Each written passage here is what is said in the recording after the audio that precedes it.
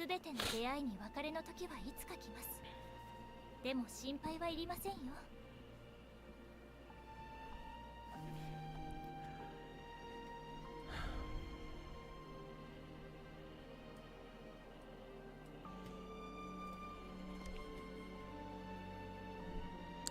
Alright, welcome back, everybody.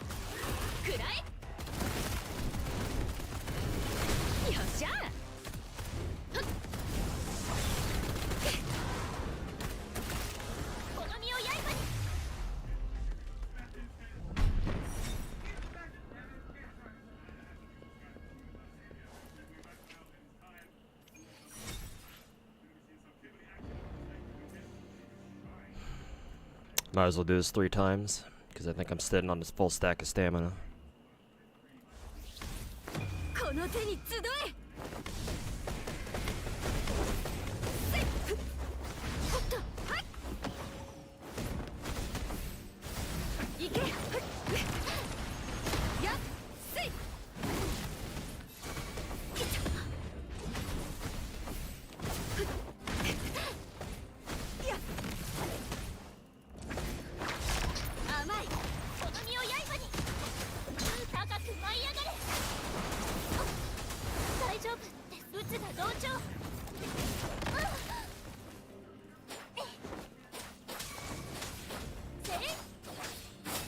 私の出番のようだね。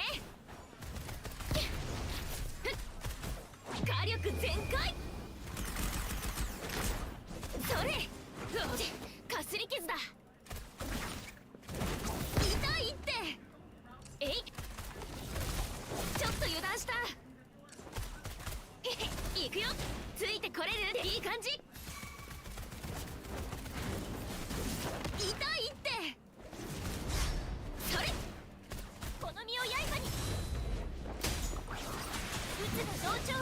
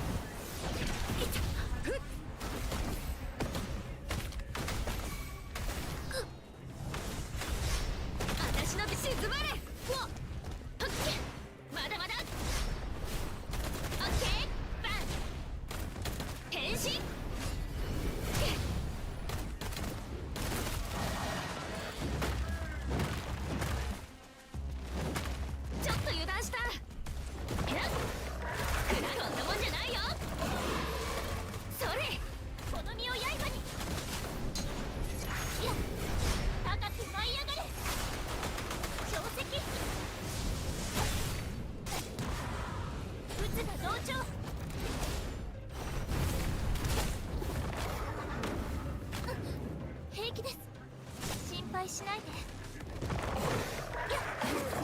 私の出番のようだね。ほらほら、変身でい、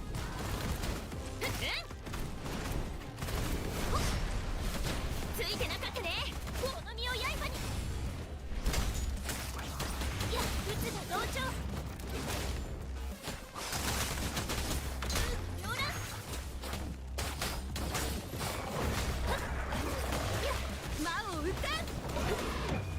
不滅。いけ。やっ、はい、沈まれ。せこの身を刃に。我が剣の刺す先に。撃つが同調。やっ、加速します。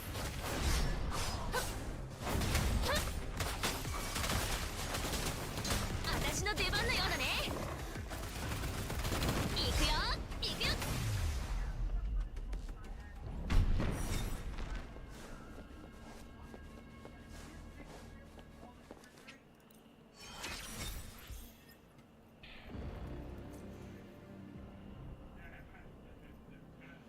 Are gun uses any fun, or melee is the way to go? Gun uses are fun.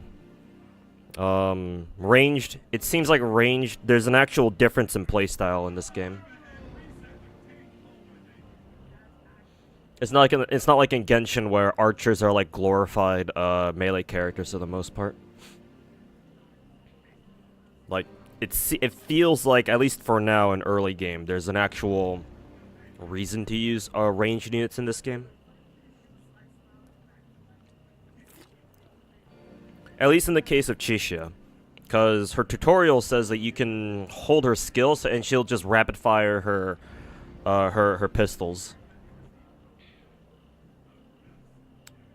So that's pretty cool. That being said, I think her ult is short range only. I don't feel like you can use that at long range, or at least I've never tried. So I don't know what the range on her ult is. Like, if her ult has some decent range on it, then she can probably be used as an actual ranged unit.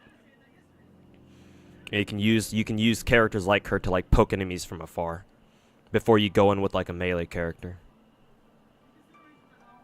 So it feels like there's a definite role for them, for now anyway.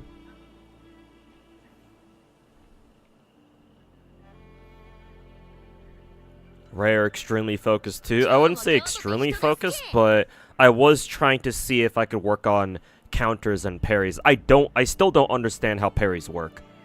Because the game's tutorial says that, oh, all you need to do is like tap when you see the yellow circle, but I do that but nothing happens. A lot of the time anyway. Sometimes I just tap and then yeah, the parry will go through.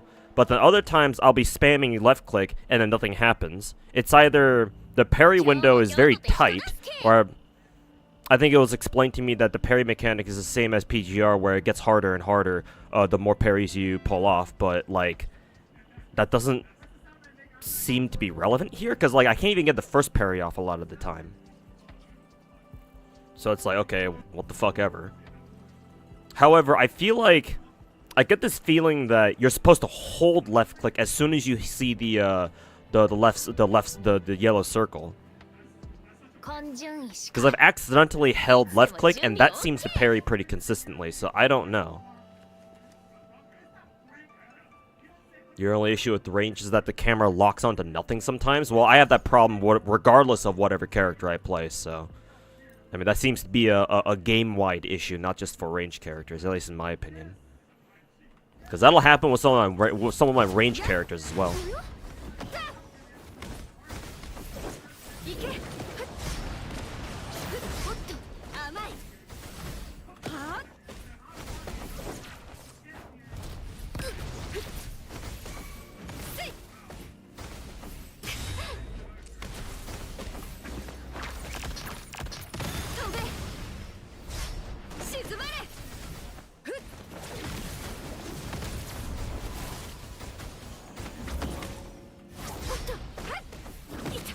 Nope, holding that time didn't work.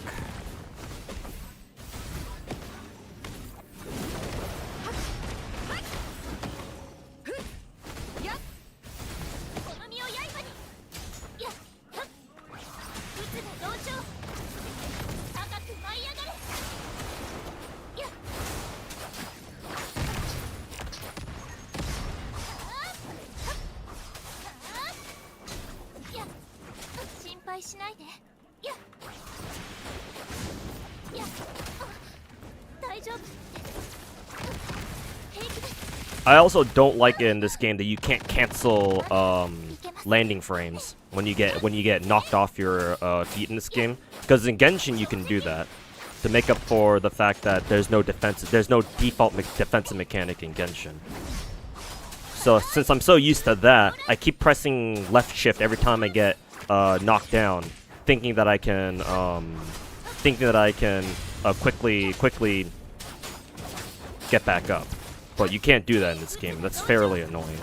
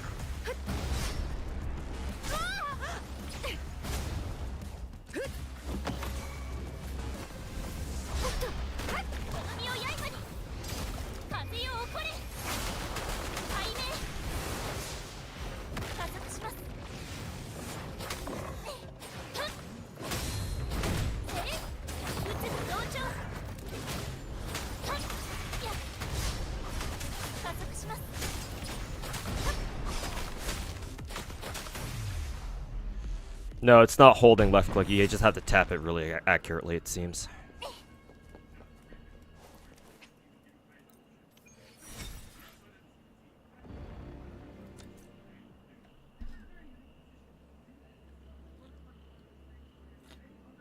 Parrying seems kind of tough, so I think I'll just stick to dodging for now.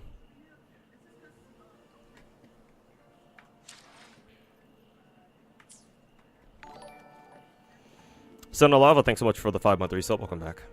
Do ranged characters have less health than melees, or is it completely random between the two? Chisha is level 40, same as the others. I think maybe Chisha has some echoes that give her, like, health, maybe? This one gives her defense, a little bit of health, health as the secondary, stat.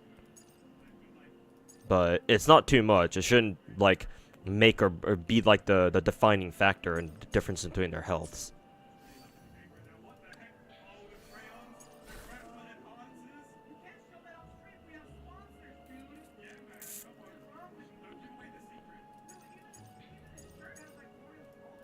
So no, it seems like ranged characters really do have less health.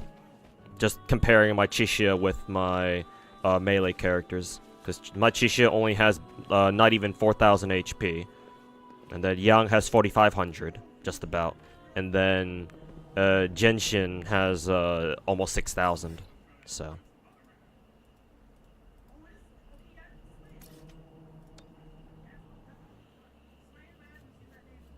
But you'd have to level up other ranged characters to, like, really know if that's true or not. Like if it's like an actual trend.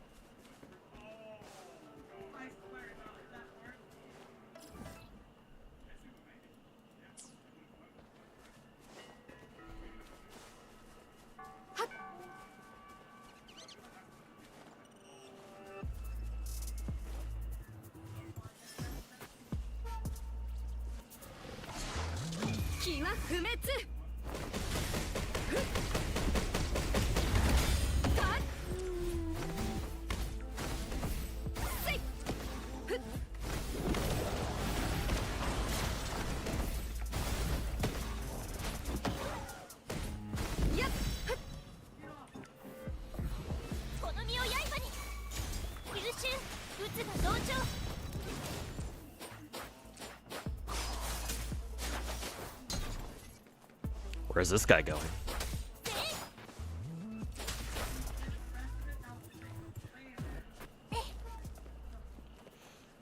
Hey, Mr. Stream, how you going? Hey, Zara, how's it going, man?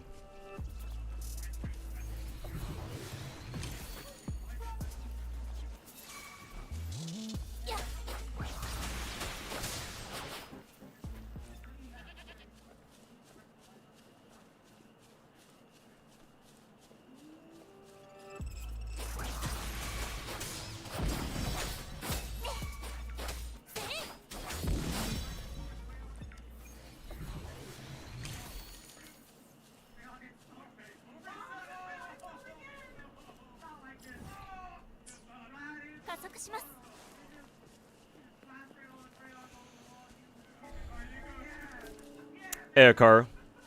Before heading out, since you had graveyard, you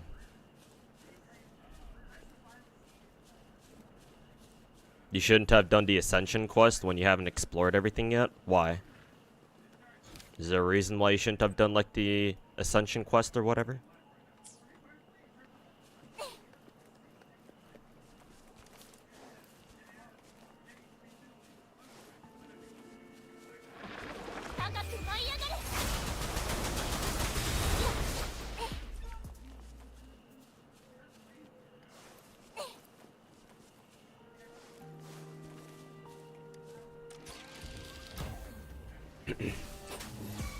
つが同調。やっはっのら魔を撃たん。ふっふっはっ行け。ふっやっこの手に集え。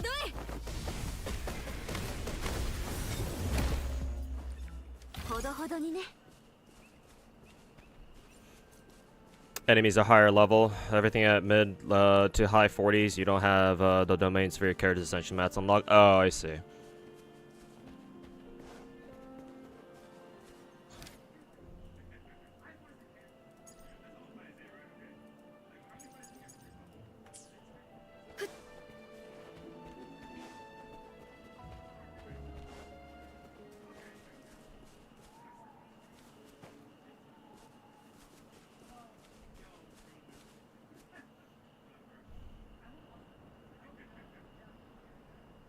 It never to have 2 open world games. Z3 coming out in July and Azure Familiar will be legendary. The second half of your sentence I kind of understand. The first half I don't. But yeah, whatever you said.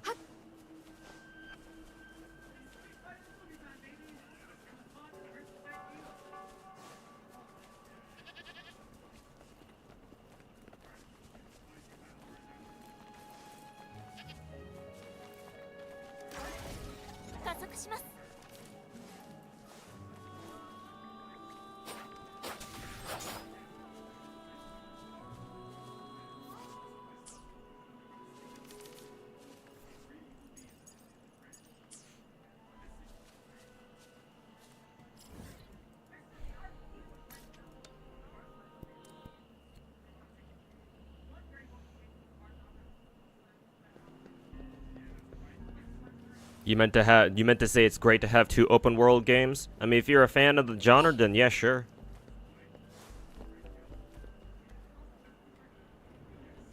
Yeah, ain't nothing wrong with having having more options, that's for sure.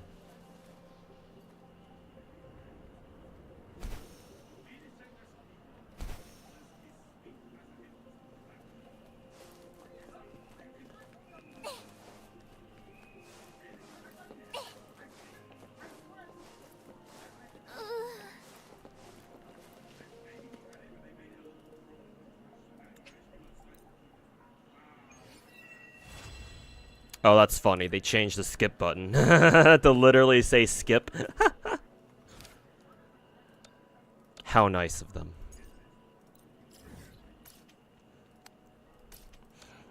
If that's the case, then I think I'm gonna go around doing all the side quests first before I do whatever the ascension quest is.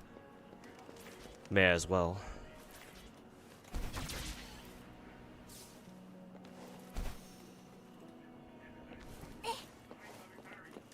No fall damage? Yeah, it's gonna take me a while to break the habit, cause you know, Genshin.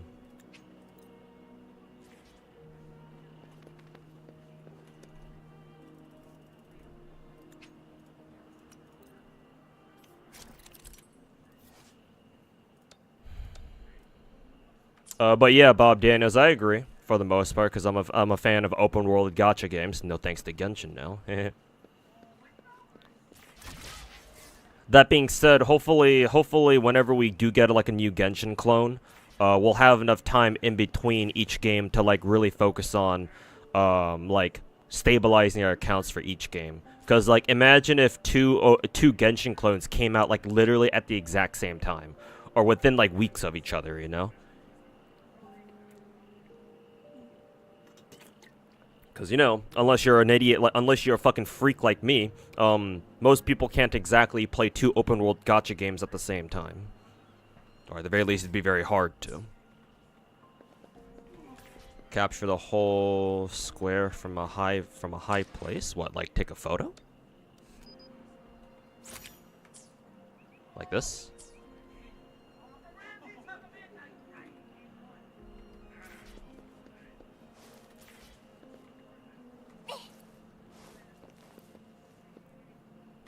Oh no, it's literally just press T.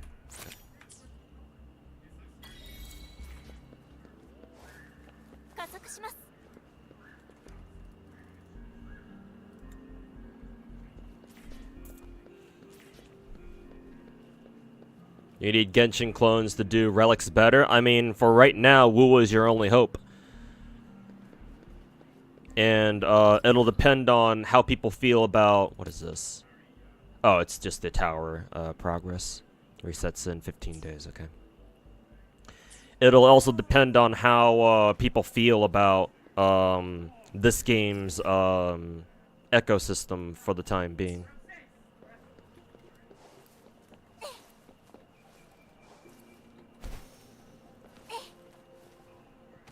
Because I think right now, when Kuro game is in a state of, you know, because right now it's very clear that Kuro game is trying to do the best they can to retain, to like have as smooth of a launch as possible, even though they've obviously bungled a lot of things.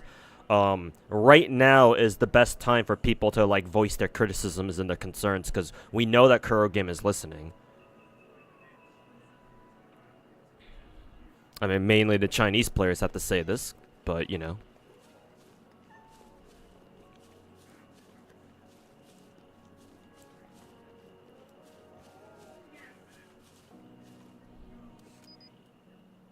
Three kitties? Oh, okay. Do I need to take a picture of all of them at once, or...?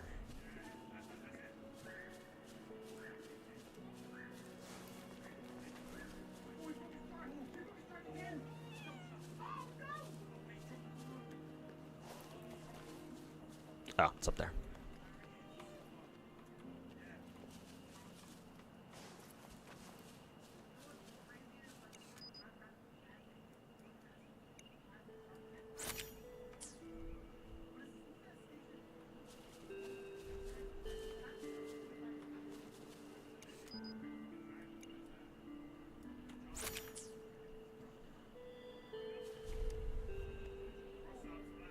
Echoes other relics in this game? Yes. And think of Star Rail relics, but then depending on your first relic, your characters can use that relic to attack enemies.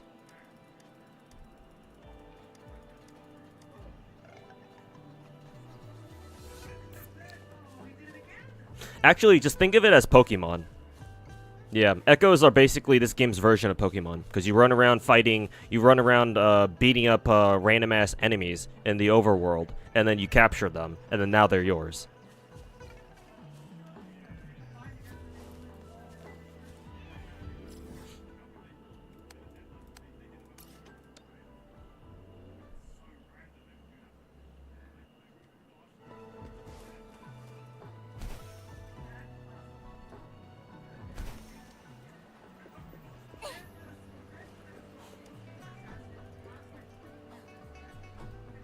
Are you going to play Z3? Yes, I plan to. And that's not going to give you a lot of time. Yeah, it's not. But hey, you know what WoWo has that Genshin... I don't need to worry about Hoyoverse games not having? Or, yeah. I think I worded that wrong. But do you know what WoWo has that MiHoYo games don't? That's right. A fucking skip button.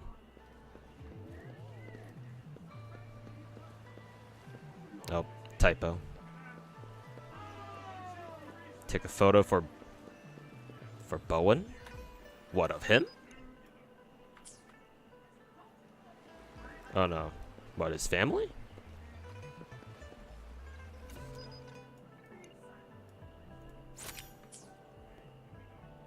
Is that good enough, old man?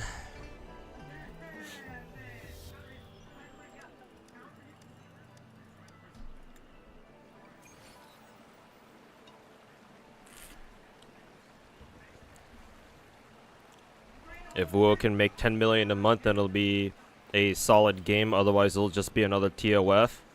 Not every game needs to have Genshin-style profit margins. They don't need to make 10 mil a month to be a solid game. Maybe, in my opinion, probably 3 to 4 million would be okay. Probably.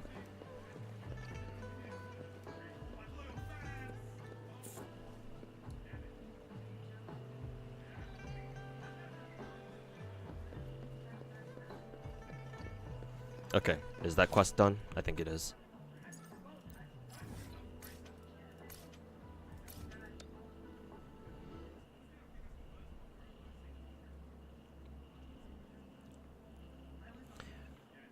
Chatting, it's cause MiHoYo respects their riders, yada yada yada. Let me see if I still have access to my 7TV. I gotta fucking log back in. Let me enable the chatting emote for you.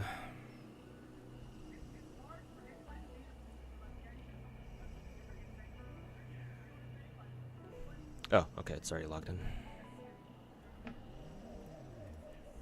I thought I had the chatting emote already enabled, but I guess not. Yeah, it's not enabled yet. There you go. Chatting.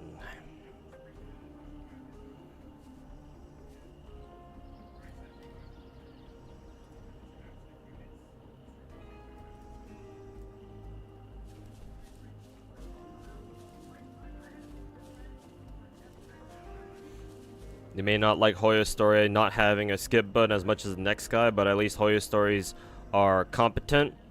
I mean, if you want to talk about story quality, then hey, I'm gonna be out here telling you Hoyoverse story is not as hot as you think it is. It really isn't. Like, for them, I've already said this before, but for them to have the absolute fucking arrogance to not put in a skip button into their story, like, you at least better have a damn good story. Just being competent or having a decent story is nowhere near enough to justify not having a skip button. So maybe to you it's okay, but to me, hell no. MiHoYo can go fuck right off. Like, you better have at least, like, a fucking... Like, you better have at least half the story quality of FGO for me to maybe consider the not having a skip button to be, like, somewhat passable. But Hoyoverse story is not all that. Competent, maybe. It makes sense, probably. But, you know, I'm not a fan of mediocrity, so... Take it for what you will. Nothing is topping FGO. That doesn't matter. What does that have to do with what I'm saying right now? I was just using FGO as a point of reference. I wasn't out here saying that FGO is the best story in the world, which, I mean, it is, as far as gacha games go, but that wasn't the topic right now. So I don't even know what you're trying to get at there.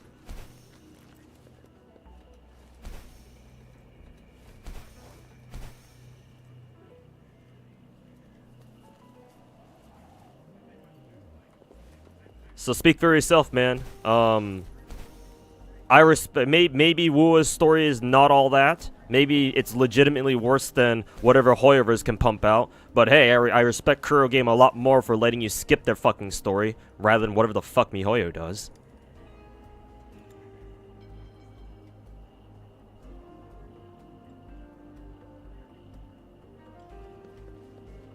Can 3-4 million support an open world game though? Depends on, I think it would depend on how much money they make outside.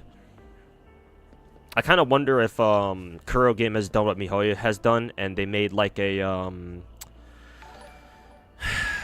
if they made like a shell company like Hoyoverse did or like MiHoYo did, because you know MiHoYo keeps their money outside of mainland China, all the money they make outside of China, that is, through a shell company known as Hoyoverse that's based out of Singapore instead of China. That being said, Kuro Game is nowhere near as big of a company as MiHoYo is, so I kind of wonder if they didn't bother making a shell company because they really need the money to come into China. Because if that's the case, then given how fucking weak the yuan is, then yes, that means that they're going to have to rely on foreign money a lot. So... I don't know if anything I'm saying is going to make sense. I'm probably talking out of my ass, because, you know, I'm not an economist. But I think if Kuro Game can use the money that they make outside of mainland China and bring it into the mainland, and then exchange it for yuan or whatever, yuan, however you say that, then I think it'll be okay. If not, maybe not. I don't know. Also, J Shadow, thanks so much for the 37 months, man. Welcome back. Hopefully the sub alert went off there. I think it did. Also, Omni Steph, thanks so much for the 18-month resub. Welcome back. And liking the game so far, the combat is very enjoyable. But yeah, I'm getting more used to the combat, and so because of that, the game's becoming more enjoyable as well, which is good. But yeah, welcome back, you two.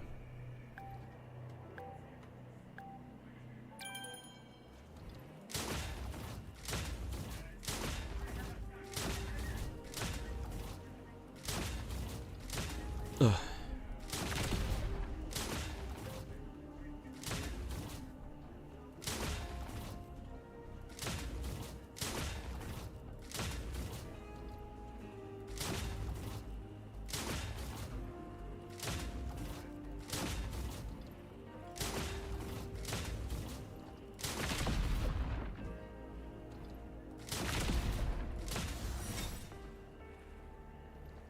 Why are the sound effects for this minigame so good?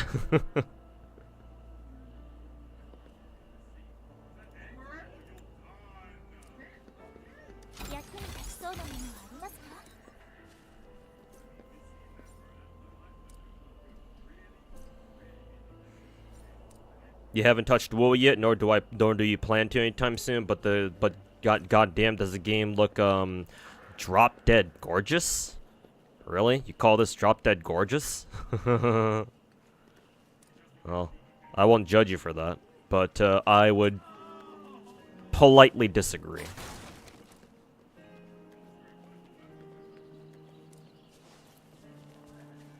I'm pretty sure I'm playing this game on highest settings as well.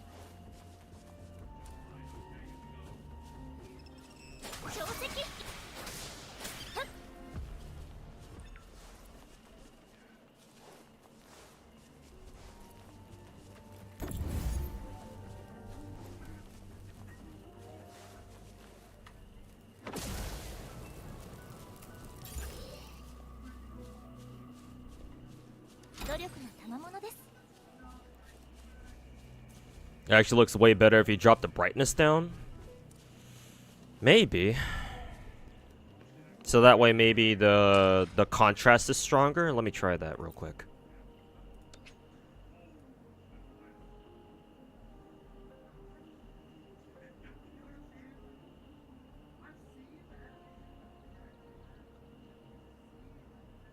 I'll drop it down to like this. You know, you're right, the colors pop out a lot more. Was it because of a fucking brightness setting? Really? Because immediately Young's blues and blacks look a lot better now. The greens do pop out better?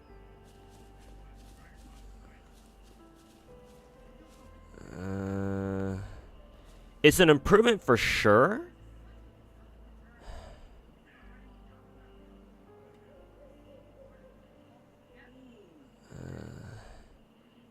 Something still feels off, though. It's probably the blurriness. I don't know what causes the long-range blurriness. I don't know if brightness settings can fix that, or graphic settings can fix that, but the colors do pop better now. And it was all because of a fucking brightness setting, huh? Yeah, Kuro game needs to tone down the default brightness setting if that's the case.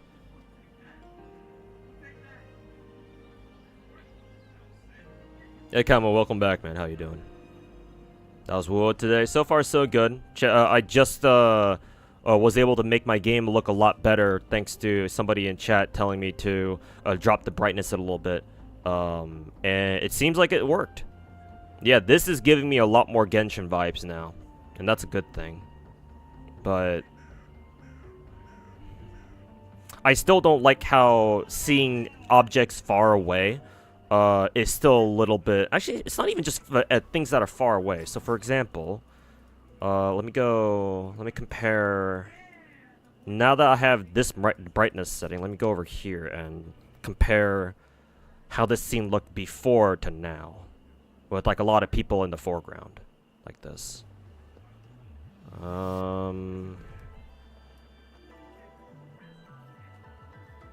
Nah, it's still the same issue. Nah. So the colors pop better thanks to the stronger contrast, but there's like a bit of blurriness to the entire game. Also, where all the people go? Oh, it's because it's nighttime. Yeah, there's a bit of blurriness to the entire game. It's like there's like a blur filter. If that even exists, if that's even a thing. Because in Genshin, the models all have, and the world, they all have like very defined lines or defined outlines. But in this game, not really, not so much.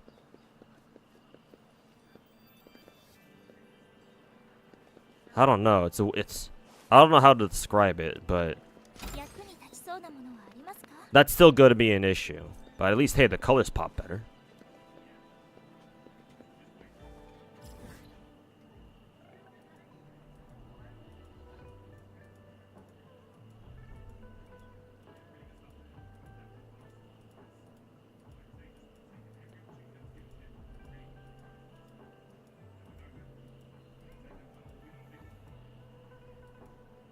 Solution is to play this game on the same coloration as a horror game then I'd probably drop this game altogether. But who knows, maybe that's exactly what you want.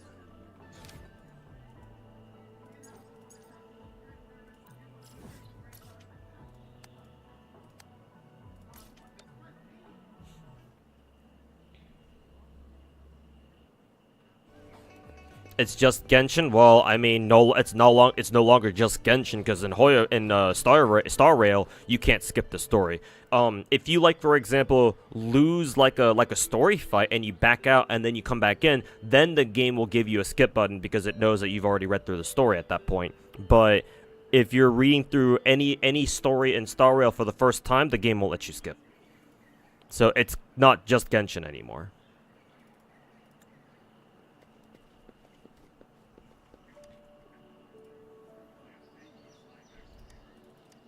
Honestly, Honkai and their other games are sort of anomalies because those are all games that they had before Genshin, before they put out Genshin, you know?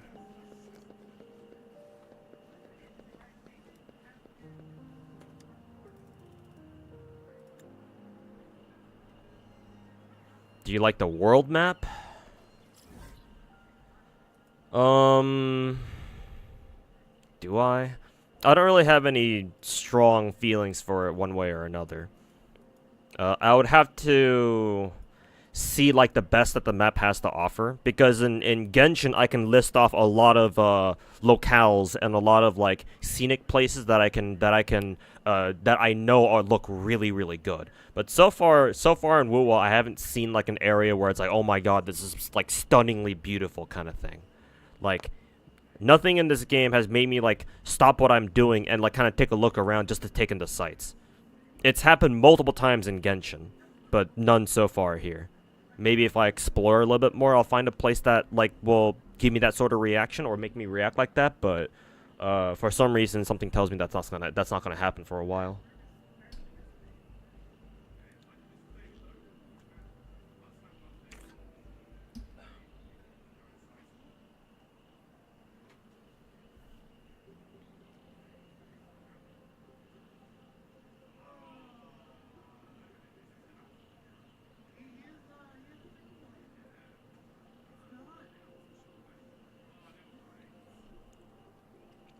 The blurriness might be engine related. Yeah, maybe. You might be right about that.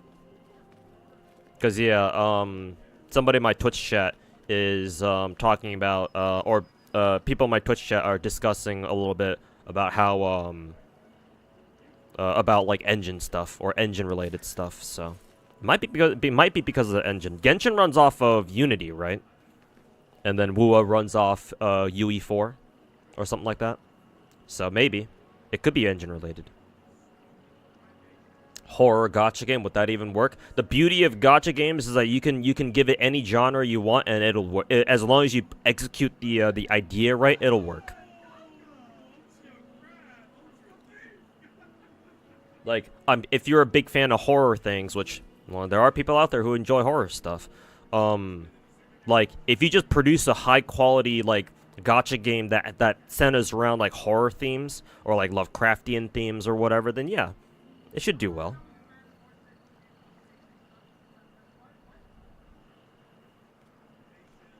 You decide if you're gonna make this one of your main gachas. Yeah, I mean, I came into Wuwa expecting to make it my main, one of my mains. So yes, that hasn't changed. Unity's just a lot easier to work with. I see. Follow the boys back to the finish. What am I doing here? Oh, I see. Whee!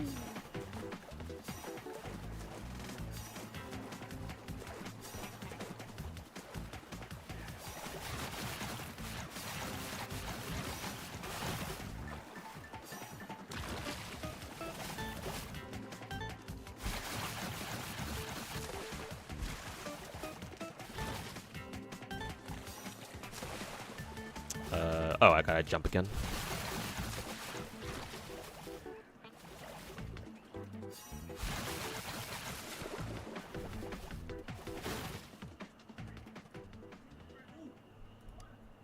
Oh, you can't touch the ground? Oh, that sucks.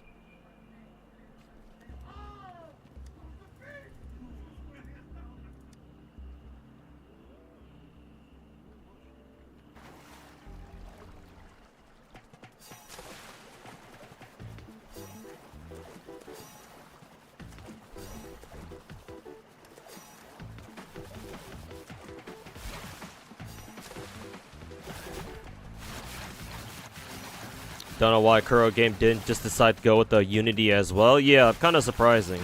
Maybe it's because they thought that they wanted to be like different, and so they decided to use UE4 instead of Unity.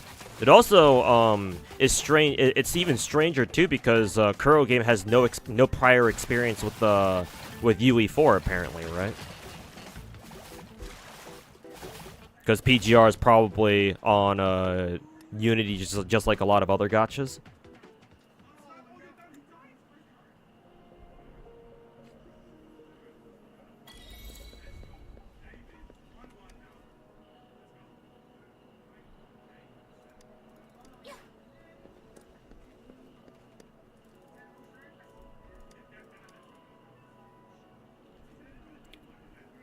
What game looks drop dead gorgeous to you? Genshin. The visuals in Genshin are so good that during the first month of the game being out, the first several months actually, let me go even further. The first several months of Genshin being out were probably some of the best experiences in gacha I've ever had. Probably the best experience in gacha I've ever had. Like, the worst part about Wuwa is the fact that it's coming after Genshin. And obviously that's no fault of Kuro Game itself, but like that's kind of what it has to live with. If Genshin didn't exist, Wuwa would do so much better. Unfortunately, we don't live in that timeline.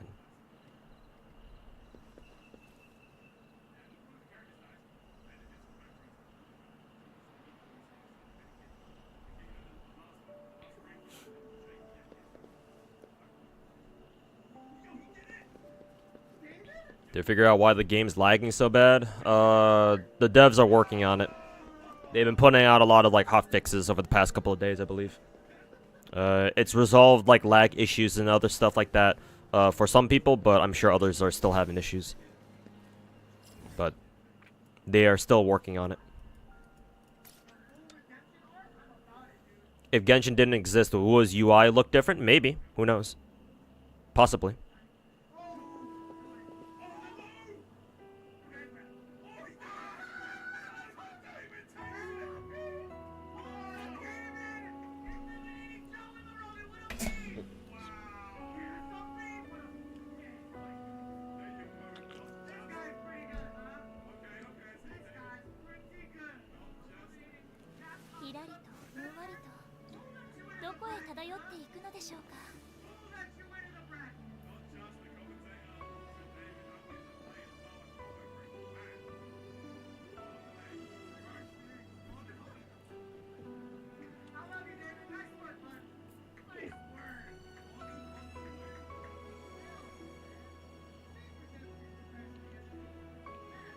If Genshin didn't exist, would Wu even exist? Yeah, that's a good point too. In my opinion, it wouldn't.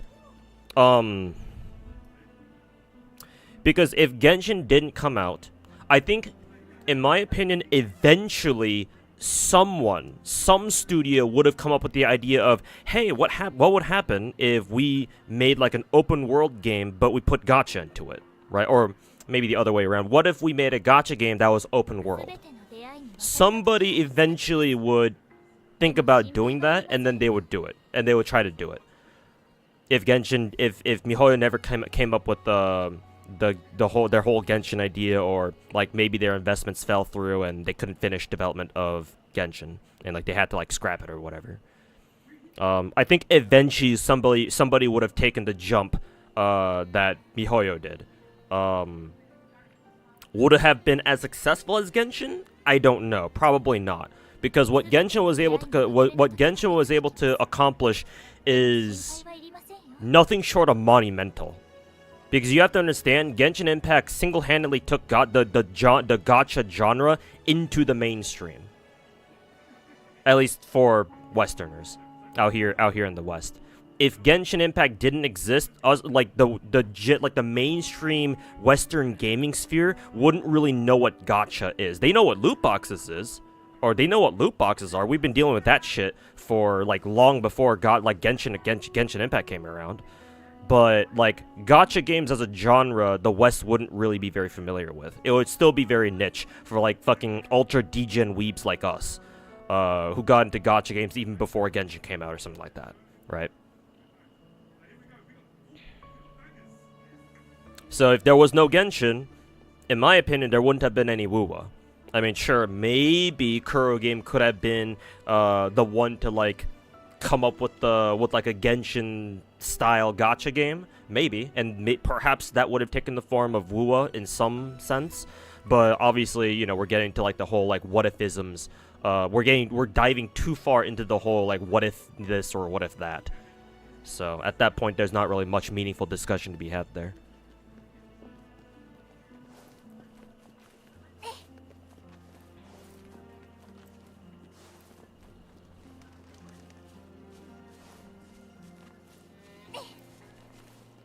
MiHoYo went all in their investment. Yep, they did. I mean, didn't Dawei say that they shoved like $100 million into that shit? That's kind of a lot of money. I kind of wonder where they got all that money. They probably had to borrow a lot of it.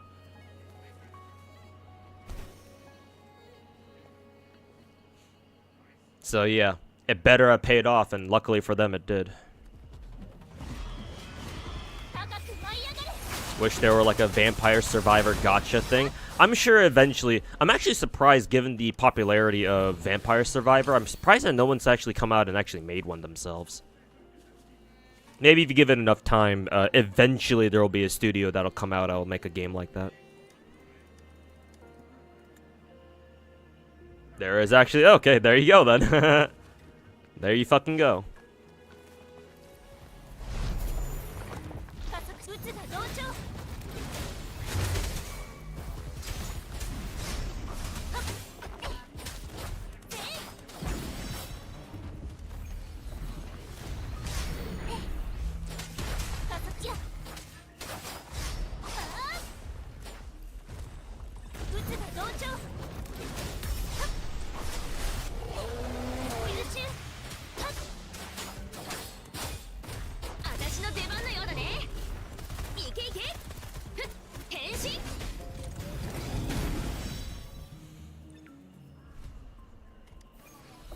plays Moolah of Dimensions. Plays very similarly to Vampire Survivors.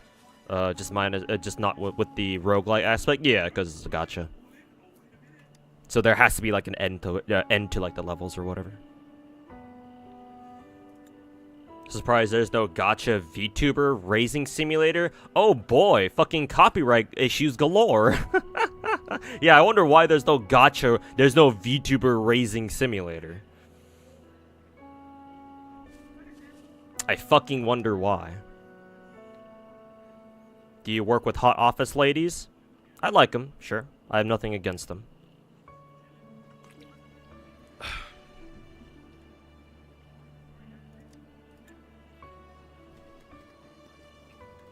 Oh, are you talking about not IRL? Oh, I recognize you.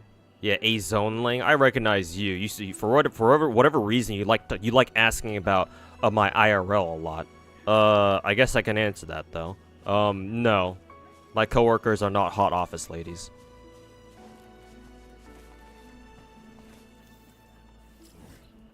Where the fuck do I need to go again?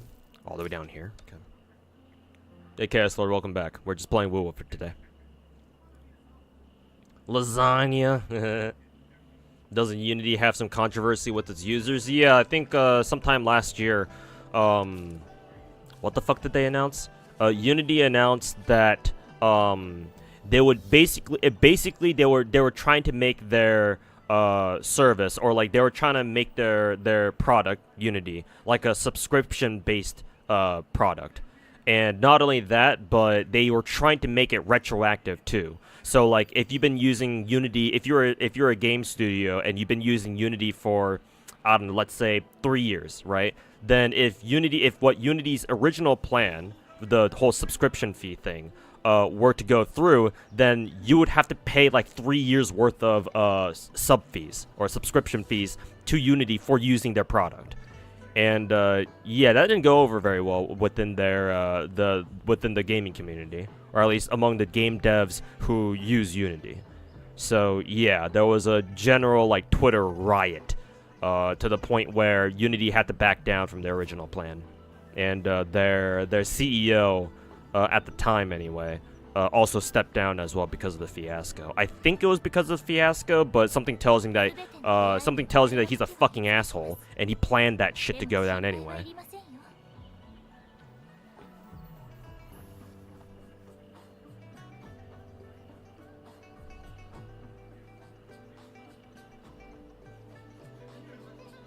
But yes, that was a controversy. Since then, to be fair, there hasn't been like another flare-up, so it seems like Unity's learned its lesson for now. But yeah, that was the controversy from last year. In case you are curious. In a different timeline, we'd be saying Woo could never. Yeah, maybe. You never know.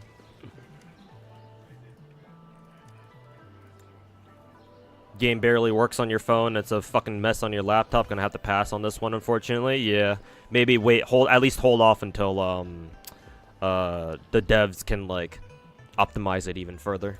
Yeah, I do agree that, because I've been seeing people on Twitter say that they think that this game should have spent at least a couple more months in the oven, and the devs should have, like, you know, optimize it further. I'm inclined to agree. I think this game should have stayed a little bit longer in development, so that way they can, like, you know, optimize the game even further and whatnot.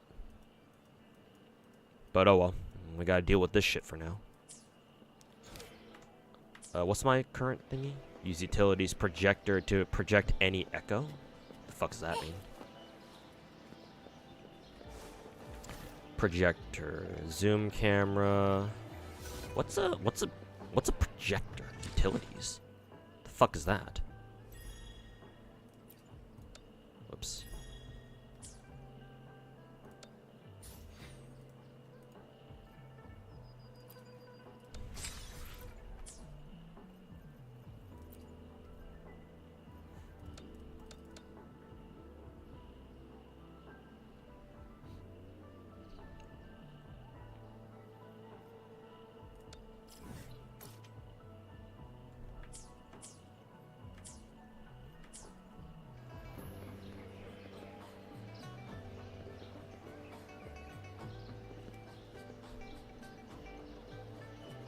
Oh, you weren't talking about using like already existing VTubers? Yeah, that's fine.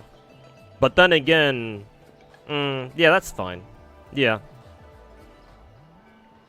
I think the issue with like a gacha game that focuses on you raising VTubers is that like how do you emulate like a VTuber like a VTuber content pipeline? Like how do you make a game out of that? Because like if you know how to make a game out of like VTubers, then sure, go right on ahead. I'd love, you know. I suppose you could call it like an open market there, but like how? How do you make a game out of that? That, and they were gonna charge devs per user. Oh yeah, that's right. That was another big part of it. Yeah. Yeah, they were trying to cash in on fucking Genshin Impact's popularity. Yeah. Kind of surprising it took them that long to try to pull that shit off. Because, like, wasn't that Unity controversy last year? So at that point, Genshin was already out for 3 years. Actually, no. Actually, it wouldn't have mattered when they announced that, because they did try to make it retro. I just said myself that they were going to try to make it retroactive. So yeah, like Unity making that announcement like 3 years into Genshin's life cycle wouldn't have mattered. Even MiHoYo said that they would change it Unreal. Yeah, like they. Like I remember seeing a tweet around that time on Genshin Twitter that there were apparently MiHoYo was apparently putting out like feelers for like job applications. Like they were looking tentatively for people who could work with Unreal or like other like developers who had experience with other game engines. So yeah, that was something. You know, the CEO, the Unity CEO at the time, you heard that he was an ex-EA director. Yeah, he was. He's the same dude who said that they wanted to, if he could, he'd charge you per bullet in a game like Battlefield or whatever the fuck. Yeah, it was him. So yeah, typical corpo fucking shit stain.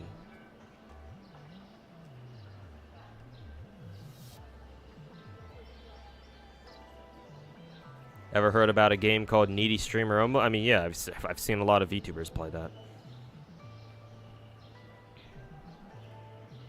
Or maybe like something like Idolmaster. I mean, hey, Kaimu, if you want to make that game yourself, then sure, go right on ahead.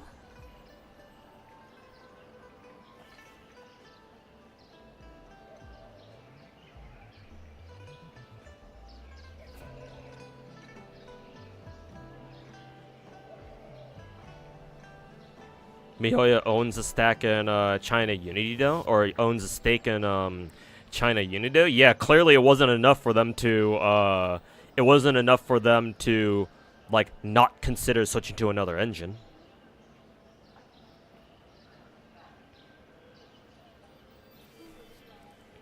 It wasn't actually going to be retroactive. I mean, whether it wasn't going to be or not is secondary to the fact that, you know, basically every Unity dev fucking hated that shit.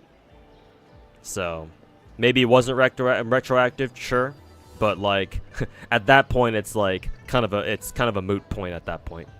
How many times can I say the word point in like 3 seconds?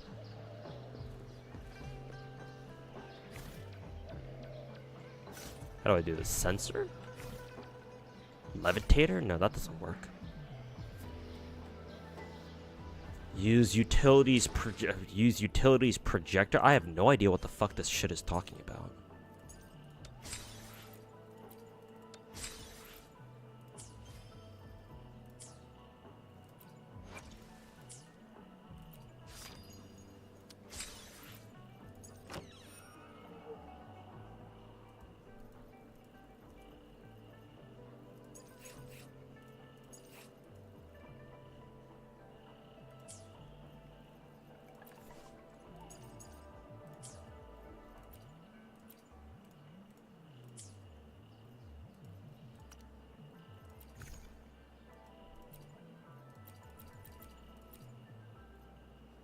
Pioneer Advanced Supply. What is this again?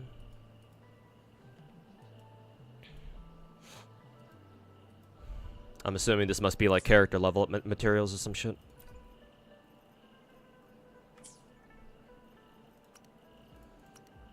Maybe here? Yeah. Why doesn't it just like auto-equip your projector? Why do I have to go into my fucking backpack and then pull it out? When I didn't have to do that before.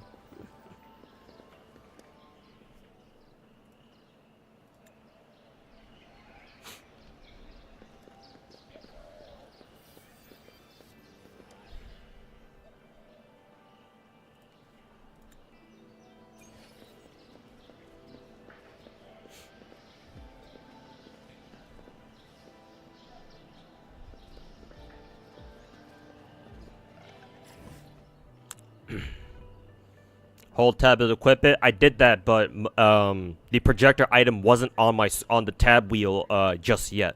I had to go into the backpack and then find a projector and then assign it to a slot on the wheel tab, which is right here now. Kind of strange considering that all the other like gadgets here, like the game just automatically equips it onto this tab wheel immediately. Like the projector item is like the first thing where like I had to go into my backpack and then equip it. So that's a little bit strange. Not sure why it's like that.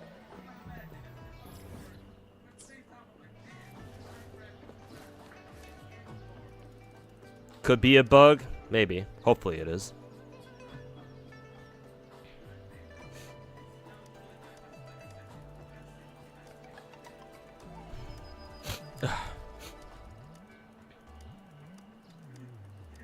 Hololive has, they already have rare cards? Yes, but those are collabs. Those are collaborations with, like, say, you know, card games like Weiss Shorts? Is that what they're called?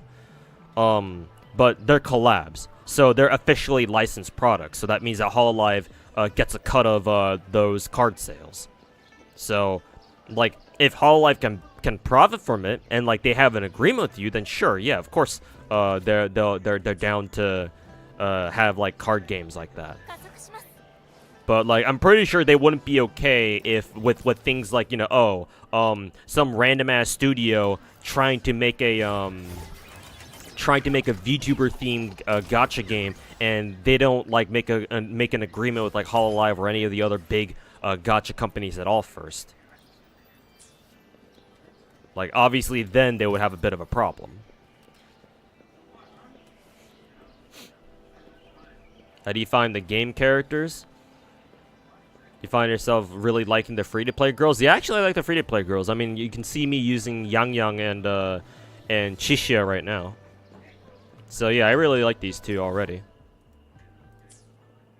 And of course I have the 5-star that I rolled from the beginner banner, Genshin. So yeah, like they're really cool. I did roll for Jian earlier. And I got really lucky rolling for him because he was basically he was an early roll, so that's nice. But then I'm not even like using him at the moment because I'm already happy with these three right now. I may go back and level up like Sanhua and Dungeon later, but not for now. I do have a backup. I do have my Rover leveled up just in case I need her, or just in case I want to use her for whatever reason.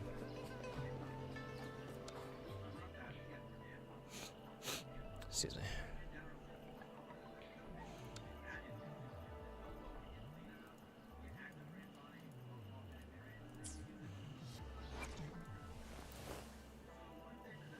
Ascension.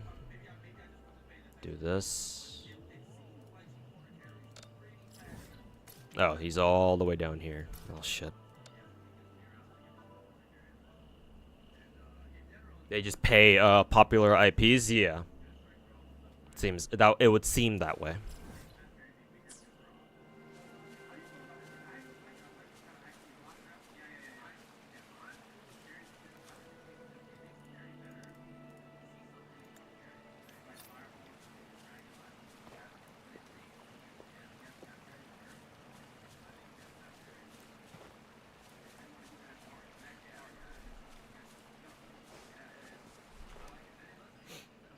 You missed the gacha? I didn't do much gacha, but yes, I did roll a little bit yesterday.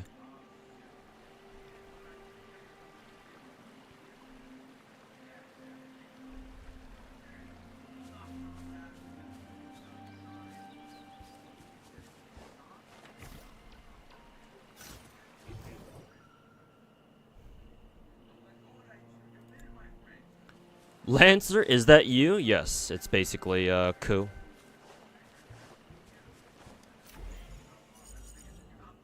Puzzles.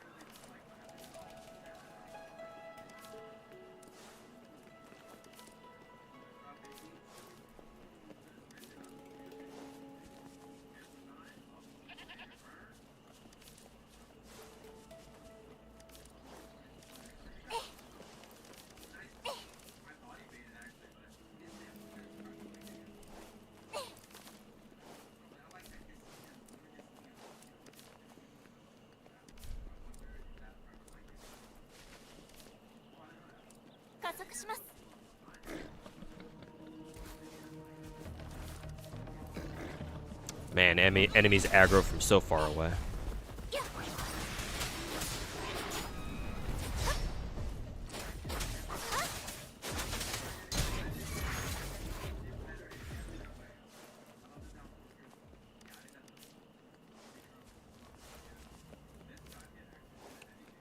Where on earth is this trail taking me even?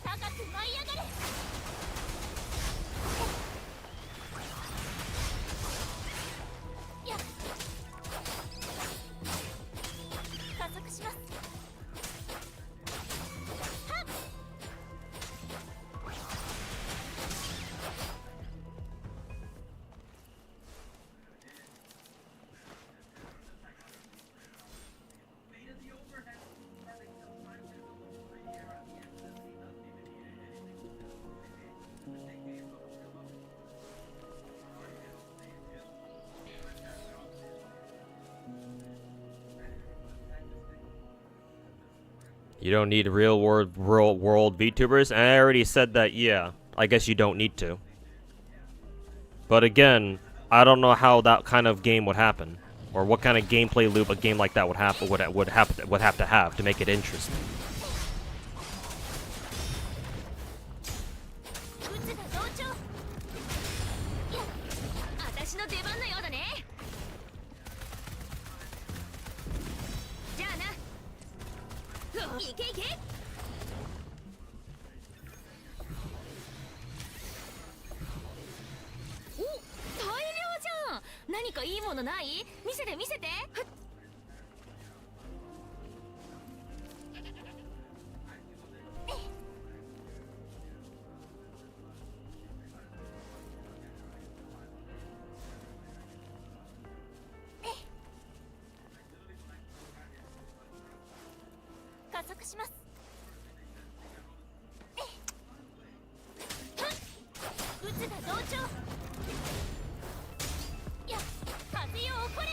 Who's your favorite Tuhu? Alice.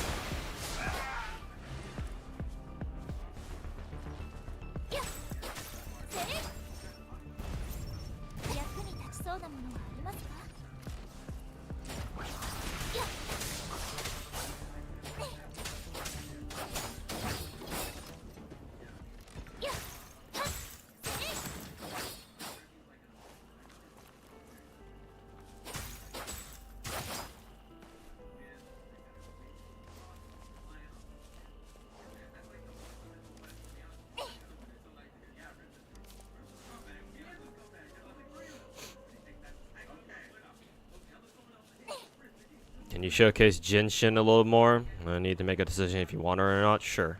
I'll play her a little bit more.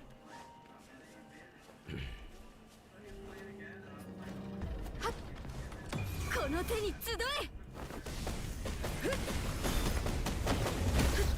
行け。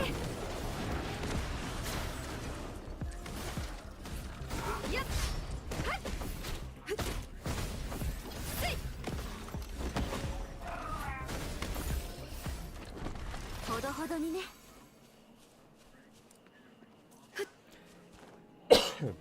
Excuse me.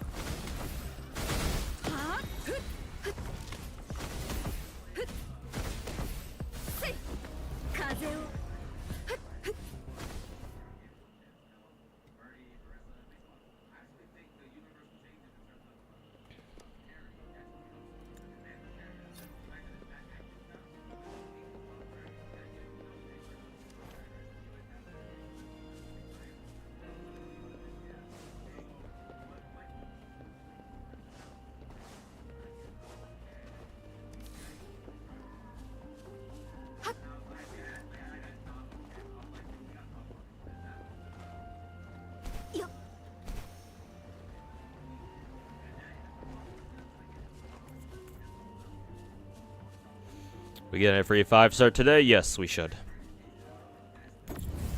In a little less than 3 hours.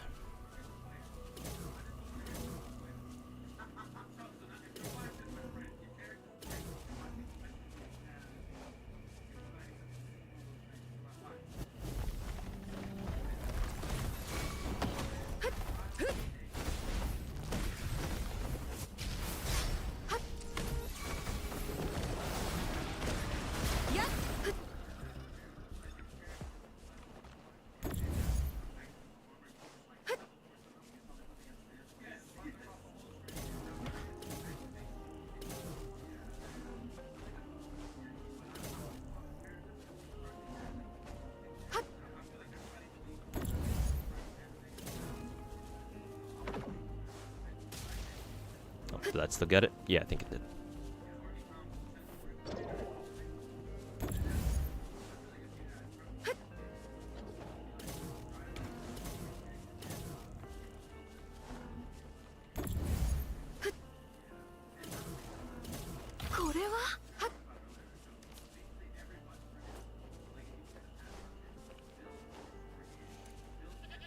Can you use the projector for this thing?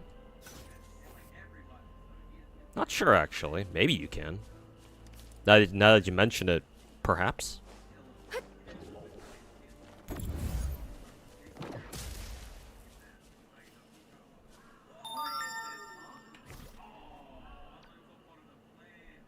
Oh, that must be my Azure lane.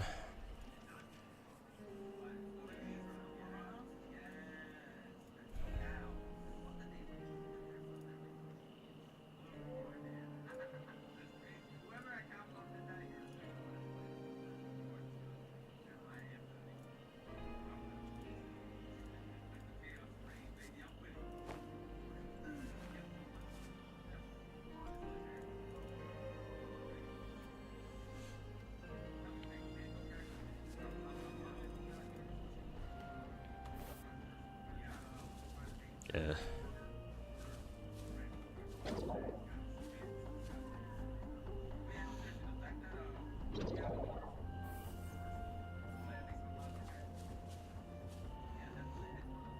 Are you hearing something in the background? Yes, this is my second PC. There's a fighting game tournament going on right now that I would like to watch, but I'm streaming right now, so I have it blaring in the background. So yes, you will hear something in the background. Also, it seems like you can't use the projector on this thing, because it kind of like bounces off the platform. So, answer on that is gonna have to be no.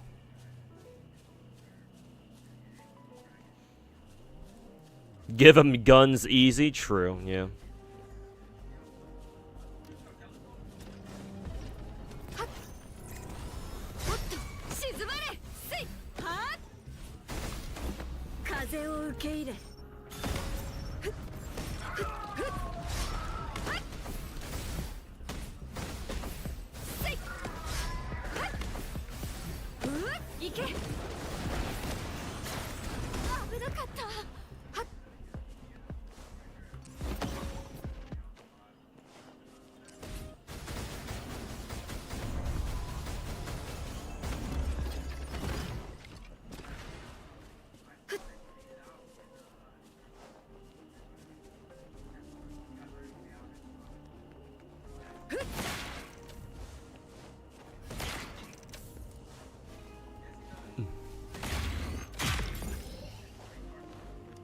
は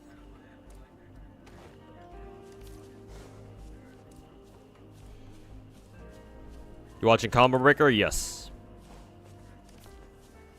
I've got the Street Fighter tournament up on stream.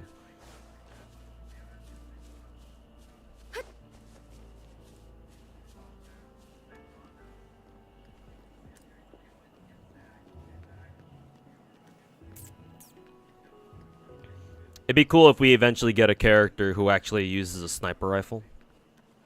I don't know how that would work in gameplay, but it'd be cool. Oh, is that the actually, what is that red tower? I can't. Is that a fucking teleporter? It has to be.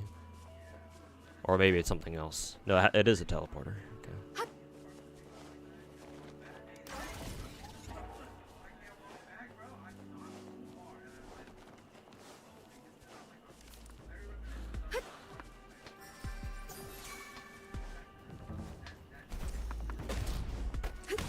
この手に集え Any particular game you're interested in? Street Fighter mainly, but I'll watch other things if they're on.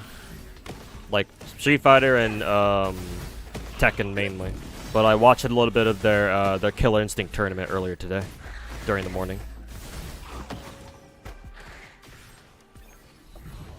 KI top 8 should be tomorrow, I'm pretty sure.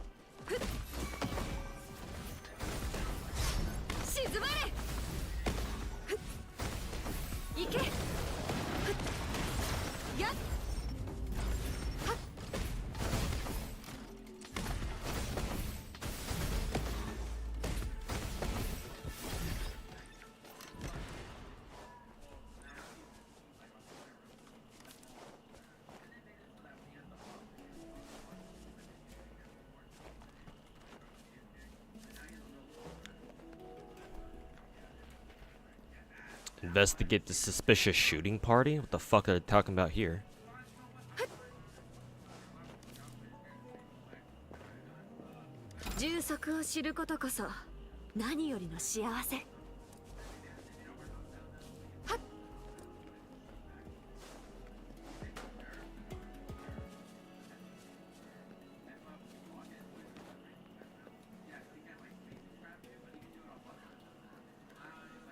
Let's see.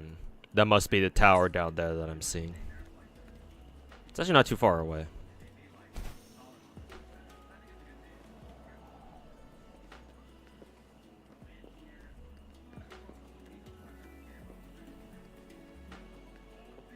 Investigate the suspicious shooting party. Yeah, what the fuck am I supposed to do here?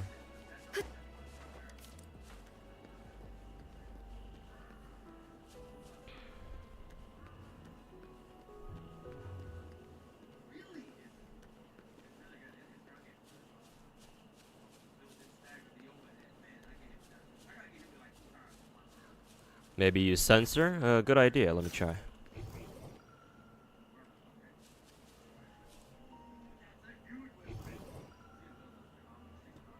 Nothing's showing up.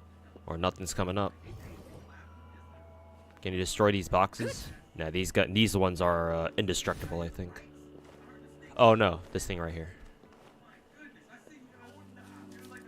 Oh no, it was... Nah, it was just my sensor that picked it up.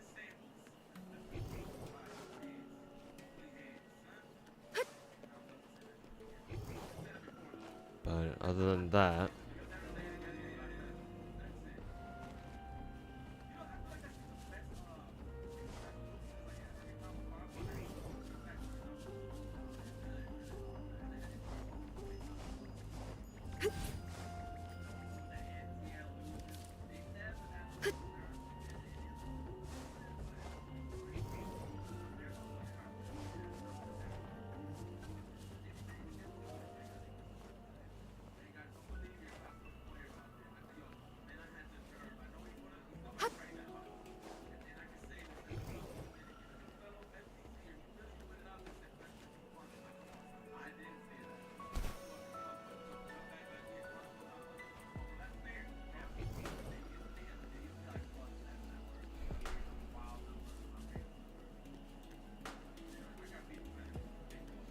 Yeah, I have no fucking clue. I'll come back to this later.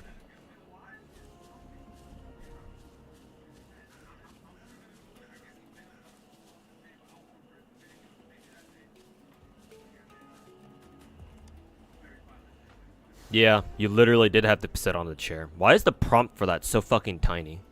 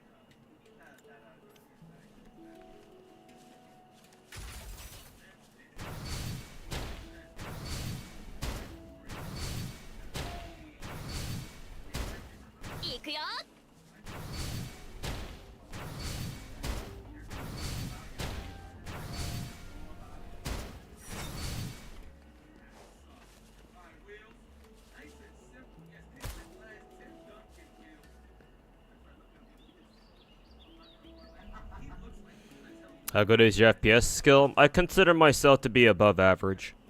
I'm not like the best of the best, but I think I'm okay. I think I'm pretty good. I'm mainly a pub stomper though.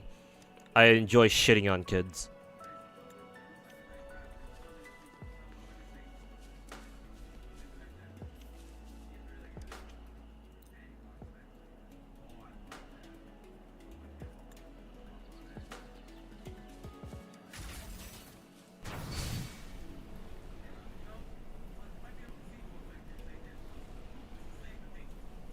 Rip mobile players who have to fucking do this shit.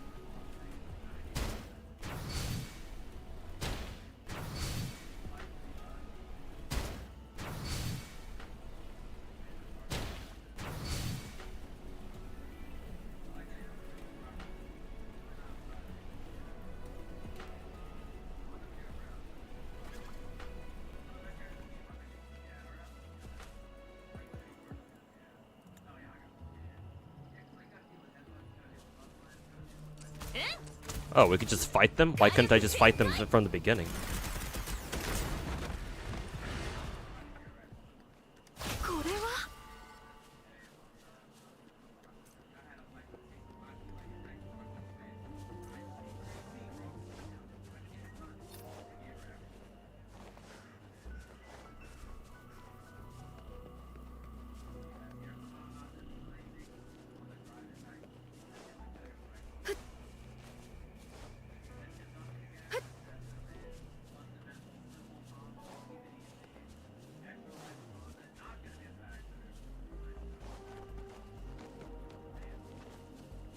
.230, how far is it away? Oh, I can just teleport over there.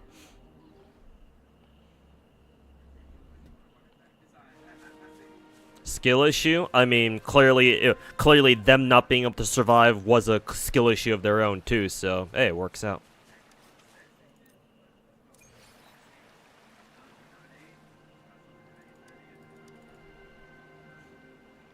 Oh, what was that? You can't defend yourself from my fucking level 40 Genshin? Must be a skill issue.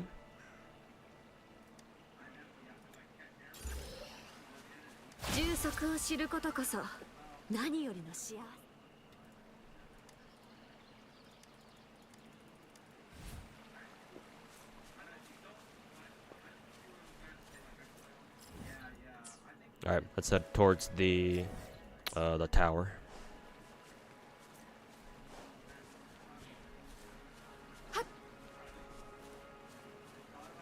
This place looks kind of cool.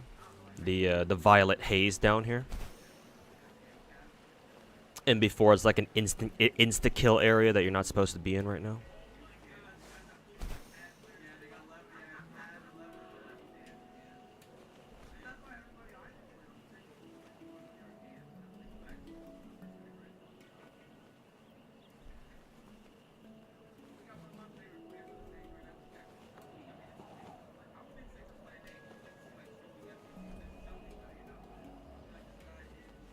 I wonder if this is a like an elite boss in Genshin.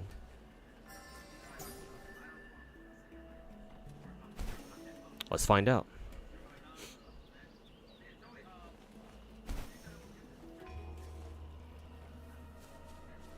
Nah, it's just a landscape, I think.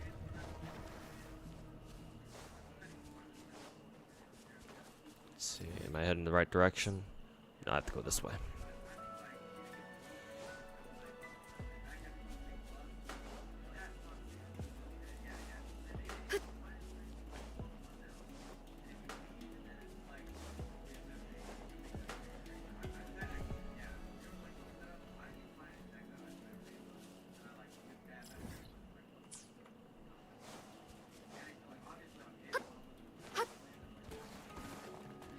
Oh, that's cool. That's cool animation that I just saw.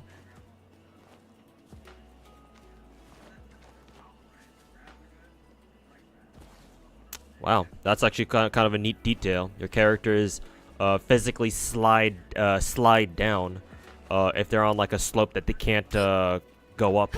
Yeah, if there's a slope that they can't go up on. So just yeeted it straight over.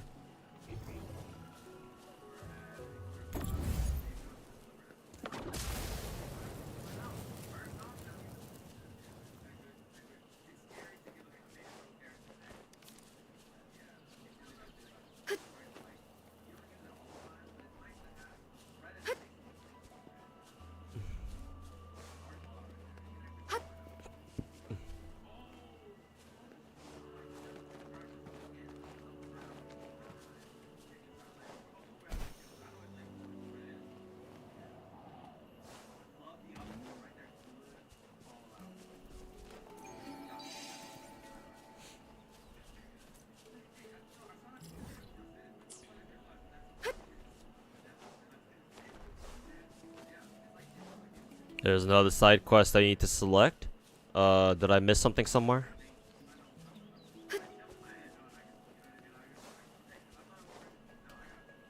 Or is there something else I need to do back when I repaired the robot or whatever? I think I can teleport straight there, so it's not a big deal.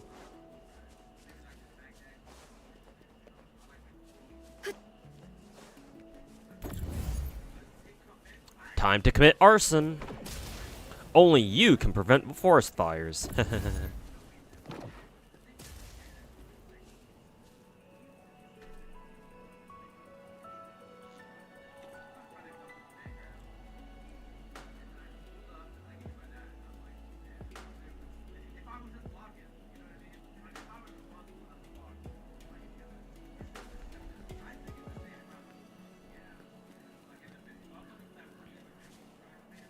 Oh, was it to initiate the thingy? Okay, okay.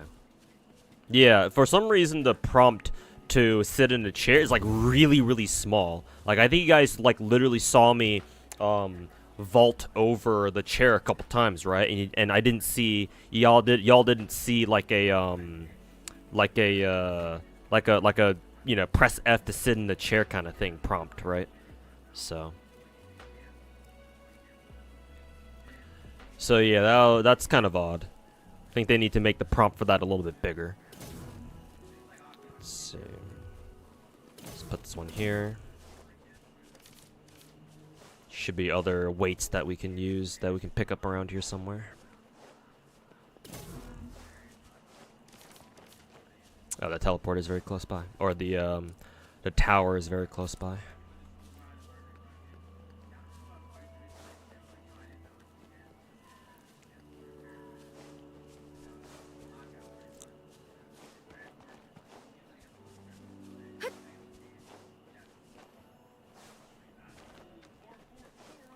I wonder if I can grab this fireball and bring it back. Yeah, I don't think that's gonna happen.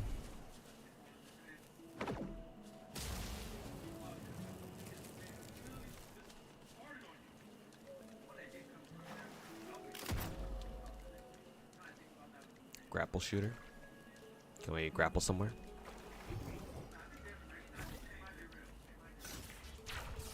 Over there. Oh, okay, we grapple towards the south.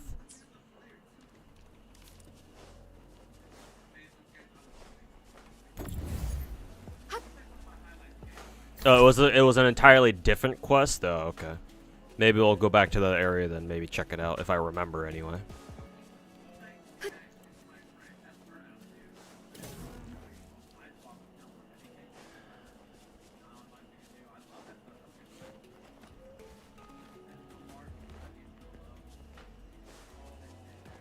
Oh yeah, here's one.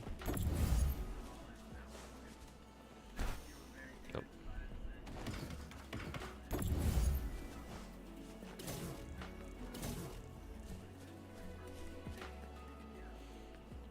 Huh. Mint is over on Dokibird's channel for their Wrestle WrestleTuber event. Is that the first time that Selene and Pomo have talked after they left Niji? Or their first official like public collab?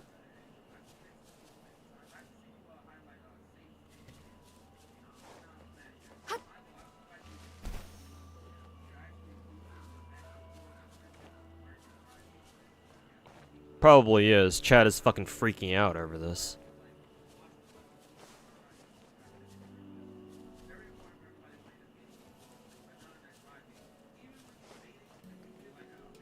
Ah, here it is.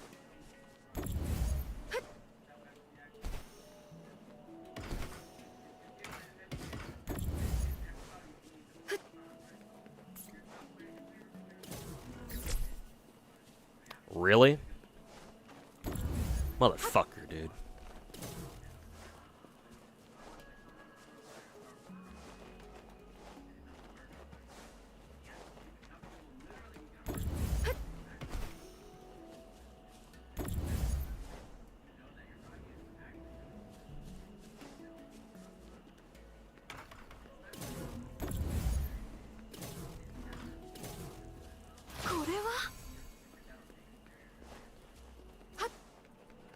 Okay.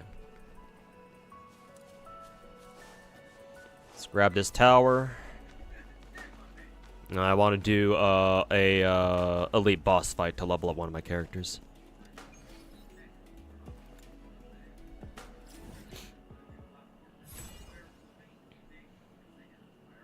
Lack of buff timers, like timers that the game gives you to let you know that like to let you know that like how much time you have for a buff. I don't know why that was so hard for me to say. Holy fucking shit.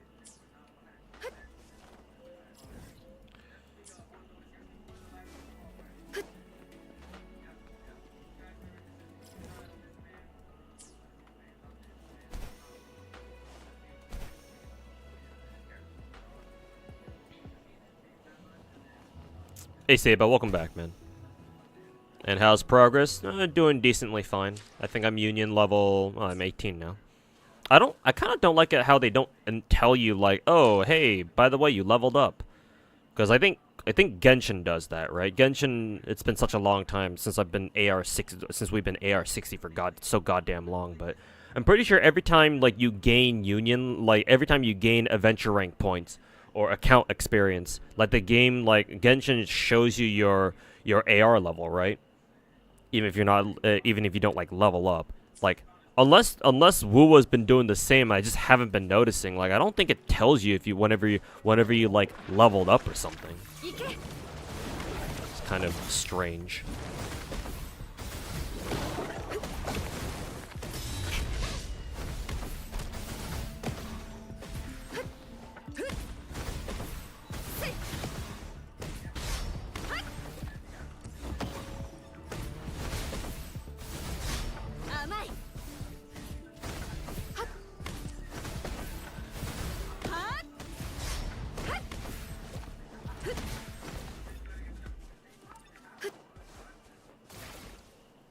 ほどほどにね。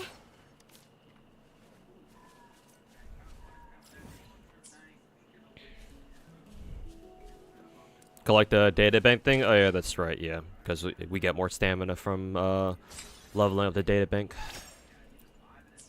Good reminder. You know who you're picking with the free selector yet? Actually, I'm not sure. Because currently I have Encore selected as my, this thingy. The targeted, standard banner thing. I believe I've heard that Encore and Verena are the two best perma characters. Verena, Encore. Let's see.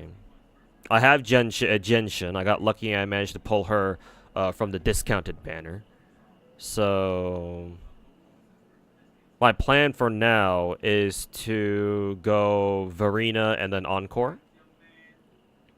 Or pick up one of these two with the free selector we're getting today, and then roll for Encore. And then I believe we have the original pick a 5-star for reaching like union level like 40 or something. So I'll probably pick up like I think I'll pick up Kalkaro because I've heard that he's a good support for Yinlin, and you know who knows when I'll pick up Ling Yang, maybe later.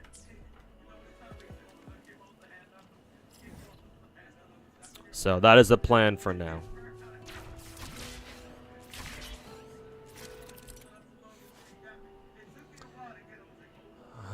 Let's see. Oh, we're going to a contaminated area? Cool.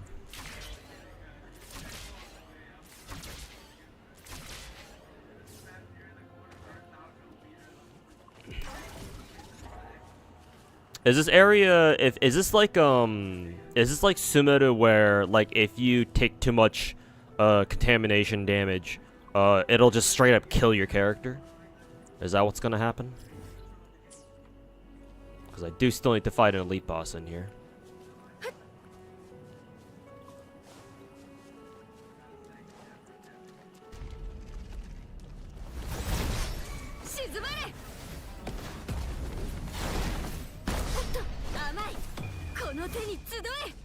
Oh, it just kicks you out, like you faint or something like that? Okay.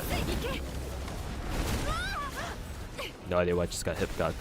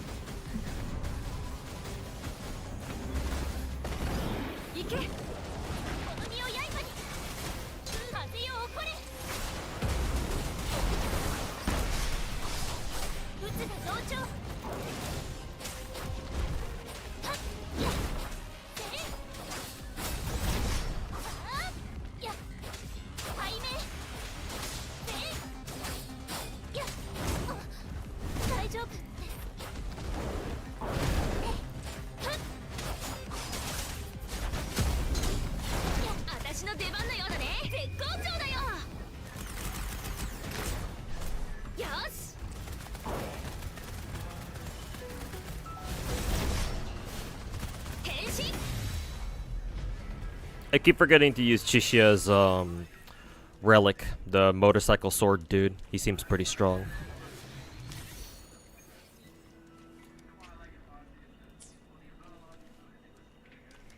I need to claim this in order to level up a character, right? The roaring rock fist thing. Let's see.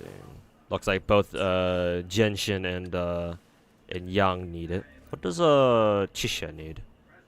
Of course, the rage, like a fire-related item. Okay.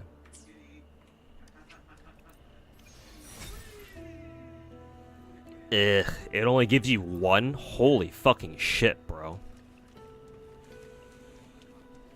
Actually, now is probably a good time to ask this, ask chat this, but how have people been feeling the grind for this game so far?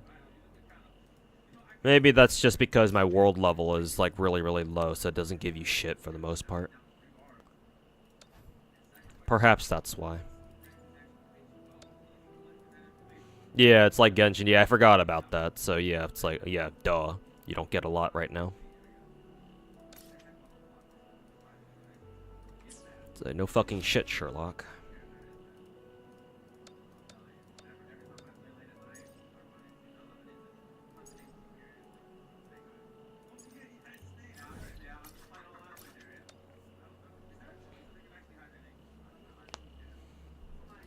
The cost of collecting shit is too much. Like, just the general grind. Sasuga Genshin. Or Sasuga Genshin clone.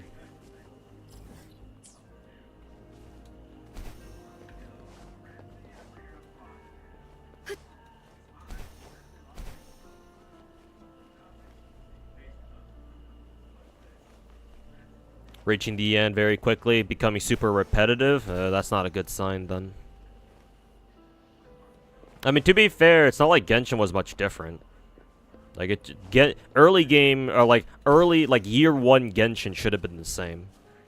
Because I remember back then, after like the first month or so, we were already getting people who were like, oh, I have to be up there. We were already getting people who were like, there's nothing to do in Genshin anymore, because like people had rushed all the content in like 2 or 3 weeks. So, I imagine it'll be the same for WoWo for sure.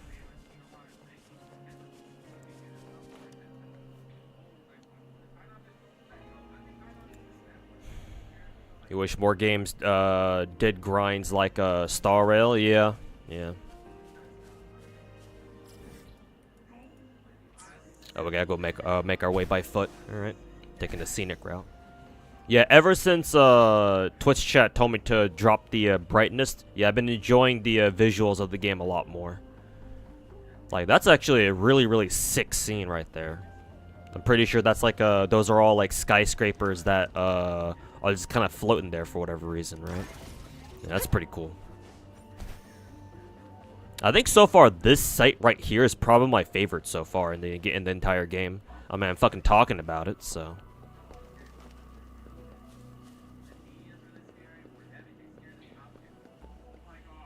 Yeah. Actually, on top of that, I think the city's flooded too, right? Holy shit, I actually really like this scene. I really like this this scenery, yeah.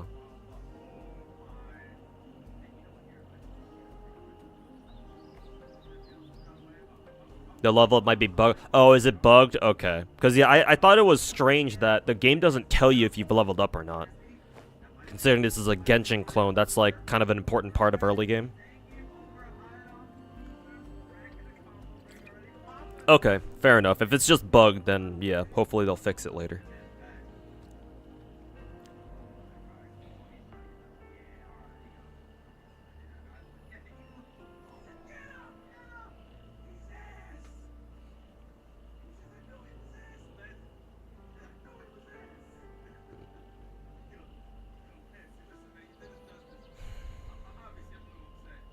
There is sort of a simulated universe. Oh, okay. Is there like a roguelike game mode that will unlock later? Cool. Actually, does this game sim universe have like a weekly reset? Because if it does, I gotta go do that real quick. Because assuming that it's a weekly reset is on Monday, that means I don't have a lot of time. Because today's already Saturday. Damn, that was sick. Get fucked.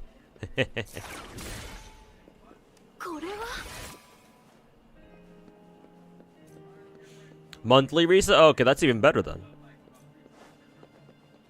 And the rewards that are better than the shit you get from Star Rail? Even better. Alright, cool.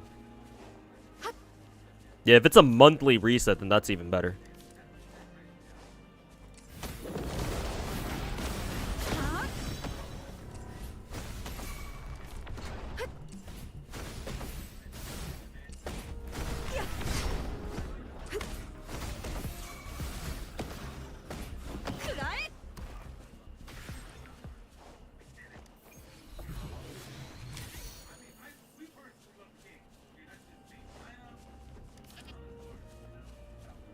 On the topic of exploration, do you think it's more fun than in Genshin? The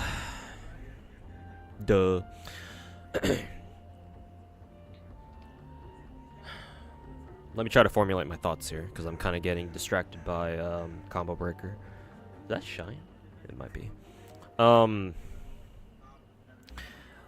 A huge part of exploration is how good your game looks. Genshin, a huge factor of what makes Genshin exploration so fun is that the world itself is just fucking beautiful. Like, the scenery is amazing, the vibes are amazing, like the landscapes are amazing, right? Even though Genshin's exploration, at least compared to like the stuff, like the movement mechanics you have in WoWa, are not as good, obviously, right? WoWa's exploration technically is far superior to Genshin's, right? Because in WoWa you have an air dash. Everybody has an air dash. It doesn't really go that far, but I mean, hey, it's something, right? Everybody's got an air dash. What else? You can run up the side of cliffs, right? Just straight up run up. You can climb too if you want to, but you can just, if you have the stamina, you should just run up the side of cliffs or something, because that's faster. Your characters automatically vault over things, like if they're kind of short, I think like this. Yeah, your characters automatically vault over things like that. I think in Genshin they do that too, but the height restriction is a lot smaller. If you want your character in Genshin like vault over things automatically, I think Genshin characters can vault over like short heights, right? Like small fences or whatever. You just walk up to them. Pretty sure you can, or pretty sure they do. But yeah, in this game you can just vault over things, and you can vault over a lot higher things than in Genshin, and it's much smoother too, especially when you're running, like that. And of course you have your whole grapple thing too, and that's always fun. And you can do it anywhere too, not like in Genshin where you can only tether or like grapple in like certain areas of the map, and in certain regions too, if it allows for that mechanic. But even despite that, even when it's missing even if it's missing the sort of like exploration perks that WoWa has, I think Genshin's exploration is overall just a lot better. Again, mainly because I like how Genshin looks way more than I do WoWa.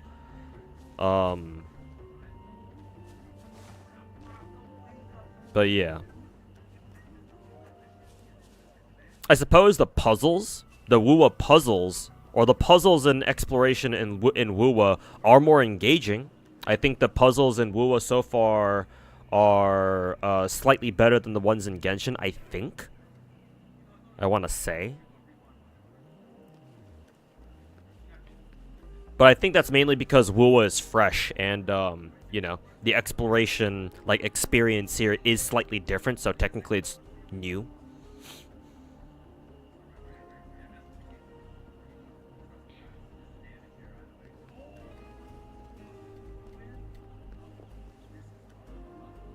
Surface sticking when running up walls is janky if it's not like completely flat. So far, I haven't had a problem with it. Maybe I'll have a problem here now that you mentioned it. Let's see. That was fine. Maybe that was pretty flat. So maybe that wasn't a good example.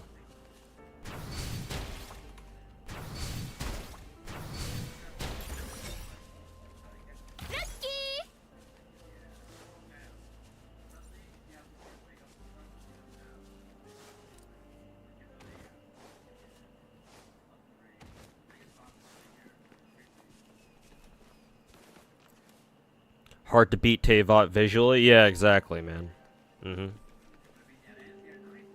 Like, again, for like regular games, graphics shouldn't be like the be-all end-all. But for gacha games, it's kind of the opposite. They're a huge part of a gacha game's experience, like how good it looks. Because again, gacha games are casual by nature. And one of the only ways for casual players to get a like a sense of how much they think they'll enjoy a game before it comes out is how good it looks. So it kind of makes sense.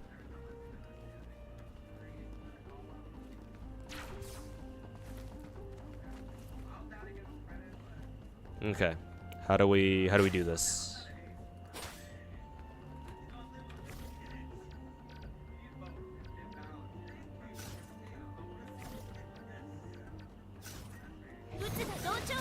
Oops.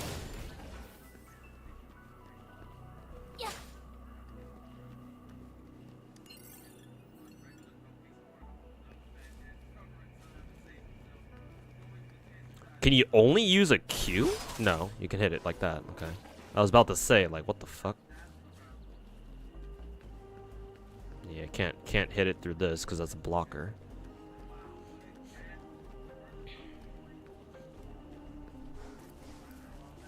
Hit its back, or hit it back.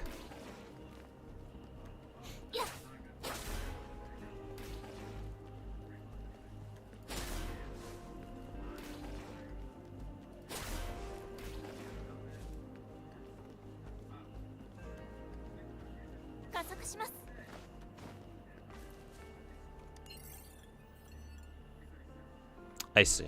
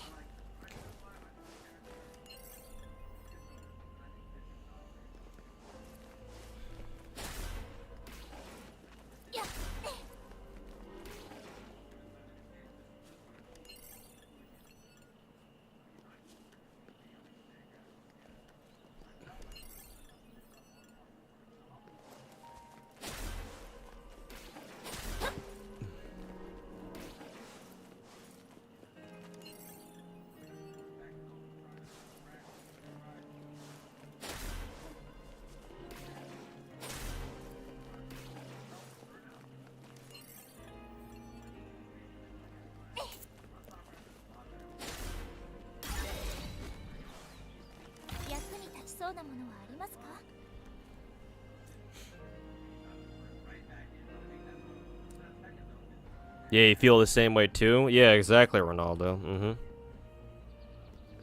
Like, if this game looked a lot, it just looked a lot better, then yeah, exploration would be a lot more enjoyable. To be fair, like, I do really like some scenes so far, like that that abandoned city over there where the shattered skyscraper is just kind of floating there. That's a really cool landscape in my opinion, and it's got like water running through it underneath. Like, I really like that sort of like post-apocalyptic like setting. So maybe I'll go check out the abandoned city later. It's in the Sea of Flames though, so I'll probably have a rough time down there. But still. But yeah, like, yeah, just kind of wish the world, the actual Wuwa world itself looked better.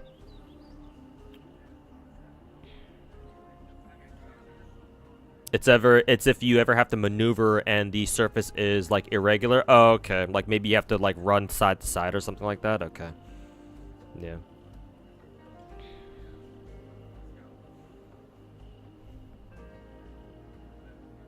Or maybe on some watchtowers. Okay, I'll keep an eye out for them then. One thing you're waiting on is the release schedule for this game, like the content cycles, right? One thing that made you stop playing Genshin is how slow things were added.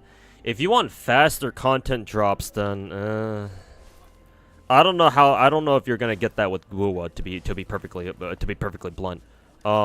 Because if a big company like MiHoYo insists on sticking to a 3-week content cycle, or technically 6-week patches, then like how is a smaller studio or a smaller dev studio like Kuro Game gonna be able to compete with that, right?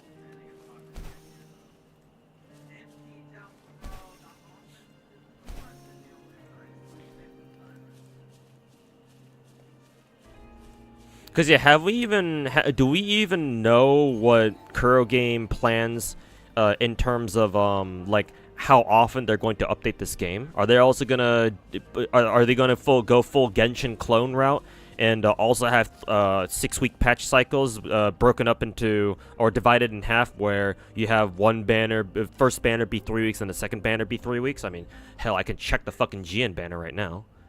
That should give us an answer. Yeah, it's going on for 18 days, so yeah, 3 weeks. So I'm assuming that Wuwa will also will also do the whole Genshin content cycle thing, where it's going to be 6-week patches divided into two, with 2 banners, each banner being 3 weeks. So, yeah, Ash Shears, sorry to say, but I don't think you're gonna get any faster of a content cycle than Genshin, to be honest.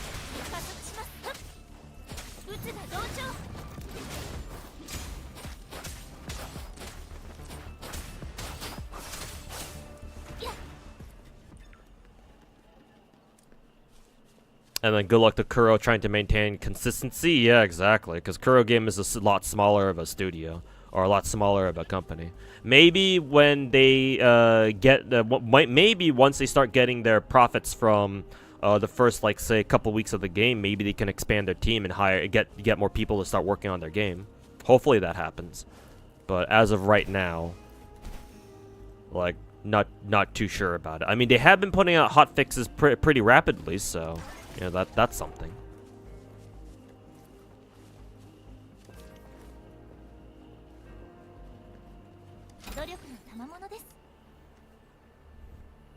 And oh yeah, not only that, but they also have to keep up with PGR too. They can't just like abandon punishing Ray Raven now, can they? Now they got 2 games to worry about.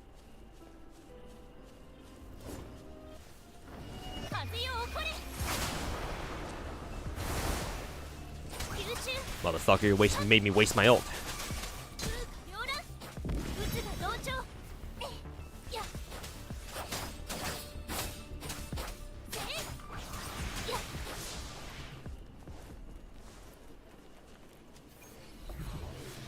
We'll see, I guess. Yeah, man. If I were you, I'd temper my expectations. I don't think Kuro Game will be able to pull off anything faster than whatever Genshin does right now, and has been doing for the past like 4 years. Kuro obviously didn't have a great QA pipeline set up. Yeah, like part of it is understandable because again they're a much smaller studio than like miHoYo, for example. But at the same time, it's like, yeah, you should have really like taken some more time to, you know. You should have really taken some time to get some solid QA in there, so that way you wouldn't have that many problems. But hey, I mean, we're getting free shit from it, so you know, can we really complain about it?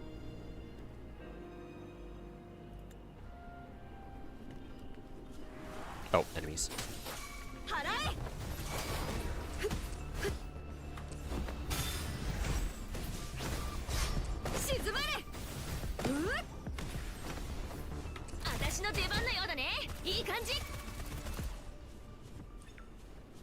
Oh, yep, there's the camera just locking onto some random fucking shit again. Maybe it does happen more frequently with ranged characters, actually. I guess it would make sense considering they're ranged.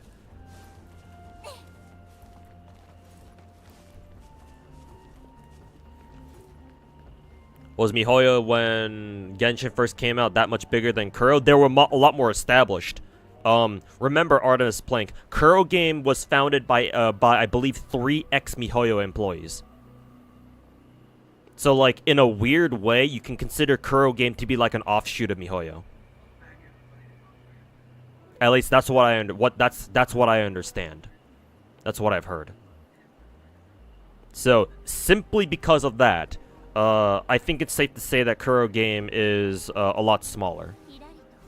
Like, I would say that obviously miHoYo is a lot bigger of a company now than, like, for example, back when Genshin first came out. Because, like, they've clearly used the money that they've made off of Genshin in order to, you know, become much bigger, like hire more staff and stuff like that, I'm sure.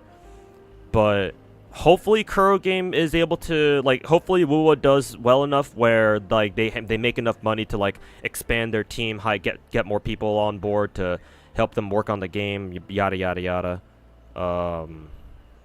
But yeah, I think it's safe to say that Kuro Game is a lot smaller. Or, you know, conversely, miHoYo is a lot bigger. That's where the inspiration comes from. Yeah, it kind of makes sense, doesn't it? You think game is gonna follow the Snowbreak Coomer path if it fails on revenue in the future? I don't think it'll. I think Snowbreak has sufficiently been able to has done sufficient enough promoting where at least for now I feel like they'll be okay. I don't think they'll be in a Snowbreak situation where they have to go the Kuma route. And I don't to be honest with you, I don't think they're going to go the full Kuma route because of how well known this game is now. Yeah, I don't think they have that option anymore. To be perfectly blunt. Because if they were to go full Coomer now, then there's going to be a lot of backlash. Like, it's not Snowbreak can get away with the going down the path of full Coomer because they were literally about to go out of business. Like, the game was going to fucking EOS itself most likely if they didn't do that, right? Like, very few people knew about Snowbreak from the beginning, so they can get away with it, right? But Snowbreak already has a lot of not Snowbreak, sorry. Wuwa already has a lot of eyes on it right now because you know it's the Genshin clone. Right? Everybody's comparing this game to Genshin, so it's like yeah, of course there are a lot of people watching it right now.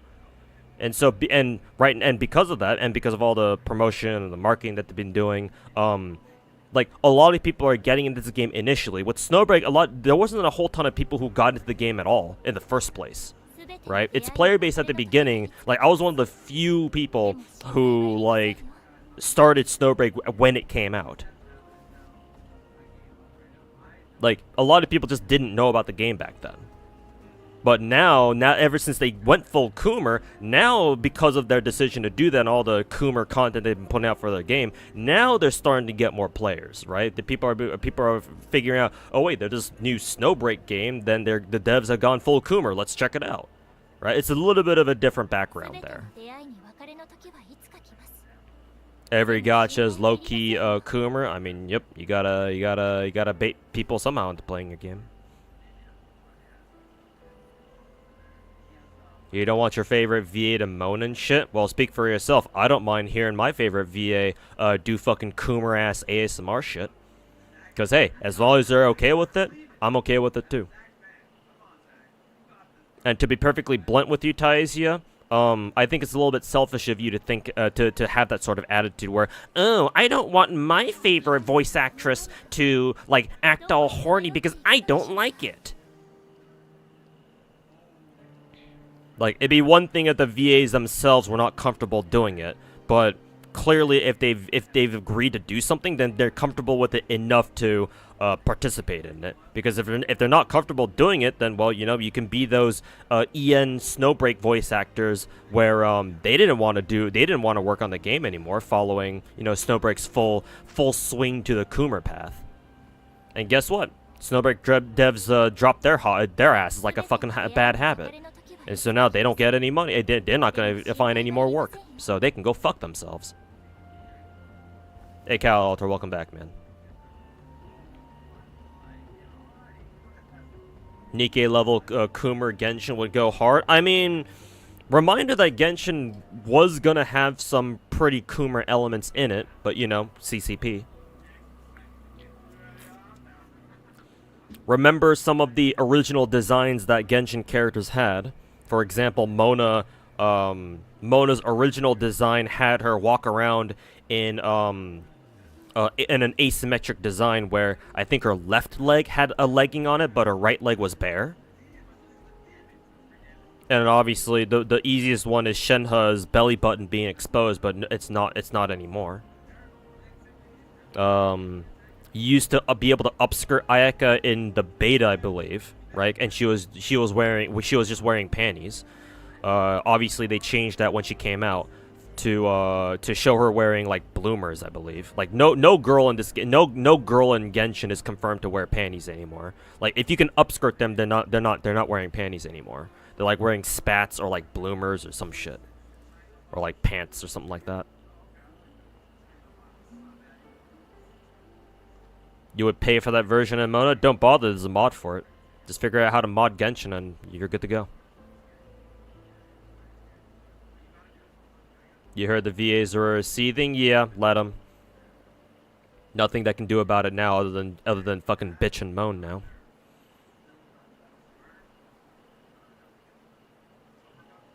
Buff Miko? If you're saying buff Miko, you're bad at the game.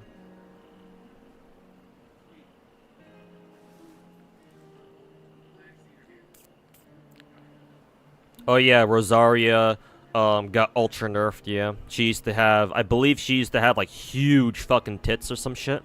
Or she had significantly bigger titty size, but they fucking nerfed her ass. Oh yeah, Topaz, speaking of ass, Topaz in Star Rail, NPC Topaz had a fat dumpy, but then playable Topaz got nerfed to hell and back. I mean, she still got a pretty nice ass, but NPC Topaz had a much bigger cake. So yeah, that happened.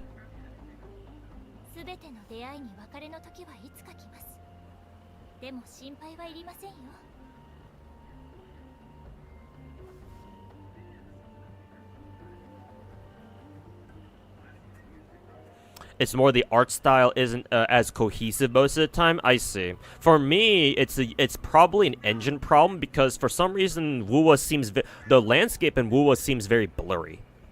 It's one of the few remaining problems that I have about this game that I'm constantly gonna bitch about.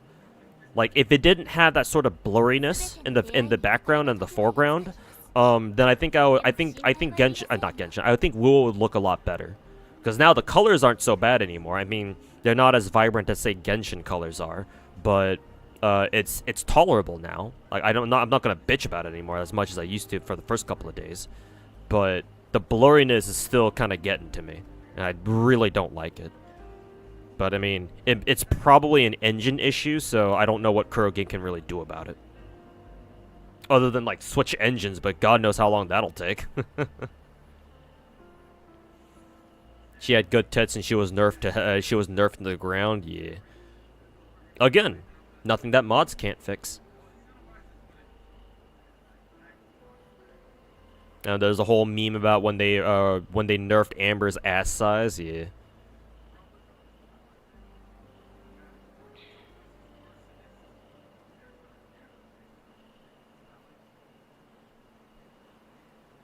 Oh, you were talking about Yaya's fucking underwear? Oh, okay, my bad. YJL.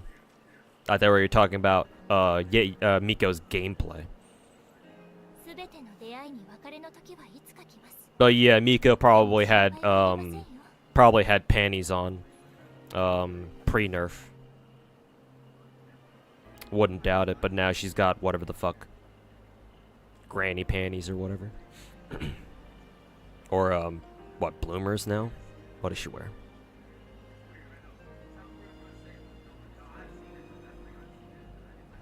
Think you can use the dash jump mechanic? Dash jump. Let's see. Yeah, it's much more pronounced. Yeah. Whee. Yeah, maybe I'll dash jump here too. Good point or good idea.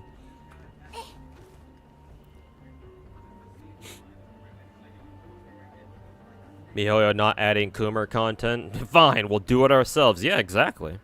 Welcome to the world of Genshin mods. I mean, hell, people have been modding Genshin for so long that I'm sure that you can find people if you know where to look anyway, because I certainly won't tell you. If you know where to look, you can actually commission people to make personalized mods for you. I don't know how expensive they are, but I know that's a thing that you can do if you're willing to pay people to make a mod for you for like a specific character or whatever.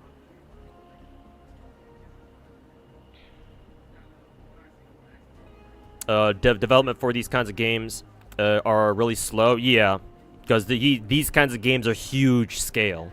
So yeah, like you better have a really solid like content pipeline established and like a team that's robust enough to handle that in order to pull off something like Genshin has for like the past 4 years. Wouldn't expect things to be faster development-wise here? Yeah, probably not. Good point. TOF is the other side of the coin. They have NetEase behind them, but they just wanted money, so when they went full Coomer.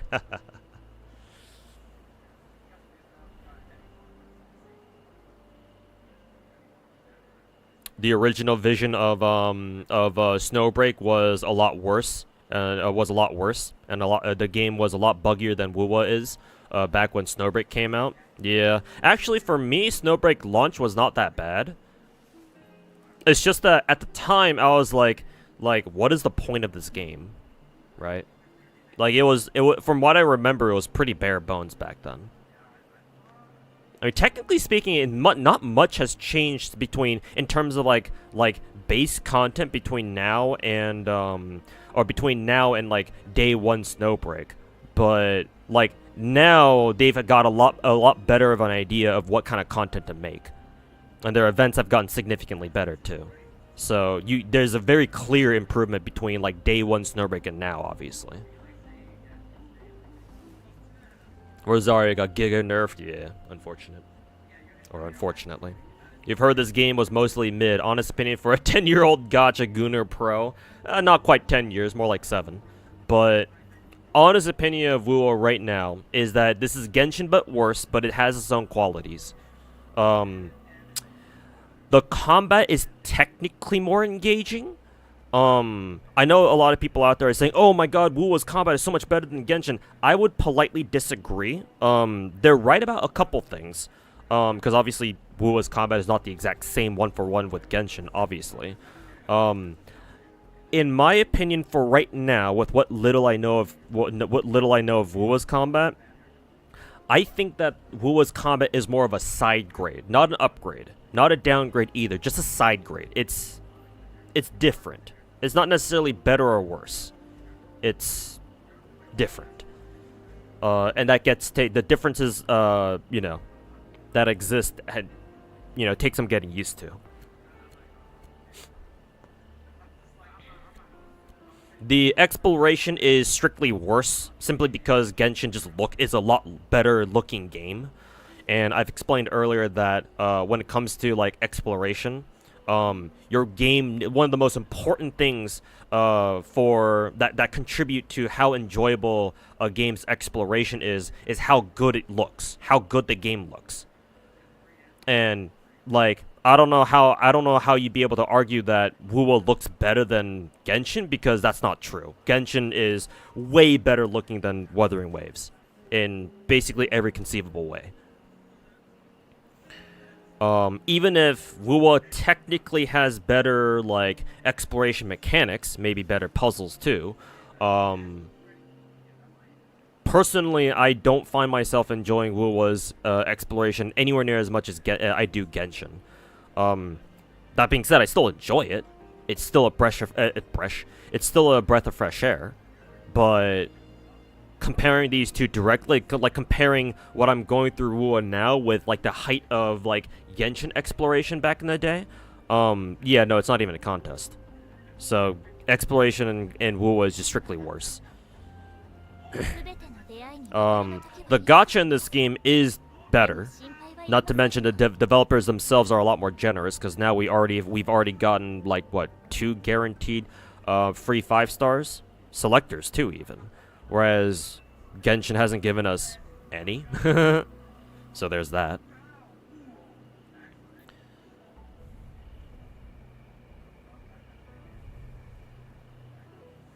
I've heard that the story is a lot worse in Wuwa.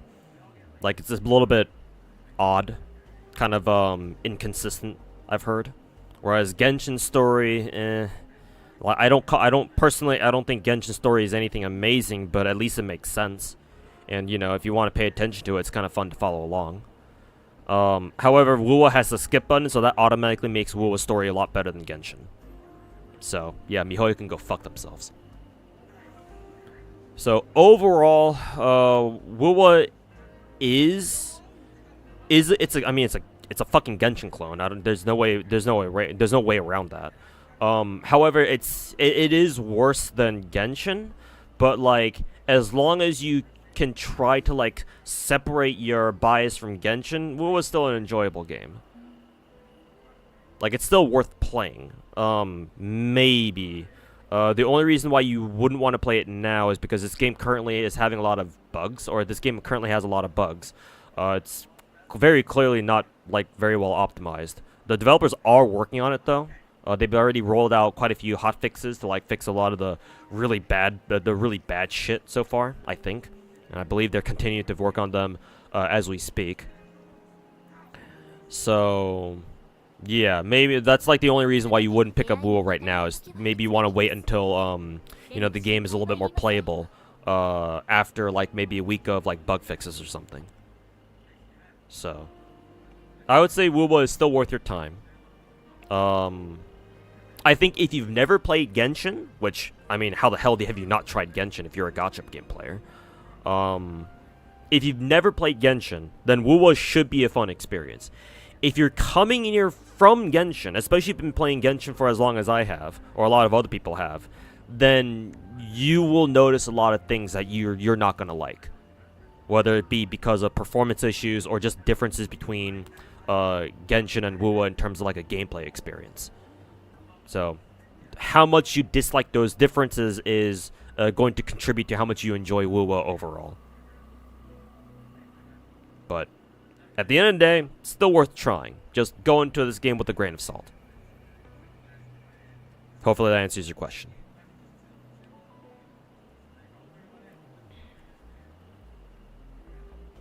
Don't know how the Snowbreak VAs can even be mad. They already got paid for their work, and since they discontinued the English dub, they want to keep their jobs. Is basically what it is. I don't know. I'm not sure if the I'm not sure if the EN voices for Snowbreak were like well-known talents, but like I would like to say that English voice actors for like anime stuff, or maybe just English voice actors in general, voice talents in general. It's kind of like content creators, where like the vast majority of VAs, I would imagine, are like not like fucking superstars, right? Like maybe they only make just enough to get by. So like any gig that they can pick up, any job that they can pick up, they should pick up, right, in order to support themselves. Like most VAs are not like your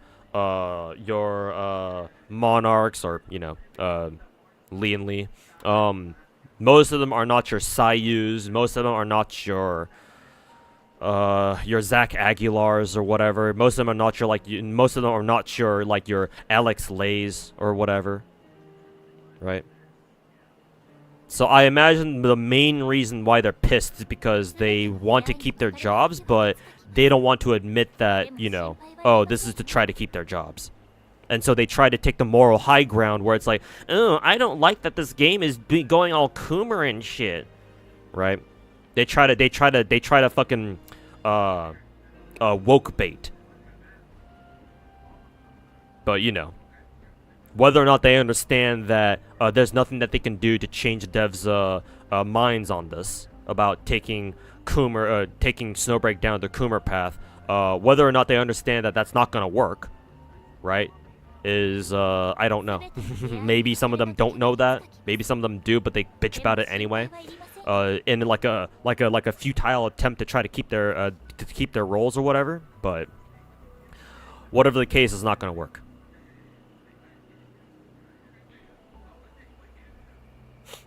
Excuse me.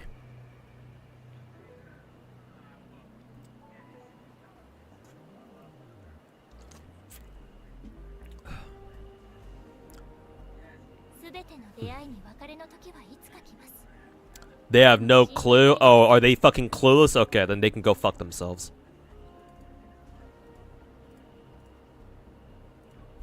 Oh, is that right?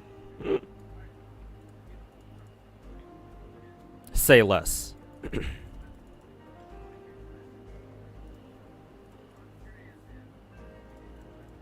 Their tears will be delicious.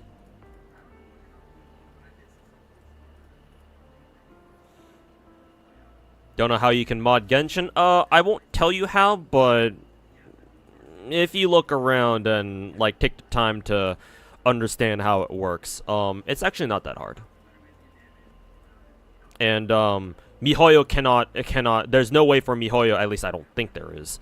But MiHoYo can't tell if you're using mods at all either. So in case you're worried about like, oh, what if you use mods and are you gonna get banned? Probably, most likely not, as long as you don't like make a whole big fucking deal out of it. Like, don't, like, for example, stream yourself using mods and, like, have your account UID, like, fucking public, you know? Like, make sure to censor your stream, like, have, like, do, like, what the VTubers do, who play Genshin, and, like, have, like, those, like, sensors over where your UID is shown. But yeah, as long as you do that, like, MiHoYo can't, there's no way for MiHoYo to prove that, hey, you're using mods, or whatever, so. But it's actually not that hard, if you know how it works. If we ever get like a Fate game with 3D models and stuff like Arcade with FGO Story, that'll be new Gacha King. Even then, no, because Genshin already exists. Again, if you want to topple Genshin, not only do a lot of other Genshin clones have to come out first, but you have to do everything that Genshin did and then better. That's the issue.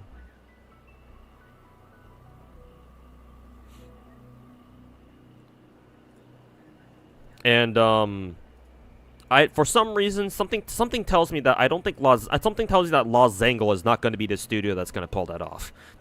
Just saying. Not as long as they have Sony fucking shitting down their throat.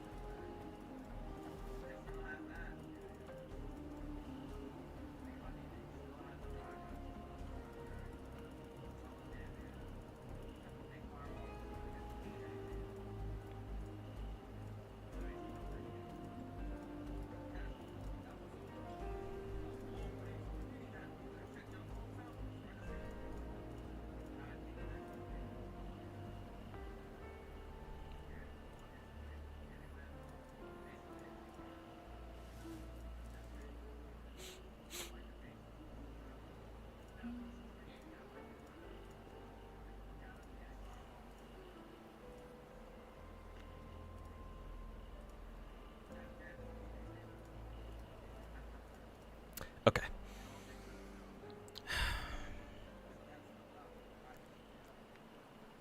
You feel like characters don't really strengthen each other, just the intro, outro buff, the transition skills. Maybe buffs, but that doesn't really change how you play. Yeah, no, Artemis. Yeah. It's very clear that the gameplay for this game is you want to mainly focus on one character. This game focuses way more on your mechanics or your mechanical skill. Because in Genshin, the extent of your own mechanical skill really only it boiled down to, can you iframe good, right? Can you dash good? And then how good are your rotations? And that's it, for the most part, right? Like, yeah, sure, technically they take skill, right? But it's not reactive skill. Right? You don't, for the most part, you don't really need to care what enemy, like, once you get to endgame Genshin, you don't care what enemies do, for the most part, except against, like, maybe bosses that have mechanics and whatnot, but against, like, 95% of Genshin, you don't give a shit about what enemies do, you just do your own shit, you just run your team rotation, run your team cycle, and everything's dead, right?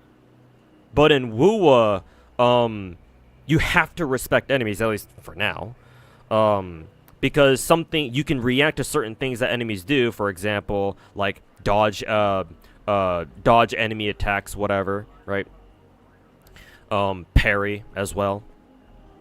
Because of those mechanics, Wuwa combat feels like it's a lot more reactive. And because of that, your own individual mechanical skill ends up being a lot more important. So I think that's what this game is really, it really wants to focus on, with a slight emphasis on team support, because I mean you do have a team of 3 after all, but yeah, they really want you to focus on individual character performance at a time. Again, probably a holdover from Punishing Grey Raven, because I'm aware in PGR your team setup is the exact same way, where you can only bring 3 characters into a team. And, like, in PGR as well, I believe characters have, like, intro, outro skills, or, like, transition skills, as I like to call them.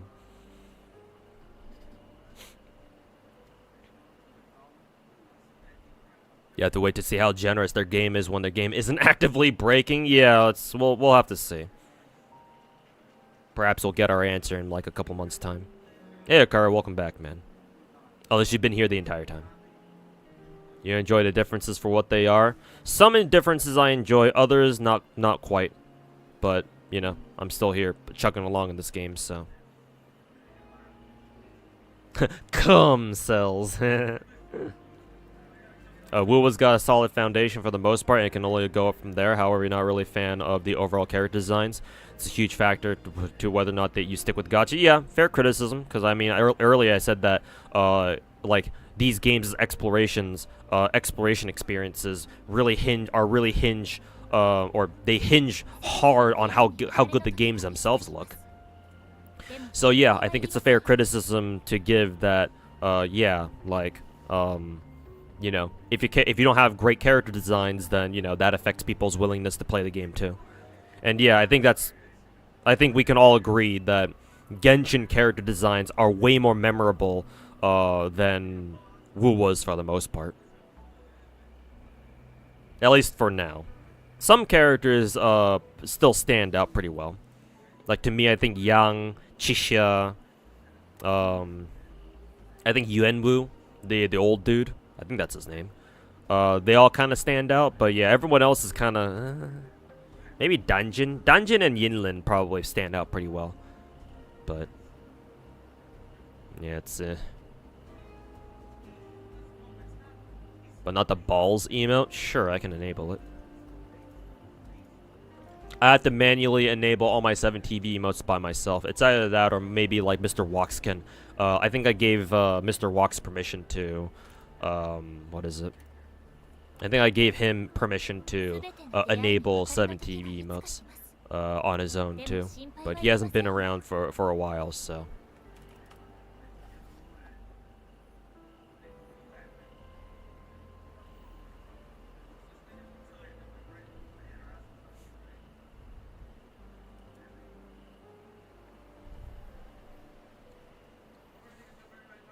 What was the balls emote again? Who was it for? Was it Kea? Because why don't I see it? I see a lot of the other meme Genshin like emotes. Like I see cum. But where's balls?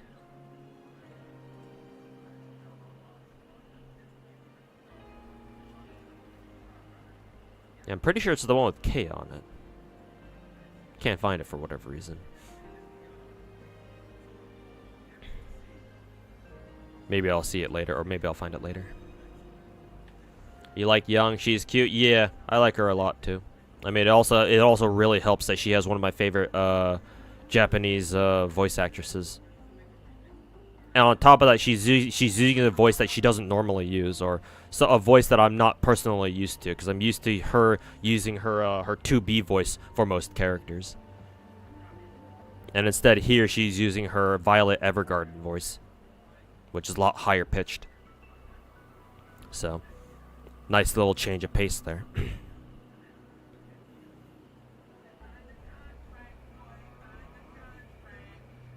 You've been playing Genshin since October 2020. Overall combat is more engaging for you versus in Genshin. Yeah, because the gameplay is reactive, like I said earlier.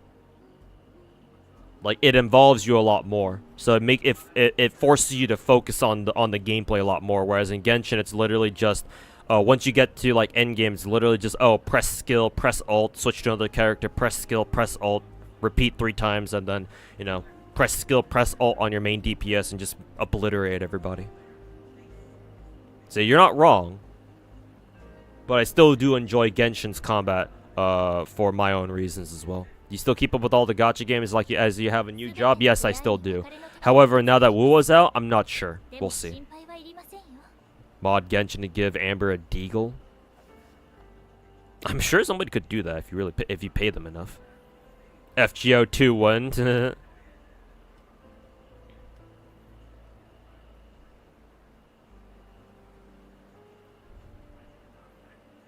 Don't know if I would agree with you, but you think that Genshin is the gacha version of World of Warcraft? No, I've been saying that for the past 3 years.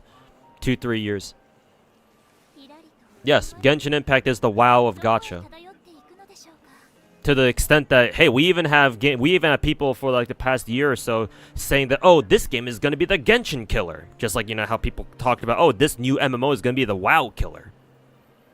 Like, it's literally the World of Warcraft of gacha, like down to a fucking T. So no, you're right. We're in agreement with that one, and I've been preaching that shit for the past 2 years.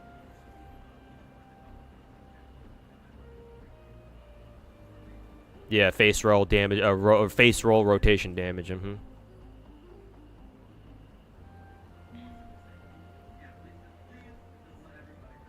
Genshin is a pre-planned strategy. Yeah.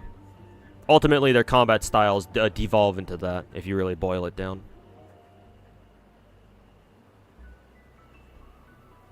Oh, you're back. Okay, but you still have night shift. Gotcha.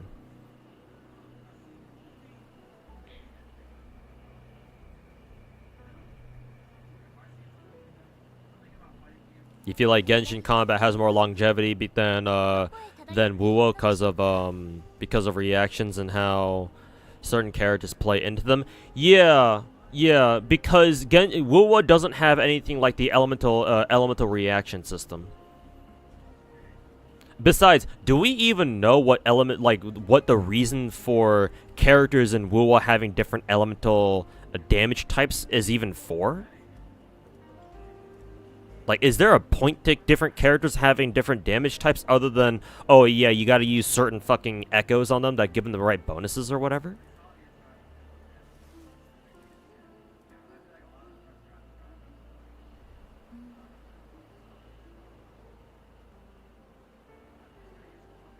But that aside, yeah, I'm inclined to agree to an extent, Seba. Yeah, personally, I really enjoy the elemental reaction system from Genshin because, like, it gives a reason for your team to be there. Whereas in WoW, it's like, what the fuck is the point of your teammates other than just to, like, oh, transition to them and then fucking, you know, like what do they do? They just kind of sit there, not doing much for most of the fight. It's like, I do wish that in WoW, maybe PGR is like this too, so, you know, WoW has to be like this too, maybe. Kind of a bad take even still. But, like, I kind of wish for WoW, like, your other off-field teammates could, like, do something. like, there's a reason for, like, that's something for them to do, right? Other than just, you know, oh, intro skill, outro skill, fucking transition skill. So I'd like your entire team to be more involved, but that's just me because, you know, Genshin brain rot.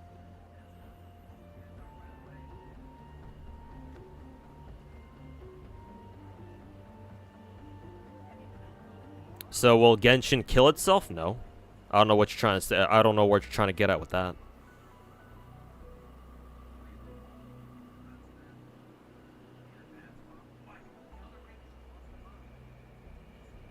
There are, in fact, certain enemies that are immune to certain damage types. I see, because I don't think I've come across them yet. Because, like, I fought a lot of, like, fire-based enemies with, like, Chishia, but then she can still do damage to them. So, but I'll take your word for it. I'm sure there are some enemies out there that are probably immune to certain damage types. So you're forced to use, like, different characters.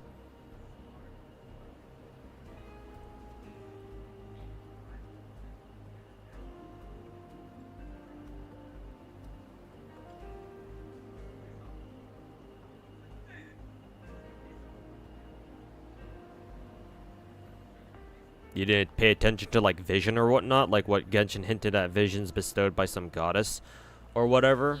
Like, are you talking lore? Because I wasn't trying to talk about lore, Karu. I was talking about Genshin's whole base foundation for its gameplay being the elemental reaction system. And how basically in Genshin, the big idea for you in terms of combat is that you want your characters to apply elements to characters, and if you combine 2 elements, or maybe even 3 with the addition of Dendro, like, interesting shit happens. Like, I was talking more to that than, like, the lore. I don't know where you got the lore from.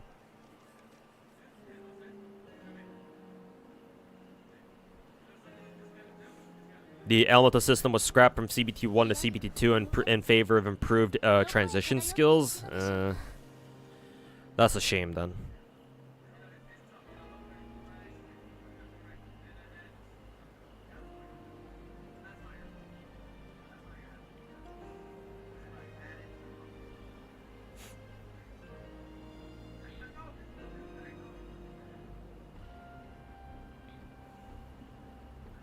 Genshin is the same, but it's E and Alt most of the time. I don't know what your comment is. I don't know what the context for your comment is. But if you're trying to say that Genshin and Wu's combat are the same, then hell no, they're not. But I don't know what context you're using here, so I'm not gonna say anything further than that. Until maybe you want to like explain yourself further. You've like encountered like one enemy that's immune to Kakaro's element, whatever that is. Okay. The more you play this game, the more you like it. Same, yeah. I think for a lot of people, Wu was definitely a slow burn game where the more you play, the more you find yourself liking it.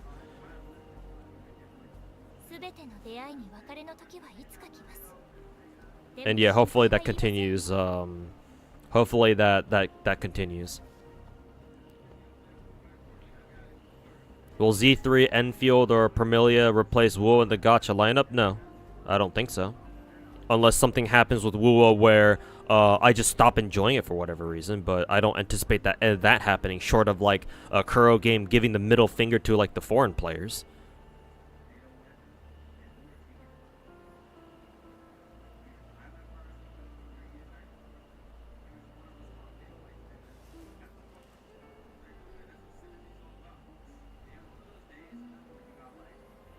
You're surprised that with a three-man team, the off-field members aren't like assist callers. Yeah, that would be super cool. Like say like a Marvel vs. Capcom style assist. Yeah. Actually, Snowbreak. That's what Snowbreak does. Where your off-field characters, your non-active characters have support skills. Where if you hit their support buttons, they like you briefly like. Switch to them, and they use like a dedicated support skill that they can only use when they're not your active character. And depending on what their support skill is, like some support skills in the game are actually really good. Like for example, Mogzier's is a straight up attack buff for like against one enemy in particular, so it's probably like a defense debuff more like. And then S rank Fenny's support skill is a straight rate of fire increase, which is good, which is great. Yeah. Like, that would be pretty cool for this game, too, but I guess they didn't want to do that for whatever reason. Yeah, that would have been pretty cool. You fell asleep while doing Elusive Realm yesterday? Yeah, towards the end of stream yesterday, on my end, yeah, I was, like, literally falling asleep on stream, so I had to end the stream.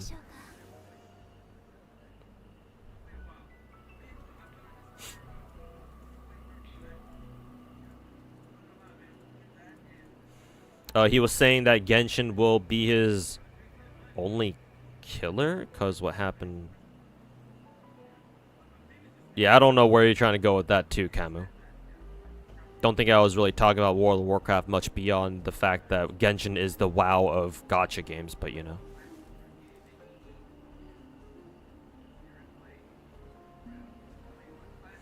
That means that elements are only there to add more RNG for echo farming? Yeah. Which is fucking shitty.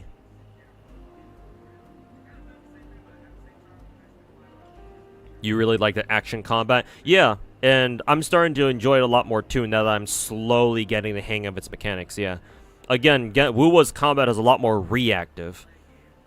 As in, it's a lot more engaging on an individual character level. Like, can you dodge? Can you parry? Do you know enemy mechanics, stuff like that? Are you aware of enemy attack patterns so you know exactly when to dodge incoming attacks? Yada yada yada, blah blah blah. Basically, Marvel. Yeah, exactly. When's Marvel? A lot of gacha to add on this year. Z3 is going to be the next major gacha that I'll pick up, but after that it's kind of a toss-up because we don't know, for all the other gacha games that I have my eyes on, we don't have like a release date yet.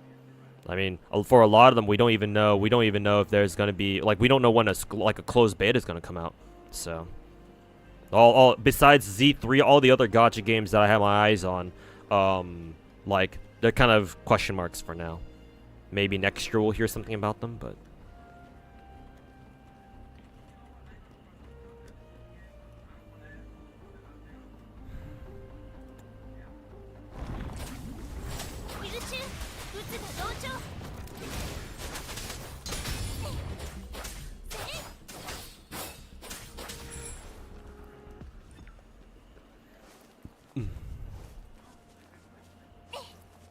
The idea is that WoW will only fall... Oh, you're saying WoW will the only way WoW will die is if it kills itself, and so therefore the same goes for Genshin? I don't think so. I don't think so. Here's why. WoW has been around for so long, and it's been such a staple of the MMO market or the community that they can slowly kill themselves for a very, very long time. To the point where, like, how is that any different from, like, a game, like, slowly, like just slowly losing popularity over time, because, you know, other games that come out that's more interesting? Like, at that point, what is the difference, right? Just, games just naturally, like, fade away from, like, our, like, from public view, like, the more time that goes on. Right? At least that's how most games go, especially, like, you know, single-player games. Unless you're considered, like, a fucking classic. And so, like, people always come back to, like, play your game every now and then. Right? But in the world of gacha games, that's sort of the same way. Right?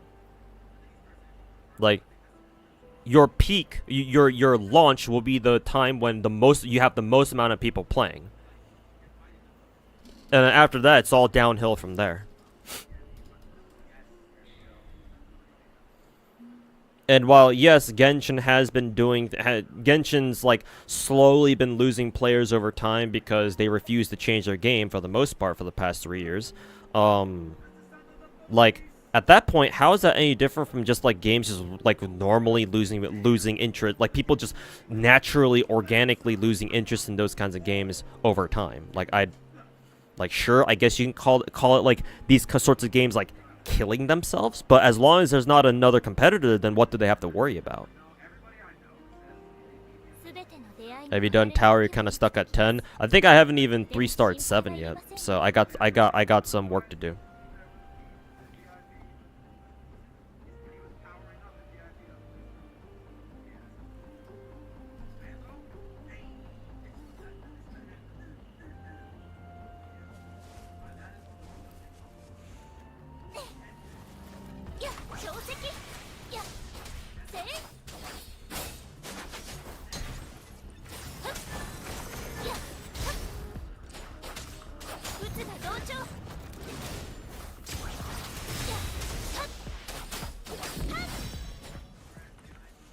It looks like I'm fucking parrying them while, like, mid-dodge. How the hell does that work?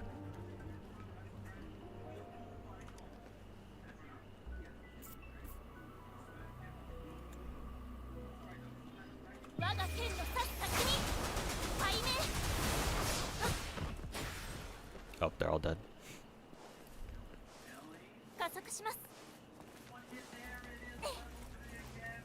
You don't know what to do when you get stronger, or to get stronger, you're done with story and tower's too hard. You wait. Welcome to the mid-game of gacha games. You wait. It was like this back in Genshin too. But once you are at the point where you have completed all the content in the game, excuse me, something stuck in my throat. Once you're at the point in the game in Wuwa where you've done everything you can, right? If you've done all the quests, you've done as much exploration as you can, right? Maybe you've already fully explored everything that the map has to offer. And like there's literally nothing else for you to do. You wait. You wait, and you log back in like maybe once, twice a day. You clear your stamina. What do they call the stamina game actually? By the way, wave plate. The fuck. You clear your wave plates. You know, you farm shit with your wave plates, level up your characters, and that's about much. That's about all you can do. The only way you can accelerate it is by paying premium currency or using up your frag resin. In this game, they're called what? Crystal solvents. In order to give yourself more wave plates, more stamina, and so that way you can farm more, and so that way you can level up your characters faster. Either use those or you pay fucking astrites to do it, which I'm pretty sure you don't want to because that's your gacha currency. But yeah, that's all you can do really. Welcome to welcome to a gacha mid game. Like it's basically like that for most gachas, especially for a Genshin clone like Wuwa. So I hope you're ready. What's 712 on your map? I believe this is for your tower progress right over here.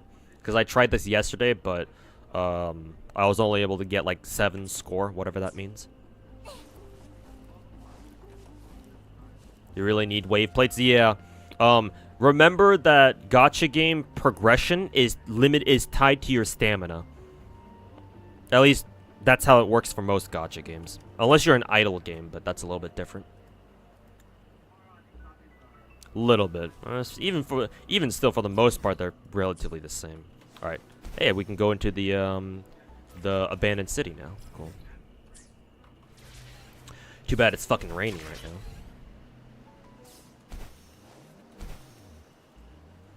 Actually, am I going to be able to make it? Okay, yeah, barely.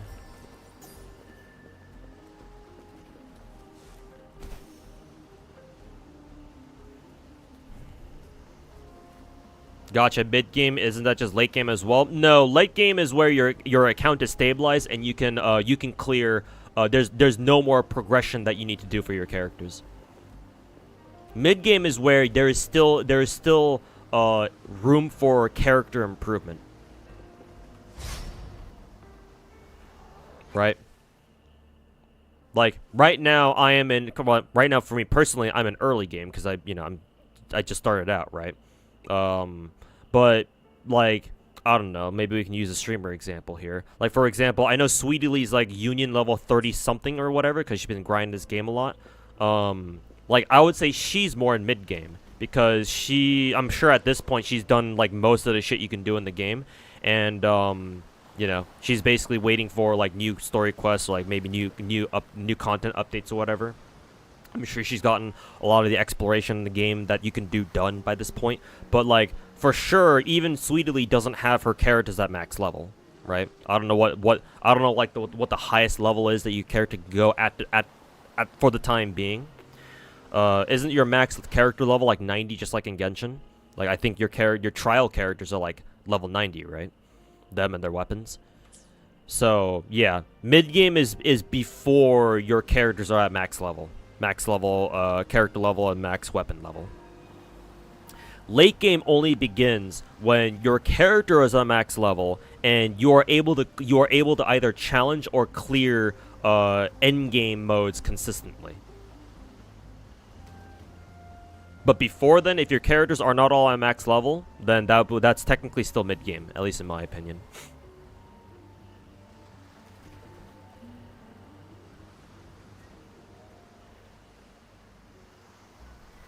Endgame and gacha is basically min-maxing your characters and trying new teams and builds. Yeah, for the most part, yeah. So in like a game like Genshin and, you know, eventually in a game like Wuwa as well, endgame is part of endgame anyway is like min-maxing your equipment on your characters, because that's all the improvement that you have left to do. Assuming that you feel like you can still improve their gear, which, you know, in most cases you can.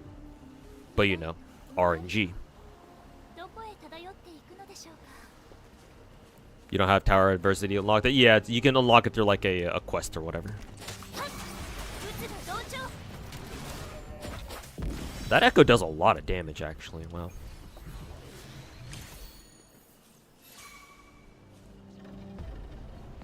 Idle game's not as much stamina as your patience. Yeah, yeah. Which is why I said it's only a little bit different, because at the end of the day, even like standard stamina gacha games and like idle gacha games, they still rely on time, right? But at least for idle games, you don't actually have to go out of your way to like farm shit or like use your stamina. Because like in Nikke, for example, because that's an idle game, you just need to click one button and you get all your resources that you've been able to, your game's been able to accumulate up until that point.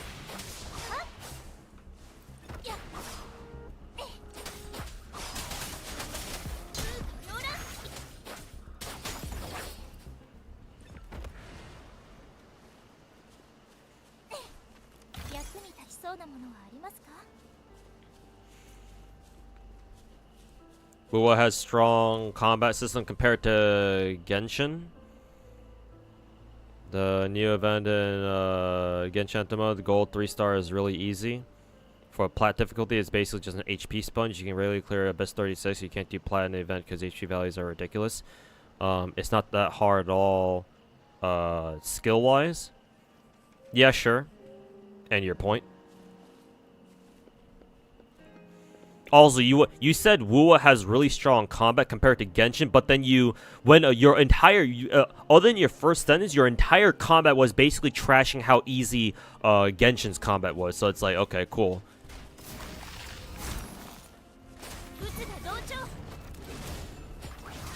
Like, yes, you're doing a great job selling me Wuwa's combat by telling me how much Genshin's combat is so easy. I've learned a lot about Wuwa combat today, guys. Wow.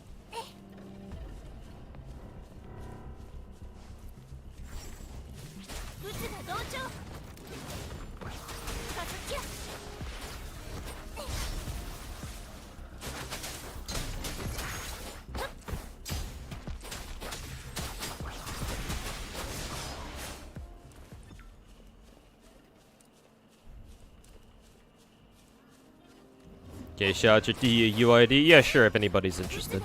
I don't mind.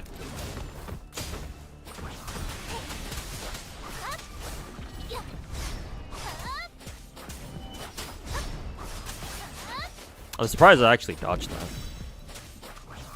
Normally, I wouldn't notice it in time, but somehow that time I did.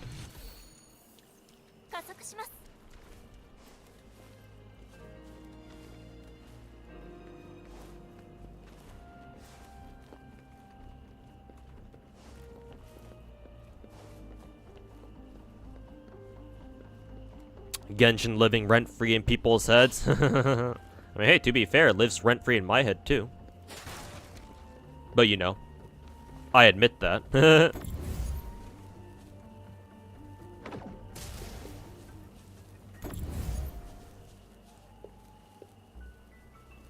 Why did they give us, what is it? Why did they give us 2 fireballs? Is it like another, like another set of thorns that we need to break here? Maybe not. Curious. Is there anything on top of this thing? Yeah.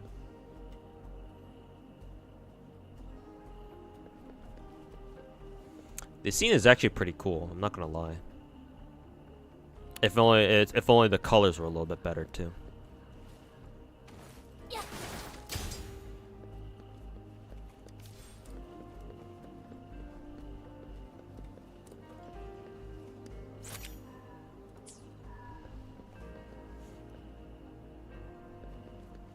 I want to edit that by saying major improvements. There's no more room for major improvements at Endgame. Minor improvements always exist though. Yeah, if you've got like a gear system like Genshin or Star Rail, yeah, sure.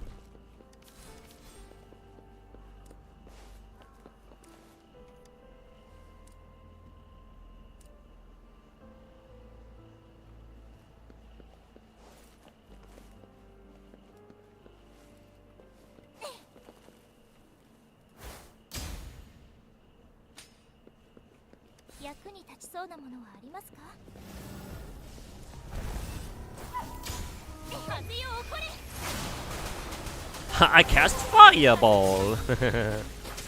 I cast Fireball.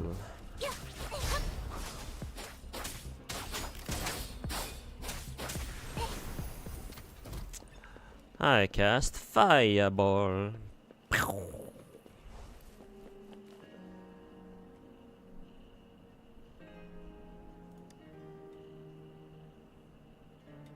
Something like Genshin will never ever happen again. Yeah, it will never, at least in my opinion. I've talked about this before, but Genshin was truly special, at least back when it first launched. Like, it had everything going for it. Or, like, it had, maybe not everything, but it had so many things going for it, man. Like, obviously the pandemic was a huge factor, right? It came out back in, what, 2020? So at the height of the pandemic, right, when everybody was in lockdown, back when, you know, Americans were still dealing with quarantine and shit. Back in days when we still believed in quarantining. What is it? What else? That was when like gamers were really understood that, yeah, like our AAA studios and our AAA companies are kind of not all that, right? Like we've been through some shit already at that point with AAA devs and companies and studios or whatever, like just kind of shit in the bed on a consistent basis. So a lot of people were already like kind of looking for something new. Just like a good, like a solid, fun game that played well and wasn't like riddled with fucking bugs and shit, or like had so much fucking controversy, like woke shit or whatever. What else? MiHoYo deciding to go all in on like marketing for the game and like just promoting their own game really fucking hard, which the likes of which we hadn't ever seen before then, and obviously we haven't seen since. Like I was hoping that WUWA could also do like Genshin levels of promotion for its launch, but I haven't really seen anything like that, so they kind of dropped the ball on that one. Also, Iango, that's how I say your name. Thanks so much for the raid, man. Appreciate it. Welcome everybody from Iango's stream. We're playing some WUWA tonight. But yeah, thanks for the raid, man. Appreciate it. And welcome in everybody from Iango's stream. Get comfy. And yeah, kick back, grab a drink. Comfy WUWA hours for the most part. And I will be talking about random gacha stuff, mainly in regards to WUWA, but anything that people in my chat bring up between Twitch and YouTube, because I do dual stream. But yeah, appreciate the raid, man. Hopefully you're enjoying your weekend and, of course, the game itself so far. Where am I supposed to go now? But yeah. Anyways, to answer Ronaldo's question from YouTube chat. Yeah, there will be nothing like Genshin ever again. Like, we'll have pretenders to the throne like WUWA for sure, but they will not be able to pull off what Genshin did back in 2020. At least I don't expect anything like that to ever happen again. Not to say that games like WUWA can't try. Obviously they should. But, you know. Like 2020, like Genshin's launch back in 2020 was just truly something special. Okay, where am I fucking going again? Oh, here.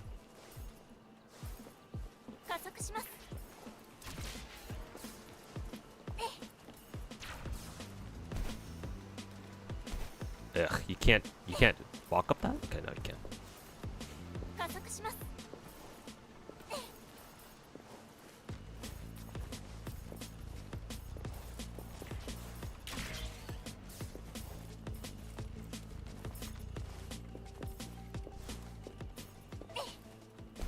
Did I miss that one? Yeah, I did.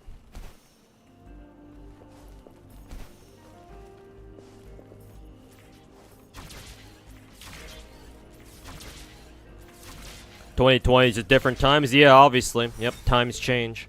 Times change. People change. I mean, that's kind of included in that, so kind of redundant. But yeah, things are different now. People have different sets of expectations and all that, so we just got new, like, Genshin clones in the future. Just kind of have to deal with that now. I think the Oculus thingy is down here, or is it even further down? Maybe it's even further down, actually.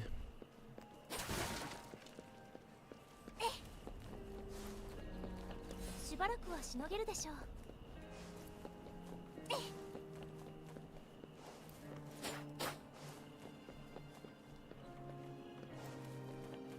Yeah, maybe it's even further down. Oh no, it's right here. Okay, where do we need to go? Back here. Okay. Yeah, people touch grass now. Yep. More like us Americans don't like to go, like we absolutely refuse to go back into quarantine. So like WUA can't even rely on another pandemic. This is gonna sound fucked up, and it is, but hear me out anyway. WUA can't even rely on another pandemic for them to hit like Genshin levels of popularity again. It's just not gonna happen. Even if we do get another fucking worldwide pandemic.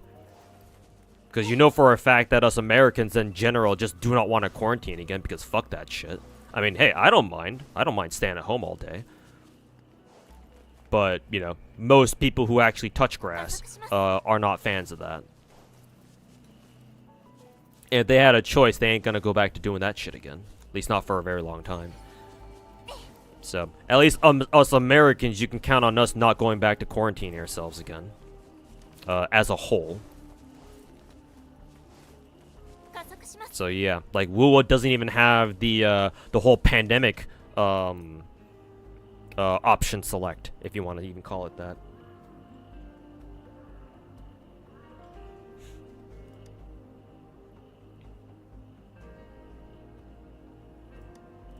Just skip it. Only Genshin can dethrone Genshin? No, it's not one thing in particular. People always love to like focus on like one particular thing as like the reason why oh, it's gonna be because of this one thing that, you know, so and so game is going to fail. No. Real life is never really all that simple. But you know, it's the internet and people don't want to think or not think too deeply anyway. Or at least not most people. So, you know, it's just easy for people to just pin the blame on one thing and just move on. But no, it's never going to be just one thing. For Genshin to be dethroned eventually, not only it's three main factors. One, Genshin just does not improve at all. Like MiHoYo just doesn't give a shit. They just keep doing whatever the fuck they want to do. Which that's not really the case because we know Genshin has freaked out over WUA coming out, and now, you know, all of a sudden they're doing shit like, you know, oh, here's a new endgame mode, and we're going to raise everybody's resin cap to 200 now. So like we might laugh about that, but at the very least, we can take that as sign. We can take those as signs that Genshin still wants to keep up with the rest of what you know, still wants to keep up with the times. And I'm out here arguing that like MiHoYo knew, like they've been preparing for this day to come. Which is why it makes perfect sense that, you know, hey, why are we getting it? Why did they announce a new endgame mode right as WUA, like right after WUA came out? Why did they announce this thing like resin cap increase, right? And also, why does Chlorine have such good fucking animations, right? I mean, that's kind of the case with a lot of our more recent characters in Genshin. But like, bro, Chlorine's ult animation is something else. Like, it's not, I don't think it's anything like any of the other ult animations we've seen in the game so far. Like, there's like a level of animation quality that Chlorine has that kind of sets it apart from a lot of other, like most other characters in the game, to be honest. At least from what I've seen. So it's like, huh, animation power creep. And, oh, they dropped the Natlan teaser. I wonder fucking why they did that. So yeah, no, I would argue that MiHoYo won't make the mistake of like letting their game stay stagnant. They're going to give the game incremental improvements, so only when they see threats to their game, or potential threats anyway. But to be honest with you, in my opinion, I think MiHoYo shouldn't have even done anything. I think they kind of jumped the gun a little bit too early, in my opinion. Like they could have afforded to just sit here and just like do nothing and just like observe how well WUA does. Because if Kuro Game drops the ball on WUA really, really hard and they end up losing most of their player base, then it's, you know, and like at that point, what does MiHoYo even have to do, right? Like if MiHoYo accidentally, if MiHoYo like jumped the gun like I think they did, and be like, oh hey, here's a new endgame mode, here's more resin, or here's more stamina, and it turns out that Wuwa just completely shit the bed and no one's gonna play in like a month from now, then like they just kind of announced like all these new improvements for nothing. Right? They could have afforded to just kind of sit on those game improvements until another time that like eventually, inevitably, another Genshin clone pops up to try to challenge the throne.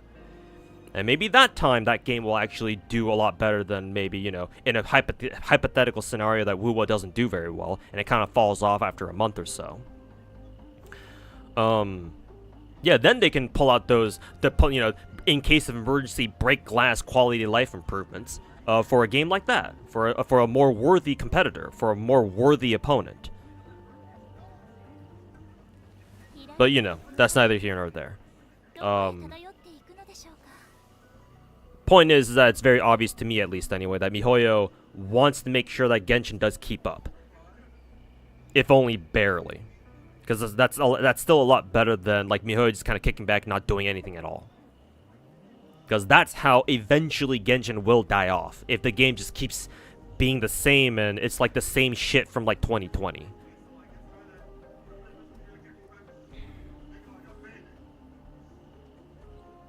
But that's only one part of like Genshin like hypothetically dying. You also have to have more, you know, Genshin clones coming out and being like legitimate competitors.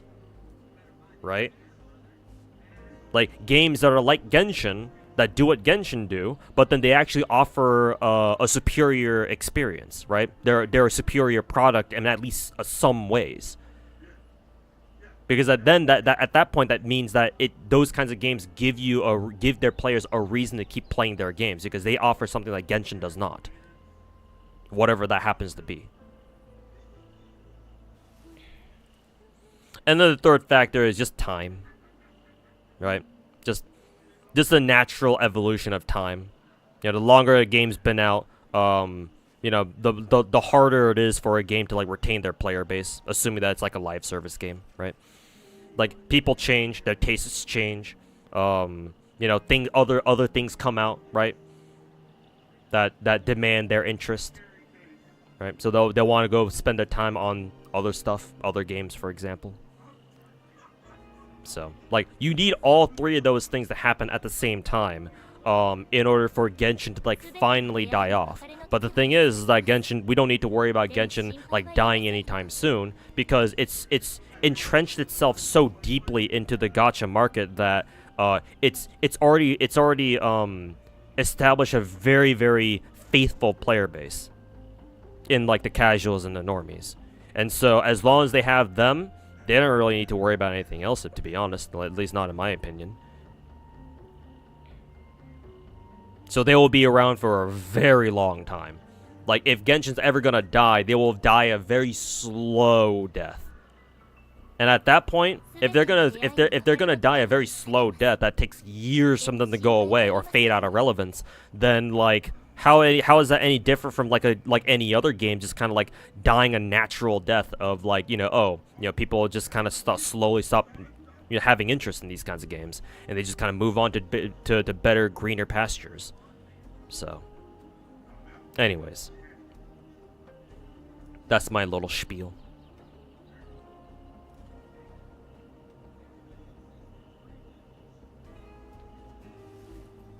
Is it your imagination, or is the dash jump mechanic better here? No, it's not your imagination. Dash jumping is significantly better. So, cause compare how far your character goes just running and jumping, right? And then compare how far your character goes when they dash jump. It's a huge difference. It's not like in Genshin where it's like a slight improvement that you can still notice. No, dash jumping in this game, in Wuwa, is significantly better. How do I get up there? And not to mention, in Wuwa, your stamina automatically regens if you're not in combat. Speaking of combat.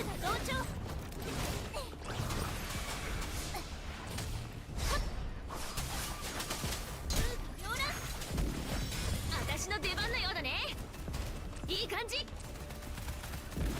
うん。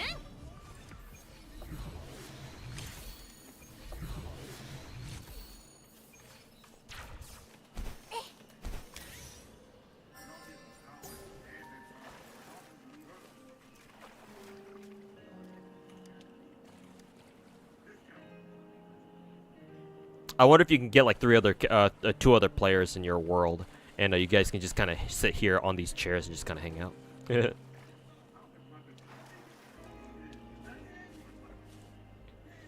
Was that a graphical glitch just now? Where? I didn't notice. Lowering brightness actually helped a lot. Yeah, it did. Yeah, it did. It ended up just being the contrast. So yeah, hopefully Kuro Game notices that. Hopefully somebody tells Kuro Game that, and they lower the brightness setting on default settings when people first pick up Wuwa. Cause yeah, that shit is fucking ass, bro. Cause yeah, the game does look significantly better with on lower brightness settings. My God, it's made such a huge difference. I mean, game still doesn't look amazing, not Genshin level, but it's something at least.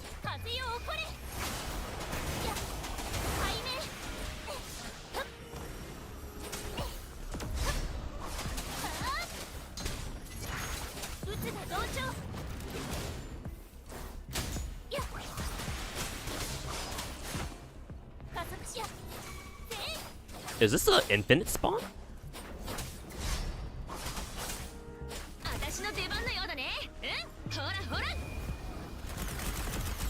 That's actually the purpose of the chairs. Cute.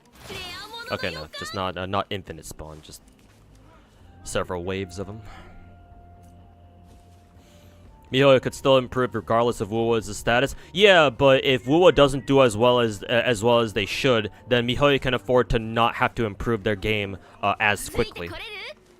Because imagine if Wuwa didn't come out right now, or maybe perhaps if Wuwa never came out, would Genshin have wanted to give us a resin increase?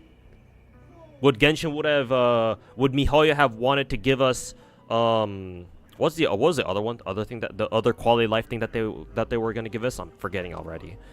But it was the resin increase and then the new endgame mode, right? Like, do you think miHoYo would have wanted to give us those things right away, like right now? No, they would have just sat on those things for another time. Because what benefit, technically speaking, from like a money-making perspective, what reason does Genshin have? What reason does miHoYo have to like give us more resin, like a higher resin cap? What reason do they have to give us another endgame mode? Because if they're gonna give us another endgame mode, that means they also have to give us more rewards, and that means less people are gonna roll gacha because not as many people need to. I mean, it's probably not gonna matter too much, but I mean, hey, when you're talking about like, you know, player levels, like player-based levels as like say Genshin, with how many people play Genshin, right? Like even a small change like that can make all the difference.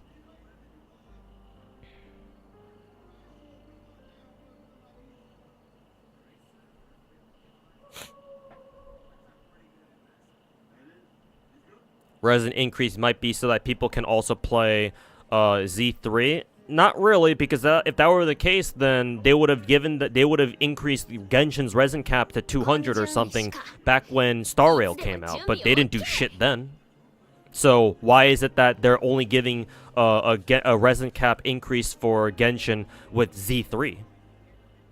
Maybe, actually, now that I think about it, maybe it's because miHoYo understands that at this point they have 3 games that they're going to maintain, and that asking people to play 3 gacha games all at the same time might be a little bit iffy. But, like, there are plenty of people who play Star Rail who don't play Genshin, and vice versa. So, like, I don't even know how strong of an argument that is.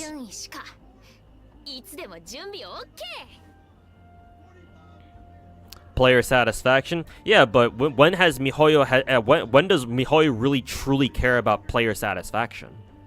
If they cared about player satisfaction, they would give us a skip button, for God's sake. You know, let me know when miHoYo adds a skip button to Genshin, then we'll talk.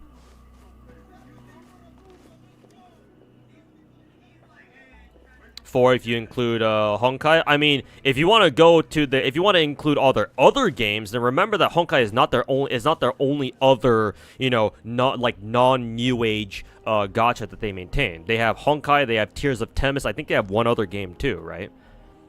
I mean, technically, they also have Gun Girls Z, Gun Girls Gakuen, or whatever that game's called, Honkai Gakuen. Assuming that game's still running. Maybe it's not actually, but who knows?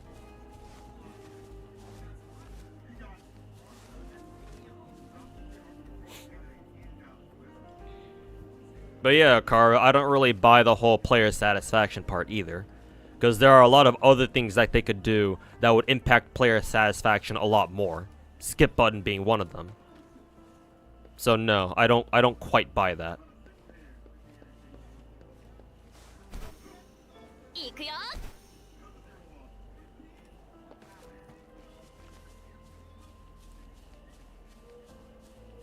Apparently restore stamina in midair.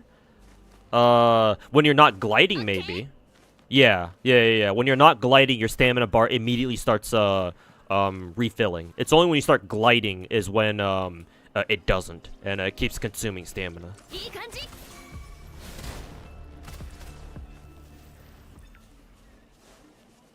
Something like that. Let's see. It looked unnatural. Let me give it a look. It could also be just my own PC, so keep that in mind.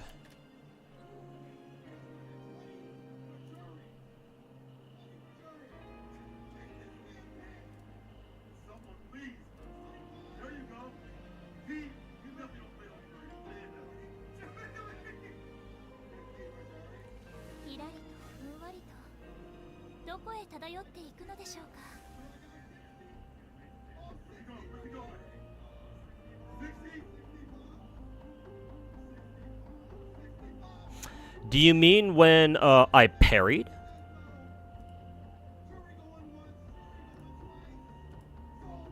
Yeah, the parry looked really weird. What the hell happened there? Oh no, it wasn't a parry. It was just breaking, the enemy getting broken. Yeah. Okay, no. I don't think there was anything wrong with that. No, I just broke the, I just depleted the enemy's toughness or whatever that was.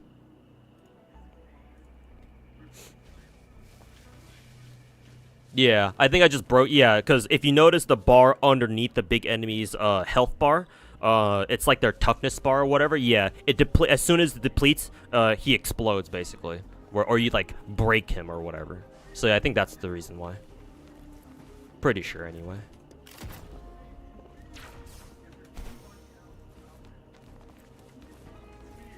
I think I already did that.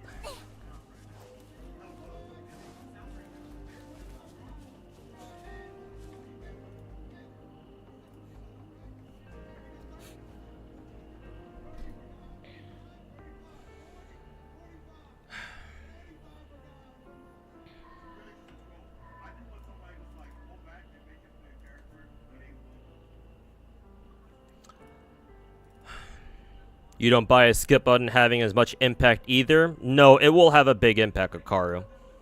I think you're forgetting how fucking long Genshin's story is. And just left-clicking through it is not a proper alternative for a proper skip button. In fact, I would argue that one of the biggest barriers to new players picking up Genshin right now is that if they want to catch up to the story, if they want to catch up with current content, as a new player, they're looking at least a month's worth of grinding through story. Like, we know FGO kind of has that problem. I mean, not kind of, it does have that sort of problem. But at least in FGO, you can skip story. You can you have the follow mechanic now, right? Where you can just use anybody's you can follow anybody and you can just use their support straight up, right? They've also made it so that you can just take a random person off your recommended support list, right? And they don't even need to be your friend, right? You don't need to be like on their friends list, and you can still use their NP now. Thank God. Hopefully NA gets that soon. Like, at least with FGO, you have ways to rush story. What do you have in Genshin that does something like that? and say that you're right, Akaru, that maybe if they put in a skip and maybe it wouldn't affect like user experience or player experience that much. Okay, well let's take your examples of like resin cap increase or artifact optimization. What have they done for artifact optimization so far, other than like incremental artifact like inventory expansions? Like, it took us 3 years to get to like what is our artifact inventory space right now? Like 1800. The game should have started with at least 2500. Like, fuck man, Star Rail has a bigger fucking relic inventory space than Genshin does, and Star Rail has only been out for a fucking year. Because in Star Rail you can hold up to 2000, not 1800.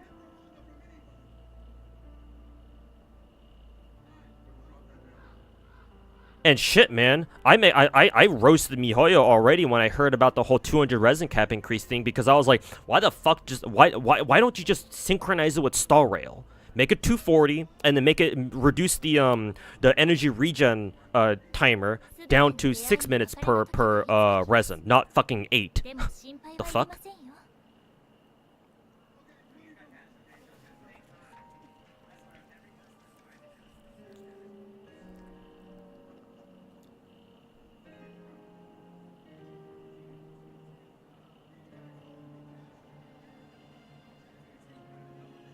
Like fucking clowns over that MiHoYo, man. Holy fucking shit.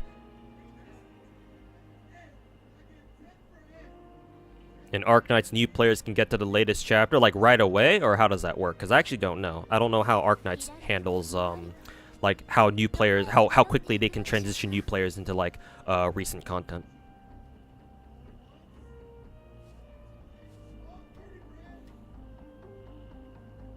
In retrospect, makes sense that artifact space should have been better, but add new game in uncharted territory? No, I disagree with that one too, Akaru. I would humbly disagree. Because technically speaking, Genshin's artifact system is nothing new.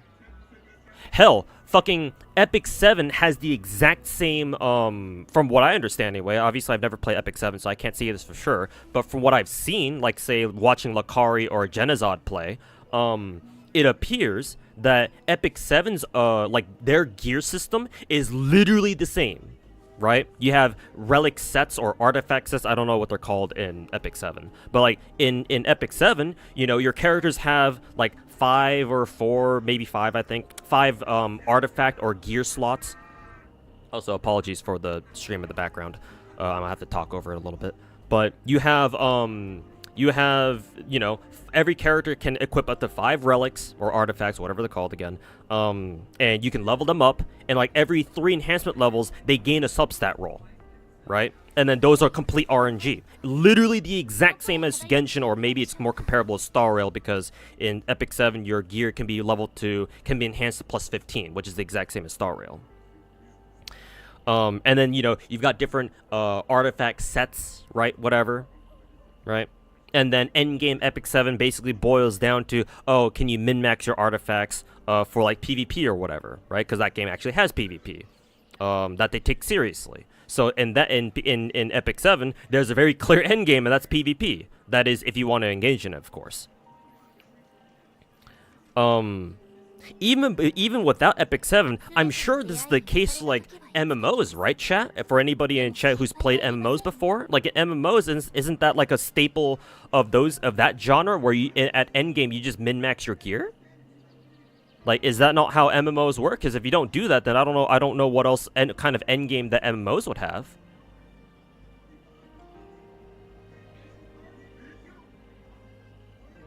FF11 maybe? Yeah, I've never played an MMO before, so I wouldn't know. I've only ever like watched people play.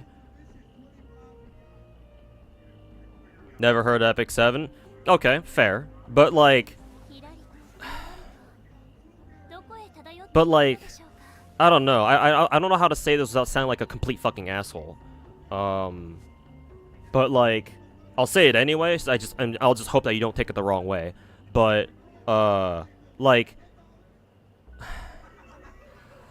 to me, nothing about Genshin was truly like like individually speaking, right? The individual systems or like the individual game system mechanics that Genshin had, individually, none of them were unique.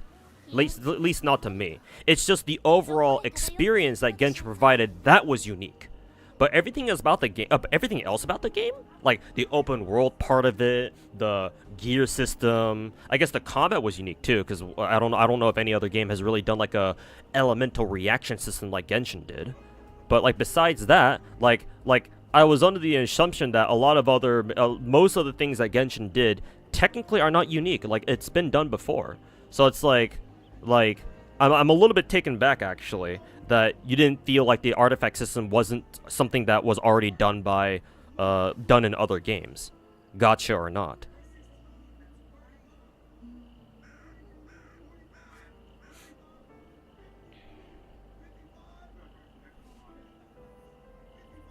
It wasn't nearly at the degree of 1,000 plus. If you're talking about artifact space, no, I also would like to disagree because like it's very easy for like as soon as it was obvious that Genshin Impact was here to stay, right? With the amount of impact, no pun intended, it had on not just the gacha in the gacha community, but also just the gaming community as a whole because it blew the fuck up, right? It managed to break into mainstream.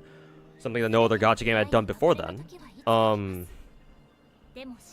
Like, as soon as that happened, you, as a developer, you have to anticipate people just grinding the ever-living fuck out of your game. Because that's just kind of the popularity it has. Some people out there are going to think that it's worth their time to fucking no-life your game.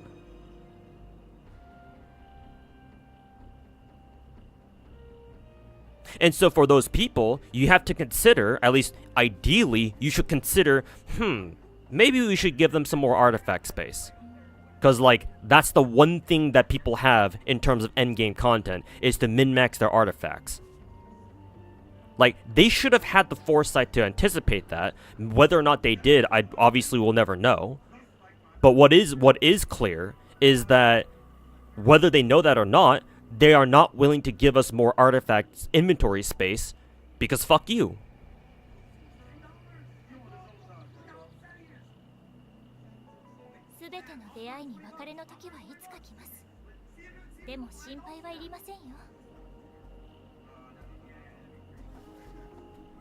Your understanding for most MMOs is that you get less drops in general.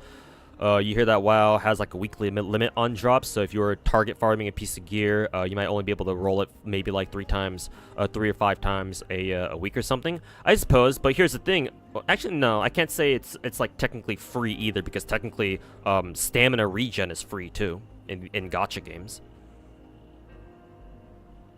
So I can't really speak for that. You were talking about inventory space in like an MMO. Oh, then well, I can't really say much on that because I've never played an MMO before.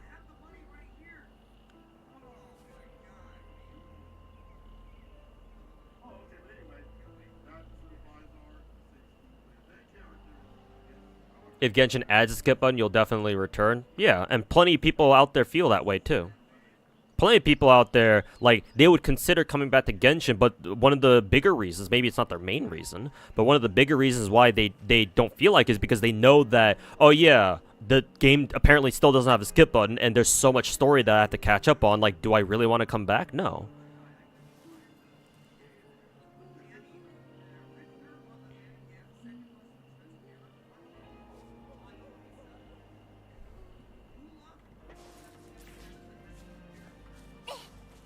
Where am I going now? I'll just talk to her. Okay.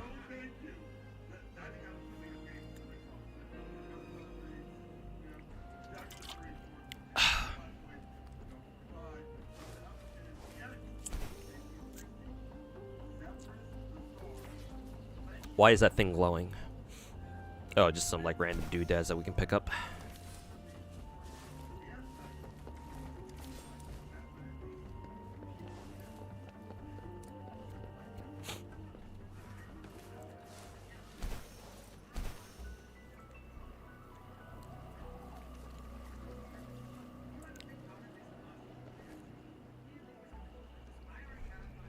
Why are both of us Standing in the water. Oh, does this guy want to Sudoku himself? Oh no, he's not. He's just trying to look for his shit.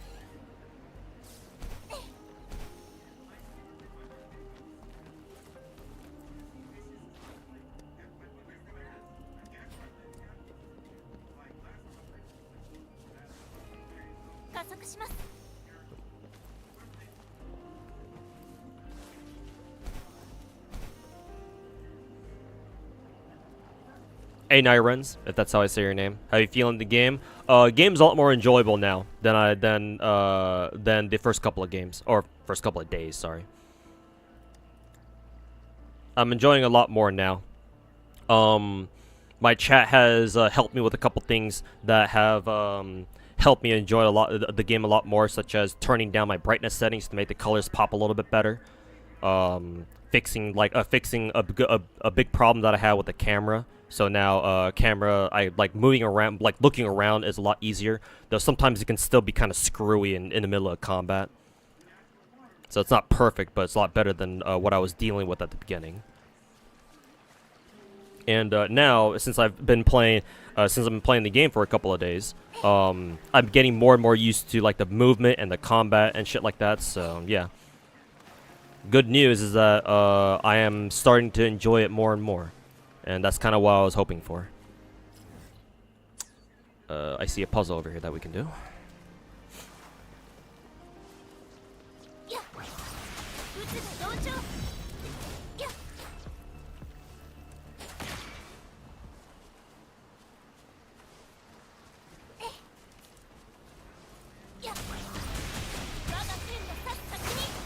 Have you tried the roguelike mode? No. I've been told that there is one. Like, there's like a Sim Universe style game mode, but I haven't reached it yet. I don't know where to find it. Maybe we'll be able to get to it later.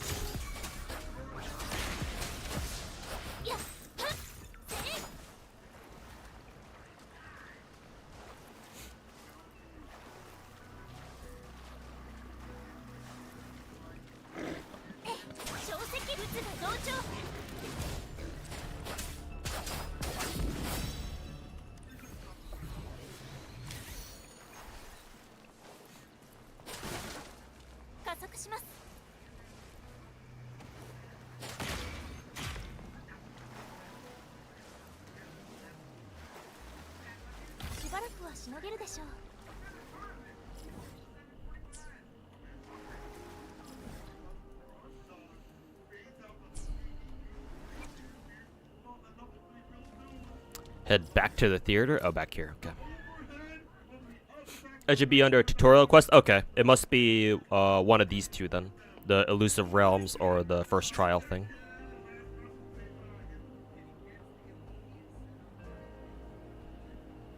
So yeah, maybe I'll do it after I'm done with all the other side quests. It looks like this is the last side quest for now. So after I'm done with that, maybe we can do either the first trial or whatever this is.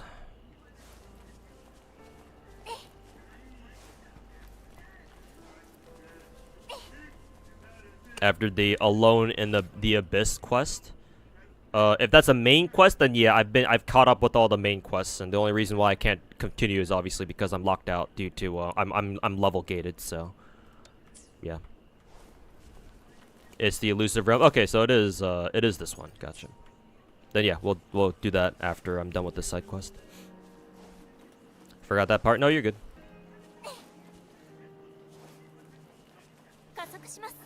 What are these actually? Maybe they're just like benches, I guess. Any point to having friends in WoW? I actually don't know. I don't know what having friends in WoW exactly does. I haven't been told if they have like a function either.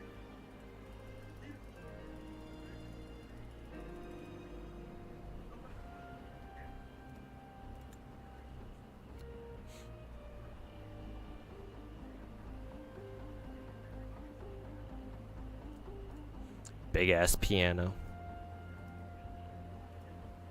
Sudden lighting change. Maybe just co-op. Oh yeah, forget that this game technically has co-op. 水中宇宙が同調風よ起これ私の出番のようだね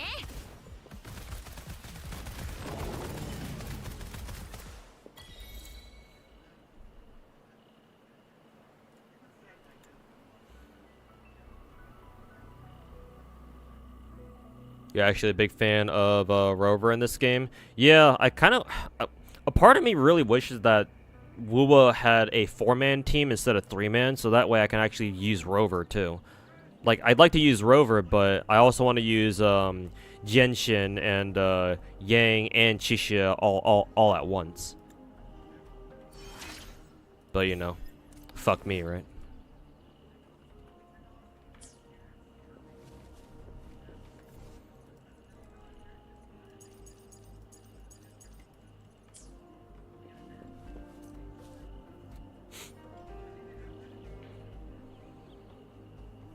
Theoretically, you can farm infinite echoes by joining friends. Ah, I see. So basically, a content creator perk.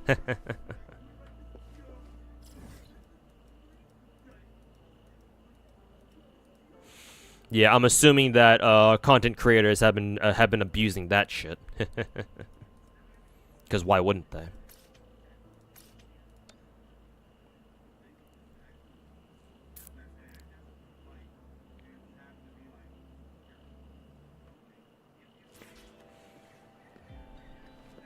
The big car spider weirds you out. I think in the environment, just throughout the world, yeah, the city looks so much better with on lower brightness. Holy fucking shit, man. I think if you just look around in the world, like we know that Wuwa's setting is set in like a post-apocalyptic. It's like post-apocalyptic. Like this part of the map down here, yeah, in the Sea of Flames region, like you literally see like skyscrapers just kind of floating in midair. So yeah, some shit went down in this world, or in this universe or whatever. So yeah, like, yeah, there's like another enemy that you fight where it's like a literal like living traffic stop sign or like a traffic light. Or something like that. Like they're like monsters that like take the form of like regular everyday things, but they fight you. So yeah, like the echo being like my Yang's echo being the fucking spider car thing. It's like it's honestly kind of cool. But yeah, like lore wise, like yeah, there's shit out there that kind of took over the form of like stuff like that. Not many content creators Union 22 yet, so but people are just mostly soloing. Oh, do you have to hit UL 22 in order to co-op? Okay, that makes a little more sense then. And I think the bigger name content creators should be if they've been grinding this game nonstop. They should be at Union 22. I mean, hell, I'm almost there. I'm at like Union level 19, and I don't even feel like I've been grinding this game that hard. Certainly not on the same level as like say Fobmaster or Sweetly.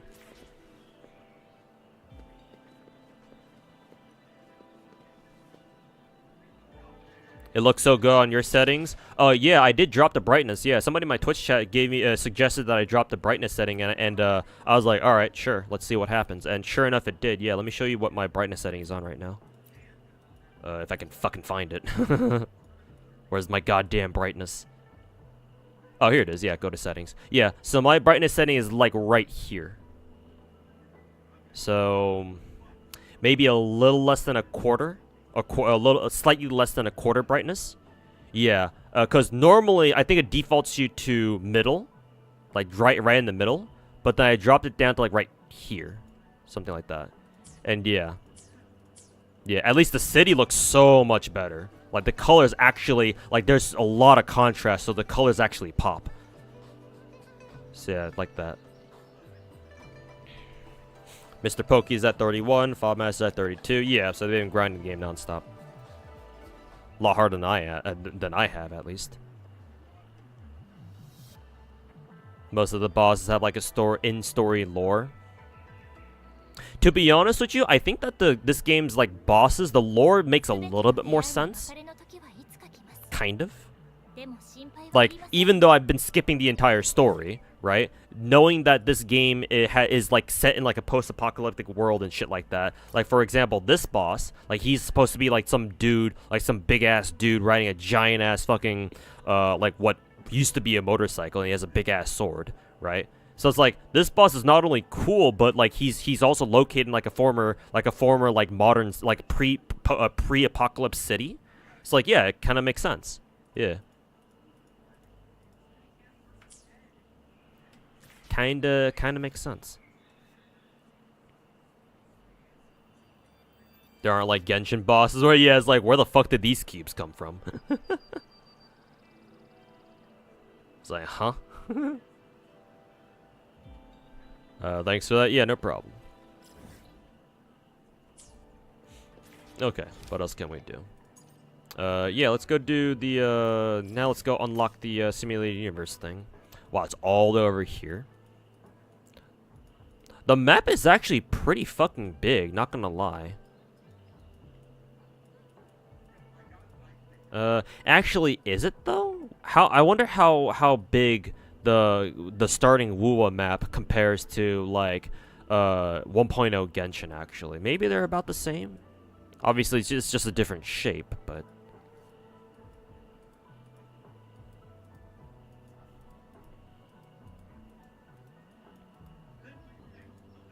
let's see. How the hell are we supposed to get down get down all the way over there though? Maybe we teleport here and we just run our ass over.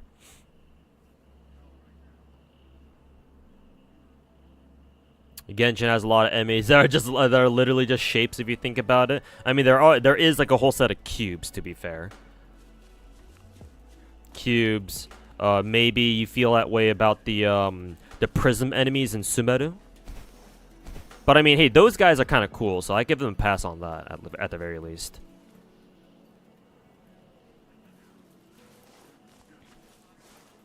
Three out of 10. Too much water. IGN can go fuck themselves. Because I love landscapes that incorporate a ton of water into it.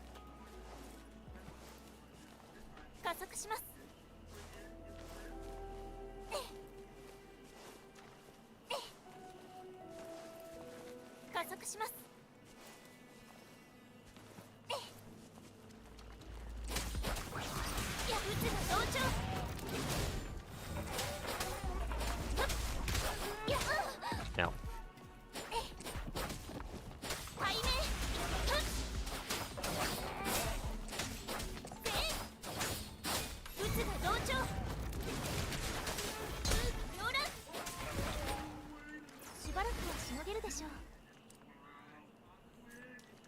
Who am I picking for the 5-star selector? Probably Verena. Probably. My plan is to roll Encore from the what is it? Whatever this banner is called. The guaranteed 5-star the guaranteed 5-star regular banner. So I'll probably pick up Encore from here. I'll pick up Verena from the selector we're gonna get right now. And then for the original 5-star selector for like hitting like, I don't know, Union level 45, if that's a thing. I'll go with like, I don't know, Calcara or somebody. So yeah, I'll probably pick up Verena from the custom selector. Probably.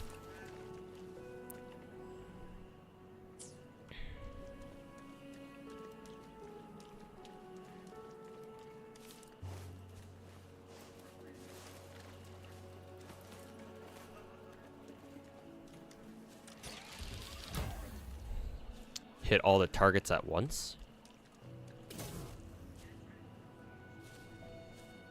How do I do that?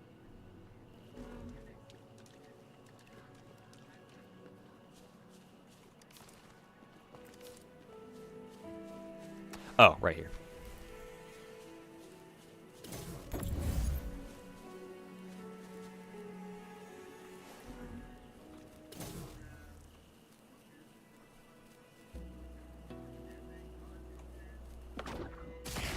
Yeah, that blocks it, obviously.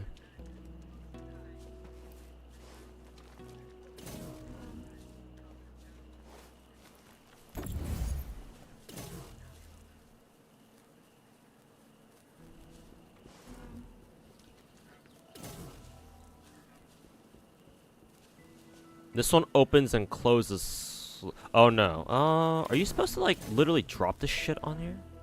Like that?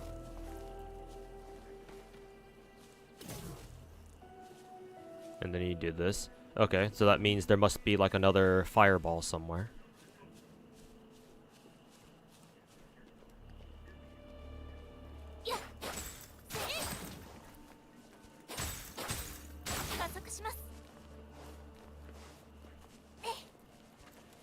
Oh, there's a nearby teleporter.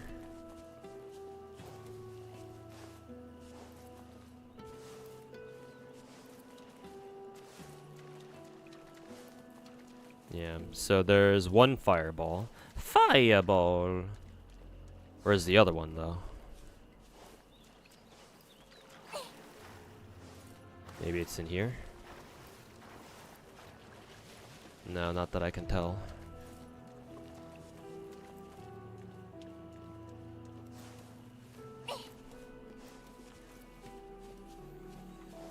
Fireball! That's why Fontaine is the GOAT region. Yeah, I really like Fontaine's landscapes. Same.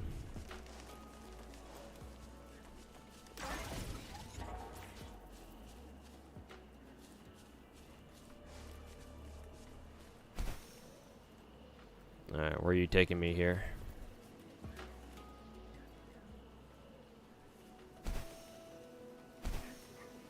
Ah, just right there.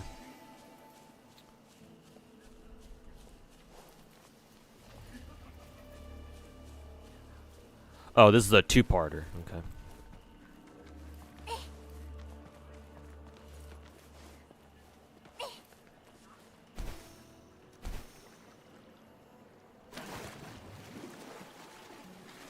Actually,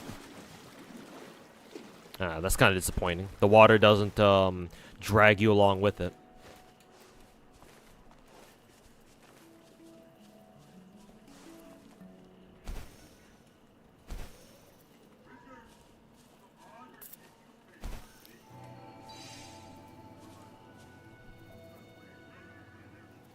Is that it, or?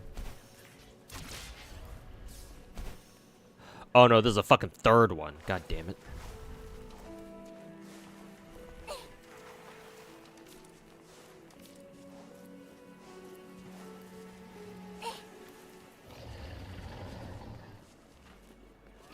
Hello, good sir.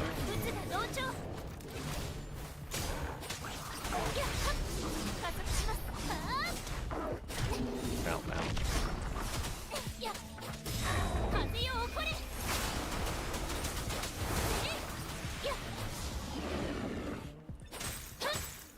What are your thoughts on the Natlan teaser? It looks cool, but I don't have any special feeling towards it for now.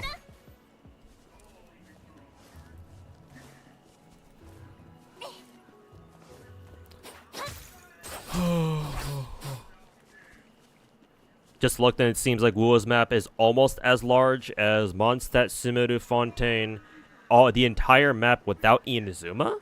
Like our starting map, like what we can access right now? Yeah, I mean it has to be. It has to be because you can't really see further than what you see here. Is it really that big? The map here doesn't look all that big.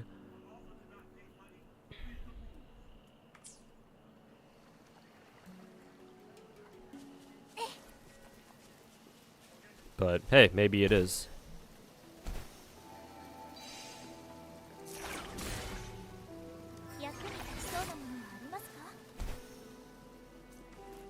Yeah, it doesn't feel that big, yeah. But who knows, maybe. Would you be able to hold on to that 5-star redeem ticket, use it on the next banner? Banner? It's you can only select perma characters, so I don't know why you would hold on to it.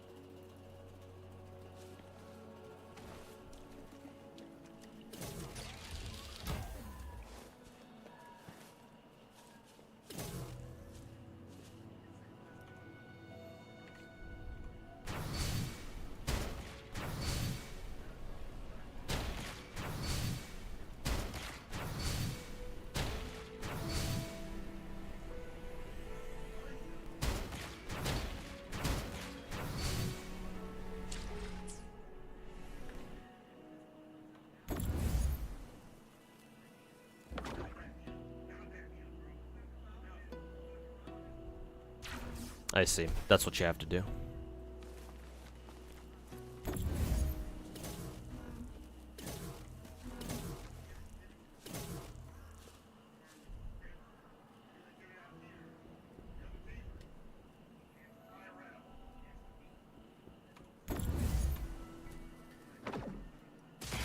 There we go. しばらくはしのげるでしょう。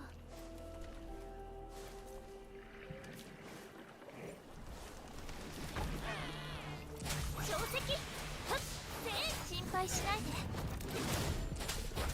加速します。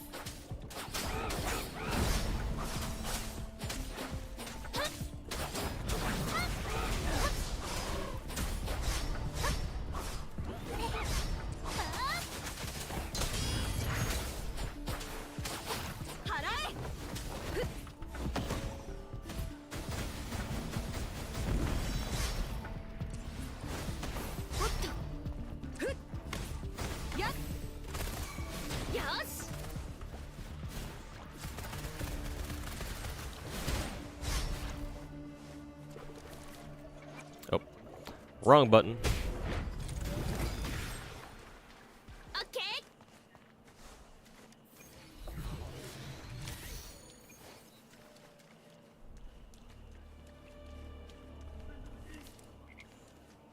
It won't be updated for future permanent SSRs. Yeah, I didn't think it would be.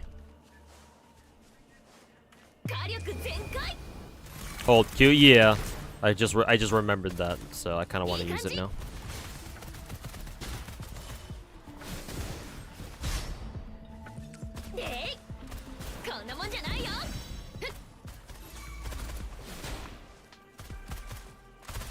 It's really nice that Chishia can lock onto enemies from really far away, because like you wouldn't really be able to fight at ranges like that in Genshin.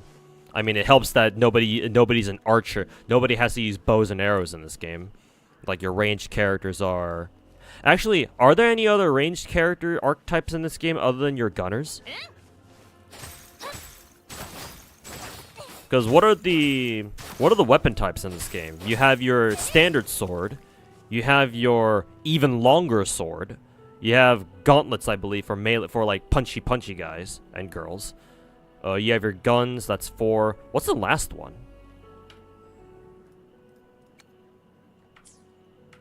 Actually, if I go to my backpack and check out the this thing. Oh no, that's not that one. Shit. But yeah, I don't fucking know.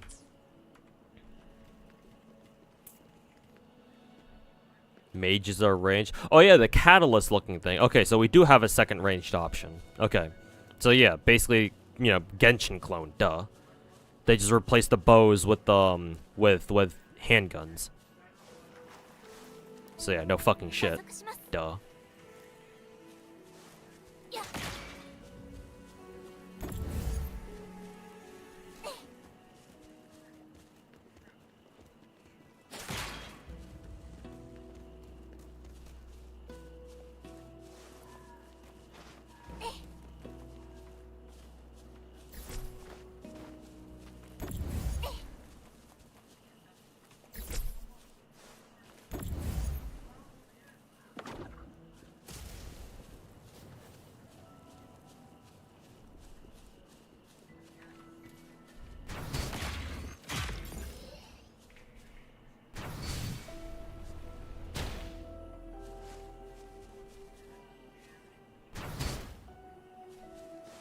I assume that thing's on. Yeah, it is on. レアものの予感ついてこれる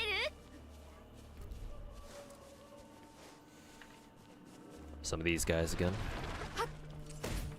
気は不滅いけ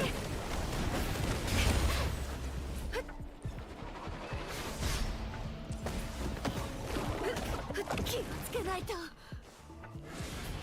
やっおっとはい沈まれせいおっと甘いや風を受け入れまだまだ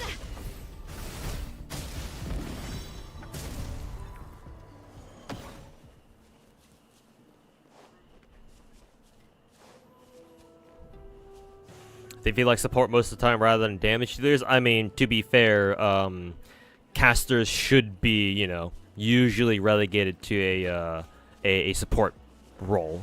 So I don't mind that personally, but shit, I keep pressing C for my echo.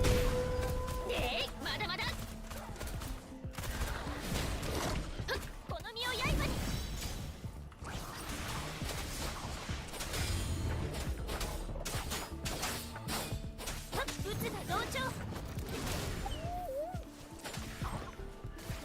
I really need to practice my parries.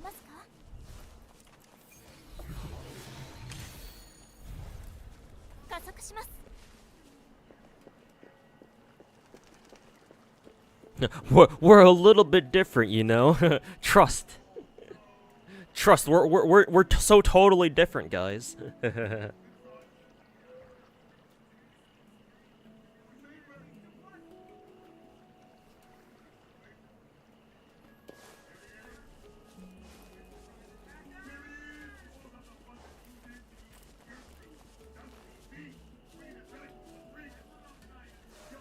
Rectifiers are ranged. Oh, are rectifiers what they call catalysts in this game?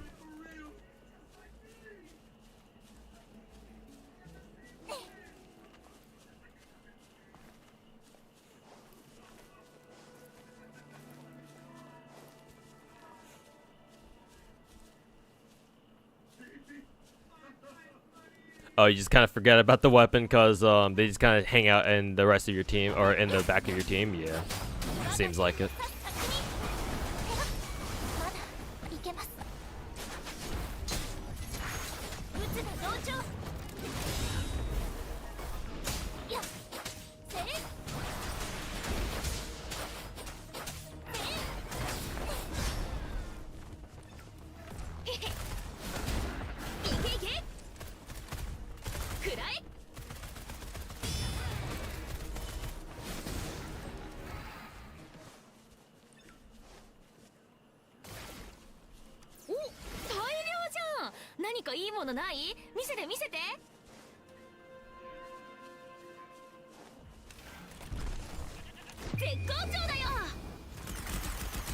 Oh, did I accidentally kill the goat too?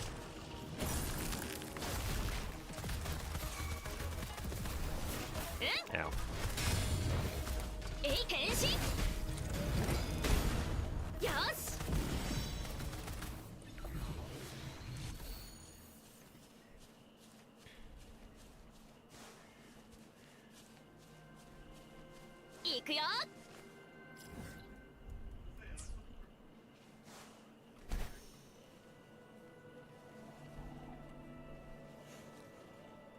Hope they add summer skins or something. I don't. If they ever do, I don't think it'll be like too Coomer. I can't imagine them doing like a really Coomer summer skin or anything. I mean, that would be amazing, sure, but realistically, I don't know, man.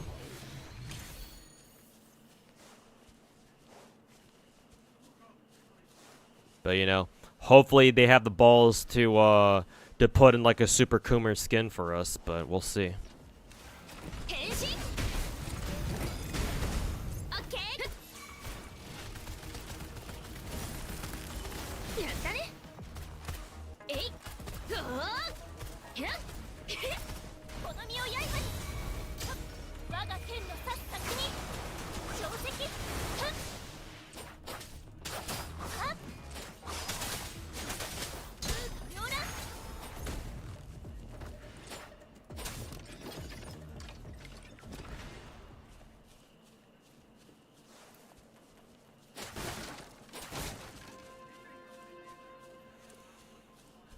How do you use the ticket?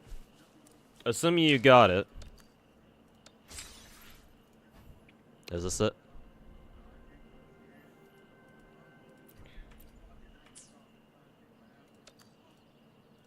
What is this? Oh, just the in-game letter. Let's see if I can figure out how. Maybe backpack?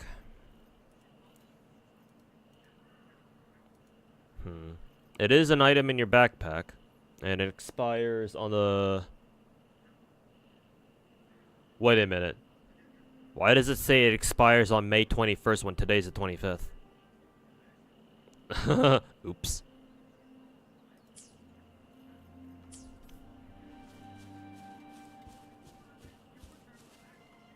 Oh, does it say 2025? Okay, my bad then.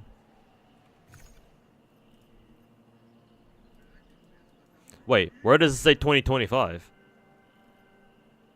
Because all it says here is 0521.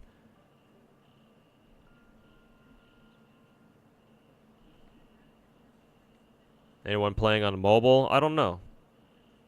I've heard that mobile users have been kind of struggling playing this game though. On the back in their letter? Where they first gave it to you?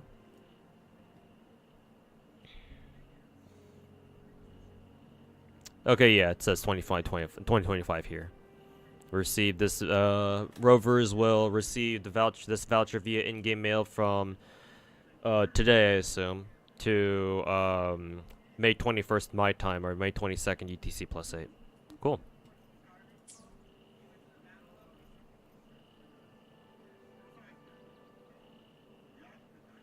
We are Jian. One step ahead of you. I already have him. He's right here. I got very lucky and I got him within like 2 multis, I think. His sword took a lot longer though. I think I had to go to full pity for his sword, unfortunately.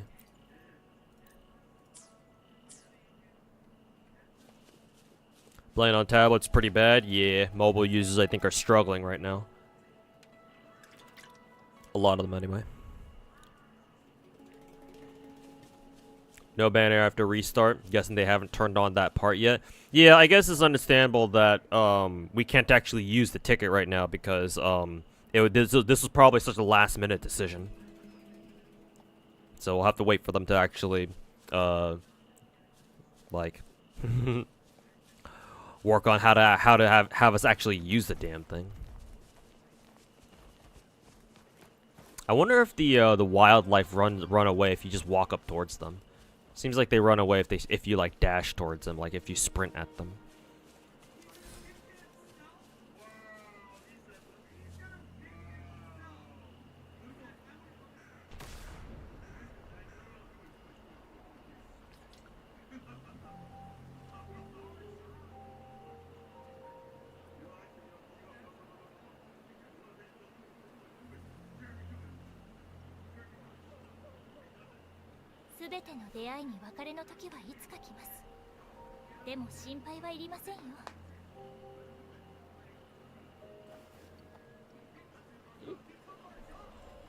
Did they mess up? Yeah, I think people are having trouble actually redeeming it. It's probably because they've probably are still working on like actually enabling the feature, which is kind of funny to think about. I'll give him a pass on that because this must have been such a last-minute decision to give to us that they physically haven't had the time to like set this whole thing up yet. So.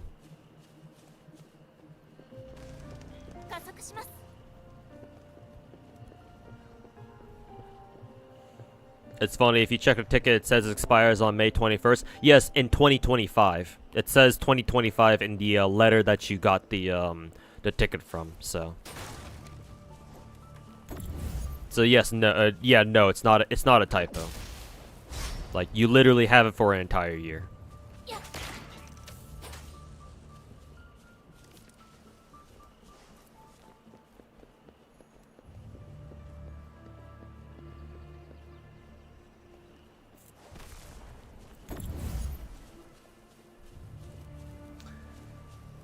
Anything else we can chuck this shit at? Oh, maybe the thing on top.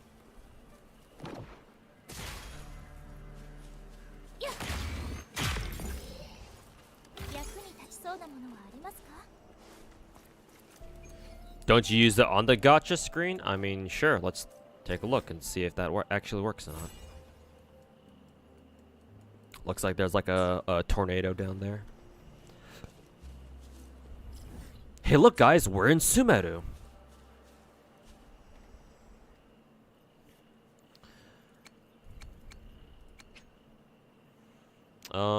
I don't know. None of the gacha banners have any option for you to like use a voucher of some kind. So unless I'm missing something. Looks like they pre-sent it. Yeah. Most likely explanation. Can't be redeemed until tomorrow. Oh, okay, if that's intended, then yeah, sure, that's fine.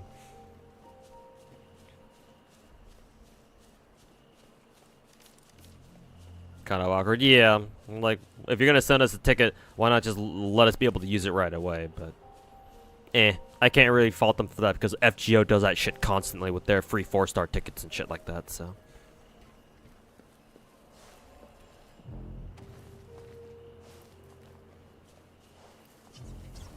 I think these guys are new enemies. I don't think I've seen these guys before.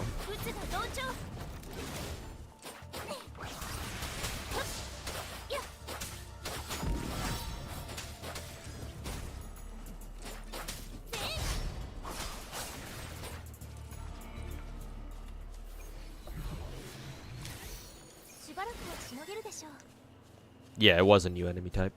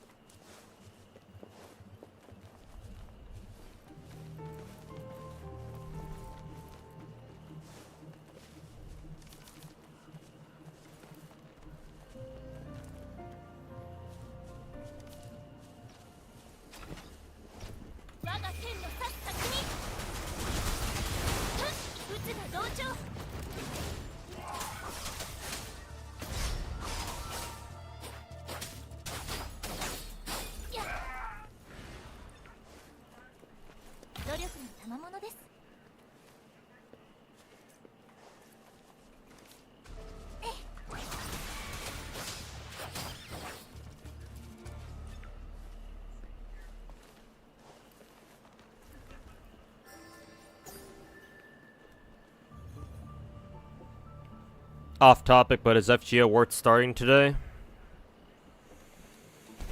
Technically speaking, every gacha is worth picking up, no matter at what point you start playing. But I'm kind of hesitant to recommend FGO to anyone at this point. Because the #1 reason why you would want to start FGO in current year is if you want to read the story. But the thing is, with the story, is that plenty of people out there already record it and like do translations for it, so it's not like you have to play the game to read the story anymore.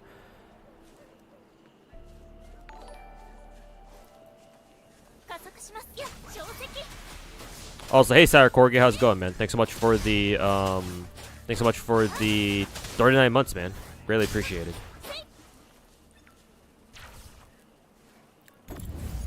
Hopefully you've been doing well.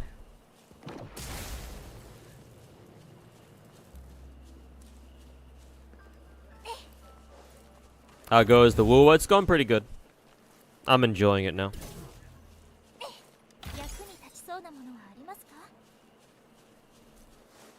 Is that a new enemy type? Might be.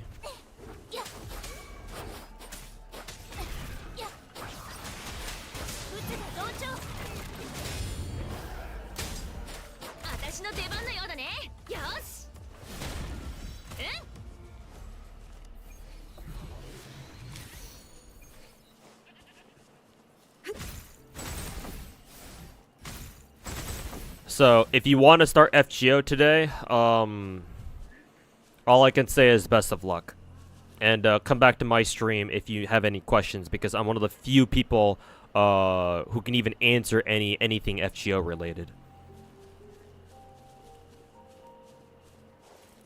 Short of going to like a Discord server that's for FGO, but I wouldn't really recommend that. Unless it's mine.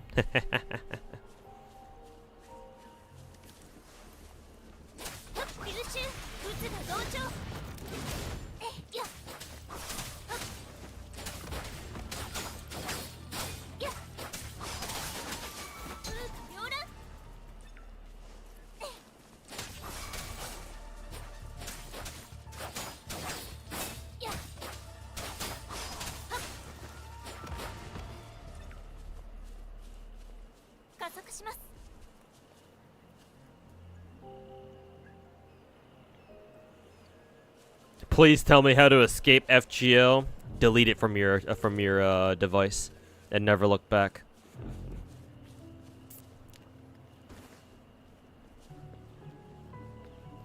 How are my traces / skill levels? Oh, for Wuwa, I haven't bothered leveling any of them. At least not yet. I've mainly been focusing on character level and weapon level. Skill level and traces will come later.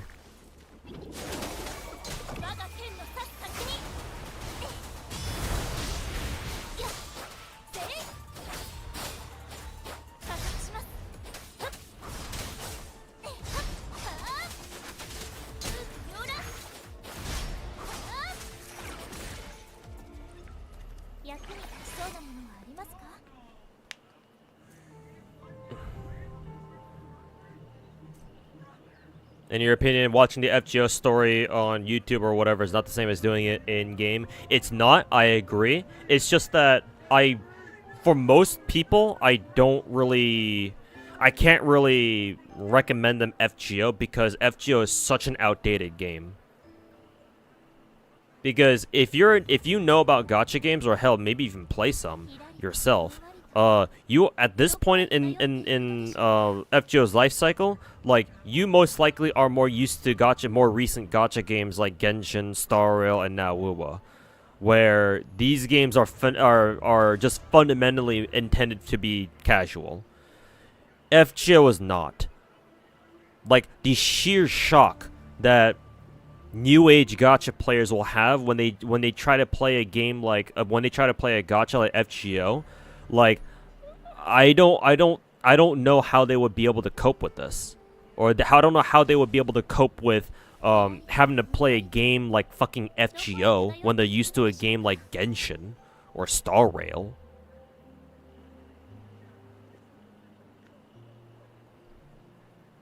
So, like, for their sake, like, I don't know, unless they're just like masochists and like they don't mind like fucking dragging their balls through the glass minefield known as FGO. Unless they're one of those weirdos, then no, I can't really recommend FGO to new players these days. Unless, of course, FGO makes like a significant overhaul to their game that makes it a lot easier for people to like pick up the game. But, you know, good joke.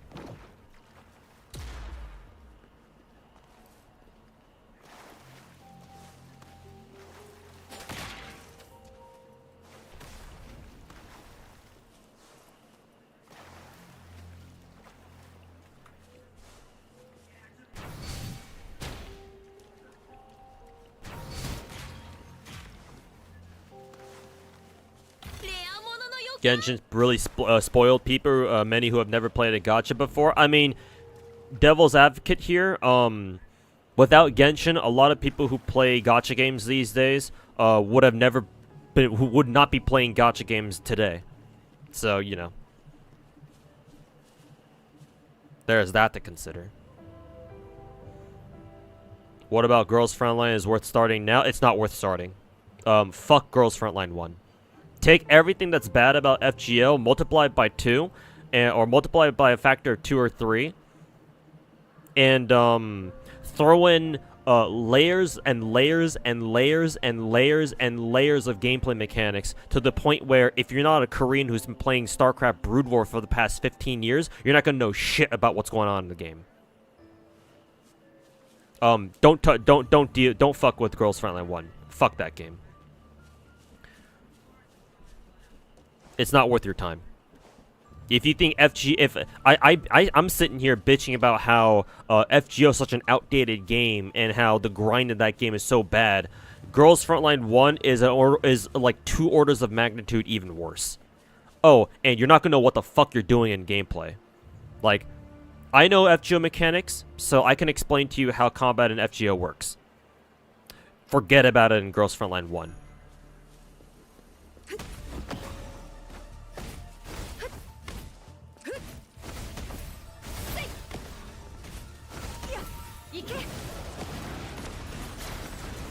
Devs were fucking high when they developed Girls Frontline 1, that's for fucking sure.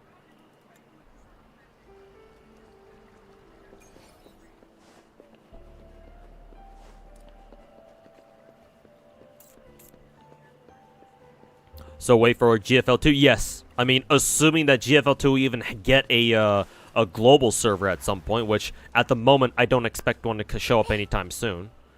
But assuming that GFL2 does eventually get a global server, then sure, just wait for that. Just play GFL2 instead. While you wait, there's a game on Steam that's made by the same devs called Codename Bakery Girl or some shit. It takes place in the same universe as Girls Frontline 1, I think in the far future. So there might be some connections. I think the art style that they use in Bakery Girl is actually very similar to the art style they have in GFL 1, at least the sprite work is. So if you want to play, like, I don't know, Girls Frontline 1 Lite, I guess, you can go play Bakery Girl. I don't know how much it costs on Steam, but I know it's there. But other than that, just wait for GFL 2. Do you play Brown Dust 2? No, but I've heard about that game and how Coomer it is. Hey, I respect it, man. As a Coomer myself, or as a Coomer brain myself. I've also heard that they're doing a Mushoku Tensei collab right now, and that Roxy's skin is quite the skin. She got like a succubus skin going on, or like a vampire skin going on, or some kind.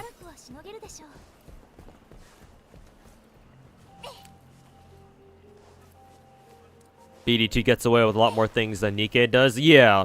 I've seen some of the animations that BD2 has, and yeah, they got some sauce. Ow. They definitely got some sauce.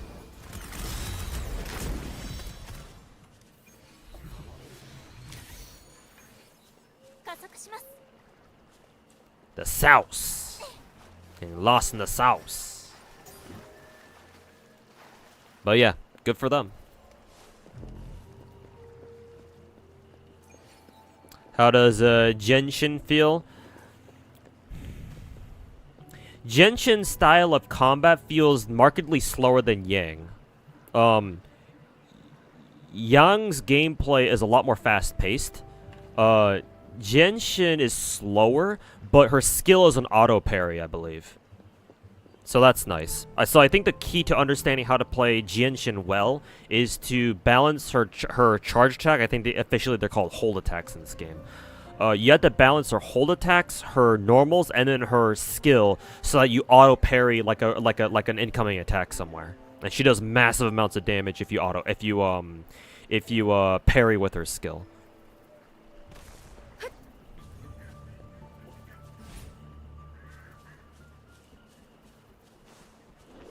So yeah, speaking of which, let's give her a shot.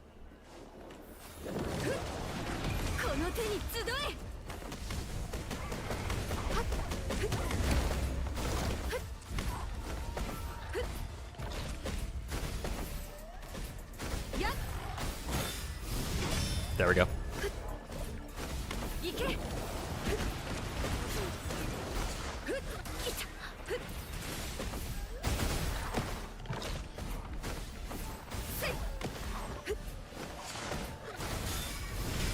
There we go. Got the parry.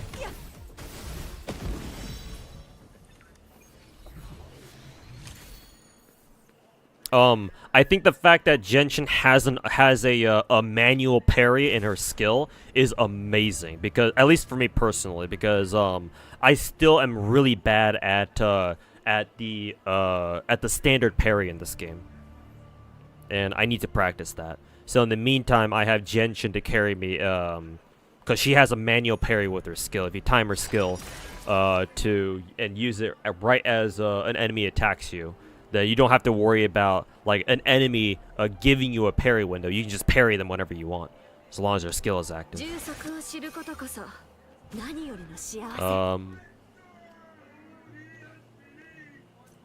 But yeah, she's definitely a slower paced melee fighter, but she's got her perks, and I like what she offers. Has GFL 2 improved its gameplay and grinding? I never played the original. I never got into the betas for GFL 2. I mean, they were China exclusive, so of course not. So I can't say for sure. I haven't played GFL 2 at all, even though technically now it's fully released in China. So I don't know. I don't know if it has or not.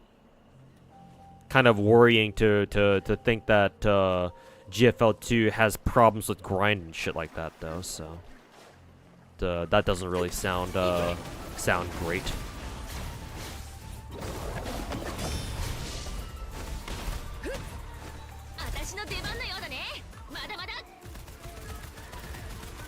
Yeah, I don't know what the camera is locking onto there, but.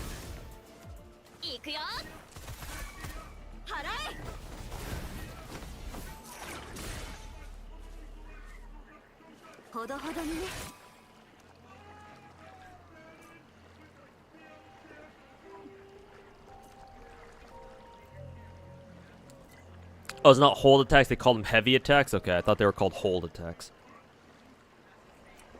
But heavy attack sounds cooler, so I'll go with that too. Hey, Lazy Chair, how's it going, man? Welcome back. Last one. I mean, you can keep asking me about questions about any gacha game. I don't mind.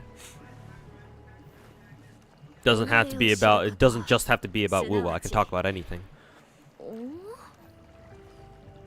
What about Arknights? You started Blue Archive and you're level 38. Any tips for that game? Wait, which tips for which game? Blue Archive or Arknights? I'm assuming you're asking about Arknights because you said what about Arknights? Any tips for that game? If you want to reroll until you roll like a really good early game character. Exia is a good option. Silver Ash is technically your best option, but the problem with him is that his best skill is tied behind his second E2 or his E2 promotion, and that might take you a while to get there. So you won't be able to use his best skill right away for at least a little while. But like Siege, Exia, they're good early game options. So you could try rerolling for them if you want. If not, that's fine. Tips for other tips. Arknights is one of the few gacha games out there, minus like say maybe like Genshin or like other Genshin clone type games. Arknights is one of the few games out there, few gacha games specifically, that it's almost entirely skill based. Because a lot of gacha games out there, especially like phone games, not like PC games like Genshin or whatever. A lot of gacha games out there rely on RNG as a big part of their gameplay. Blue Archive maybe, FGO even. Arknights is very different because technically speaking, Arknights is almost entirely skill based. There's almost no RNG in that game. In fact, most of the RNG in Arknights, in terms of like a gameplay perspective, actually comes from you. If you decide to use operators or characters who have skills that have RNG associated with them, say for example like Ak or Warfaring with their second skill. So what that means is you can look up guides on YouTube and they should work for you as long as you follow them correctly. And to be honest with you, I would heavily recommend looking up guides on YouTube that show you how to like clear like harder stages with like free to play units.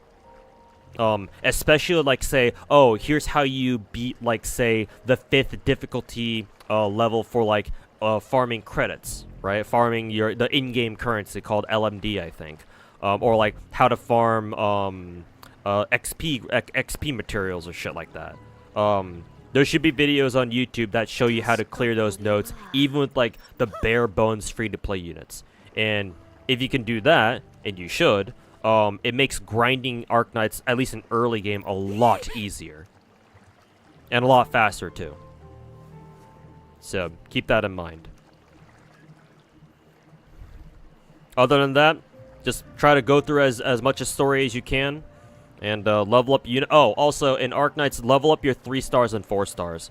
Don't fall for the classic gacha trap of investing heavily into, like a single 6-star or, like, lots of 5 stars. In Arknights, for most people, I would highly recommend you, especially if you're free to play, invest into your 4 stars and 3 and 4 stars. Because your 3 and 4 stars will be your workhorses.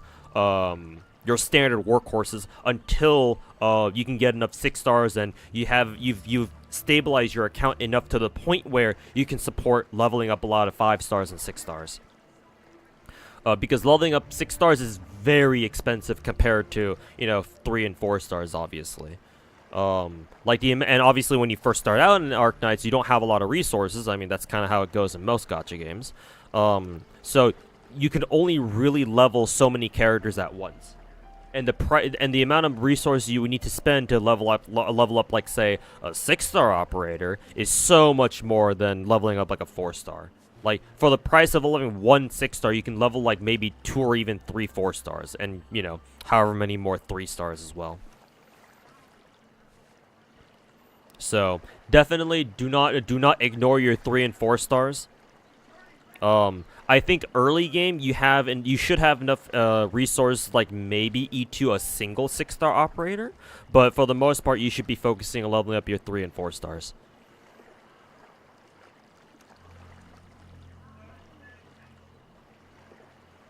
Isn't Thorns a beginner banner? If he is, then he's also a great choice too. Thorns has the same problem as Silver Ash, though. His most useful skill is locked behind his E2, so it'll be a while before you can get it.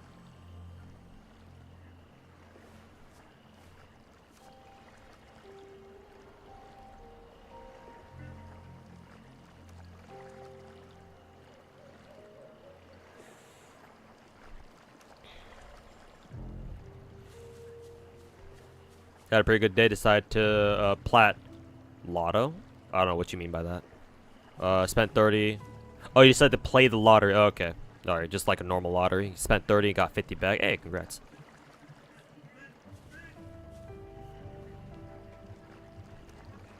Ow, fuck. Oh, blue archetypes, okay. But you want to start Arknights, but you don't know if it's worth. Arknights is the best gacha game on the market right now, in my humble opinion. Out of all the gacha games I play, Arknights is the best gacha game. As in, it gives you the most complete package in terms of content. It's got a good story. It has skill-based gameplay, so no RNG for the most part, like I ranted about earlier. It has great cosmetics, great character designs. It's got a relatively fair gacha. Relatively. It could be better, but it's not. At least it's not Genshin. What, 2% 6-star operator rates, which is the highest rarity. 1% rate up, so coin flip rate up. So hope you get lucky. But Arknights offers the most complete package in terms of gacha content. And therefore, I consider it the best gacha game out there that you can play. So yes, I would heavily... I can't recommend Arknights enough. You should play Arknights. The only reason why you wouldn't is if you do not like tower defense if you don't like the TD genre, the tower defense genre. Because that's basically all Arknights is tower defense. So if you don't enjoy tower defense game modes, then obviously you should not touch Arknights, because that's all you're gonna do. But if you don't mind it, or hey, even better, if you love tower defense games, then yeah, absolutely give Arknights a try. Nah, bro, Arknights is mid? Nah, you're fucking mid. Get the fuck out of here with your shitty opinions.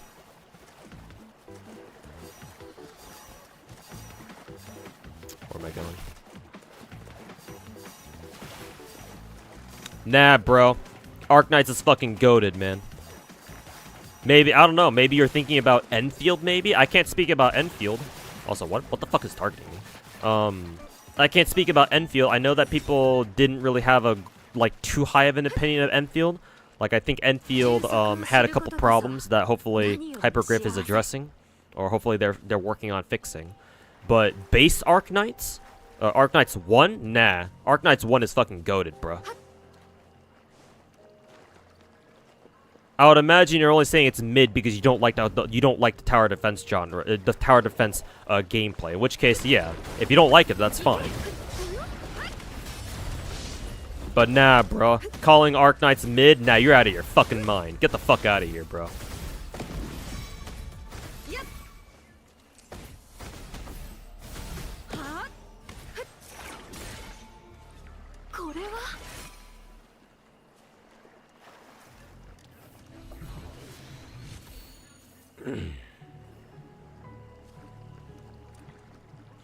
You play PGR? No, I do not play PGR. Also, let me talk to you about Blue Archive too, because I think you said you wanted tips for Blue Archive as well. Blue Archive, I only have one tip for you. Don't play it hardcore. Play it as casual. Do not focus on raids. Blue Archive Endgame is not worth it. Blue Archive Endgame as a hardcore game is absolutely fucking awful. Don't bother with it, man. Just play it casually. Like, play the hardest raid difficulty you can. You know, but that's all you should do. Blue Archive is a fucking miserable game at high level. Don't fuck with it. Trust me on this one. And I don't usually say trust me, but don't do it. Just play that shit casually. Not worth it playing as a hardcore.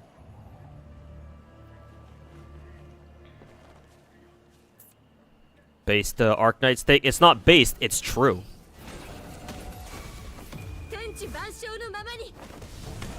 But yeah, sorry, not Sari. I do not play PGR, so I unfortunately cannot answer that question. So, sorry about that.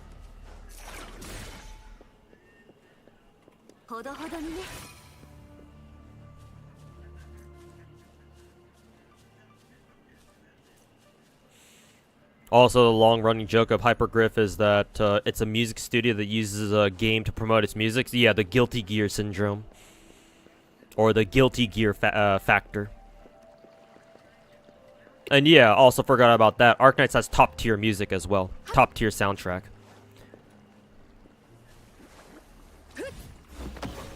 Is Arknights also my favorite gacha? It's not my favorite. Technically speaking, my favorite gacha game would still be FGO. But my personal favorite is not necessarily the objectively best gacha game out there. Like, they don't have to be the same.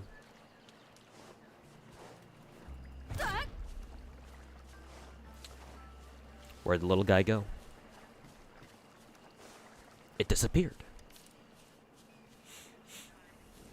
Arknight's lore went crazy last month? Yeah, so I heard. Turns out, you, the doctor, are an asshole.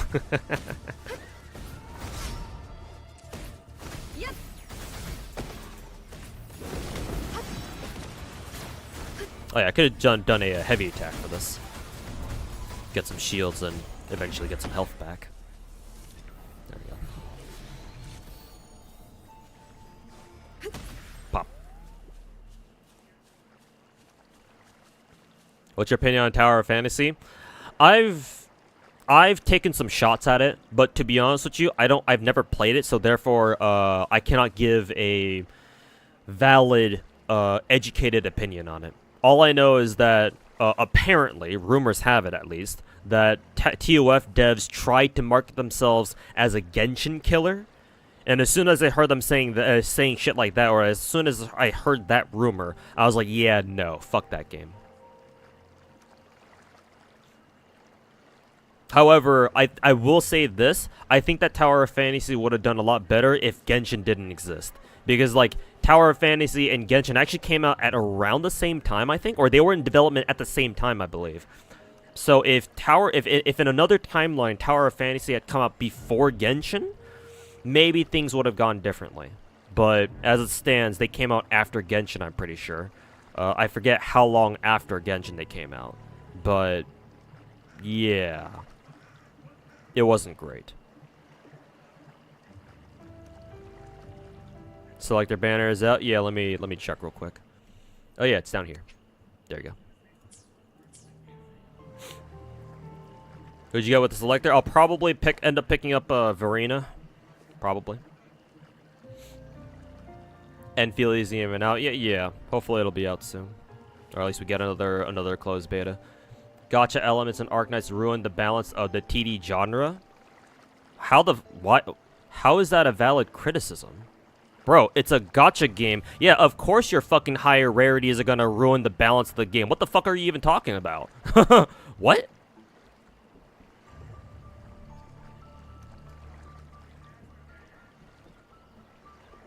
Like, what the fuck are you on about?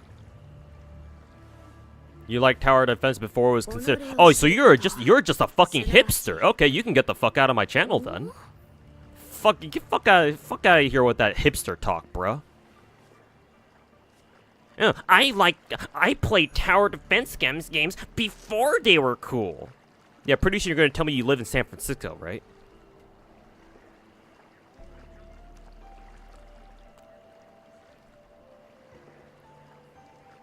Holy fucking shit.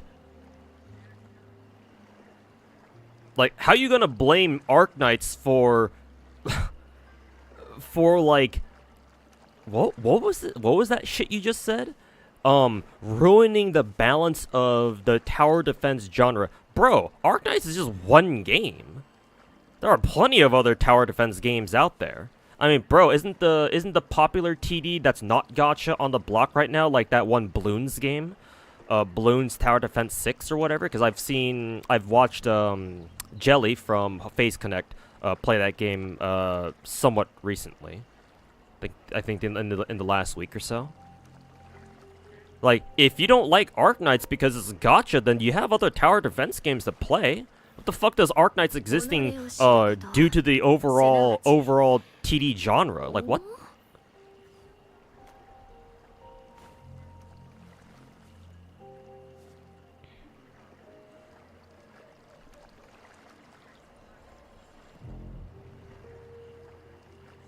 That's not the point at all, but don't mind me, I'm on my way out. Good. I don't need people who can't explain themselves properly in my chat. So, ta-ta. Out you go.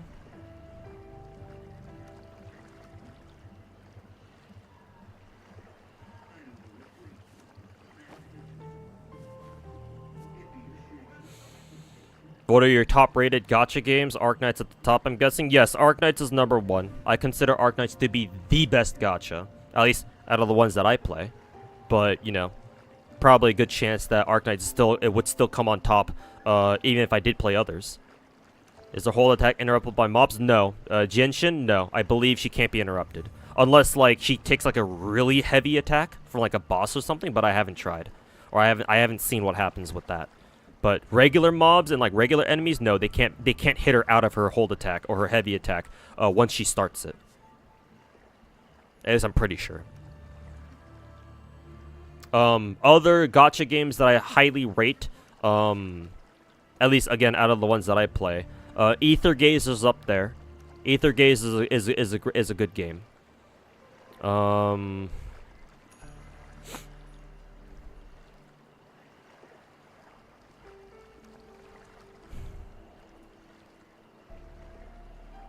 So those two...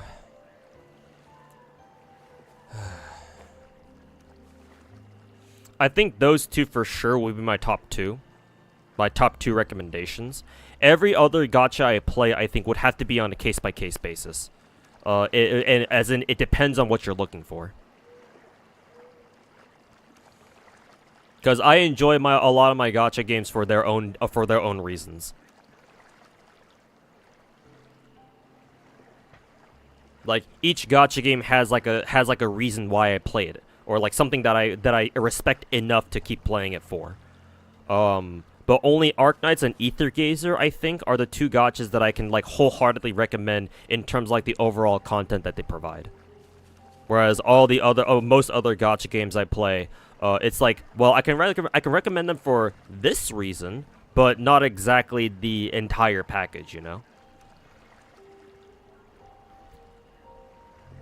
So, suppose for now those two.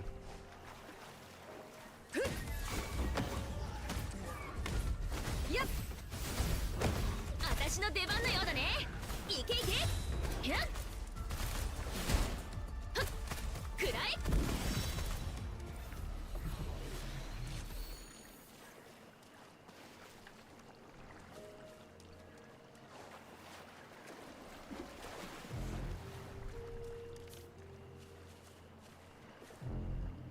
What happened in Arknights? Oh, you mean in terms of lore? Oh, we got the last Chinese event, or the last event on the Chinese server, or one of the last ones, dropped a huge lore bomb about the main character, the character you play, the Doctor. I won't spoil it for you, but all you need to know is that it was a huge lore bomb.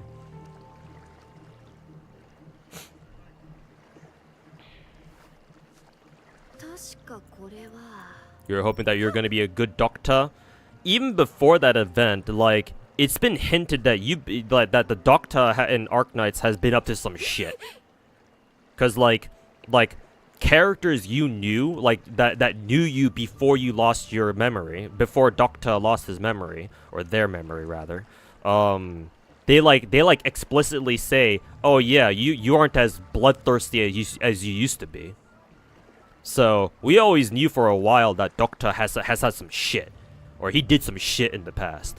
Or they did some shit in the past.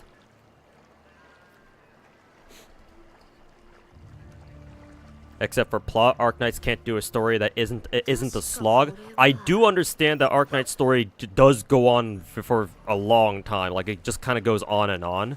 However, I'm pretty sure it's better than anything MiHoYo can pull out of their ass. Oh, and guess what? Arknights has a skip button, so if you don't want to read it, not only can you skip it, but also the game has a decency to give you a short little synopsis of what happens. So even if you don't read it, then you still if you want to read the synopsis, you still have a general idea of what's going on. And that's far better than anything MiHoYo does. But yes, you are right. Arknight's story can be a bit of a slog at times. Star Rail? I think at one point I did say Star Rail was a good game. Nowadays, I'm not so sure. Because at this point, it's very obvious that Star Rail's meta, if you want to call it that, involves you rolling the most recent character and using them for MOC.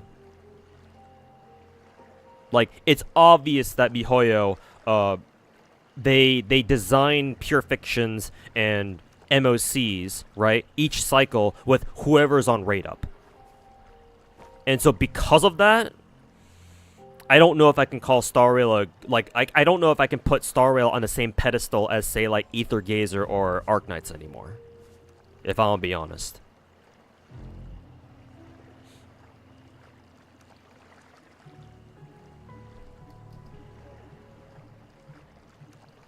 Like, it's almost there. If it wasn't so goddamn obvious that MiHoYo balances or they design their MOCs and their pure fictions to like try to sell whoever's on rate up even harder, then I think I would be putting Star Rail up there with like Ether Gazer and Arknights as my top rated gachas.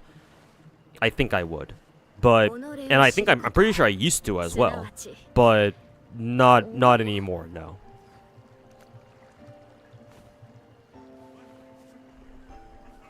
Is Ether Gazer free-to-play friendly? I believe so, yes. It should be, anyway.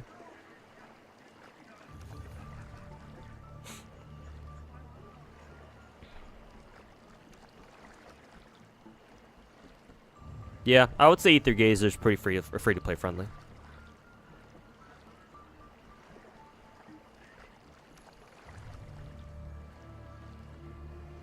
The concept in Arknights is interesting, so you do wanna read the story, but then 10 minutes in, you just fucking reach for a skip button. Yeah, if it does go on for too long, then hey, that's what the story synopsis is there for. Do you think there's going to be a game that tops Nikke in terms of fan service? Azure Lane and Brown Dust 2 give Nikke a run for their money.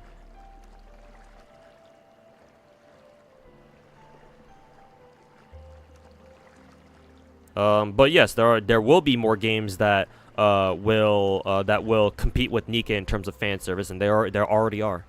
I mean, technically speaking, I think whatever Brown Dust 2 does is leagues like an entire degree more Coomer than whatever Nikke has pulled off so far. Oh, not only that, but Nikke has also has had a history of censorship. So yeah, fucking the devs can go fuck themselves. It's either them or Tencent can go fuck themselves. Do you think we'll be able to maintain a solid player base with Natlin, Z3, a lot of other competitors coming out in this current state? Other than Z3, what else is coming out is the question.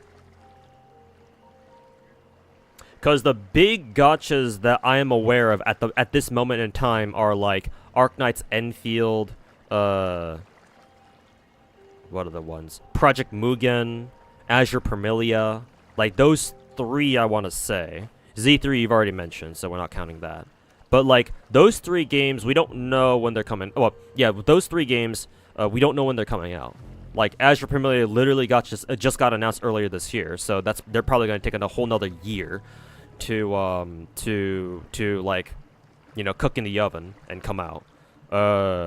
Enfield, they had their last beta I think late last year. We don't know what's going on with that. I don't think I've heard anything from Enfield recently, so they may still be cooking with that one. What was the other one that I mentioned? Oh yeah, Project Mugen. I think we should be hearing back from Project Mugen at some point because it's going on a year, if not already a year, since they put out their last trailer, right? Their first announcement trailer.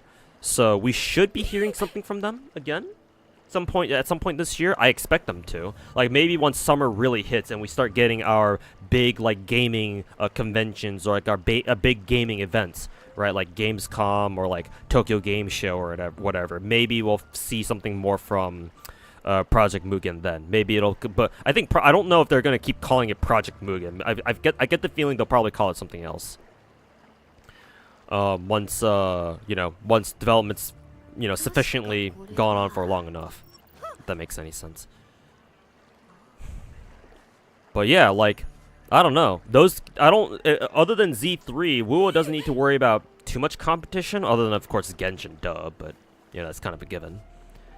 So I don't even think like external competitors should be a factor. I think what Kuro Game needs to worry about the most is just fixing their fucking game, optimizing it, and then like doing whatever they can to keep as many players playing as possible, right? Which is why they've gone so far as to give us another fucking 5-star selector. Like they understand that what they do now is going to be very important in terms of the overall longevity of this game, right?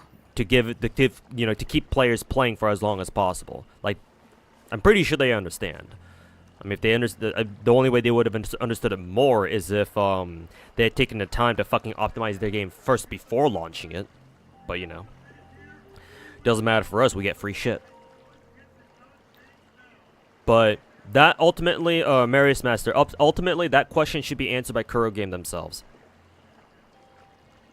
I don't think that external, like other games or external factors really play a part in this.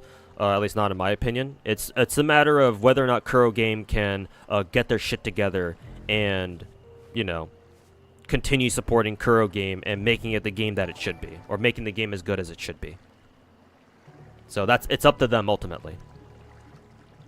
So we'll see. Time will tell. We'll see if Kuro Game can pull it off, and we'll see if they give Wuthering Waves the treatment that it deserves. Because if they do, then then it should, barring any big drama or something, WoA should be able to stick around for a while. Like they've already made a big enough splash, right? They've been able to get like basically all of the Genshin content creators, the MiHoYo content creators, to come play WoA, right?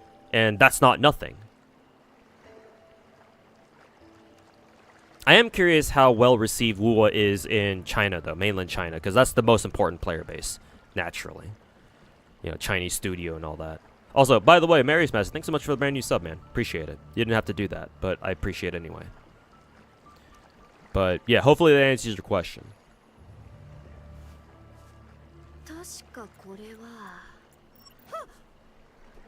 There was that. Yeah, Project Mugen. Yeah, STNX. Yeah, it was called Project Mugen.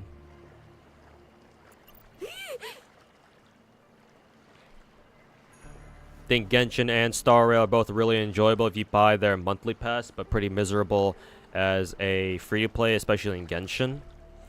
I would imagine it's miserable as a free-to-play in Genshin if you actually care about clearing Abyss on like a regular basis. But like, because the rest of Genshin you should not really worry about as a casual player. Like you really shouldn't.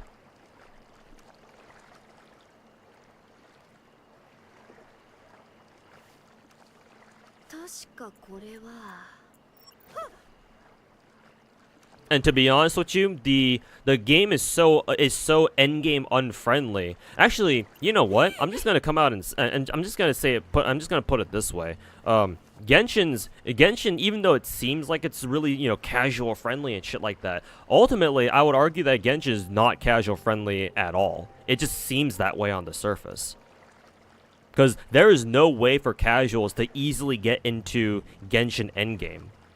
Because like, if you want to be one of those autistic motherfuckers who thinks that Genshin Endgame is fun, I'm that autistic motherfucker. Bro, you have to fucking grind artifacts? What kind of casual want to do that?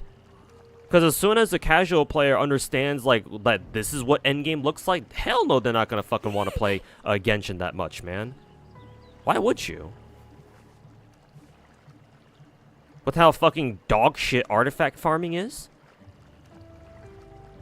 And, oh, even if you do, survive artifact hell, guess what? Congratulations, the only place where you can use your beefed out artifacts is fucking Spiral Abyss, and that's literally it.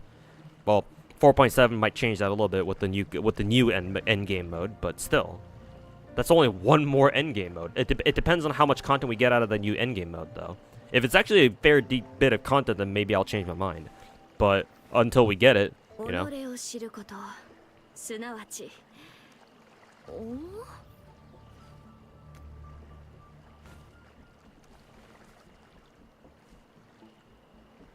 But yeah, maybe you do need to buy their battle passes or like their at least their Welkins or whatever the monthly passes are, in order to like really truly fully enjoy it or whatever. I wouldn't doubt it, because the gacha itself in Star Rail and Genshin are fucking miserable. Because generosity, what's that? MiHoYo doesn't know how to be generous for their fucking lives, to save their own fucking lives. Free 5-star? Yeah, Genshin could never.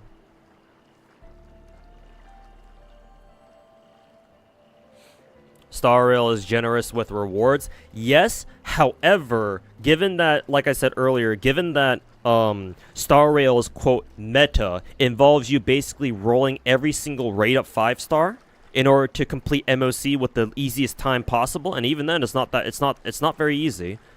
Right? If you're like me and you only roll for like E0 S1s, right? Like, given that's how endgame Star Rail is balanced, like the generosity on Star Rail's side is, in my opinion, kind of negated. Because even with all those rewards, you're not guaranteed, as a free-to-play player, you're not guaranteed to get a copy of every single raid at 5-star. You have to pick and choose who you want.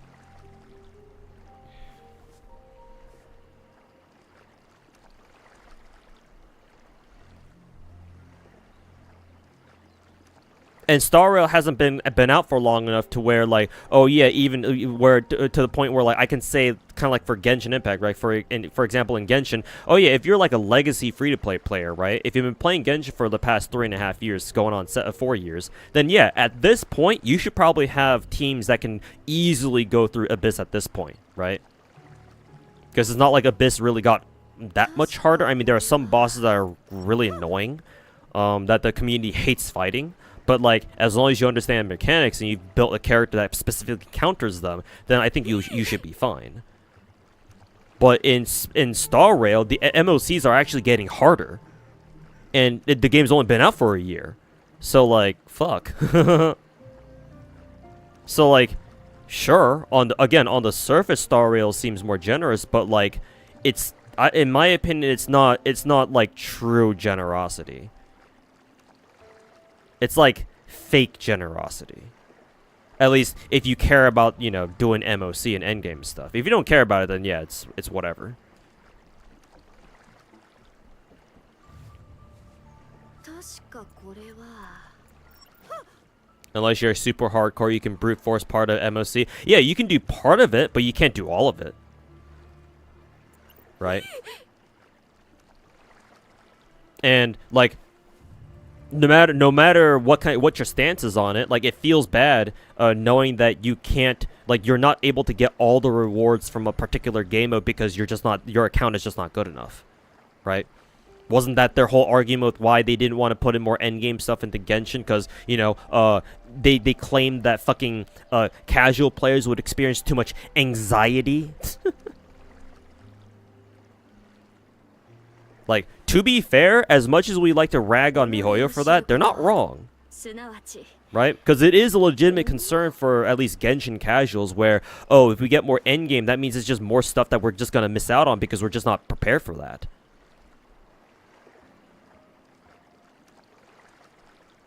Again, another problem that MiHoYo refuses to address because they could easily fix that by making endgame more accessible to more people. But, you know, of course they would never want to do that. Why would they?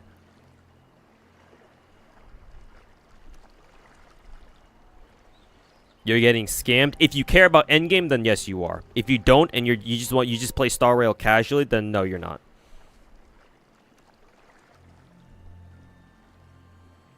Nikke isn't that bad compared to some other games. Yeah, no, it's not. Yeah.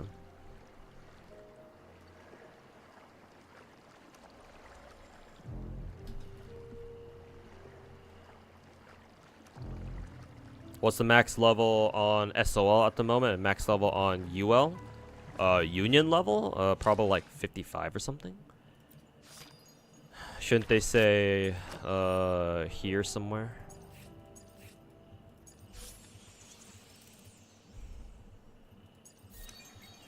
I don't know. It's you get like you get your last awakening journey reward at 45.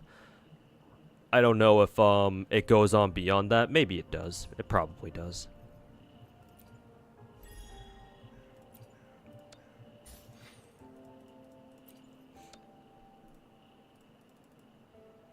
Connection error. Am I is my stream dying or something? No. Must have just been a server error or a server fart.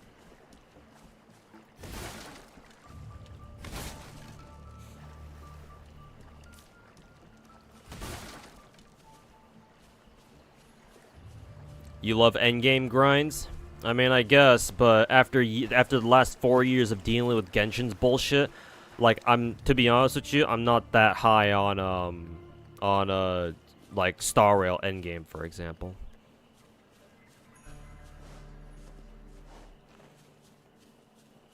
Like, I know how to improve, for example,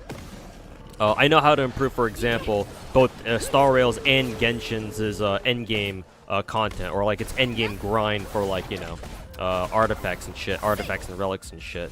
But yeah, MiHoYo will probably never do something like that, to be honest.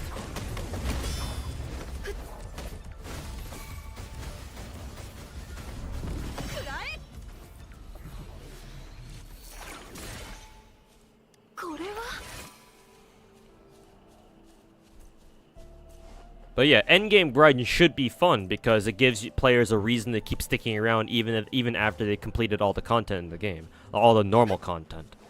But, you know, MiHoYo doesn't know how to do that, so, you know.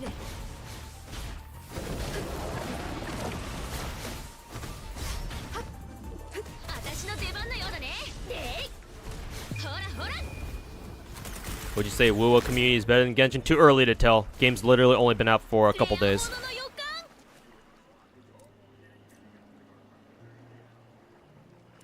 Not only that, but community-wise, it's going to be very weird for WoWo because you have to understand a lot of its players are coming over from Genshin, right? Just off the sheer, just from the fact that we have basically all of the like a lot, maybe not everyone, but a lot of Hoyover, like standard Hoyover CCs come over to play Wuwa because hey, it's basically a Genshin clone. It's a very similar experience, right?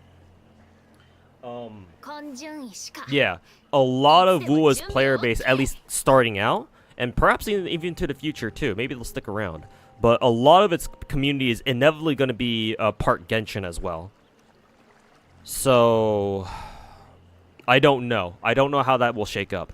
Honestly, I think this is the first time that I'm seeing a gacha game come out where we know for a fact that a large portion of its player base is coming directly from another game.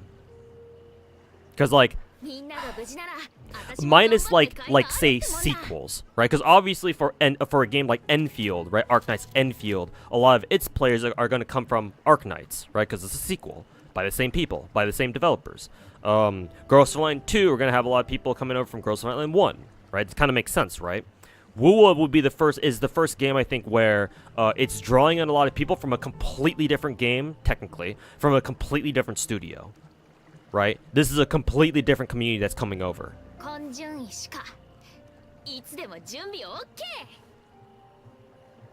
So, to be honest with you, I don't know how it's going to play out. We'll probably get our first answer to that, first real answer to that question, maybe a couple months down the line. I think, yeah, it has to be at least after a month, because right now most people anyway, are on a honeymoon phase with Wuwa, right? Right now, most people who are playing the game, most people, a lot of people are, oh yeah, you know, Wuthering Waves is so good, the combat's so good, yada yada yada, blah blah blah. You know, every gacha game has that initial honeymoon phase, sure. So after the honeymoon phase is done, then we can probably get a more accurate picture of how the community will turn out to be.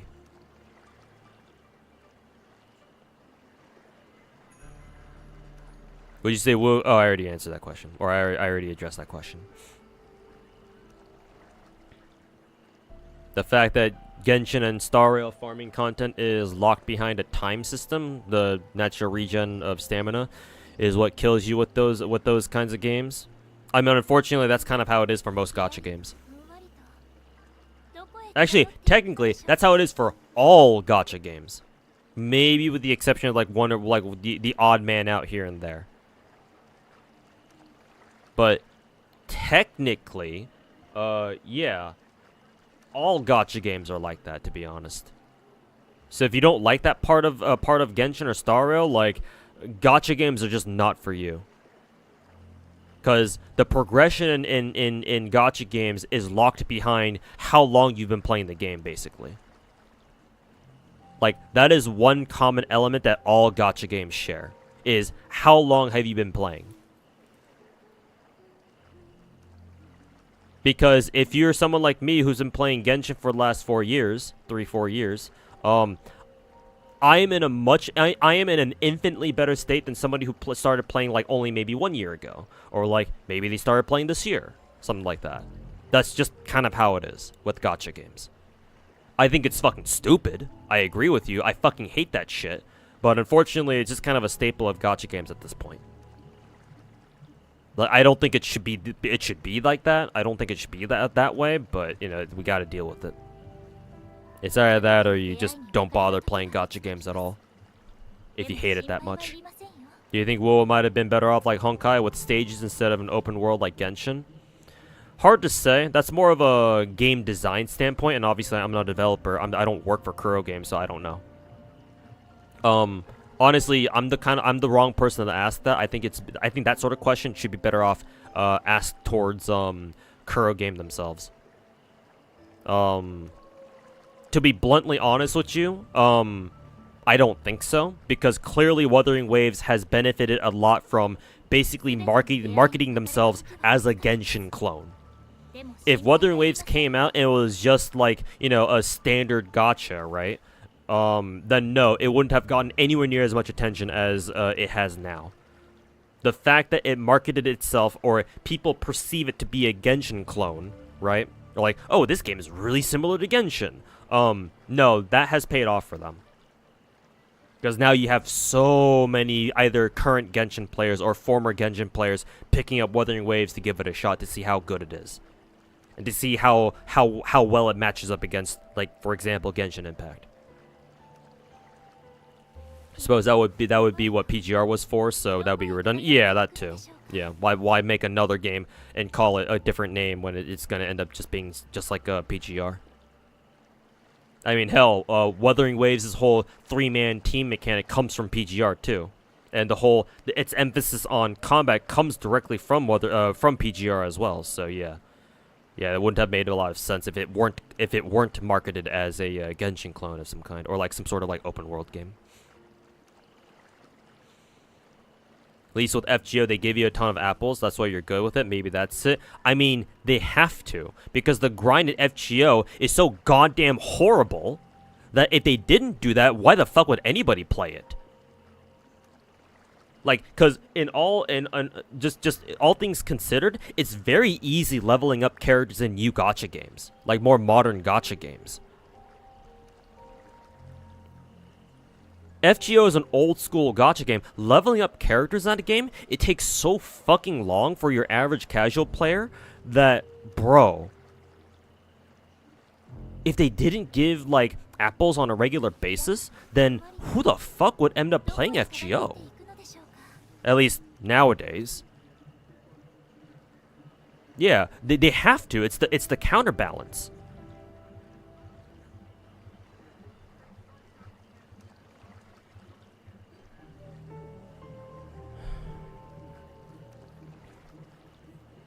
So yeah, that's why FGO does that. And again, in my opinion, they have to.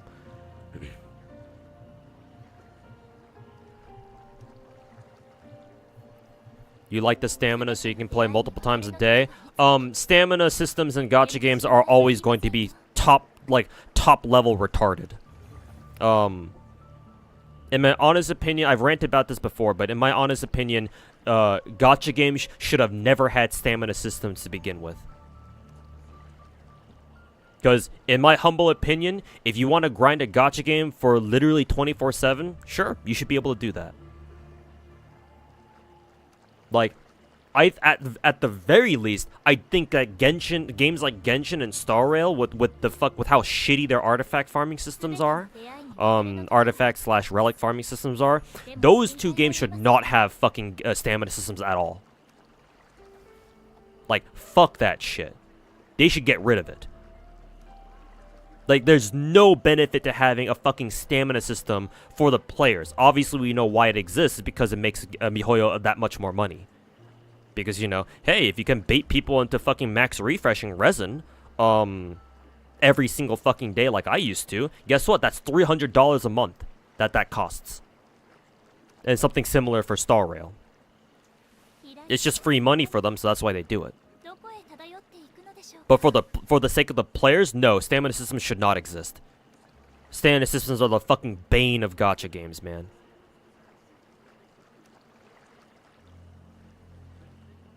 Yeah, do them. I did the math, Nyrens, back when Genshin came out. Right? Because in Genshin Impact, you can refresh resin 6 times a day, right? And the more you refresh resin with Primo Gems, that is, the more expensive it gets, right? The first resin refresh cost is 50 primos. Next 2 are 100. The fourth one, I think, is 150, and the last 2 are 200. You add that up, that's like 800 primo gems a day. So 800 times 30. What does that give you? Like 24,000 or some shit? Something like that? Yeah, 24,000. Guess what? Each $100 pack in Genshin gives you a little bit over 8,000. So do the math. 8,000 goes into 24,000 3 times. So 300. $300, man. And it's something very similar for Star Rail, because even though Star Rail gives you Star Rail not only gives you more, actually in Star Rail it should be more expensive max refreshing for Trailblaze power in that game, because not only did it give you more refresh instances, they let you refresh with Stellar Jades 8 times a day instead of 6, but they also get more expensive too. Actually, do they get more expensive? No, I think they still cap out at 200 per, but the fact that you can do it 2 more times is what makes it more expensive. So again, another 300 even worse.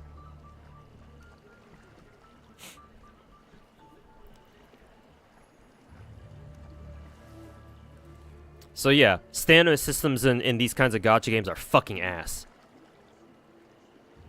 Heard this game has bloated dialogue in Genshin. Is it true? Yes, but unlike in Genshin, you can actually skip them. So it's immediately better because of that. Is this overhyped game every Star Rail creator got sponsored to do actually good? It is a good game. I don't consider it as good as Genshin, for example, in terms of like the overall experience. At least not right now. Maybe come back to me in about a week, maybe a month, to see what my opinion, how my opinion changes over time. But for now, it's basically Genshin, but a little bit worse. But it still provides its own experience, so it's still worth playing. But we shall see if it is able to hold its weight in the long term. For right now, everybody's still in early games, so you know, just early game honeymoon, early game shenanigans.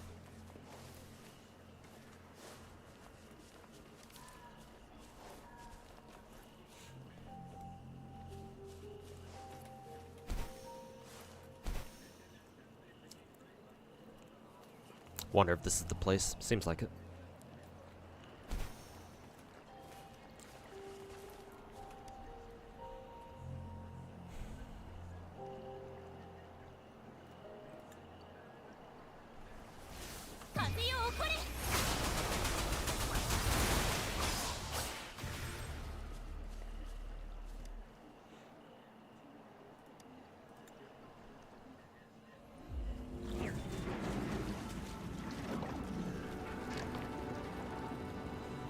You've been enjoying grinding creatures. To be fair, in Wuwa, it appears that grinding echoes is not as bad as it is in Genshin or Star Rail, because I don't think they take stamina directly. Like I hear that you can like farm up to like 300 echoes a day or something like that. Unless I heard wrong, which I might be. So just because of that, yeah, technically farming echoes in this game is a lot better. Technically. However, I'm not at that stage of the game myself, so I can't really speak for certain.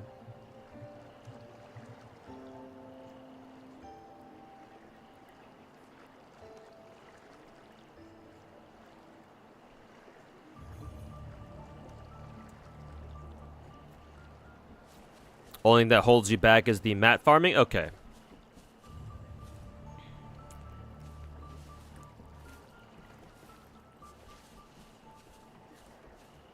You can farm base echoes for free, but you need stamina to either level or see substats, as you understand? Okay. Yeah, well, I'll hopefully be able to understand it better as I play more.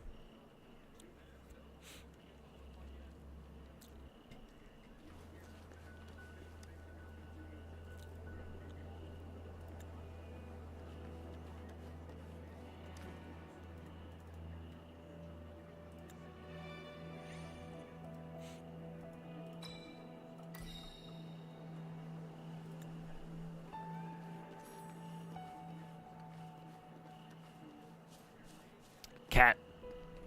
Freaky looking cat.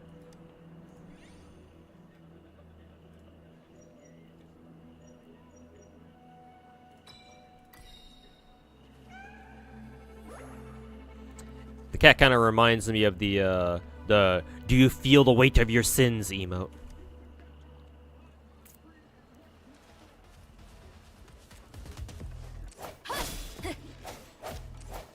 Oh, you can't actually start with your own characters? Fuck that shit, man.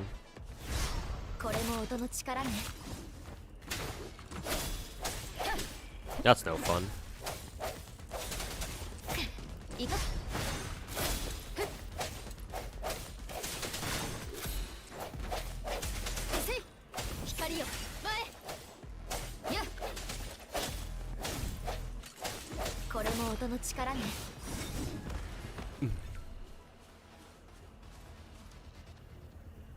Did you already pass Scar? Are you talking to me, Nyrens? In the story, yes. I'm caught up with the main story up to the main story that is level gated at 21, because I'm only Union level like 19. Maybe I'm at 20 now, but I don't know. I didn't check.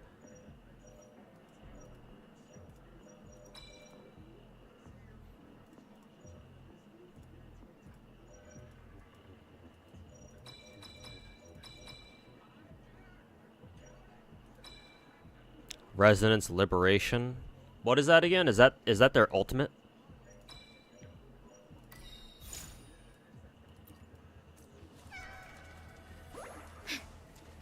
Oh god, it's a big fucking cat. Yeah, that emote, Hannah. Do you feel the weight of your sins?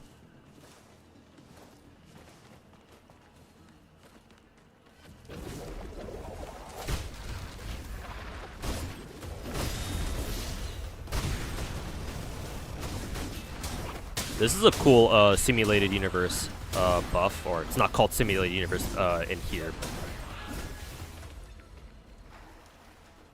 But yeah, that's really cool. They took Star Rail simulated universe, took the path power,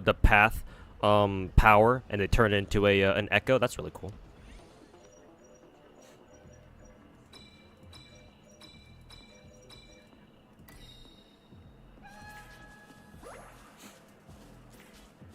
If you ask me a Star Rail related question, yeah, Manamic, if that's how I say your name.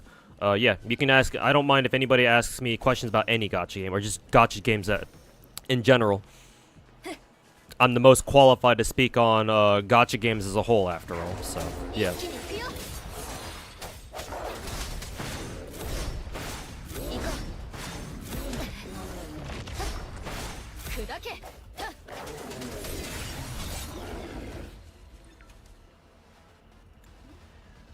But yeah, you're good. You can ask me anything.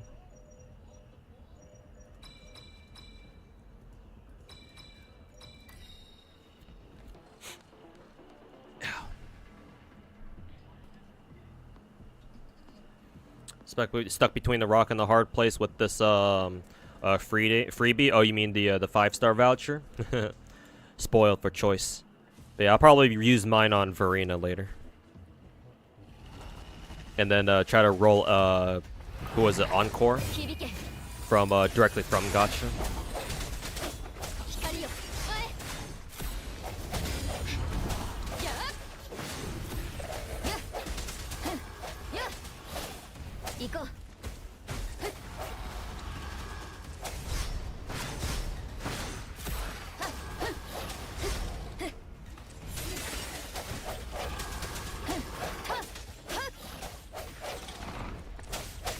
Time to use the Q. Let's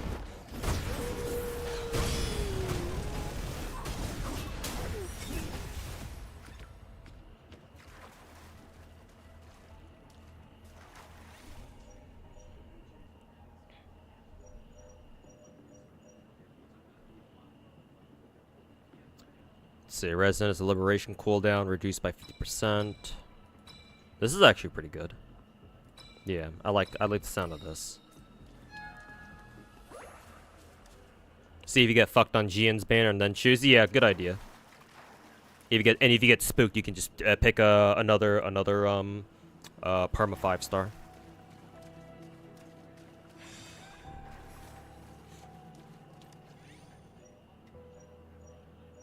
Went for Genshin because you reminded you of Beto skill. Yeah, because they both have parries. Like a manual parry, unlike the enemy parry that you can only do when like enemies start glowing yellow or some shit.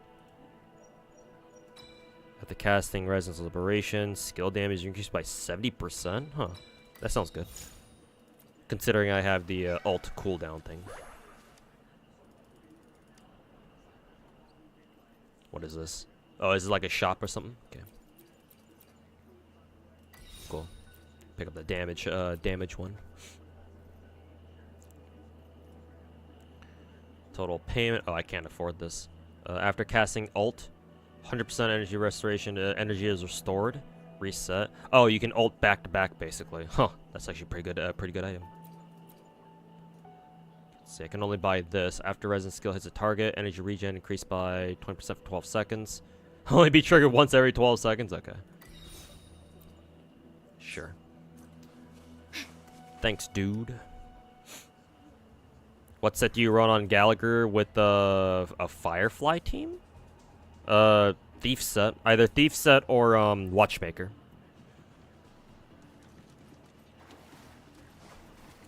If you want him to specifically support Firefly, then Watchmaker. And assuming nobody else on the team already has 4-piece Watchmaker. れで終わりよ。ま、隙だらけ。油断した。しまった。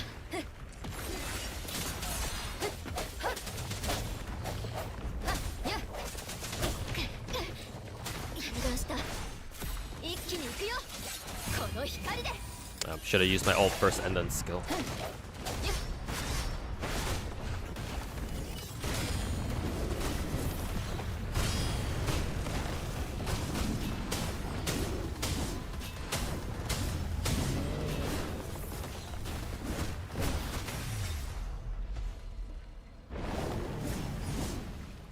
Yeah. The big echo guy is easily the best part of this roguelike mode. It's very cool.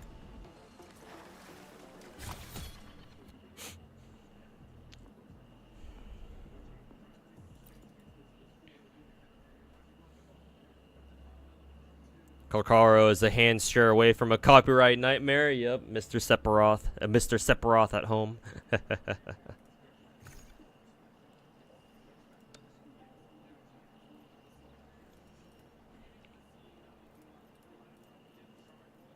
Oh, you can only run one character at a time. All right.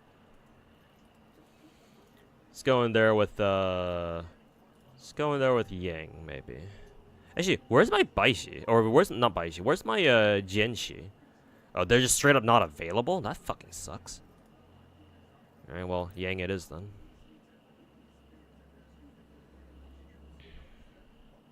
How do you feel about Star Rail locking events behind new story quests? You've been having trouble keeping up because you like to finish story at your own leisure. Yeah, I don't like that either. Yeah, I fucking hate that shit actually. Like locking limited time events behind behind story basically. Yeah, no, fuck that shit. Yeah, I fucking hate that, man. Cause I know you just subbed. You must have just found my channel, Marius. So let me tell you something about myself that is very important to consider when you think about how I think about gacha games. For me, player freedom is one of the most important things in not just gacha games, but especially gacha games, just in games in general. Just giving players the options to like do as many things as possible or just anything that they want, cause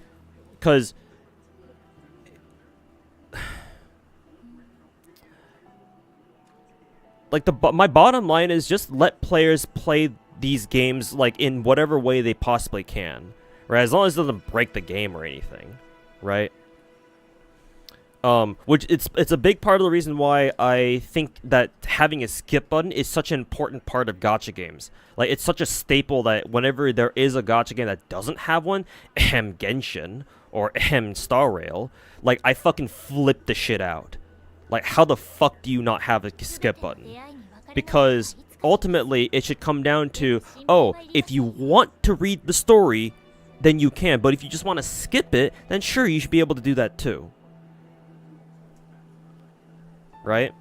So in your comment there, in your example about how limited time events are locked behind story, yeah, I fucking have a big problem with that too, because if you want to do the event first, you should be able to do that and maybe save the story for later if you don't want to go through the story right now. Even if, like, for example, you know, oh, maybe the event has something to do with the story, right? Or maybe it won't make a lot of sense unless you read the story first. I don't fucking care. Like, that shouldn't matter. Like, the most you should do is, like, maybe give the player a warning. Say, like, hey, before you start this limited time event, we recommend you go through the story first because you'll understand, because then once you do, you'll understand the story of this event better. Would you like to continue? Or would you still like to continue anyway? Like, they should at least, at most, they should give you a warning like that. But they shouldn't, like, fucking time gate limited time events behind fucking story. And I know that they do that for both Genshin and Star Rail too. Maybe less so for Genshin these days, but definitely for Star Rail, they're constantly doing that shit. And yeah, I fucking hate it. Again, maybe if Star Rail's story were actually fucking decent, then sure, maybe I wouldn't be so mad about it. but it's not. Like, it's pretty, like, Star Rail's story is pretty mediocre. It got kind of good with the ending of Panakini, but that's not enough for me to say that, oh yeah, Star Rail's story is somehow really, really good, guys. This is definitely worth not having a skip button. Yeah, fuck off.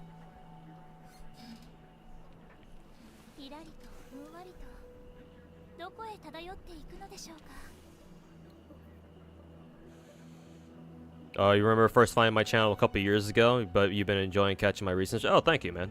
So you've been around, so you've known me for a little bit at least. All right, fair enough. But yeah, appreciate the support.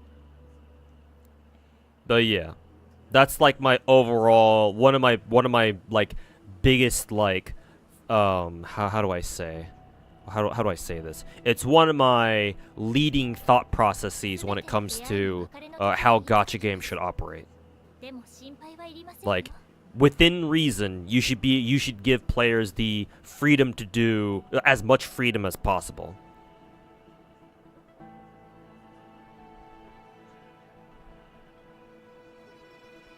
And so yes, like time gating or like locking limited time events behind a story is like would go against that. And so yeah, I have to say I fucking hate that shit.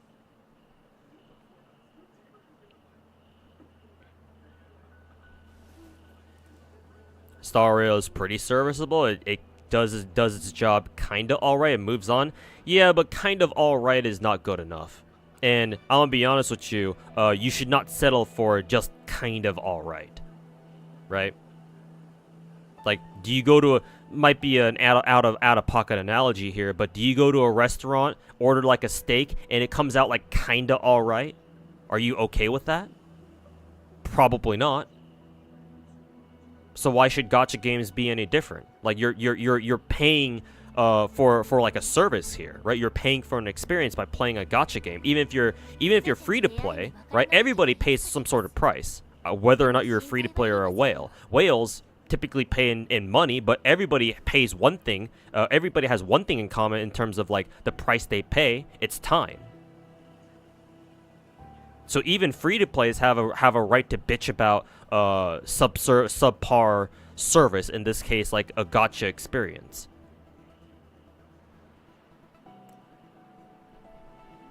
You don't enjoy gacha games to be alright? You're just saying that they're pretty mid of the just like the overall Star Rail experience? I suppose so. But even still, right? Even still, whatever deserves criticism in games like Star Rail, like I will criticize. Even for like a game like Arknights, which I consider to be the best gacha game on the market right now, like there are things about Arknights that I would definitely criticize too. Right? No game is perfect. Just that some do it better than others, clearly. Tell that to Lozingo too? Yeah. I mean, hell, in an ideal world, gacha games as a genre should never exist. Because imagine paywalling your characters, your most important form of content, behind a fucking gacha system. Like, if I'm gonna be honest with you, even though I love gacha games, I cannot wait for the day where I can watch gacha games as a genre burn in hell.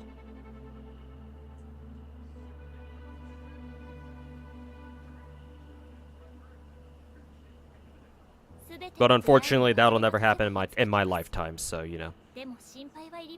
Gacha games are here to stay, unfortunately. And I'm part of the problem! Woohoo! Anyways, let's start this fucking run.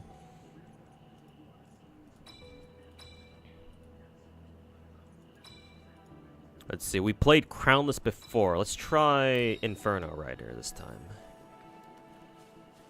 Let's see, I think we can only talk to one or the other, right? Either Metaphor or the Gatekeeper, I think his name is.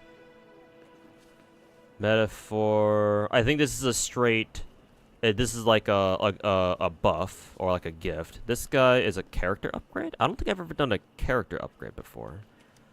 Let's try this. Generates a. Oh, it directly changes their shit. Okay, that's cool. I like that. This is more of a standard. What is it? A standard? Different roguelikes to go about things differently, so. But I like this. It's different from Star Rail, at least. Generates a vertical cyclone, blah blah blah.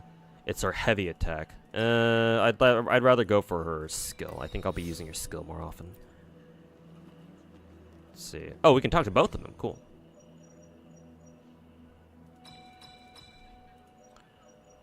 Summon dungeon? Okay, sure. I can rock with that. Aesthetically, who do you like more, Rover or Lumen? That's a hard question, actually. I'm more used to Lumen, but Rover has dark hair, and I'm a big fan of dark hair.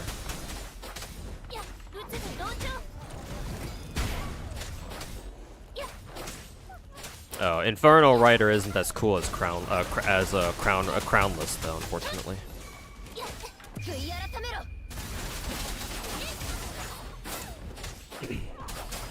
That was kind of cool. We had both characters on field for a second there. Yeah, that was kind of what I was hoping Wuwa would be more like, but unfortunately it's not like that.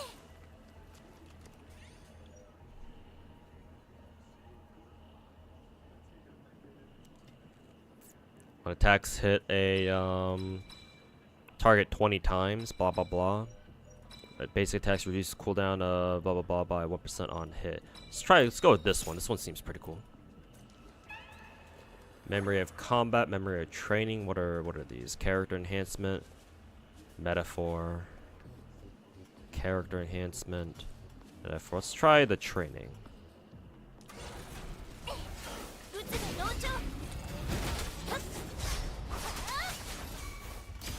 Huh, did she just jump off the enemy? That was kind of cool.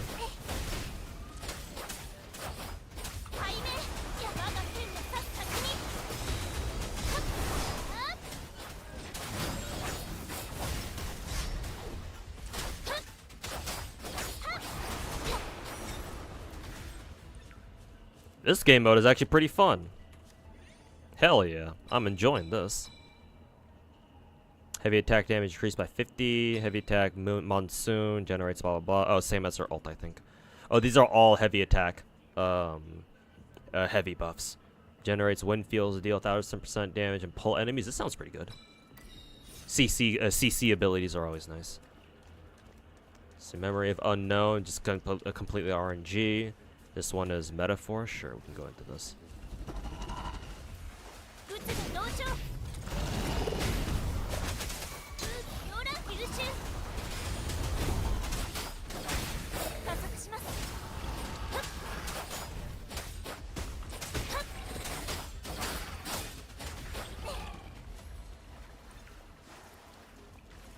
Still waiting for more optimization patches. Yeah, if optimization is a concern for you, then yeah.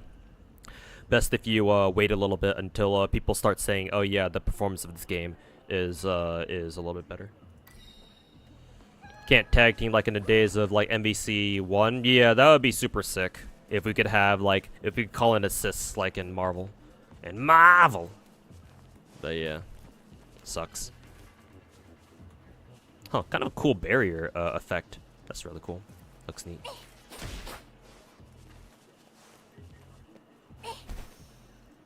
I'm assuming these things are kind of launching pads. Yep. Oh, there's also another tether over there too.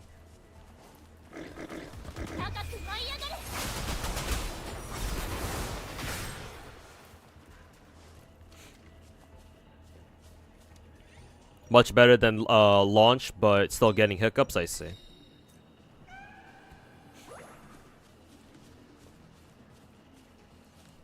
Black and white hair,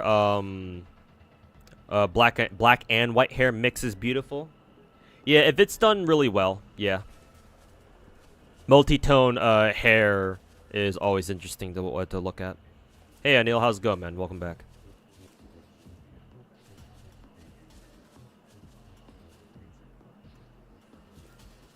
Deathmatch. What is the difference between deathmatch? Let's go to deathmatch.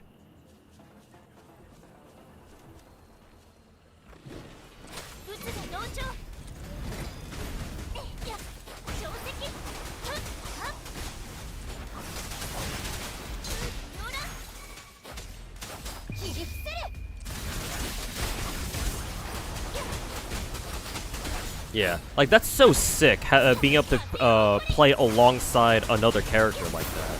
That's so fucking sick. It's a damn shame that that Wuwa doesn't focus on that more, to be honest.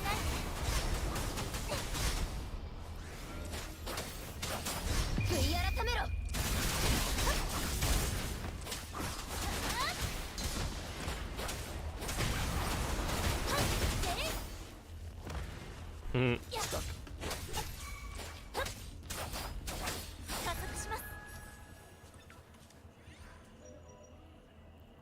Cooldown of resonance reduced by 30.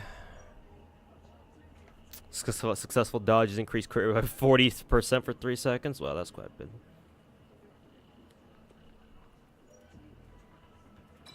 Each attack recovers 0.1% concerto energy on hit. This can be triggered once per second. Not sure how good this one is, but we'll take it anyway.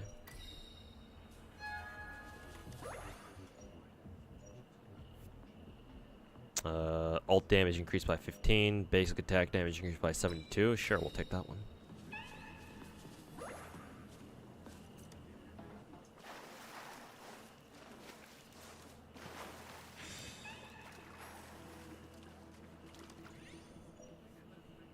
Co-op and Wuwa isn't as scuffed as you thought, because you can still trigger out and transition skills, giving you more than one character on screen. I would imagine co-op for this game should be really fun. Yeah, because it's legitimately giving you an experience that you can't get on your own. I mean, same thing kind of goes for Genshin too. But like in Genshin, like you can you still have you still use your entire team a lot of the time. But not so much in Wuwa, so I would imagine Wuwa co-op is actually quite fun.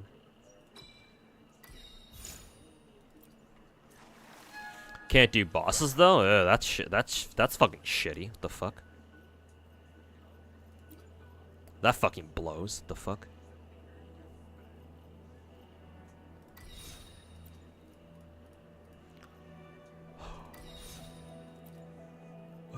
What else can we buy? Obtain 3 Electra? I have no idea what that means.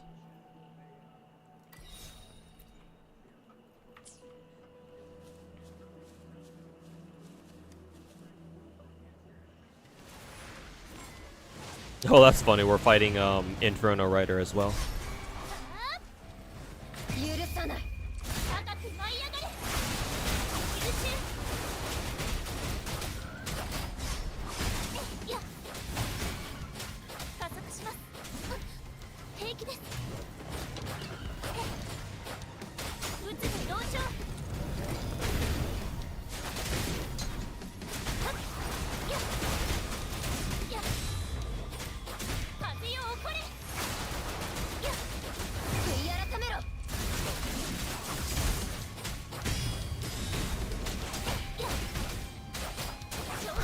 That's kind of funny seeing Inferno Rider attack himself.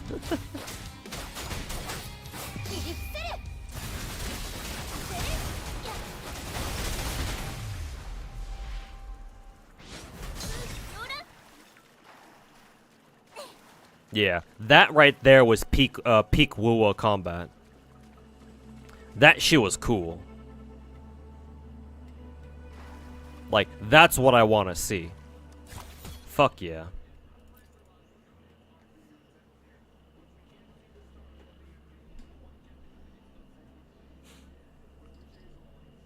You've seen Mr. Poke with play co-op. Looks pretty good with difficult high-level echoes. Yeah, I imagine co-op gameplay in this game is going to be pretty fun. More so than Genshin. Also, I should ask, how good is the netcode in this game? Like, have you been seeing for like streamers who've been playing co-op? Have you been seeing like a lot of like desync on their streams, or is it like pretty smooth? Because like as long as Wuwa's netcode is anything better than Genshin's, it's automatically a huge dub. Oh, just the upgrade tree. Cool. Cool. See, you're enjoying the game. After I saw that shit, hell yeah. Like that, the final battle against the Infernal Rider that I just did. That's the kind of shit that I'm looking for. Cause that shit was cool. You know, fucking popping dungeons ult, and then popping my own ult, Yang's ult, that is. Having all this bullshit on screen. Inferno Rider coming in with the fucking steel chair, sort of. Yeah, that was super cool, man. That's what I want to see. I mean, sometimes you can't see shit, and so sometimes it gets kind of hard, like dodging. But like, you know, small price to pay, at least for now. Rollback netcode win, I know, right? Rollback netcode for Genshin win.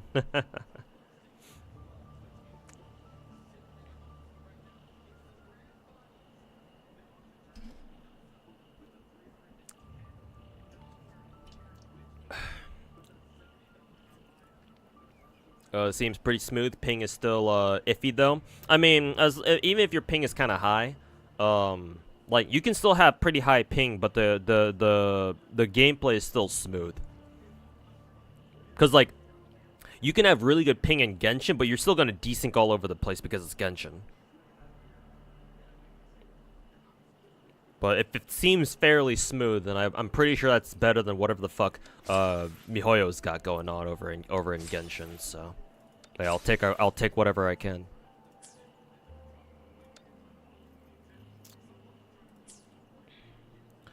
Let's see, we have 32 days until it refreshes. Aloof specimen. Oh wow. Oh yeah, that's right. Because you guys said that it's on a monthly. This is monthly, so that makes sense. We'll buy the astrite right now, though. That's cool. And you have some more astrite here.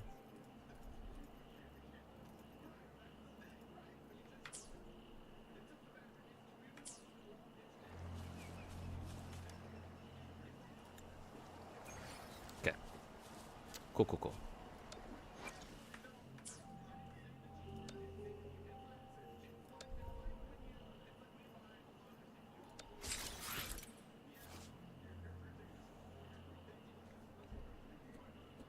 You need to complete SO3 phase ascension quest to lift the union cap. Oh, this must be what Akara was talking about earlier.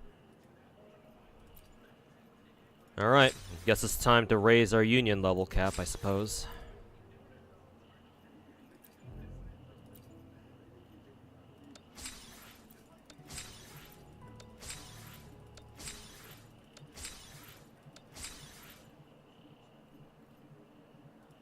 Purchase one item from the souvenir store. Oh, over here. Excuse me.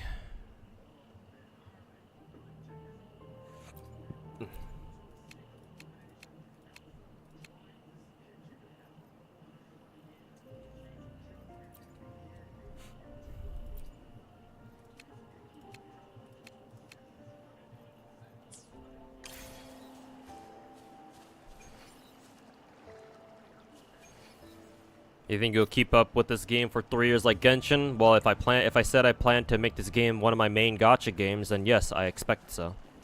But who knows? Maybe things will be different.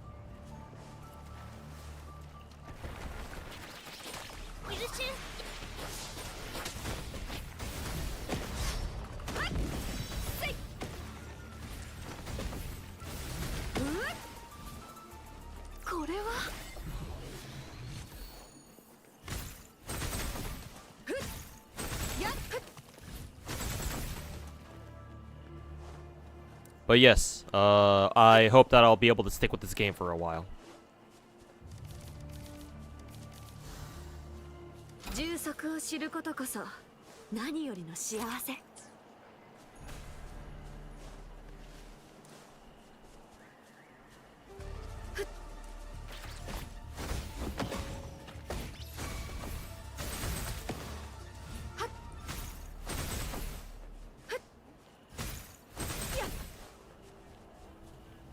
Anybody in particular you suggest for YouTube videos? Kyostin V. He is the best Arknights content creator on YouTube. And it's not even close.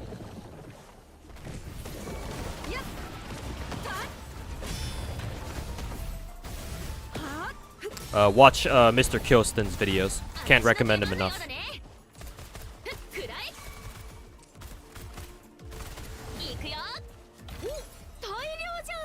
Yeah, Echo Gen is also another good Arknight CC. So, yeah, those two. I would personally recommend Kyostin, though.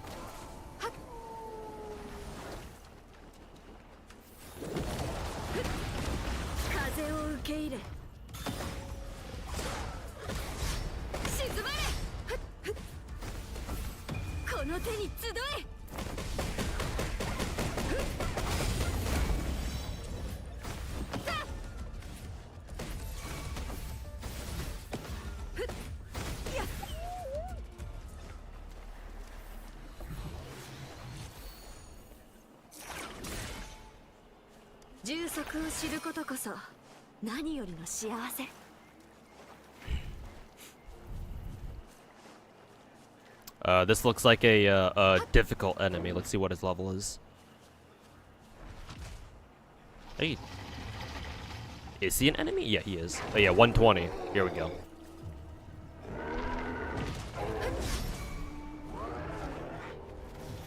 I'm assuming this motherfucker will one-shot me with anything.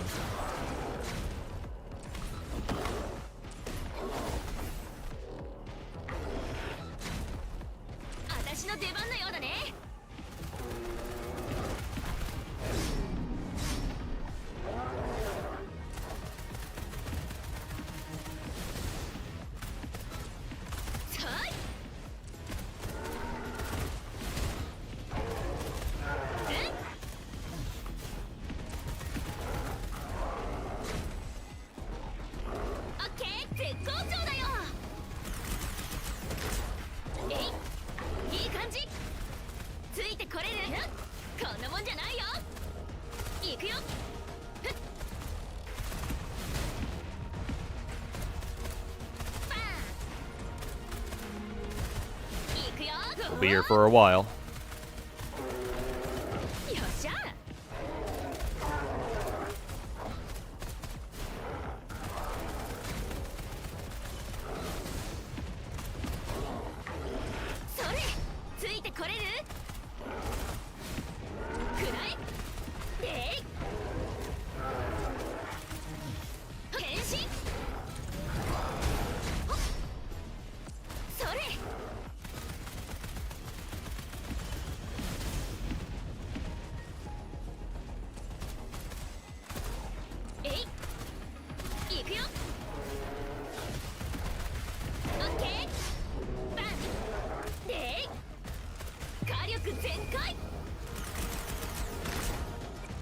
Oh, keep pressing Q instead of or keep pressing C instead of Q.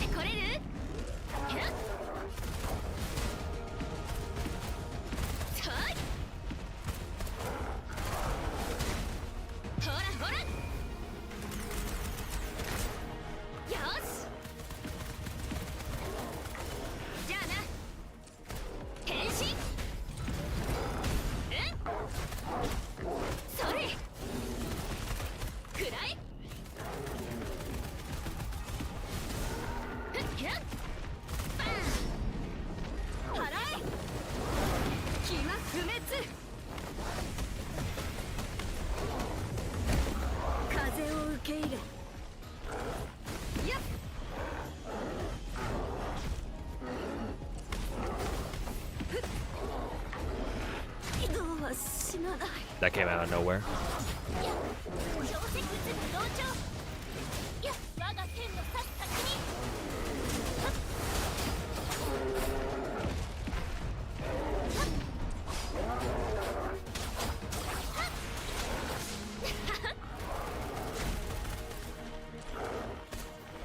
えいそれ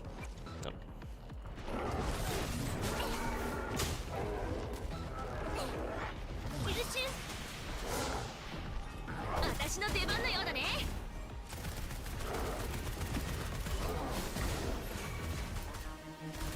絶好調だよ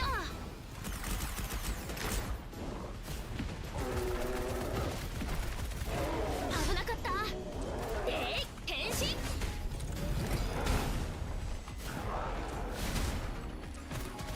へへついてなかったね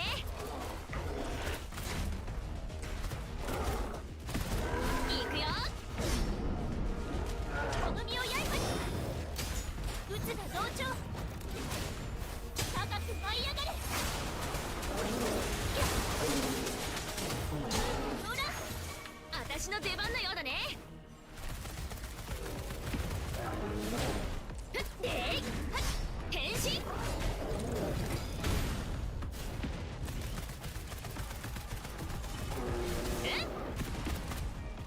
オッケ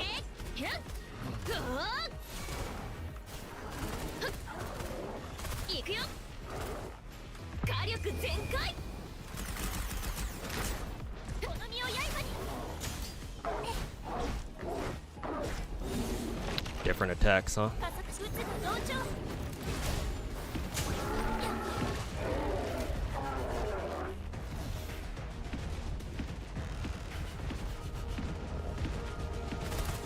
くらえそれバー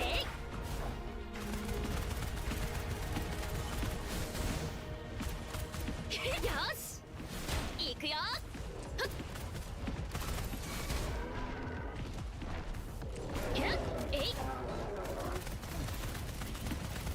一撃必殺い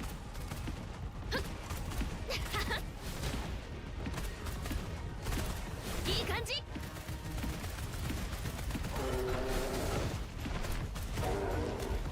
それバーンオッケーこんなもんじゃないよでさあえいいくよほらほら変身ついてこ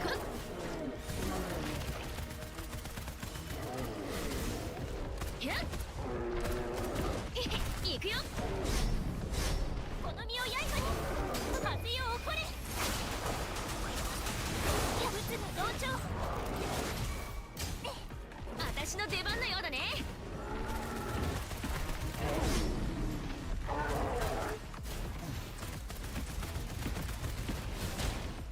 でよいけいけえいさあ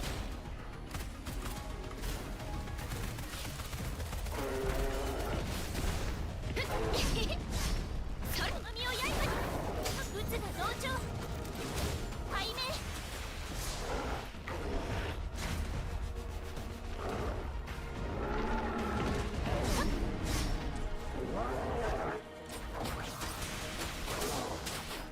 撃つが同調やっ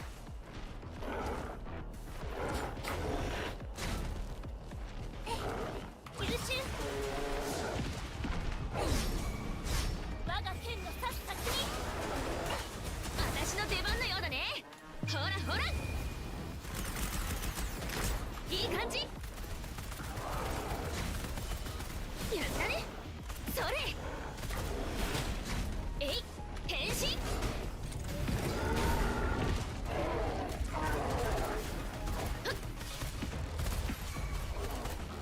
いくよまだまだ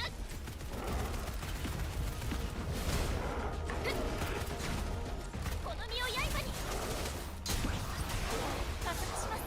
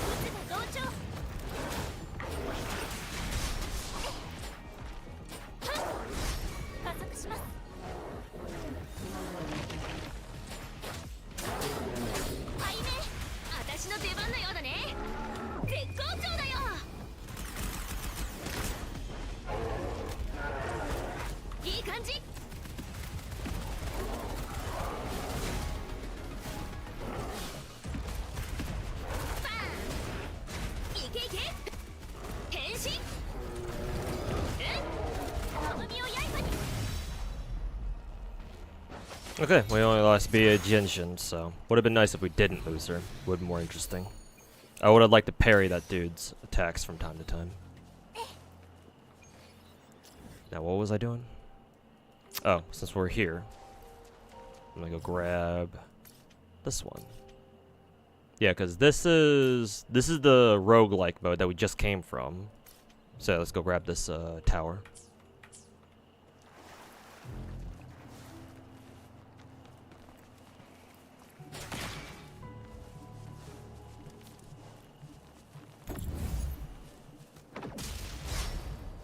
What the hell did I just dodge? Did I dodge like a flame effect or something?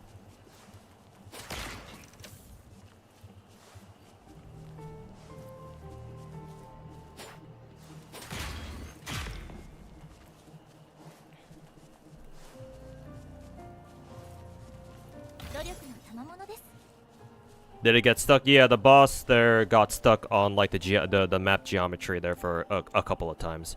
So I took advantage of just shooting it a bunch of times. Free damage is free damage.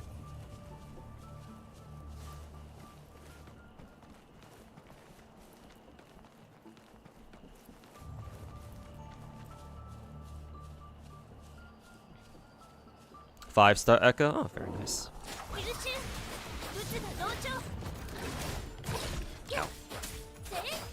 Oh, I gotta revive a Genshin.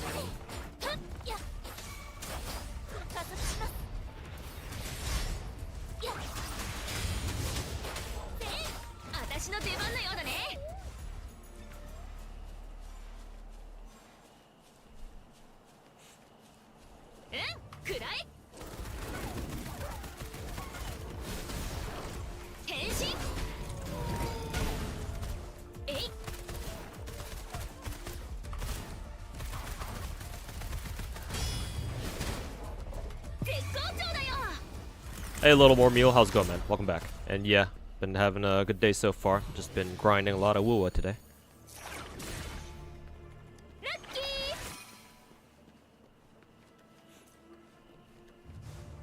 Doesn't the design of gacha game itself encourage lazy slash idle gaming? Maybe, but it doesn't have to be, or it doesn't have to. Is the thing. Let's see. Yeah, there's a tower over there. Okay.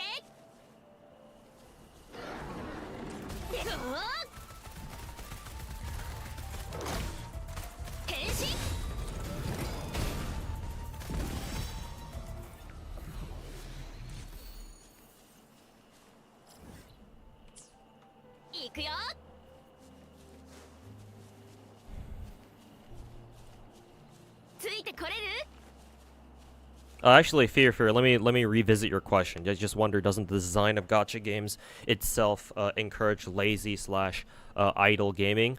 Perhaps because gacha games are designed to be casual friendly, first and foremost.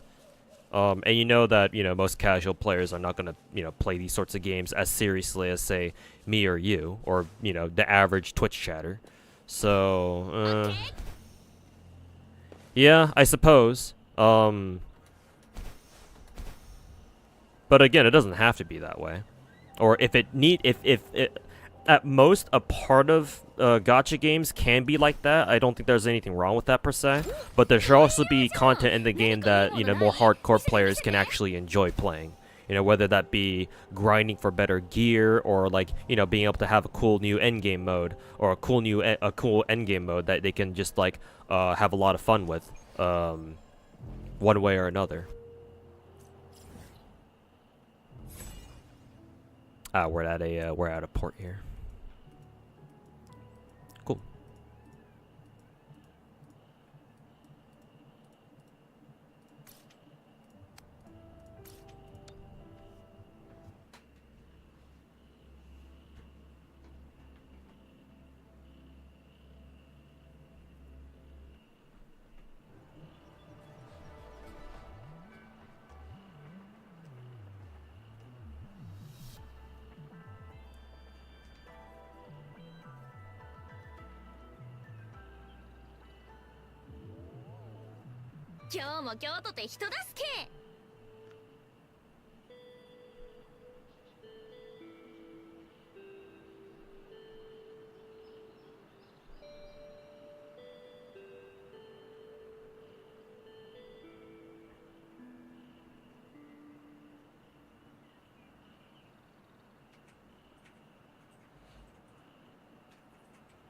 みんなが無事なら私も頑張った甲斐があるってもんだ。 Who'd you pick your for your free free 5-star selected? Oh, good question. I should do that right now. And yes, I will pick up Verena myself.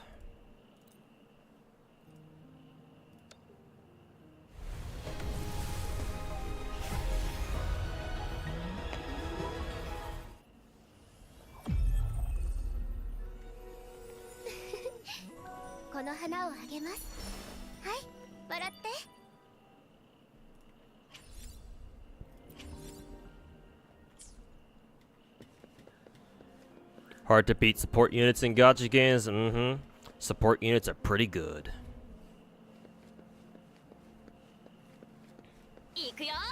Yes, sir.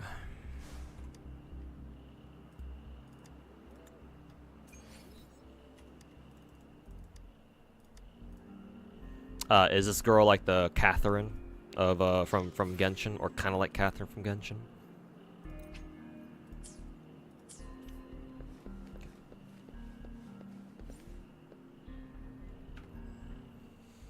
Kind of wonder how we get more lustrous tides, because I don't want to use Astrite on this banner.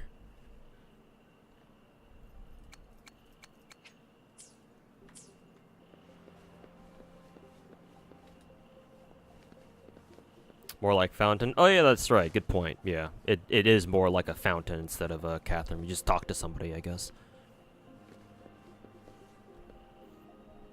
Actually, quick question, chat, because I'm kind of curious. Because in Weapon Banner, obviously you can't get spooked anymore. It's just whether you get it or not. The limited rate up 5-star weapon, that is. Has anybody bothered like rolling on the standard Weapon Banner, whatever this is? And if so, have we is it like, do we know if these weapons are actually any good or not?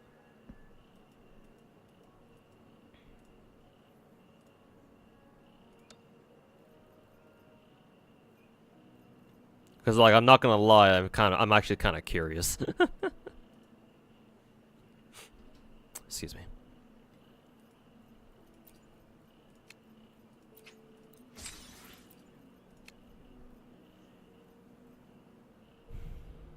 I think I should have already bought this? Yeah, I already did yesterday. Okay.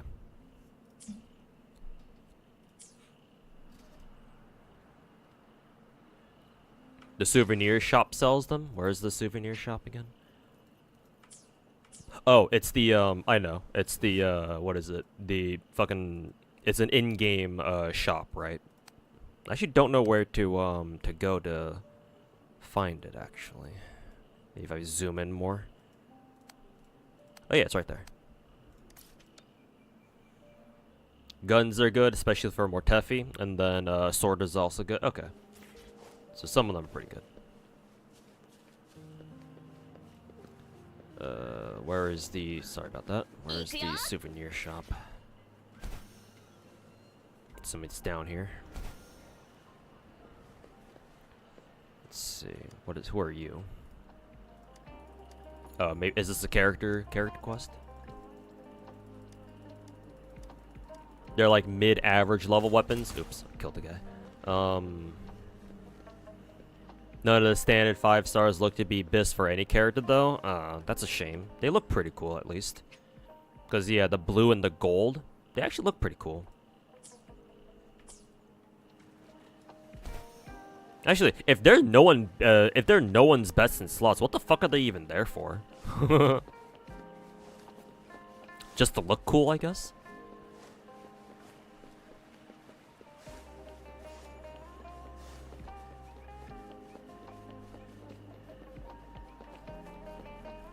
Oh, that dude gives a lot of chests if he finishes challenge. Okay, I'll keep that in mind. Oh yeah, you can buy some of these from here. Available 5 out of 5. Okay. Okay. Very good. That means we can do another roll on this. 4-star. And we got a new sword.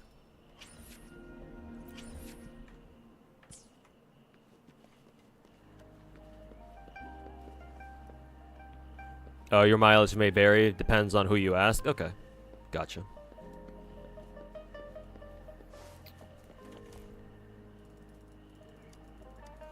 Sword is good in general because of crit stats. Oh, is it kind of like a primordial jade cutter sword from Genshin? Because that's its main benefit, or that's the main benefit as well for jade cutter. The fact that jade cutter at level 90 gives you what 44% crit rate, which is a lot. So I imagine it's like something like that maybe.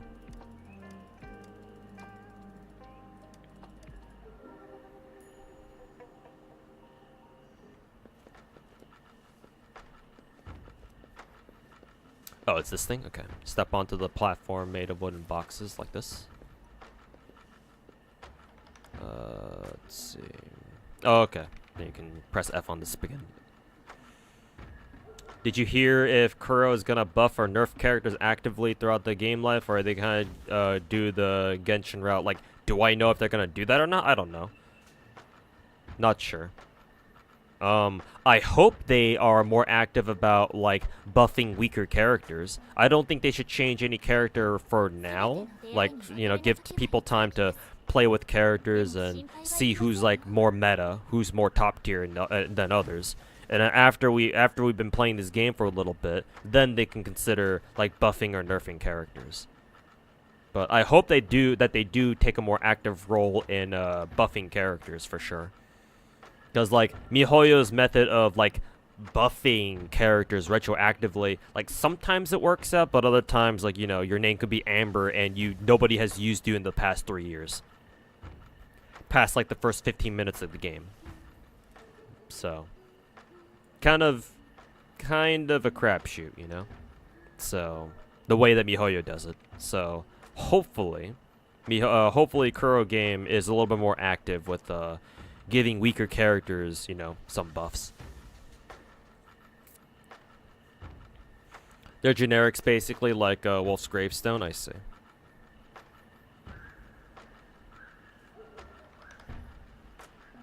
Gotta be tough. To be honest, don't think we need, like, a leap system in PGR. Or are you talking about, like, character buffs? Don't want to increase farming for the casuals. I mean, so far in this game, the material farming seems pretty straightforward. Like, if you come from Genshin, you should like be familiar with everything that goes on in, like, Wuthering Waves. Like, from a farming standpoint, I don't really see much that's all that different, but maybe I'm wrong. What other games buff characters like FGO does? From the games that I play, from the gacha games that I play, obviously FGO. Girls Frontline has a system of buffs called the Mod 3 system, where if a character receives a Mod 3 upgrade, it's like an entire upgrade pipeline, where it does 3 things actually. One, you get to break their max level cap of 100, and they can go all the way up to 120. It takes a very long time to get there naturally, and it takes a shit ton of experience reports to max them out to 120. So most of the time, I don't take characters straight to 120, or at least I didn't used to. I used to not do that because obviously I don't play the game anymore. But yeah, it limit breaks their max level, their max character level, so they can go all the way up to 120. However, it comes in 3 phases. The first time you mod them is called Mod 1, so they go to level 110. Then their Mod 2 upgrade takes their max level cap to 115. And then finally their Mod 3, hence the name, takes them to 120. So that's the first thing that it does. The second thing is that it gives them a second skill. All characters in Girls Frontline only have 1 skill. They start with 1 skill and that's all they have. However, if you get a mod upgrade, you then get a second skill. Now, whether or not that second skill is actually any good or not, it depends on the character, unfortunately. But, yeah, that's the idea, is that your second major upgrade is that you get a second skill, when most other characters only have 1. And the third major upgrade, well, not from a gameplay perspective, but they get a new skin. Their appearance changes. So, those are the 3 major things about a Mod 3 upgrade in Girls Frontline 1. Some Mod 3 upgrades in the game are kind of meh. Like, some characters who were kind of bad before, or not, like, definitely not top tier before, even after they get their Mod 3 upgrade, they're still kind of mid. Or in some really egregious cases, they still end up bad. However, there are other mod 3 upgrades where it's like, oh yeah, you get them the mod 3 right fucking now. Like, the two best examples of that are M4A1 and AR-15. Like, as soon as you, if you play through Girls Frontline 1, as soon as you have the mod 3 upgrade available for M4 and AR-15, who are two of your default characters, the like characters you start with, start the game with, it is highly recommended, like imperative, that you get those two to mod 3 ASAP. Because they just get that fucking strong.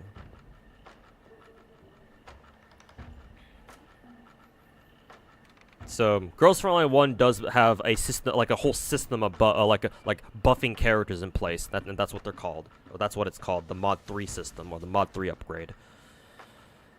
Azure Lane has one too. It's called the remodel system, or like the retrofit system, where like you can like use resources to like unlock a whole set of like extra buffs, like stat buffs, and like finally like a skill, like an additional skill or whatnot. But it's not as drastic as say like in Girls Online 1. It does definitely buff character. Like retrofits do definitely buff characters that have them, but usually the difference in performance is not like that crazy.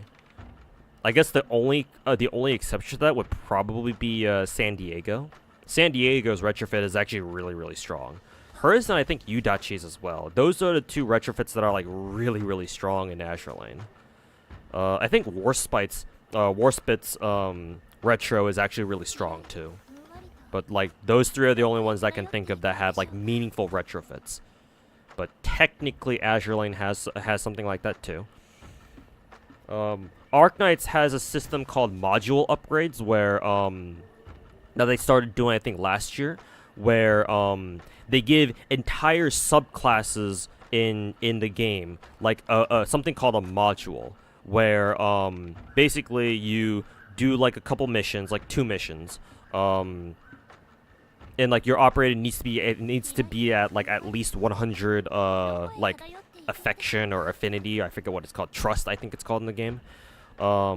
And you need to use resources in order to unlock this thing called a module, and that's basically their buff, where it slightly changes, it gives them a little bit extra stats, and it slightly changes how the operator performs in combat, or performs in game. And then not only that, but you can upgrade that module even further by up to 3 more times. Some modules, again, it's like Girls Frontline, where some modules are better than others. Yeah, some module upgrades are significantly better than others. So it depends on the character that it depends on the operator. Like how strong their module is. But the most interesting thing about the module system of Arknights is that you can actually equip it and unequip it. The main reason why is because there are some characters now who have access to 2 different modules. So in hindsight, it kind of makes sense. But back when modules first came out, all characters only had 1 module. So like the fact that you could unequip it from them is kind of like why would you do that? Because like the modules are nothing but straight upgrades for the most part. But now that we have second module for some characters, yeah, it kind of makes more sense. So you can unequip modules whenever you want if you feel like it. So that way you can switch it to like another module, or you know, maybe you don't want to give them a module at all for whatever reason. But that's what Arknights has. Blue Archive doesn't really have anything in the way of buffs. Like their idea of alternate, they do the FGO thing where instead of giving characters skins, they just come out with a whole new character, a whole new version of a character. But even then, that doesn't really have anything to do with like buffing characters. So no, I don't think Blue Archive like has anything like that where like they buff characters at some point. Actually, no, technically it does. Technically, Blue Archive has a way of buffing characters, and it's called their unique item. Because most characters in Blue Archive can only equip 3 different equipment pieces, like gear pieces. But there is a 4th slot that only some characters have access to, and it's called a unique item. Like for example, Wakamo has a unique item. It's like her fox mask or something like that. And when you equip it on her, you can when you give the unique item to characters, that have access to them anyway, it gives them more stats. So I think it also gives them like different abilities, if I'm not mistaken. Something like that. And you can also upgrade that unique item once more to tier 2, and it's as high as they go. But yeah, like those are technically buffs, kind of? Question mark? Kind of weird. I don't know if I don't know if like I can call that like a full-blown, you know, buff. But that is what who is, oh, Guru's streaming. That is what she's been streaming for 4 hours. God damn. But that is what Blue Archive has. I guess it's better than nothing. Moving on. Currently, Nikke doesn't really have like a system of buffs. Matter of fact, Nikke is one of the only gacha games I've seen so far where the developers like manually buff characters themselves. If that makes any sense. Like they actively buff characters like through patch notes, right? Rather than being like, oh, here's an upgrade that you can do for your character, but it's up to you to do it. No, they just buffed characters before, or I think in the first couple of months of the game they had to buff a couple characters because like either their skills weren't like working as intended, but I guess you could just call them bug fixes technically, or like some characters were legitimately weaker than others, so they were like, okay, we'll tune them up a little bit, and you know they're buffed now or whatever.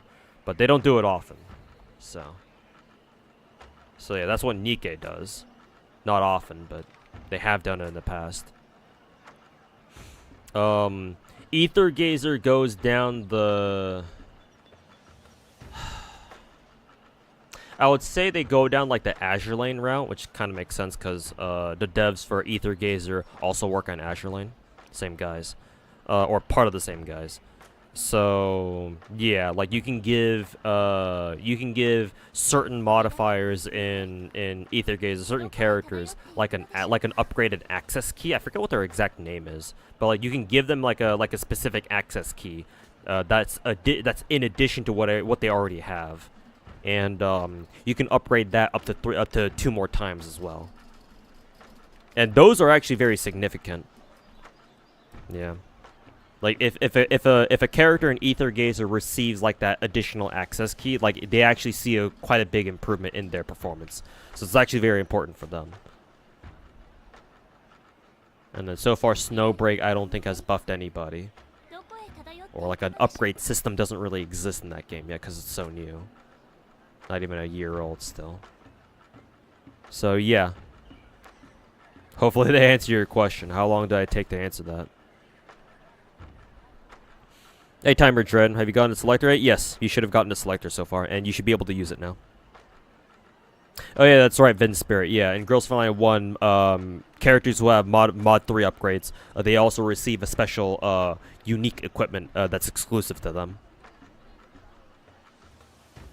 So yeah, good catch.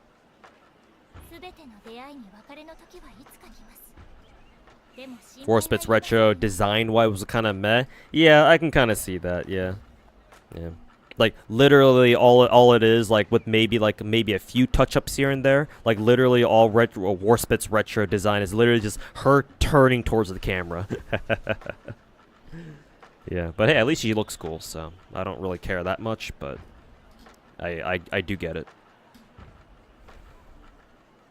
What do you think is with the story? You have such a hard time focusing on the story. It reminds you of Sumeru with the dialogue. You want to try to love the story, but you can't get into it. I've heard on Twitter that one of the problems with Wuwa's story is that they just throw around big ass terms all over the place, which I find kind of funny because both Star Rail and Genshin are super guilty of doing that too.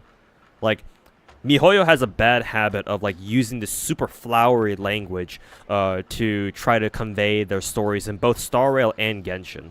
Star Rail not so much. Star Rail's story is a little bit easier to follow along because they don't do it as much, but in Genshin for sure, like they have a really bad habit of like using these big ass words and fucking having like tying a term to literally any, like if they have any excuse to like put in like a new term, they'll fucking do it, you know.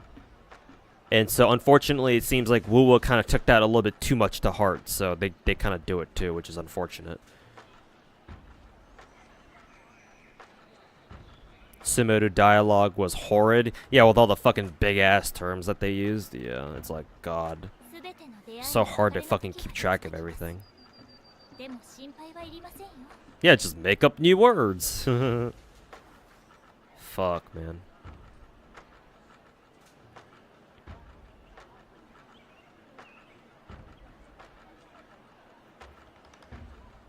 And then for some reason, Ebenholz has like 3 modules because he's Hypergriff's favorite child.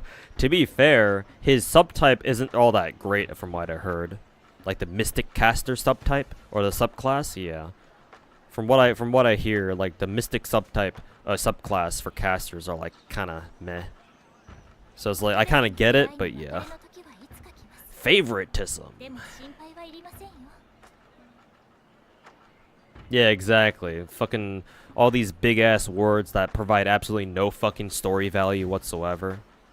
And they expect you to just follow along. So, alright, cool, bro. And yeah, so Wuwa story apparently seems to be guilty of that as well. Which is unfortunate.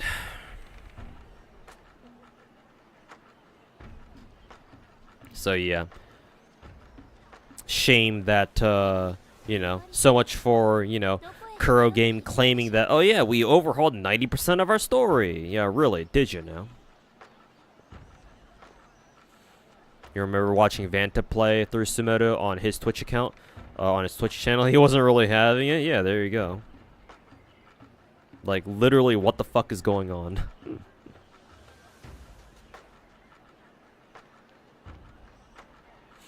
Bunny, Alice, and Soda. Oh, did Nikke finally reveal who the new Bunny Girl characters are gonna be? Because I know they were teasing it on Twitter a couple days ago.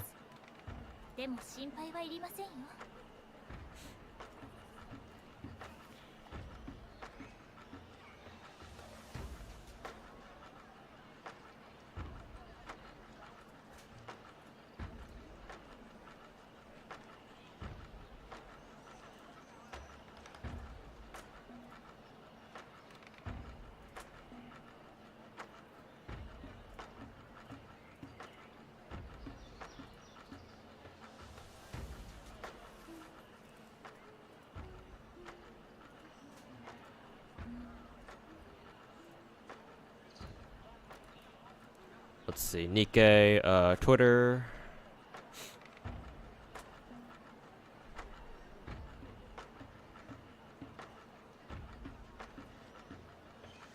Oh yeah, they've been teasing the next event real fucking hard.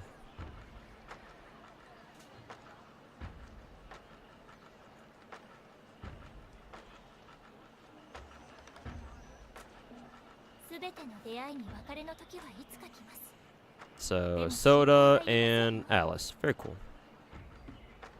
I still want them to bring back Alice's, regular Alice's, casual, backpack skin, because I missed out on that, unfortunately. Not sure how they're gonna handle, like, battle pass skins that have passed that have already passed by. Hopefully they bring that back somehow. Kind of want it now. I'm gonna be honest. Soda's tits in the what is it? The Tetra Golden Chip event announcement tweet. They're kind of nerfed. They're not that big. They should be bigger. But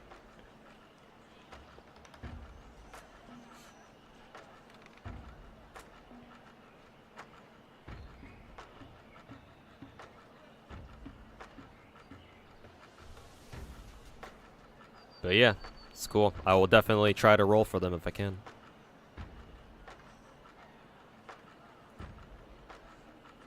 Let's see, Bunny Girl, Soda. Of course, Shy Lily is there. Shy Lily and Cinder.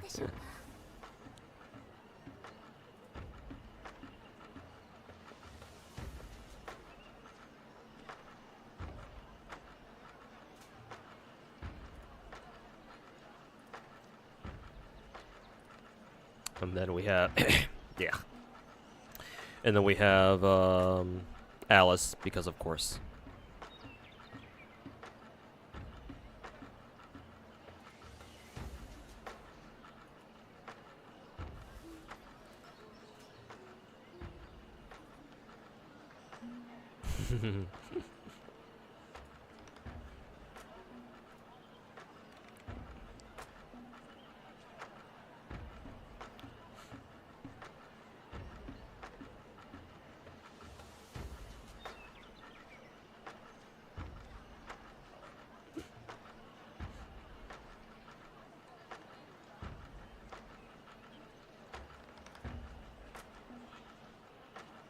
全ての出会いに別れの時はいつか来ます。でも心配はいりませんよ。 Yeah. So yeah, looking forward to the Unique event. Bunny Girl Alice, I'm going to go broke. You knew as soon as they started teasing another Bunny Girl event, you knew one of them had to be Alice. It was just too good. It was just too obvious.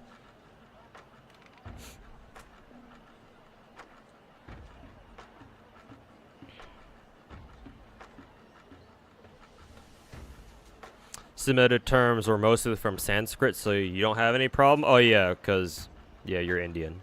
But yeah, for the rest of us, you know, dumb foreigners, you know, our brains are a little too small to handle all these big terms all at once. Unfortunately. Part of you wonders if the overuse of like Chinese words and whatnot being used. But then, like, Genshin and Star weren't an issue. I suppose we'll never know, because there's, like, multiple layers to it. At least 2 layers, because one, it could be either, like, the original Chinese writing being, like, really, really fucking verbose, which could be the case, because, like, for example, like, Chinese wushu novels are infamous for being, apparently they're infamous for being, like, very wordy and verbose. The other layer is that maybe the translation team took a lot of liberties in, like, localizing, I suppose. And then you add on whatever other layers on top of that, like, say, for example, like, regional tones and regional dialects and, you know, yada, yada, yada. And, yeah, it's not easy to know for sure where the problem is coming from. Or, like, where the source of all the fucking verbose wordage is coming from. Celerino, thanks for the raid, man. Hope you had a good stream today. Yeah, how's it going? Hello, hello. We're just playing some Wuwa today. Am I having fun at least with Wuwa? Yes, now I am. Yes. Especially now that I played the roguelike game mode down here. This is so far this is easily the best part of this game. I only did it like once or twice, just doing the trial runs.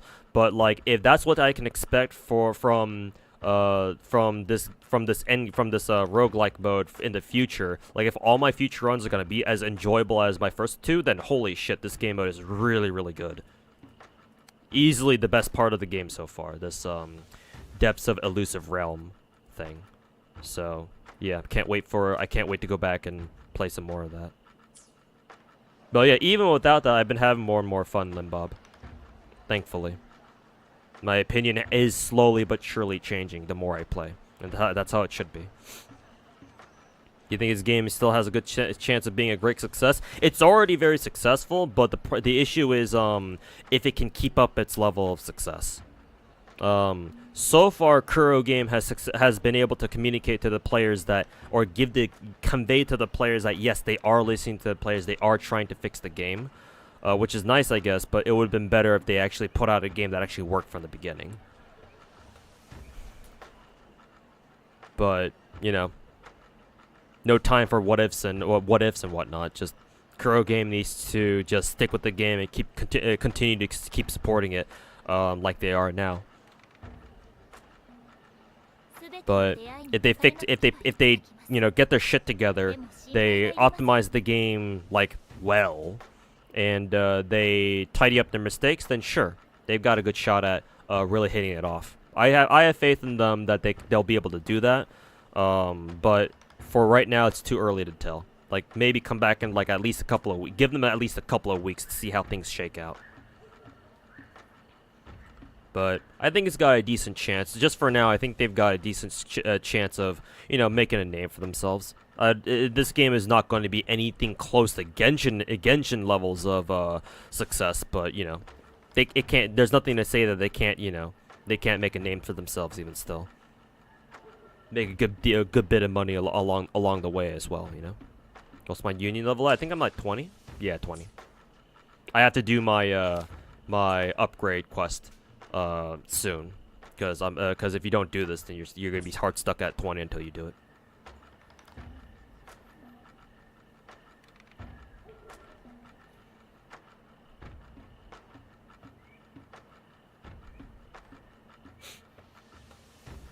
Still, like Wuwa made you realize how on point Hoyo's translation team is sometimes. I would hope that Hoyo is paying for a really good localization team. I fucking hope so, man. Like, for what it's worth, like, in the last 4 years of Genshin, I have only ever seen, like, 1 or 2 typos. So, hey, that's saying something. So, yeah. Hopefully Hoyo, it seems like Hoyo is running a tight ship over there in terms of, like, translations / localizations, and hopefully it stays that way. Did you farm boss first clears? Gives a lot of XP. Not yet. Maybe now that you mentioned that, maybe I'll do that at some point.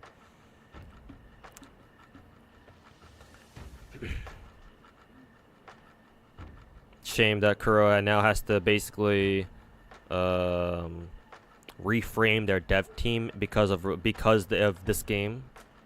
Let's see. Your earlier comments were the writing team had the tune of rewriting in less than 2 months to push out. Kuro Games fired their VA director and the second main writer, looking for the third victim. I mean writer. Were those recent developments, or were they in the past, like back when Wuwo was still in beta? Because if those are recent developments, like if it just came out that, oh man, like yesterday they fucking fired their their voice acting director and one of their main writers, then that's pretty serious. But if it was like from before, like from like last year or something, then eh.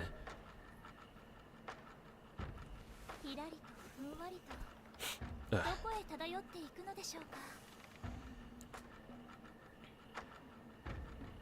7 hours stream. Yep, been going for 7 hours. Almost 7 hours. This guy is the Leviathan of gacha hell. Yes, yes, yes. It is I. The dude who's dumb enough to play 10 or 11 gacha games all at the same time. Because, yes, I love suffering.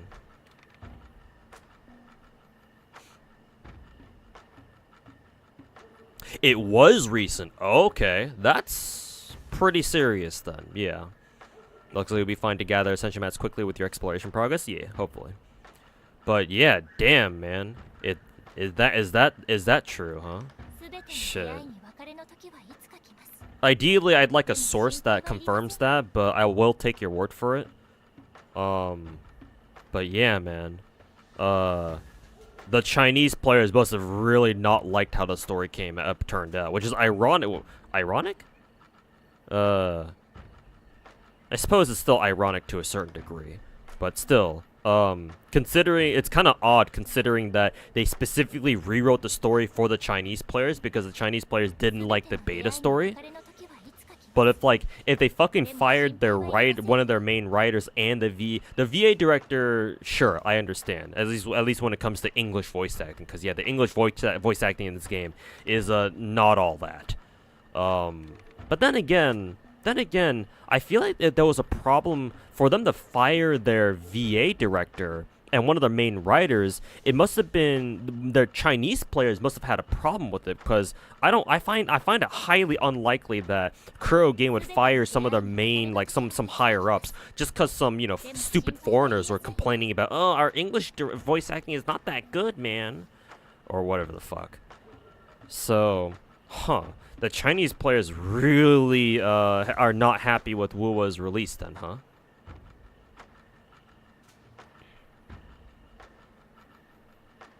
It's only a rumor, shared on 4chan, so the source is sus? Yeah, then I'll just take it with a grain of salt for now. Not very reliable, so you don't buy it? Yeah. Can't exactly fully trust 4chan. Sometimes 4chan can be kind of goated. Like, sometimes they can be godlike. And, like, their sources are on fucking point, but yeah, you never really know given 4chan.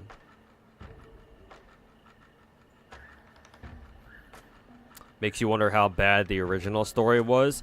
I mean, I'm gonna be honest with you, Little War Meal. I don't think they really changed much of the story at all. Like they said, oh yeah, we changed 90% of the story, but like like thinking about it, like that was like in hindsight, no, I think that's kind of bullshit. Like you're telling me you changed 90% of the story or whatever, however much, whatever the percentage was that they claimed in less than in like only 6 months or so. Yeah, no, that's in hindsight now, given how the story, given how people think of the story now. Yeah, no, that's kind of bullshit. If I'm gonna be honest. Like, to be honest with you, in my honest opinion, I don't think Kuro game really changed that much about the story. Literally, all they probably changed was that, oh, instead of like the other characters in the game, except for you, like main character, the rover, instead of all the other characters like treating you with like suspicion and like not treating you very well because you know you just crash landed out of nowhere and nobody knows you and like who the hell are you and where did you come from, instead of that they just changed the story to, oh yeah, everybody loves you, everybody, you're a fucking superhuman, you're a fucking demigod basically, right? You literally wake up getting a lap pillow from fucking Yang from this fucking character.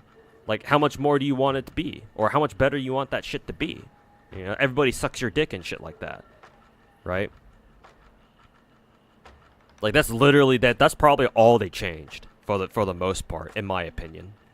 If I were a betting man, I had to bet on what the fuck exactly they changed about it.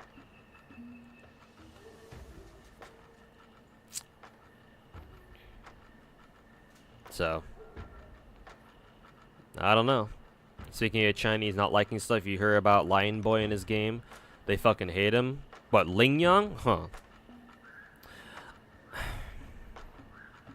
Odd, because I don't think the Chinese players in Genshin fucking hated gaming. At least I didn't hear anything like that. I wonder why they hate Ling Yang, because like Ling Yang is basically gaming from Genshin but a 5-star, and white instead of red. So skip button do go hard though. Yup, thank God, man. Go for Calcaro. If you apparently, I've heard that Calcaro is a really good support for Yinlin. So if you plan on rolling for Yinlin in like 3 weeks, then yeah, sure.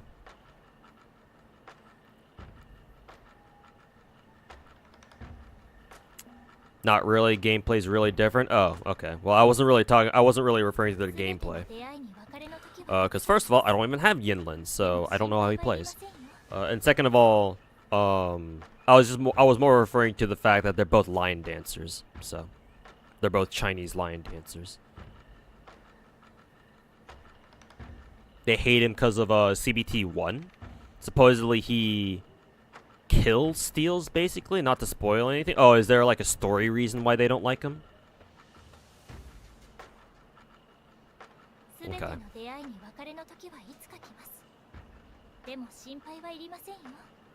Cause yeah, like if we're talking about the absolutely parasocial dipshit Chinese players, then yeah. First of all, they don't really want any guys to be playable. First of all, second of all, if there are any playable guys, if you're like if there's any excuse that character has where oh, like people like, oh, you're minutely not a good guy, oh, you know for a fact that those Chinese players are gonna fucking latch onto that shit and fucking grill you to the ends of the earth.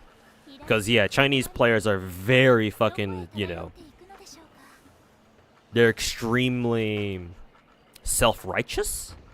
They hate having like playable characters that are like evil in any way, except if you're a waifu.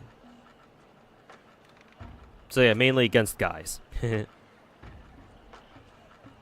Girls, and they get a pass, you know, because they're waifus. Hopefully not like a another Wanderer event, or however you spell his name. Yeah, hopefully not. I mean, I'm kind of surprised that they're getting pissed off about a Chinese character. Like, Wanderer, I understand, because Wanderer is in-game anyway. He's Inuzuman, or, you know, if you want to give the real-life equivalent, he's Japanese. So, you know, like, I can kind of understand. Because, you know, politically, the Chinese fucking hate the Japanese, so there's that. But Lin Yang, he's a Chinese character, so, huh? What's going on over there? Not quite too sure. You want Yinland? Then yeah, Calcaro should be a good choice because I hear Calcaro is a good support for Yinland or something like that. The NTR drama that comes from the Asian gacha sphere is so odd. Oh, I can explain it from the Chinese perspective, Limbob. I don't know how it is for like the Japanese or the Koreans, which is kind of funny because I'm Korean myself, so I should know, but I don't. But from the Chinese, I can actually explain that part to you. In modern Chinese like media, what's the fucking Twitter phrase that people use these days? Media literacy or whatever. In modern Chinese media, it's a very common trope for like if there's like a relationship between like a guy and a girl. If something happens to the guy, right? Either the guy dies or he like goes far away and doesn't ever come back or whatever, or he's only going to come back after a very long while.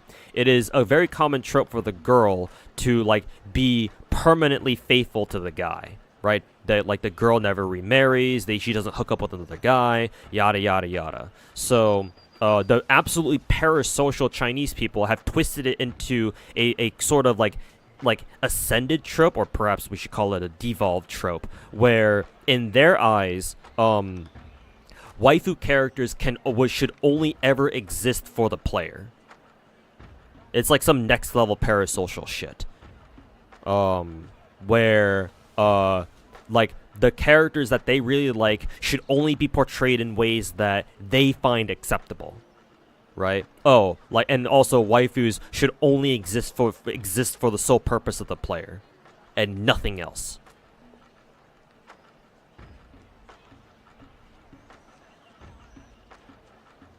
Like that is a very common trope over in China. Again, I can't speak for the Koreans or the Japanese. I'm sure they've got their problems too. But Chinese players, that is perhaps the case, or that is a big part of the reason why you always hear about fucking Chinese like absolutely fucking vile Chinese players doing some horrid shit.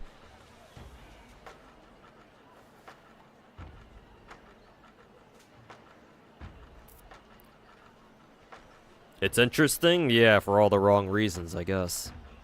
But that much I can say.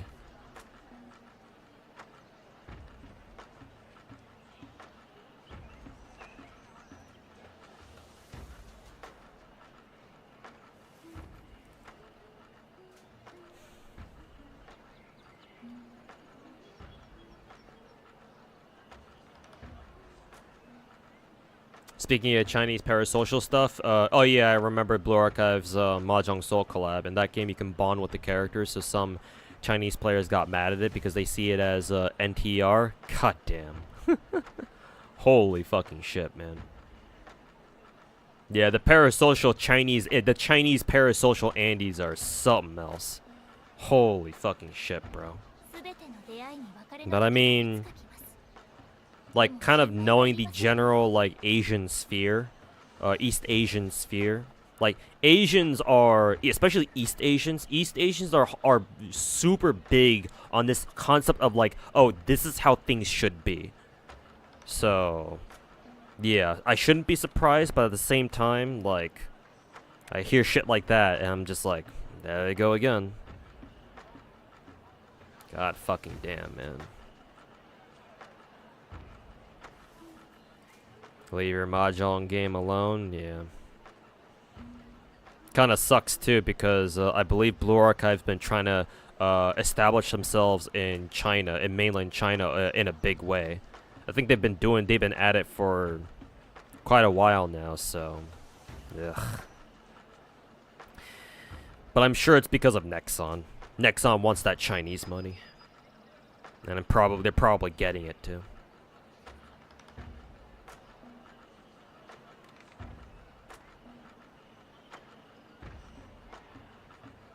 Permanently faithful unless your girl's Silverline too. Yeah, exactly. Yeah, and that's how GFL2's cuck drama came about.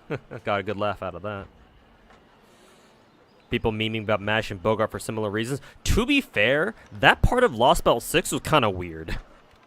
I'm not gonna lie. Like, I don't know why Nasu felt the need to write that part of the story in the way that he did, but yeah, that was like Dojin bait, like straight up fucking Dojin bait. Like, yeah, I don't know how to defend that part of the story in Lost Ball 6. That was kind of weird. Nasu was fucking high off his own shit when he was writing that part. Holy fuck, man.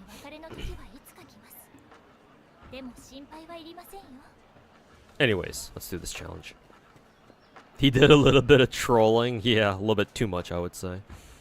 Encore Genshin, having a hard time deciding. I think Encore is probably better, but Genshin is a good choice. I like playing Genshin.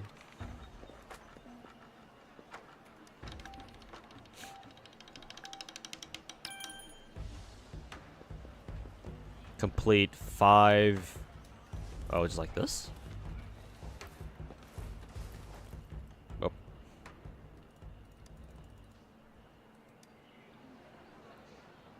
Yeah, Nasu did a bit of trolling.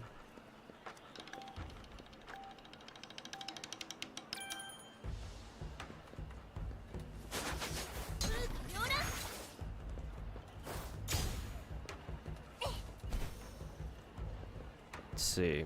Oh, can you? Oh, yeah, that's right. You can only backflip by neutral jumping. That's right. Oh, too far back.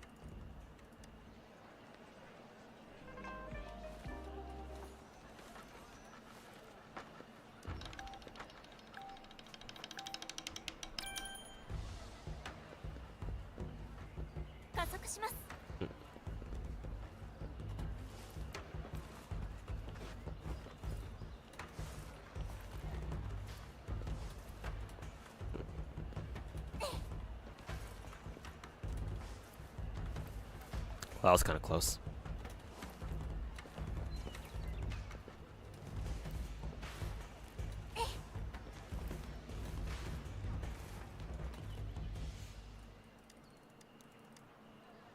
I just gotta do it a lot faster then, huh?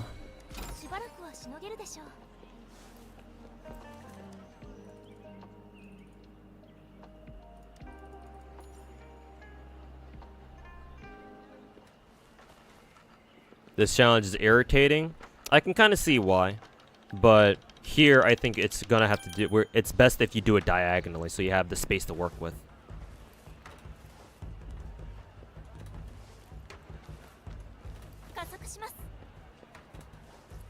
Yeah, I got the hang of it.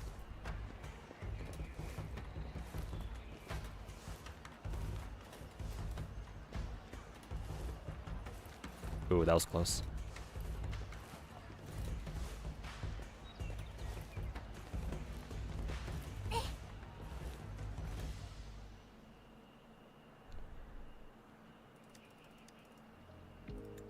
You can use your backflip afterwards. Oh, okay, using glider is legal. All right. Does the easy level only give you 2 chests, or was there another chest that I could have gotten?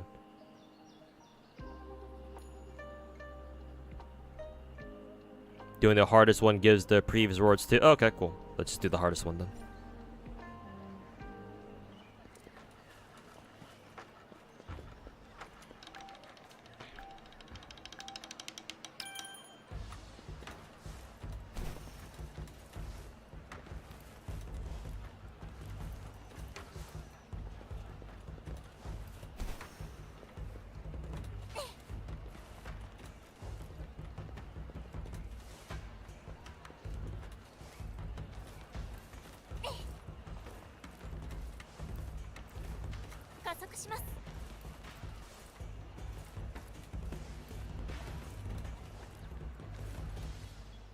There you go. Yeah, it's not that bad. The trick to that is, as long as you're not holding a direction while you're jumping, as long as you press left shift or left click, your character will automatically do a backflip. So as soon as you understand that, then yeah, that challenge becomes really easy. You made it look easy? Yeah, because all you need to do is understand what triggers a, what triggers a backflip. Yeah. Because you, technically speaking, at first glance, it might seem like, oh, you can only do a backflip from a neutral jump, but as long as you're not holding a direction while you're already jumping, as long as you hit as long as you hit left shift or left click, your character will just do a backflip anyway, or not left click, it's right click. Yeah, there you go.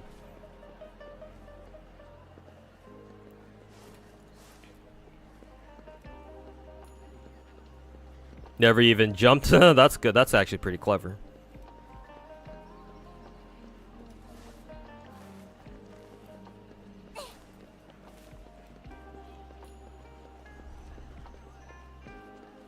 Okay. What else do I need to do here? What was the thing that the souvenir shop takes again? These things? Wood textured shards? Special drops from the Huanglong region. Is it just like from like just picking up chests? Yeah, I assume so. Okay. Fair enough.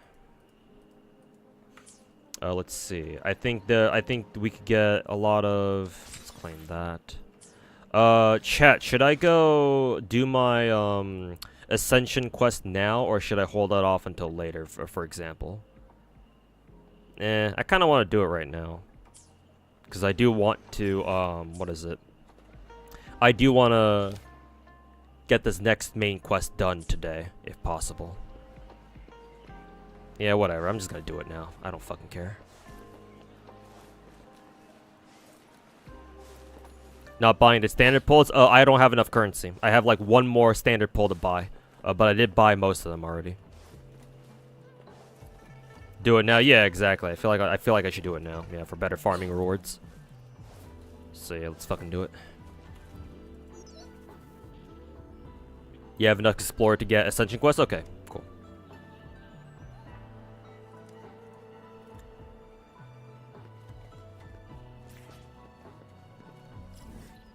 Let's see, it's all the way over here. Technically, if we spawn over here, it should be closer.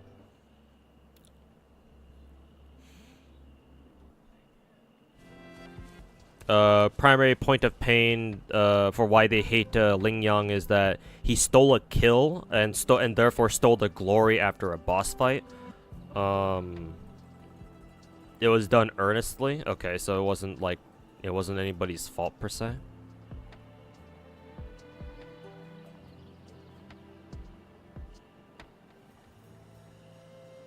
As in, the game was congratulating you for killing the Inferno Rider. Because it felt like Ling Yang was asking, why are you still here, in like a cheeky way, as in like they were like he was like implying that he didn't need you, or like you were useless, so people blew up. God damn, fucking Chinese players' egos are fucking tiny as hell. Then again, this is a country that's led by the CCP, so I shouldn't be surprised. But still, holy shit, man. The sheer lack of the sheer fucking size of the ego on these lads. God fucking damn, bro.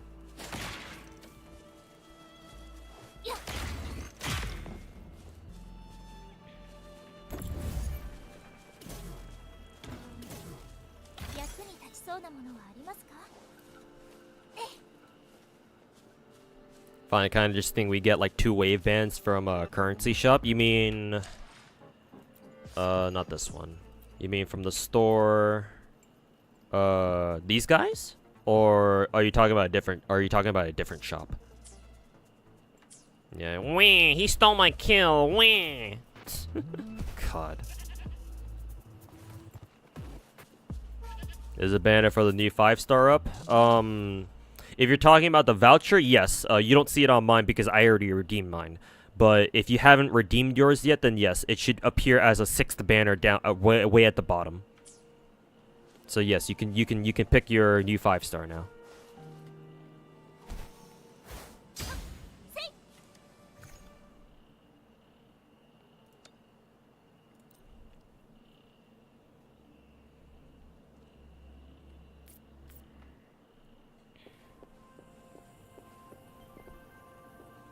For the Chinese is NTR, for the Koreans is the pinch hand. What's the pinch hand? I don't know. Despite me being ethnically Korean, I'm actually not sure what that is. Then again, I'm basically a whitewashed Korean, so I barely even count as a Korean person at all, other than just looking like one.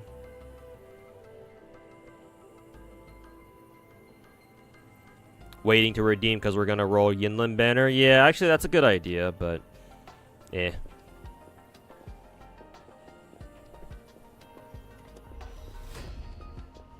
Yeah, in hindsight, that was probably the smart thing to do.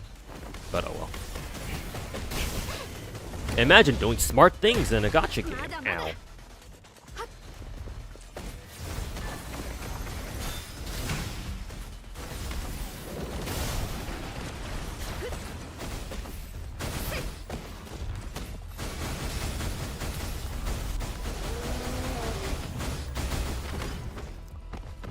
Because whoever you pick will just probably end up coming up as a spook. Yeah, same. I understand.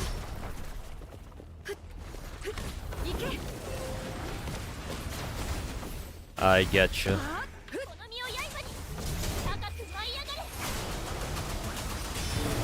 Doesn't it expire before the banner swap? Actually, I'm not sure. Maybe you're right about that. Maybe it does. I'm not quite too sure.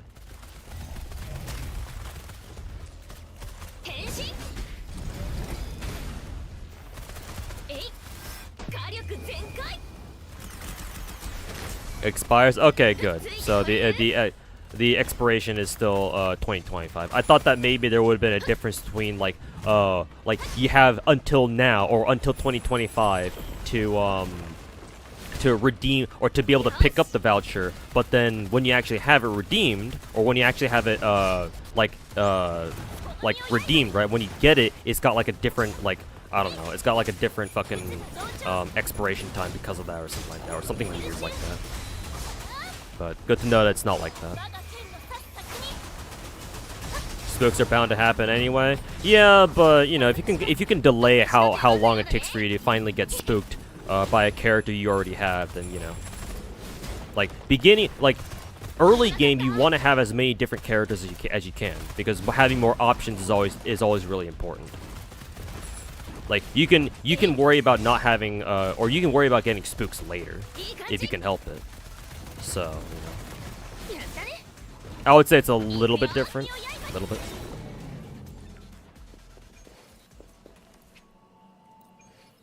Hey, Hinamakura, how's it going, man? Welcome back. Ow, fuck.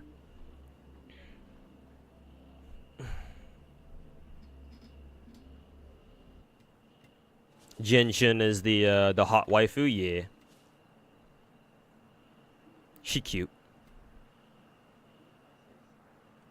Hopefully we start getting some Rule 34 fan art with her with some absolutely ginormous tits. Sorry, the Coomer brain. My Coomer brain was coming out there for a second. Anyways, got that done. I think we should be close to Union level 21. Yeah, we're almost there. Maybe a couple more chests and we'll be there. Let's see. We could do this quest actually. Yeah. We can go do that quest. Some friends.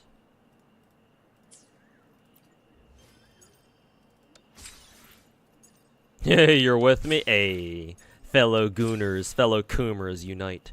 Do you like Korean cultures as a Korean American? Yeah. Like I was growing up in I grew up in a Korean family, obviously. So yeah, like I have a bit of appreciation for Korean culture. I just wish I knew how to speak the language better. That would be nice. But like at this moment in time, like I have no motivation of like learning Korean, nor do I have a reason to. So, unfortunately for me, it'll just stay that way for the time being. Okay, that's it for pings or whatever. What's the different pings I have here? Oh, these ones. Okay. All right, there we go.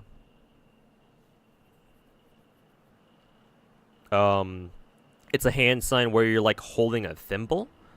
People have gotten fired for drawing things that resemble it, since the players think that it's an attempt to signal man hate. So I'm aware that South Korea has had a history of like very extreme and oftentimes violent, like gender discrimination. Like I know some, bro. I'm just gonna tell you guys straight up. As a Korean, I fucking hate Koreans, man. us Koreans are fucked up, bro. Like all East Asians are to varying degrees fucked up, but goddamn, man, there's something wrong with South Koreans, bro. What the actual fuck, man? Holy み fucking んなが shit. 無事なら私も頑張った甲斐があ Like, るってもん thank だ God I'm whitewashed, cause goddamn, I cannot imagine what it's like fucking living in South Korea. Like from a social perspective. Like holy fucking shit. Like some of the stories that I hear about like the shit that South Koreans can do. Like oh my fucking god, man.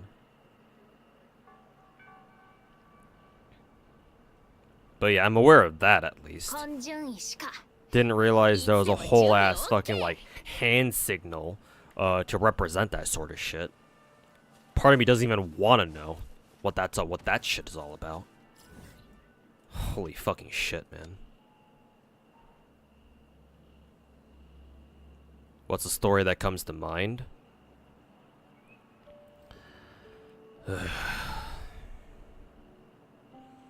Let's see.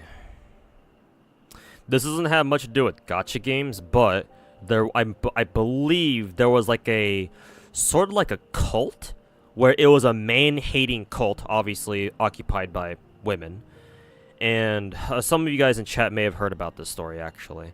But apparently this cult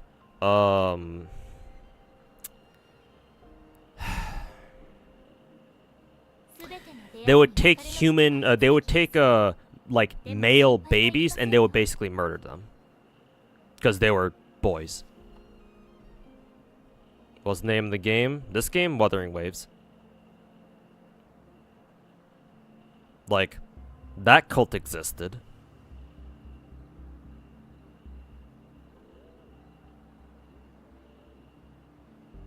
Yeah, I don't know if I want to go and get into the details of that. I mean, if you're that morbidly curious, I'm pretty sure you can just search it up on your own. But yeah, that's one story.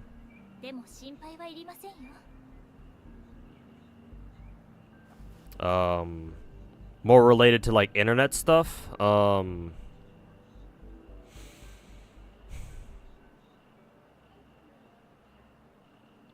I think I can give you an example for Blue Archive. Once upon a time, I think back during the release of Blue Archive Global and the Korean server, I think sometime during year 1, Blue Archive tried to like have like a VTuber, basically a VTuber mascot.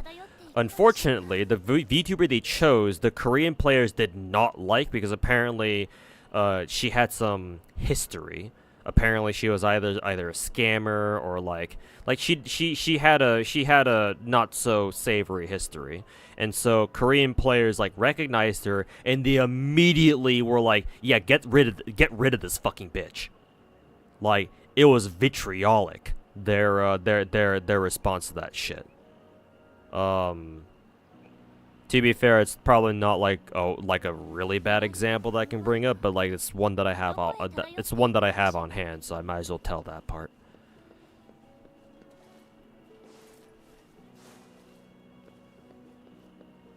Beautiful game. I mean, you should play Genshin Impact if you think this game looks beautiful. But yes, on its own, game looks nice. Imagine my Japanese. Bro, let me tell you, Taisha. I took Latin for like 4 years back in high school. Fucking worst decision that could have been made. I mean, it wasn't even my decision either. It was my fucking parents. You know, oh, Latin will help you with your SAT scores. No, they fucking didn't. Stupid fucking bitch. Oh, what do you know? Asian parents talking out of their ass again. What else is fucking new? Like, bro, I would be so much better at speaking, writing, understanding Japanese if I had taken Japanese for 5 years instead. Like, hell, maybe I'd be able to understand my favorite fucking Japanese VTubers a little bit more had I taken 5 years of Japanese instead of fucking 4 years of Latin. Fuck's sake, man.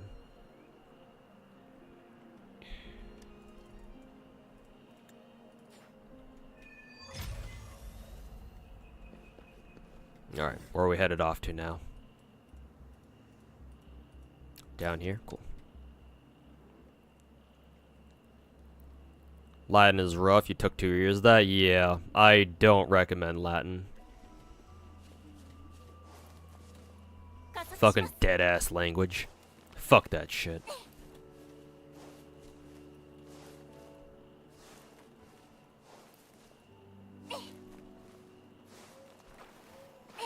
Hell, maybe even 5 years of Spanish would have been better, too.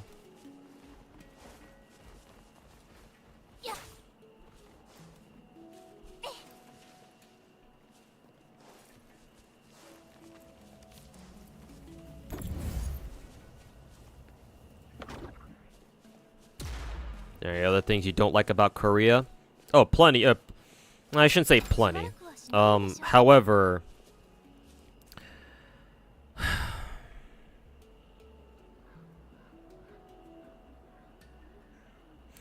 just the way the country is run.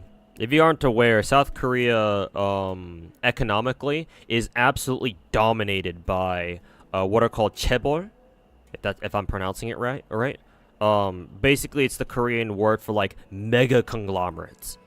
They first rose to power back in, I want to say like the 60s or so, after the Korean War, basically, because the Korean president at the time recognized that the country's gotta do something to get itself out of its horrible position that it was in after the Korean War.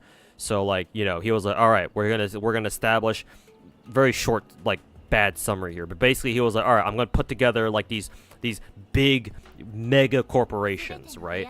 Founded by, that are headed by certain like very powerful families, right? And they're the companies that are gonna help, you know, rebuild the country, right? Get us back on the right track and stuff like that. And the government's I'm gonna make the government give them like tax breaks and, you know, basically economic incentives to like generate as much economic activity as possible to like try to get our country out of the fucking ruins of the Korean War and get ourselves back onto like a semi decent track. And his plan worked, right? It did work as he kind of as intended. And, you know, South Korea is now a really strong economic powerhouse, obviously, but in doing so, the chaebol have never left, is the problem. Like, they're still there. They've been dominating South Korea's economy for basically the past 60 years or so.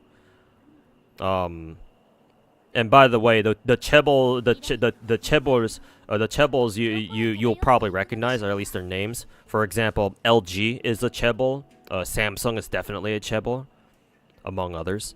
Samsung's probably the biggest household one. Is a household name here in America, at least. LG to a lesser extent, I think. But there are other chaebol like that too. I think Hyundai is probably another chaebol too. But yeah, obviously there are some good things about them. They're obviously not all bad, but like, you know, it's not all sunflowers and daisies over there either. Not only that, but South Korea is going through a really bad demographic bomb right now. What that means is, there are a lot more old people than young people, which is not good, because if your country is in a situation like that, that means that you don't have a replacement generation, so your future is basically fucked. Not only that, but apparently, if just from watching a couple YouTube videos, if they're true, if they're telling the truth, then this is I'm assuming this is like partly attributed to their demographic problem here that I just mentioned. But apparently, like, Korea as a country, like as an identity or like a region, like, it's basically disappearing from a lot of parts of the country, and like it's really only the cities that like mean anything anymore. Like, the countrysides don't really mean as much anymore. Like, if you don't live in like a metropolitan area, then like where the fuck do you live in South Korea? Like, you're kind of irrelevant if you don't live in like a metropolitan area in South Korea. I would assume that has to do with their whole demographic situation, where, you know, more and more old people you're getting more and more old people, and you're getting less and less young people. Not to mention the fucking work ethic, the corporate work ethic in South Korea is really fucking bad. Like I saw, there was one viral tweet that I saw the other day, where it was, why is my ping so high? Where it was this Korean dude, I'm assuming he was Korean, where he gave an anecdote on Twitter about how he tried taking like a day off, a single day off, like Saturday, off his work to go hang out with his girlfriend or something. And then as retaliation, his boss apparently called him in on like the next available day, on his next working day, and fucking locked him in his room for like a fucking 6 or 7 hour lecture on how he could improve his work ethic.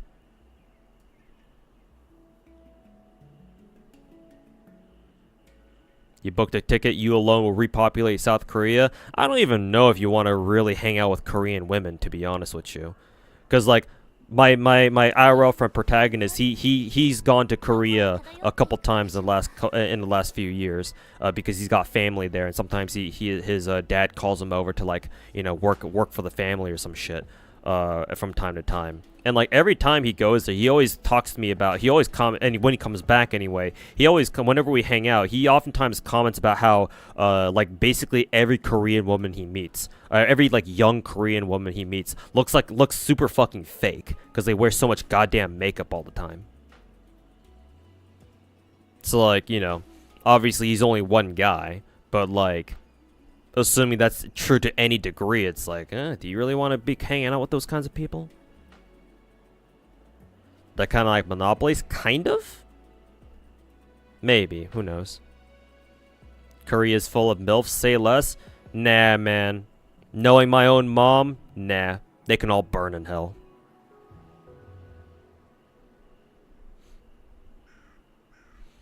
Birth rate in Korea is at an all-time low with at 0.81. Japan's at it rough too. Here's the thing though, Japan has understood. The Japanese have at least acknowledged that their demographic problem is a thing. Like it's been a problem for the past like 30 years or so, and they've been trying to work on like not making it a problem, or at least trying to improve it. It's not enough. They got to do more, but at the very least, they've been talking about it. Like as a society, Japan understands that it's a problem, and they've been doing what they can to like try to resolve it, or at least alleviate the problem. Not only does South Korea have less people, right? Because I think at least Japan has like, what's Japan's population again? It should be over 100 million, right? South Korea's population isn't even over 100 million. I think the last time I checked, it was like only 60 million or some shit like that. And they don't talk about it. Like, they don't officially recognize it as an issue. Because why would they when they're too busy working? You got a tiger mom? Oh yeah, for sure, man. And I fucking hate her.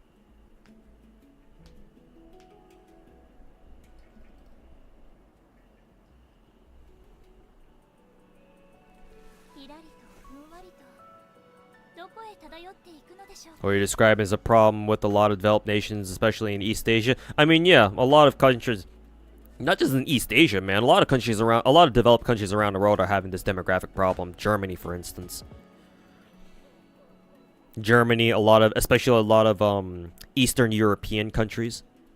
Russia too.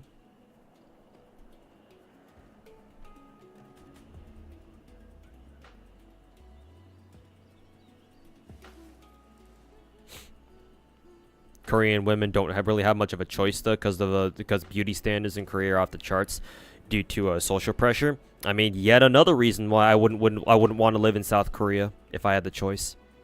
Yeah. I mean, honestly, like, you know how it's kind of an internet stereotype that, everybody roasts Americans for being fat and ugly, right? Your average American is fat, ugly, uneducated, and stupid, right? Like, hey, the silver lining with that is that if you're an American, right, and if people meet you with those sorts of stereotypes, that means that, hey, you can do whatever the fuck you want. You can be ugly and nobody gives a shit, because that's kind of what they expect out of you anyway, so who cares, right? You can be as stupid as you want. People kind of expect that out of you anyway as an American, right?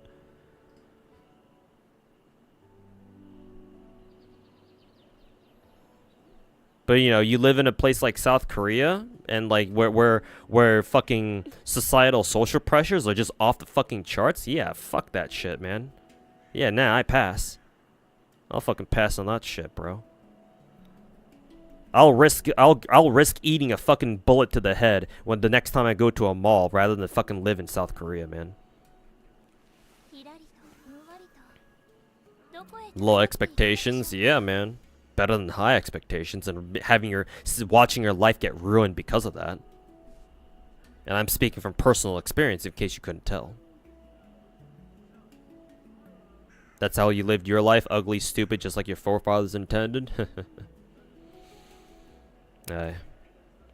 But, you know, to a certain degree, don't we all? That's East Asia, overworked, underpaid, yeah. The whole fucking 996 culture in China, what the fuck you have going on in South Korea. Japan has been getting better with their whole fucking karoshi culture, like the overwork culture. Apparently they've been working on that, so it's not as big of an issue anymore, but you know. I'm sure it's still a thing to a certain degree. Not to mention, Japan just barely got out of their 30-year economic stagnation, like very recently. So yeah. Also, isn't the Japanese yen at like fucking 160 per dollar? I think the last time my friend and I checked, it was like 156 yen to the dollar, which is really bad. Holy fucking shit! It might actually reach 160 later this year if things go the way they are. 996 in China is so fucking bad. Yeah, man, I would fucking expect, man. No wonder no wonder fucking China has the worst demographic problem in the world. Holy fucking shit, man. Yeah, they're getting so fucked right now. You know, CCP being CCP. Why aren't people having kids? Gee, I fucking wonder.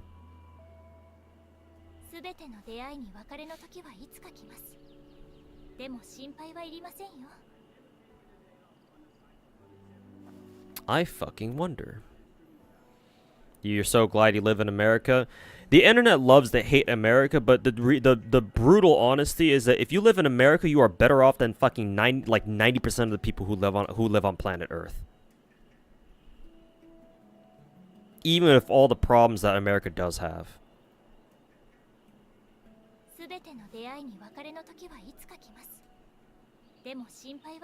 Like, if you live in America in any way, you kind of won a lottery already. To be perfectly honest. You want to buy Pax and JP? Yeah, because the yen is so weak right now, yeah. You can literally buy like a pack and a half for the exchange rate right now.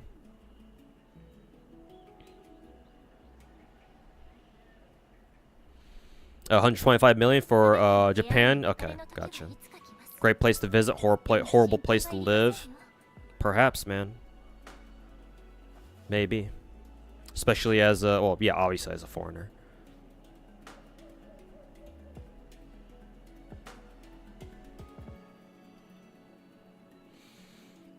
You heard people saying that foreign women who are on the fatter side will be looked at funny in Korea. Yeah, that doesn't surprise me. That doesn't surprise me at all.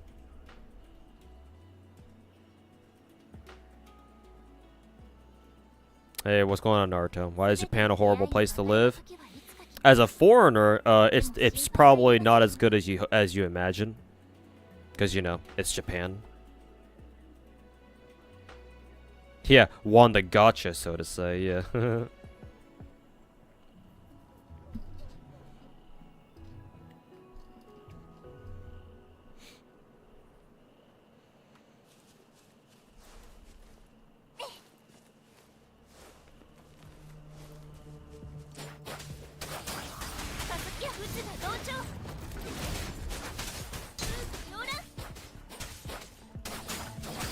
Oh yeah, any of these have a lot more health now, so they're definitely going to take a lot more damage now.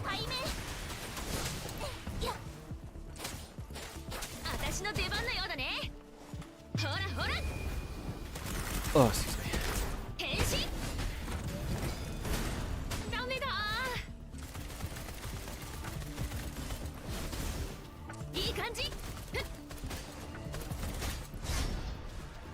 やっふわっえい変身しかすり傷だでごーあでいこの身を刃に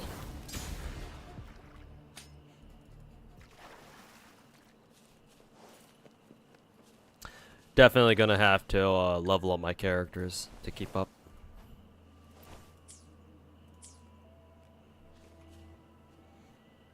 A rare Chishia enjoy? Yeah, man, I really enjoy Chishia. I think I'll be sticking with her.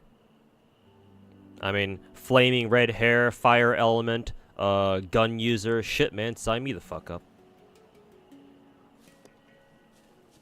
Oh, we gotta look for a key. Who do you think is worth pulling apart from Farina? Is all Hytham OP? Can you use Haran? Are you still looking for a character to use your Haran? Oh yeah, that's right. You asked me about who. Oh, you asked me about rolling Ayato in order to use your Haran. Are you still on about that? Oh, whatever, man. I tried convincing you, but whatever. Clearly, you're not gonna listen to me.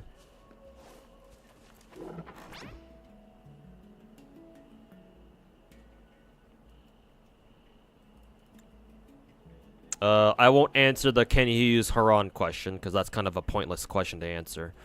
But I can answer the I'll hype them one. Yes, he's really good. Great Dendro DPS.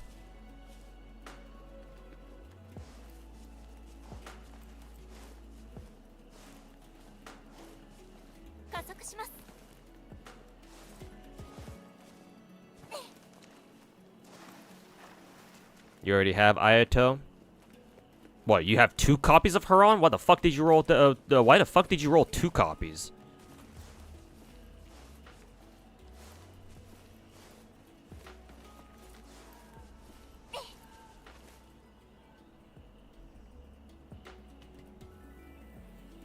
Why are people rushing ending or like Endgame 2? Because that's what content creators do. People did it for Genshin back in the day. They're gonna do it again for Wuwa. As for why, well, you know, a lot of people do it for clout reasons. You know, imagine being able to say that you're the first to reach Wuwa's endgame.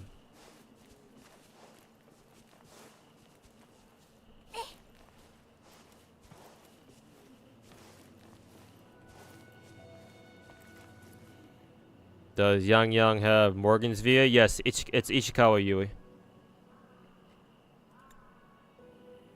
She's using her high-pitched voice, though. Her Violet Evergarden voice. Not the usual Morgan or 2B voice. Because that's her lower-pitched voice. Surprisingly, she's using her higher-pitched voice for Yang here in this game.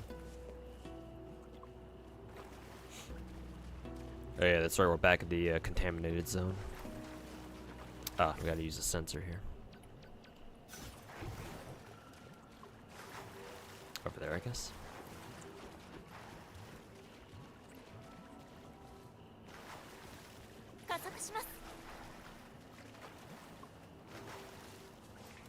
I don't quite understand what I'm supposed to be doing here.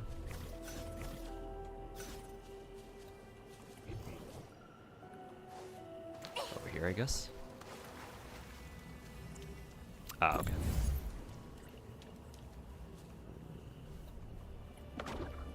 Yeet.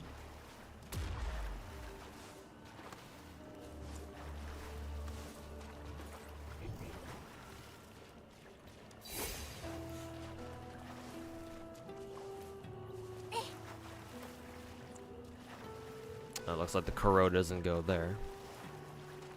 Where does the corroder go then? Maybe over here? Okay.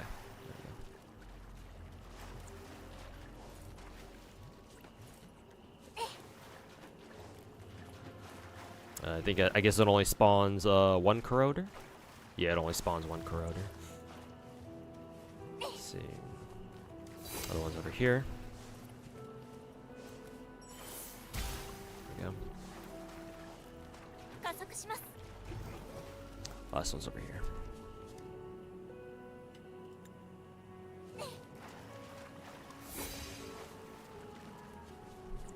します。 Oh, dead animals.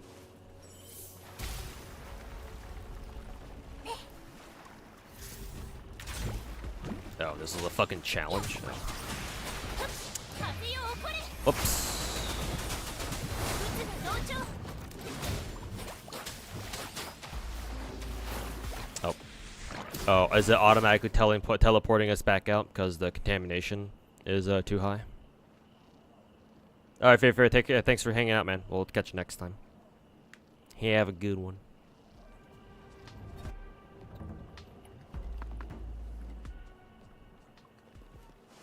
Okay.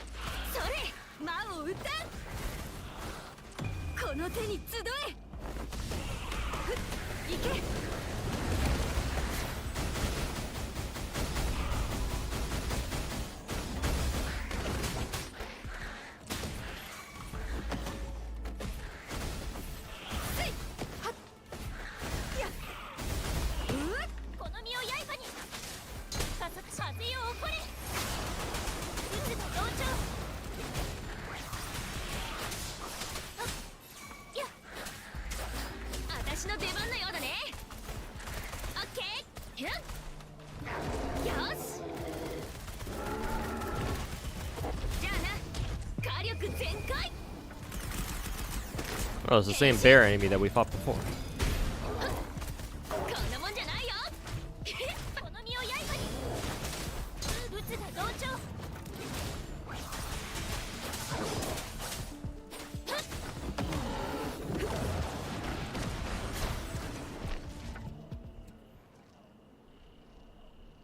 Really? I thought it wasn't even maxed out. I guess it did. Is that Ushi's VA? No, it's not Saori Hayami. At least I don't think so.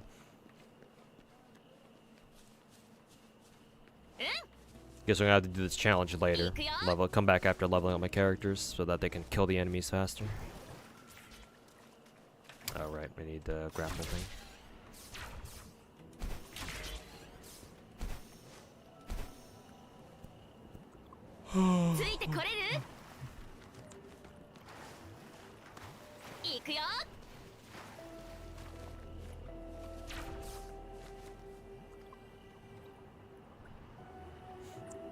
Oh, is she dead? Hello, are you dead? No, you're not dead yet.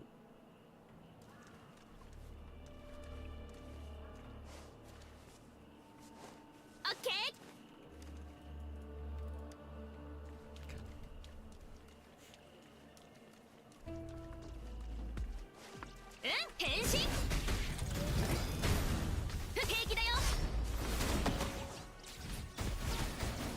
Switch to Japanese, recognized it instantly, yep.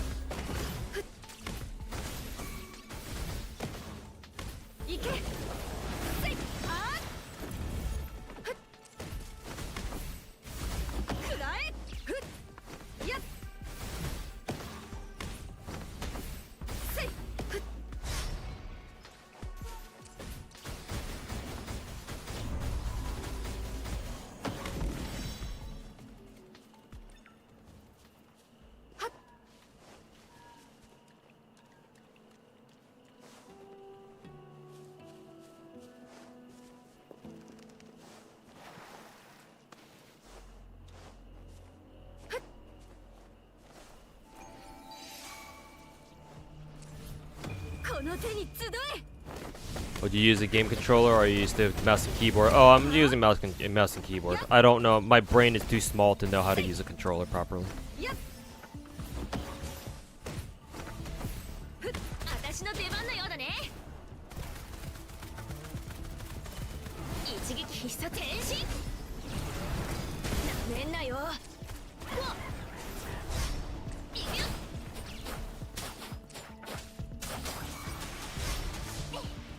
高く舞い上がれ。 So, mouse and keyboard it is for me. Is that motherfucker healing? いや、私の出番のようだね。 Yeah, he is. That bitch. いくよ。絶好調だよ。払え。たっ。いや、ほっと。こんなもんじゃないよ。えっ。いや、みんなを守らないと。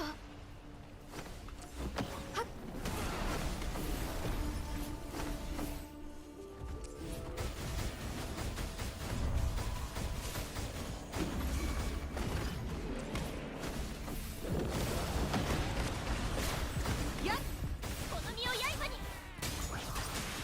打つが同調。やっ。風よ起これ。やっ、はっ。はっ。はっ。 We can take care of these pieces of fucking trash now. 優秀。はっ。はっ。打つが同調。やっ、魔を打った。 甘い。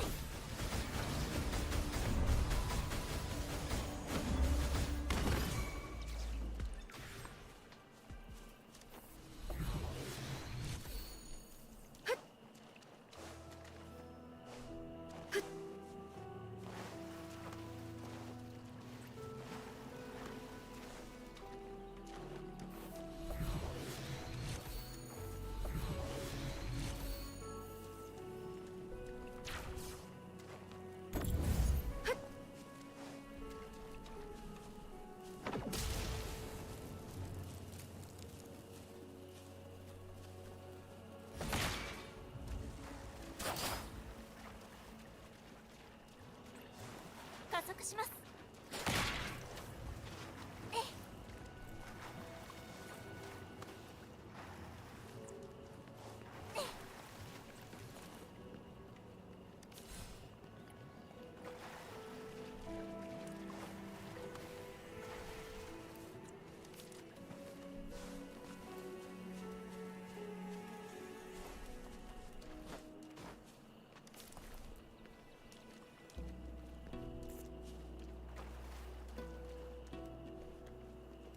Will we see too who VTuber debuted? Not gonna happen. I have my personal reasons why I don't want to become a VTuber. You know, apart from not having the money to make a to commission a VTuber avatar in the first place. 加速します。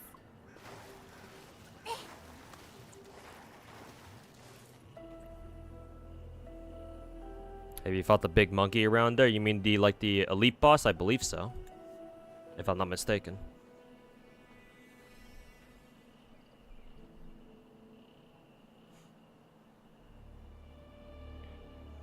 You know what 2 5-star weapons you have? Shitfall, Splendor? Hey, guess what? They're gonna sit there in your account forever. You're never gonna use them. Because welcome to motherfucking Genshin Impact.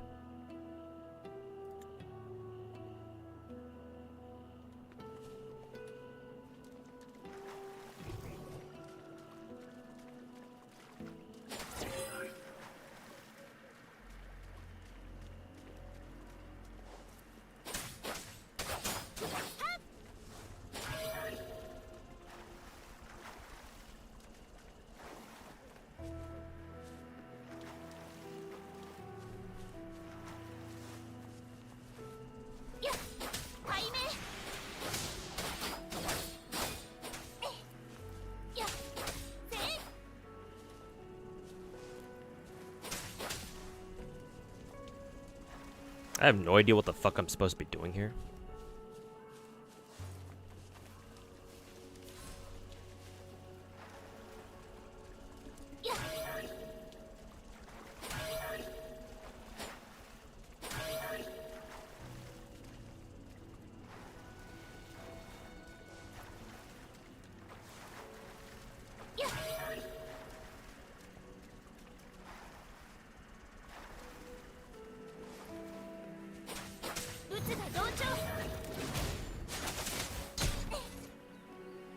Okay.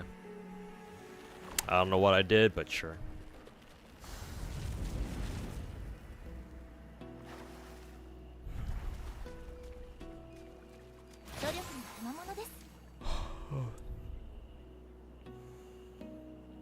How does drop work? You need to gift subs to get stuff in game. Yeah, like you need to give like 2 subs to a participating channel to get stuff in game. Don't do it on my channel. I'm pretty sure I don't have drops unlocked because I haven't taken the time to connect my channel yet. So don't do it here. Do it somewhere else.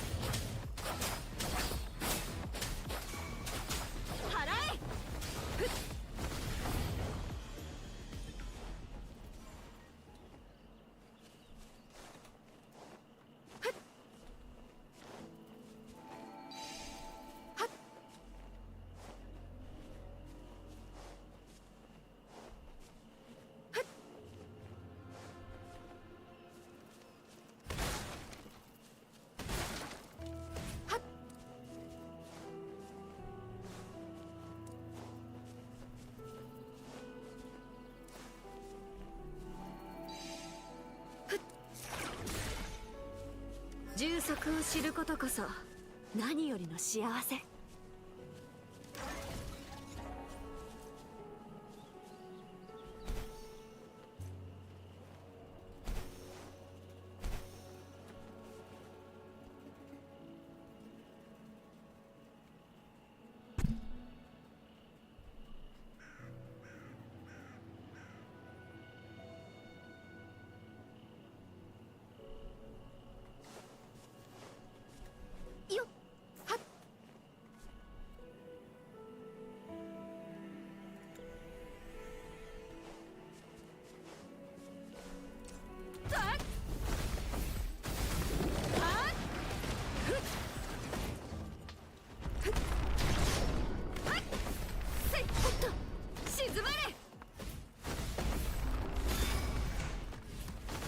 この手に集え。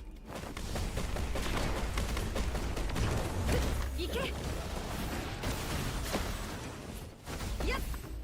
はっ。この身を刃に。我が剣の刺す先に。はっ。加速します。打つが同調。はっ。魔を打たん。やっ。せい。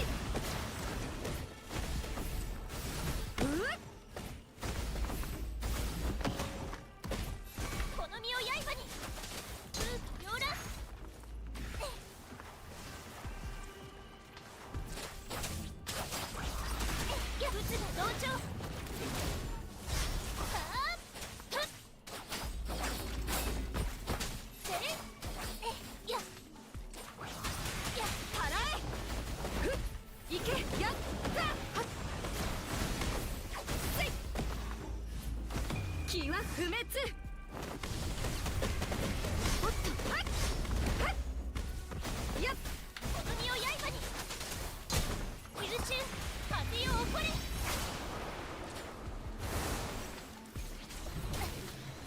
やっ、打つが同調。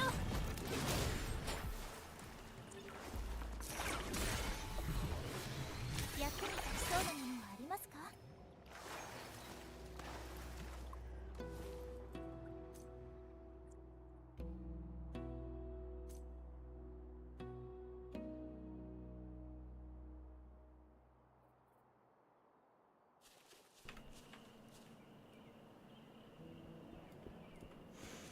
？Hey, Redify, how's it going, man? How's weathering so far? It's getting better. 加速します。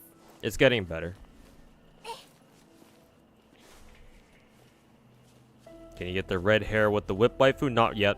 In 2 weeks, 3 weeks.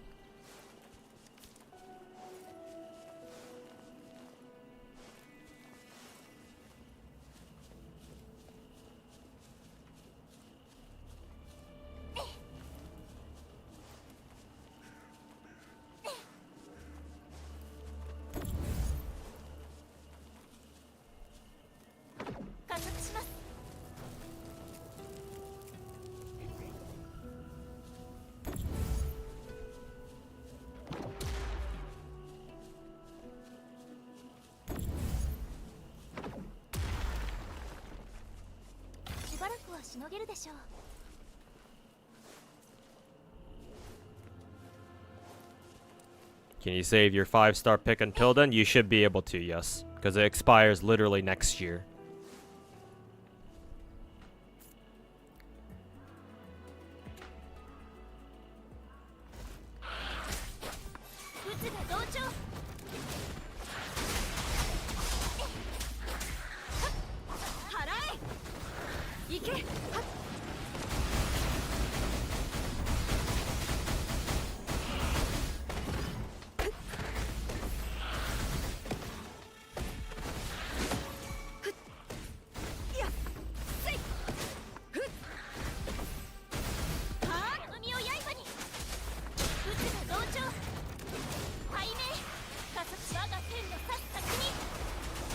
A lot of people acts 5 and 6, so it's got potential. Okay, if the story actually gets better later, then that's good.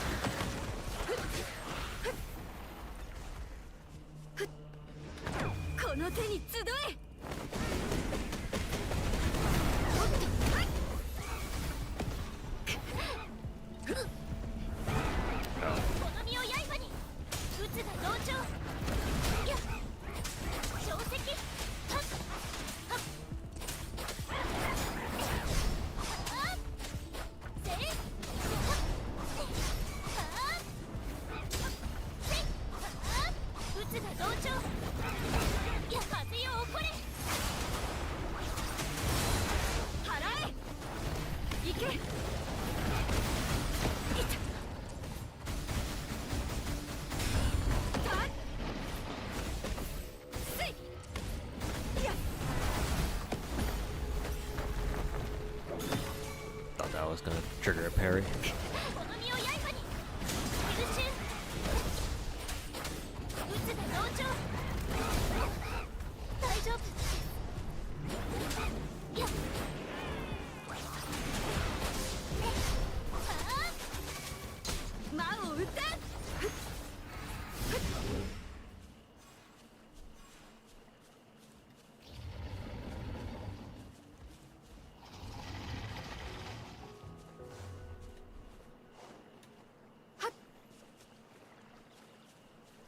You upgrade your echoes yet? No, not yet. All my echoes should only be like level 1.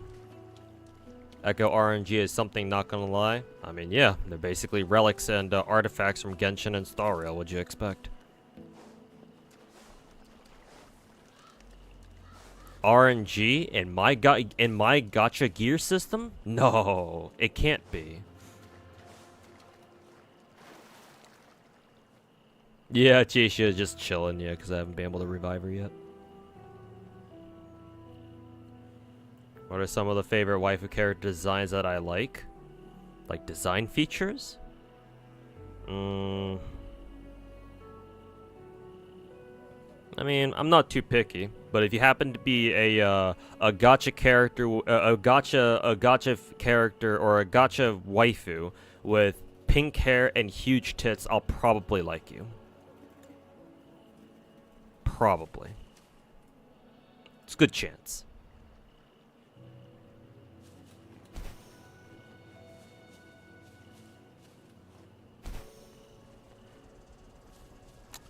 Oh, now we need, and now I actually do need Chishia because I need to shoot these motherfuckers.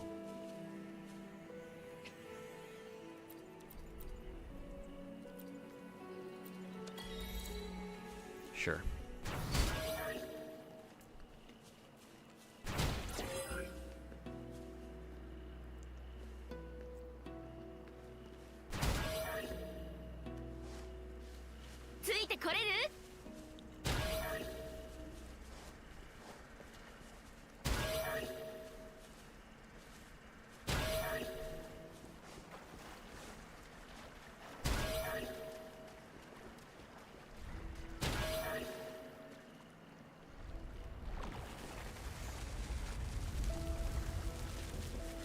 Yeah, basically. If you happen to be Tao Chi, yeah, maybe.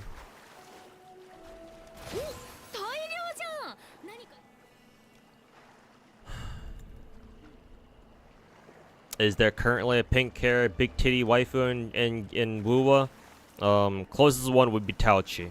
I believe she's a 4-star. She'll be on raid up apparently with the Yin Lin in a couple weeks.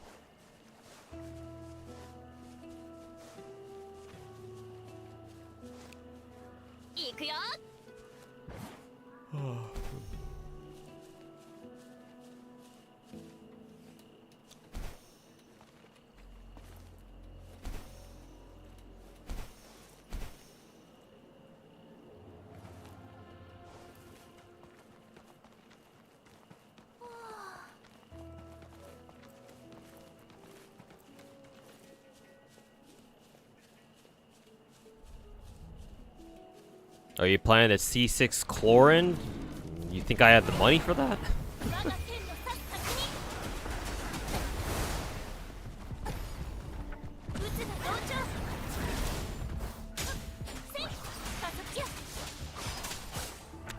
Does my name sound like Tectone to you?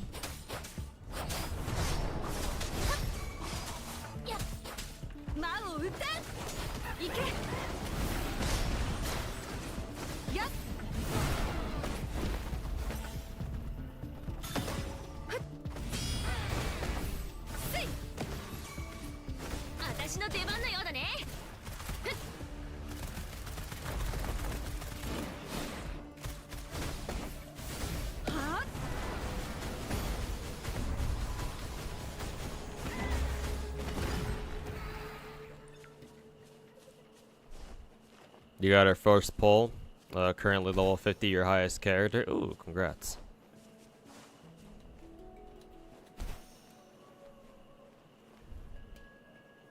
Tao Chi is already available. Yeah, if you get lucky.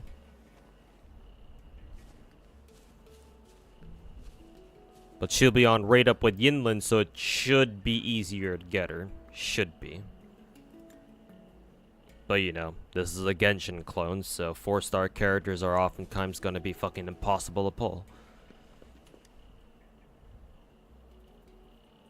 How fast are daily quests? There's only one and it's very short.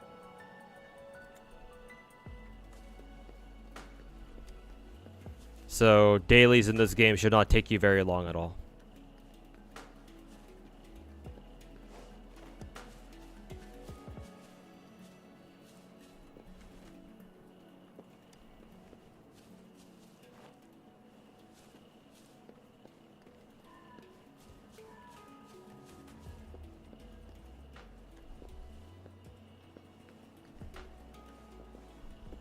The can behind you? Okay.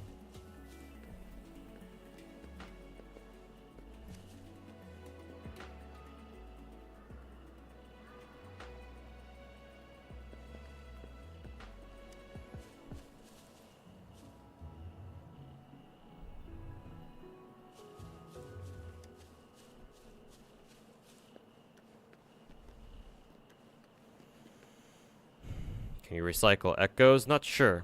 I don't know, actually. Hopefully you can. Somehow. Yeah, you got 2 days off, time to binge whoa. Hey, hopefully you have fun, man.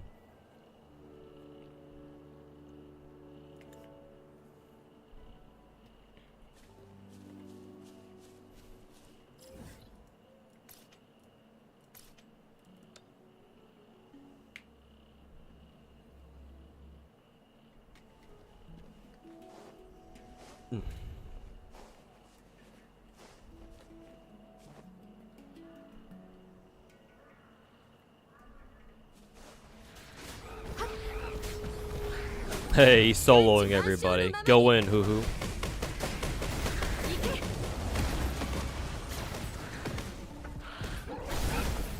およ。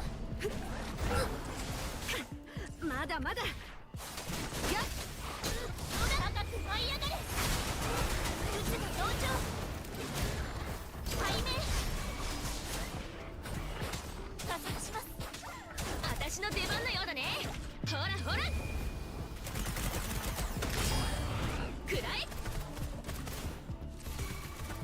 Also, VC, how's it going, man? Thanks so much for the 7-month resub. Welcome back.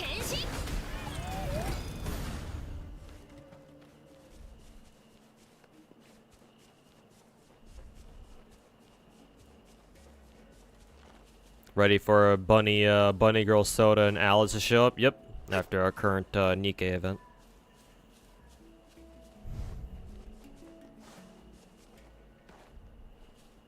They're chill. Can we expect music to be played in the background? Potential. For regular streams, I do oftentimes have my own music playing. It's just that because Wuwa is new and I kind of want to experience the game in full, including its soundtrack. Yeah, I don't have any other third-party music playing in the background, but for like my standard Genshin and Star Rail streams, oftentimes, unless I'm going to like story or something, I'll have just like other music playing in the background. So eventually in Wuwa, once I have an understanding of what its soundtrack is like, yeah, I'll switch it to, you know, playing other stuff.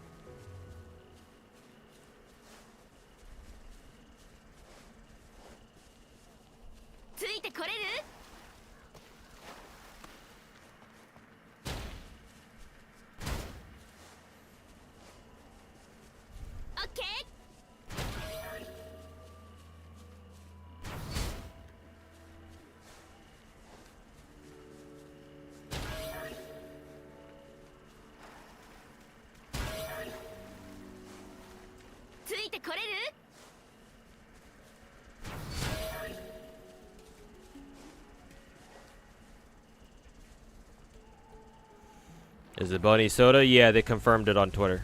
On the official Twitter account. It's Bunny Girl Soda and Bunny Girl Alice. Okay.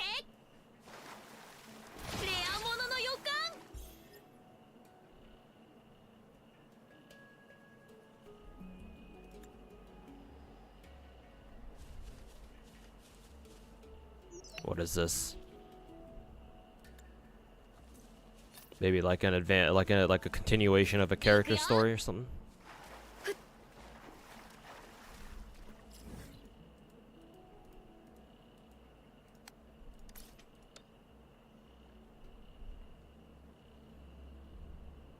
Actually, did my game just switch quest lines to yeah, it did. What the fuck? No. God, I have to go all the way back now? Fuck.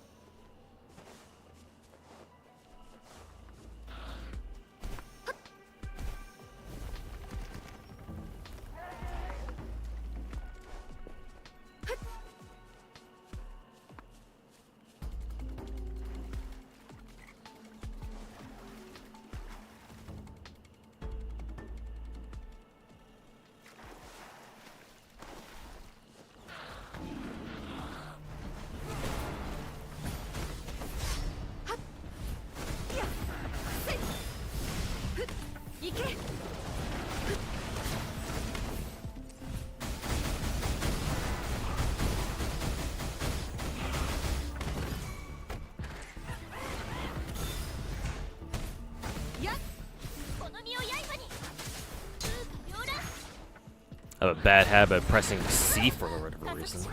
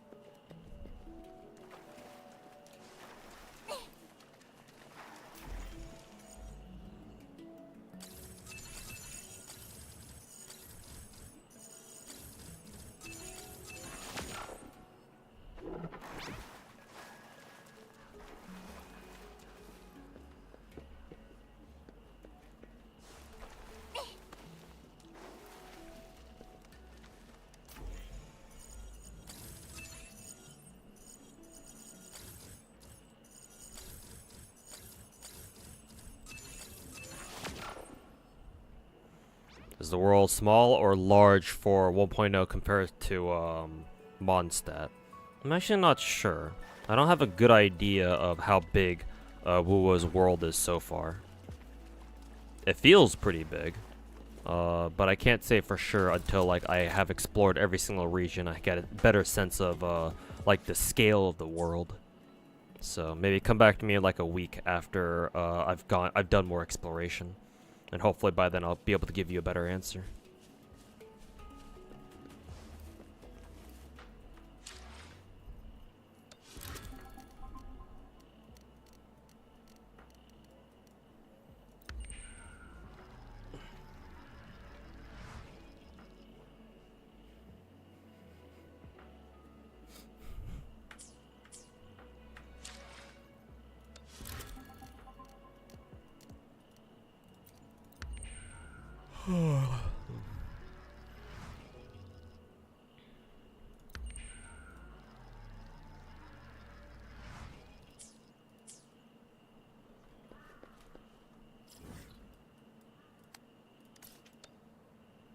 Peak security mechanisms, yeah.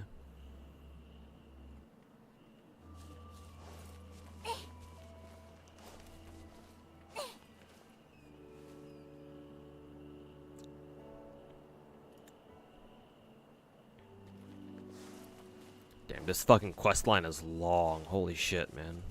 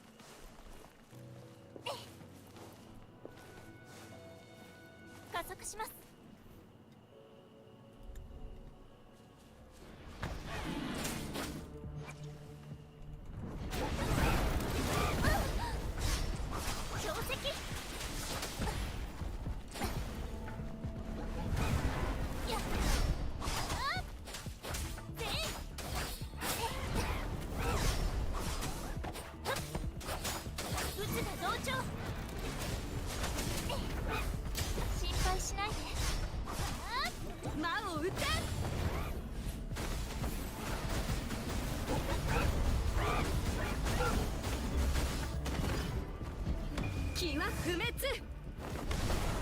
けやっ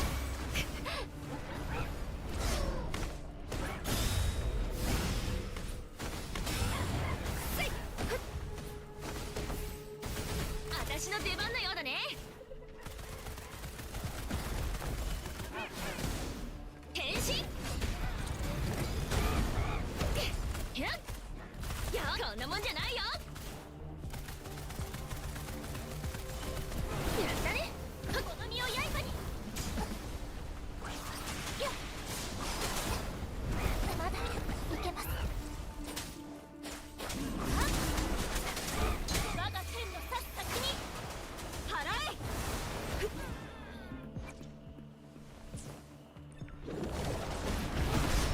沈まれう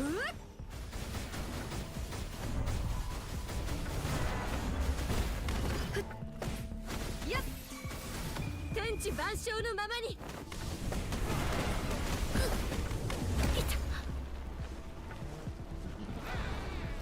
おっと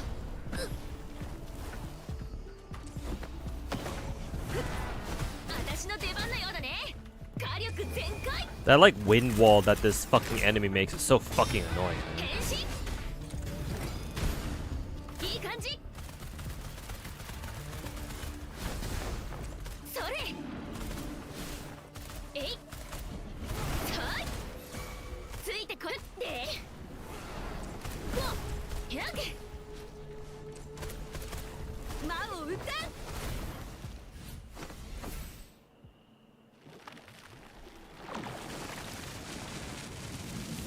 Or you do a whales log / dolphins log for Wuwa? Maybe.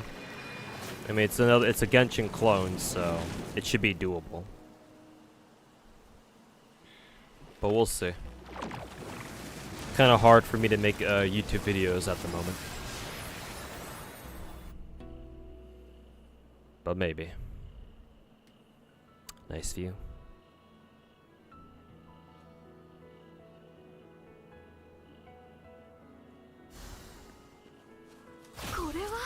Hopefully this means that we were able to clean up the contamination around this area, so that means that we can like traverse this area without having to worry about fucking dying to it.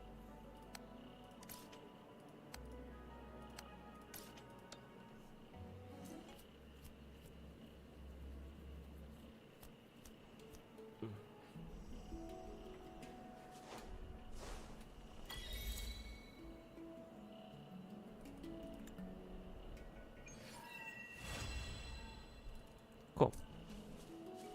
Very good. Yep, and we're now Union level 21.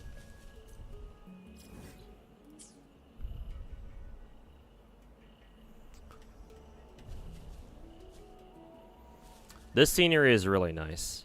I like this. With the stars above and the... I don't know what these are. Maybe they're sakura trees. Maybe there's something else.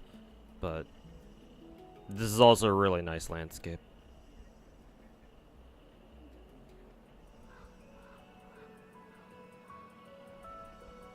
Actually, are those stars? I mean, I suppose it is. I suppose that they have to be. Maybe like the Milky Way. Doesn't really look like the Milky Way though. Yeah, whatever. 己を知ること、すなわち、お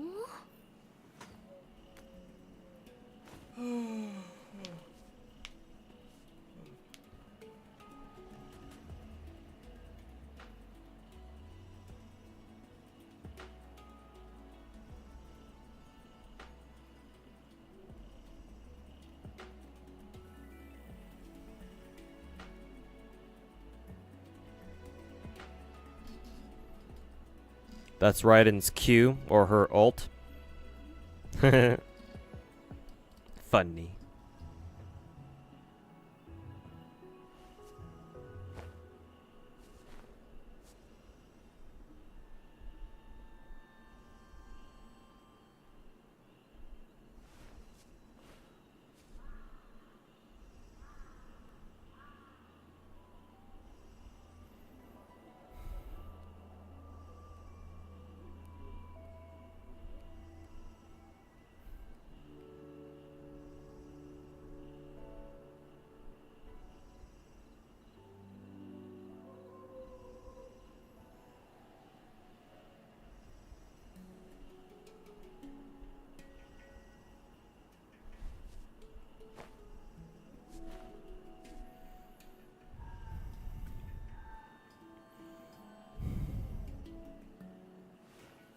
You discovered something that you can get echoes to farm map material for you in certain radius from a character, that is. Oh, that's cute.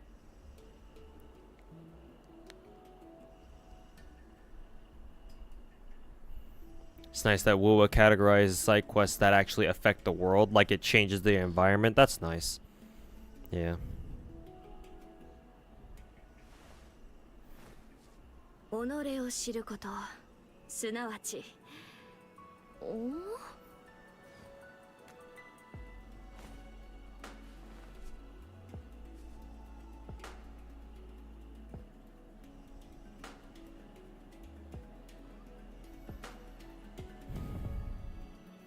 It's the fission junk rock, or whatever. Okay, I'll keep that in mind then.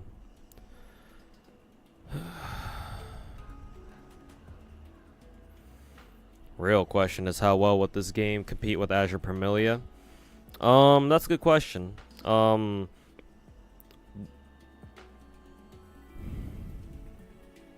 What's more relevant is that because Azure Parmelia won't be coming out for a while now, and WoW has come out, what Kuro Game needs to do is they need to like optimize the game and you know, keep developing it and giving it enough content, both mid game and end game wise, to retain as much of their player base as they can by the time Azure Parmelia comes out. But they have time. Just how much time, we don't know. Because ideally they address those issues before Azure Parmelia comes out. Personally, I don't think Azure Parmelia will come out anytime soon. Next year at earliest.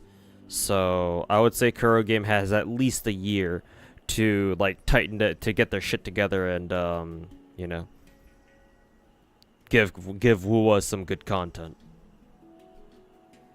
But we'll see.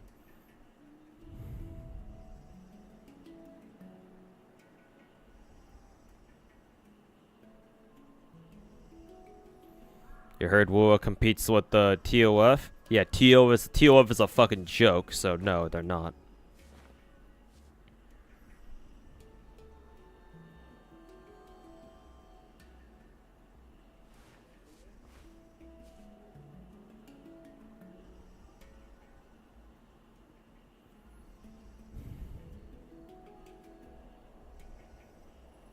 Z3 is the bigger threat. To be honest with you, from what I've heard about Z3 from like people who played the betas, honestly, I don't know how well Z3 will pop off. To be honest, I guess we'll see. Like if Z3's closed betas were received more positively, then yes, I would say WoW does also need to worry about having to compete with Z3 on top of that. But like, I haven't really heard a lot of great things about Z3. Like, it seems to be a pretty common criticism that for example, like the TV game mode in Z3, whatever the fuck that is, like for some reason everybody fucking hates that shit, or like they're not very big fans of it. So I don't know.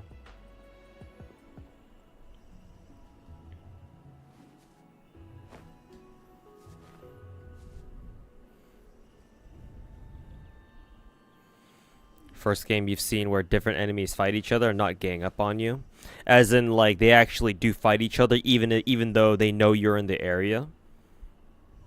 Because yeah, if that's the case, then that's actually kind of cool.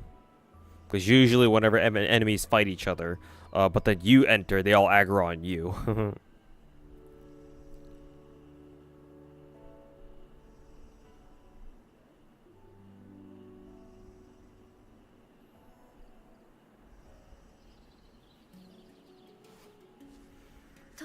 It might be good still. Yeah, who knows? We'll see.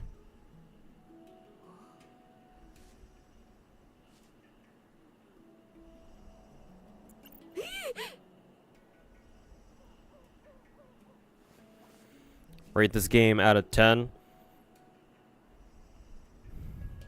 7.8. So far. Maybe an 8.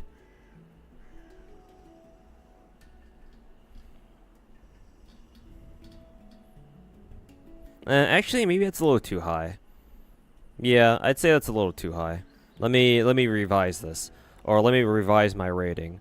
So, when WUA first came out, for the first 2 days, my rating for WUA would have been like 5.5. Now I'm gonna bump that up to about 7. Yeah, around that 7, 7.1, maybe 7.2. For reference, I would give Genshin Impact currently about like a 7.8 or 7.9. Maybe an 8.0 if I'm in a good mood with Genshin. So hopefully that helps.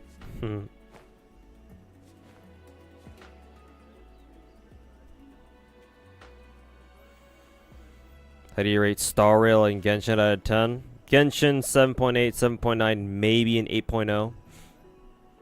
Mind you, the fact that I'm giving Genshin an 8.0 or potential 8.0 should mean a lot because that should be very hard to do as far as like gacha games are concerned. Star Rail, I'd probably give it like a 7.4 maybe.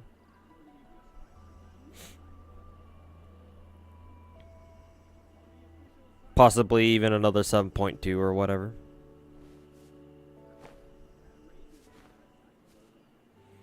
What would you rate FGO? Probably like a 6 something. 6.5 maybe.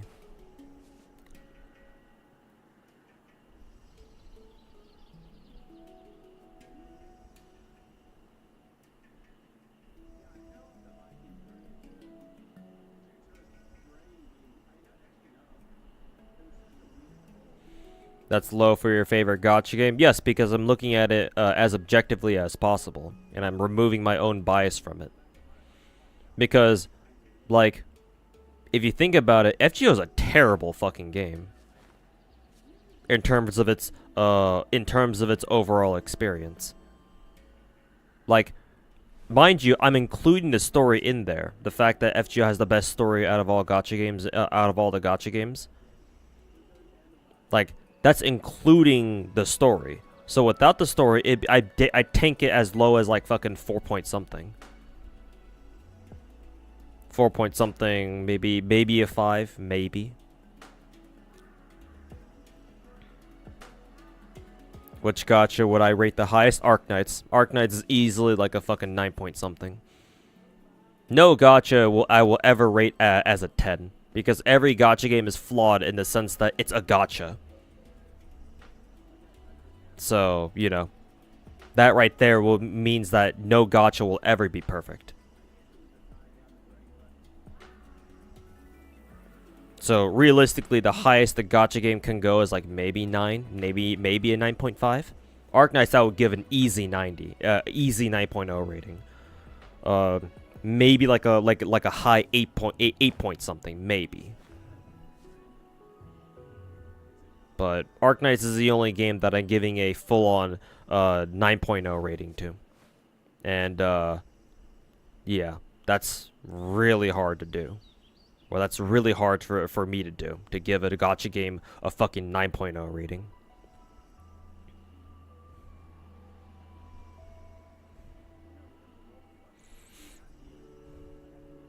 FGO could use some updates graphically to appeal to a new generation. Like, what they should do is, what Lazingo should do is make their own Genshin clone. Cause yeah, the idea of like a 3D Fate game, bro, that would fuck. That would be so good. Like, so many people would fuck with that hard. It's just that they can't do it. I don't really have a lot of faith in Lazingo to be able to pull something like that off. Why is Star Rail lower rated than Genshin in my opinion? Because my rating depends on overall experience. Genshin exploration is just so good, it puts it on another level. It puts it above Star Rail.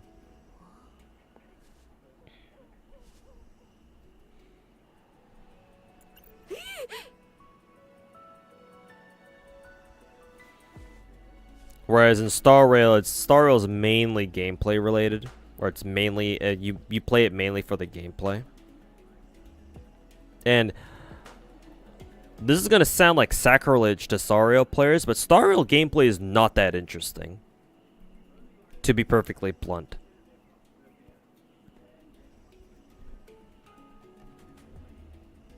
Like, hell, even I would consider Genshin's gameplay mechanics to be deeper than whatever the fuck is going on in Star Rail, which is not much.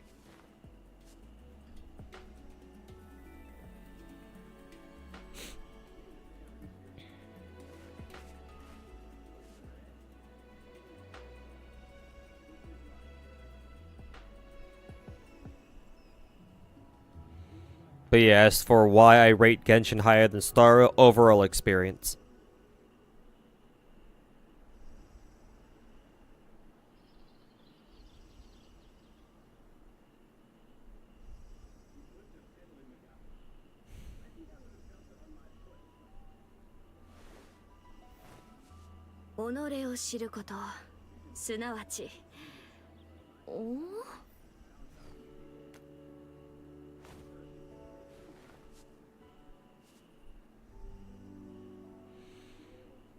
Genshin is better than Star Rail, but Genshin is a completely different game than Star Rail in terms of a whole package. Well, if that's the case, then what's the fucking point of me giving different gacha games ratings? Not sure where you're trying to go with that. How good is the story in Arknights? It's good. However, as somebody in YouTube chat pointed out, it can kind of drag on at times. But overall, it should be pretty good.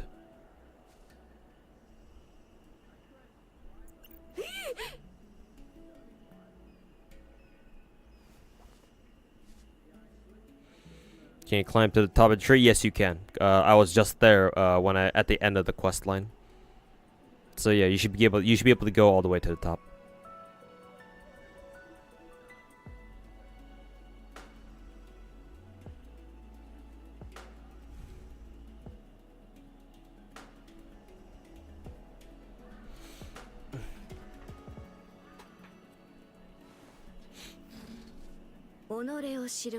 You guys prefer turn-based games? Turn-based games have the advantage where they're mainly knowledge-based. You don't have to worry about being mechanically gifted, right? And that especially holds true in a game like Wuwa, where if your game mechanics are lacking, then you just kind of get slapped around. Whereas in a turn-based game, you don't have to worry about like being physically bad at a game, because for turn-based games, obviously they're more knowledge-based, and it depends on what you know and how you know how well you can expect to play the game, and take advantage of mechanics and whatever.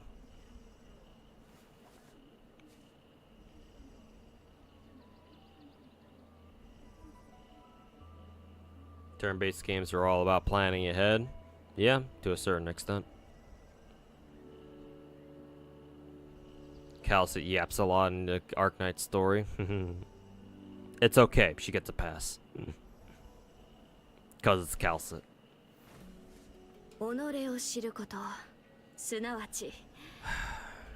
Anyways, chat, I think I'm gonna end it for today, or end the stream for today. Solid 8.5 hour stream. So I'd like to get off and grab some dinner real quick.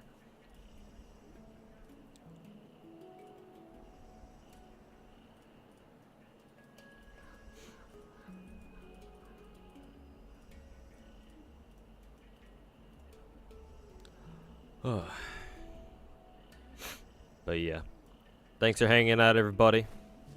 I'm actually not sure if I'm going to stream tomorrow, because I do want to watch Combo Breaker Finals, which is on tomorrow, because tomorrow's Sunday. So yeah, not sure if I'll do a stream tomorrow. If I do, it may most likely be a later stream. like a short later stream, but for about like maybe 2 or 3 hours. But we'll see we'll see what I'm feeling. So yeah, don't expect the stream tomorrow, and if there will be one, it'll be later in the night, at least for my time. But yeah, thanks for hanging out, everybody. Appreciate everybody hanging out and just chatting it up and just hanging out. And so yeah, take care, everybody. I'm gonna go raid Sweetly again. Pretty sure I raided her yesterday, but I have her stream up on my second PC already, so I'm just gonna go raid her again. So yeah, we'll see you guys over in her stream and tell her I said what's up. So yeah, take care, everybody. Enjoy the rest of your long weekend with Memorial Day if you're American. And we'll catch you guys either tomorrow. If not tomorrow, then on Monday. So peace.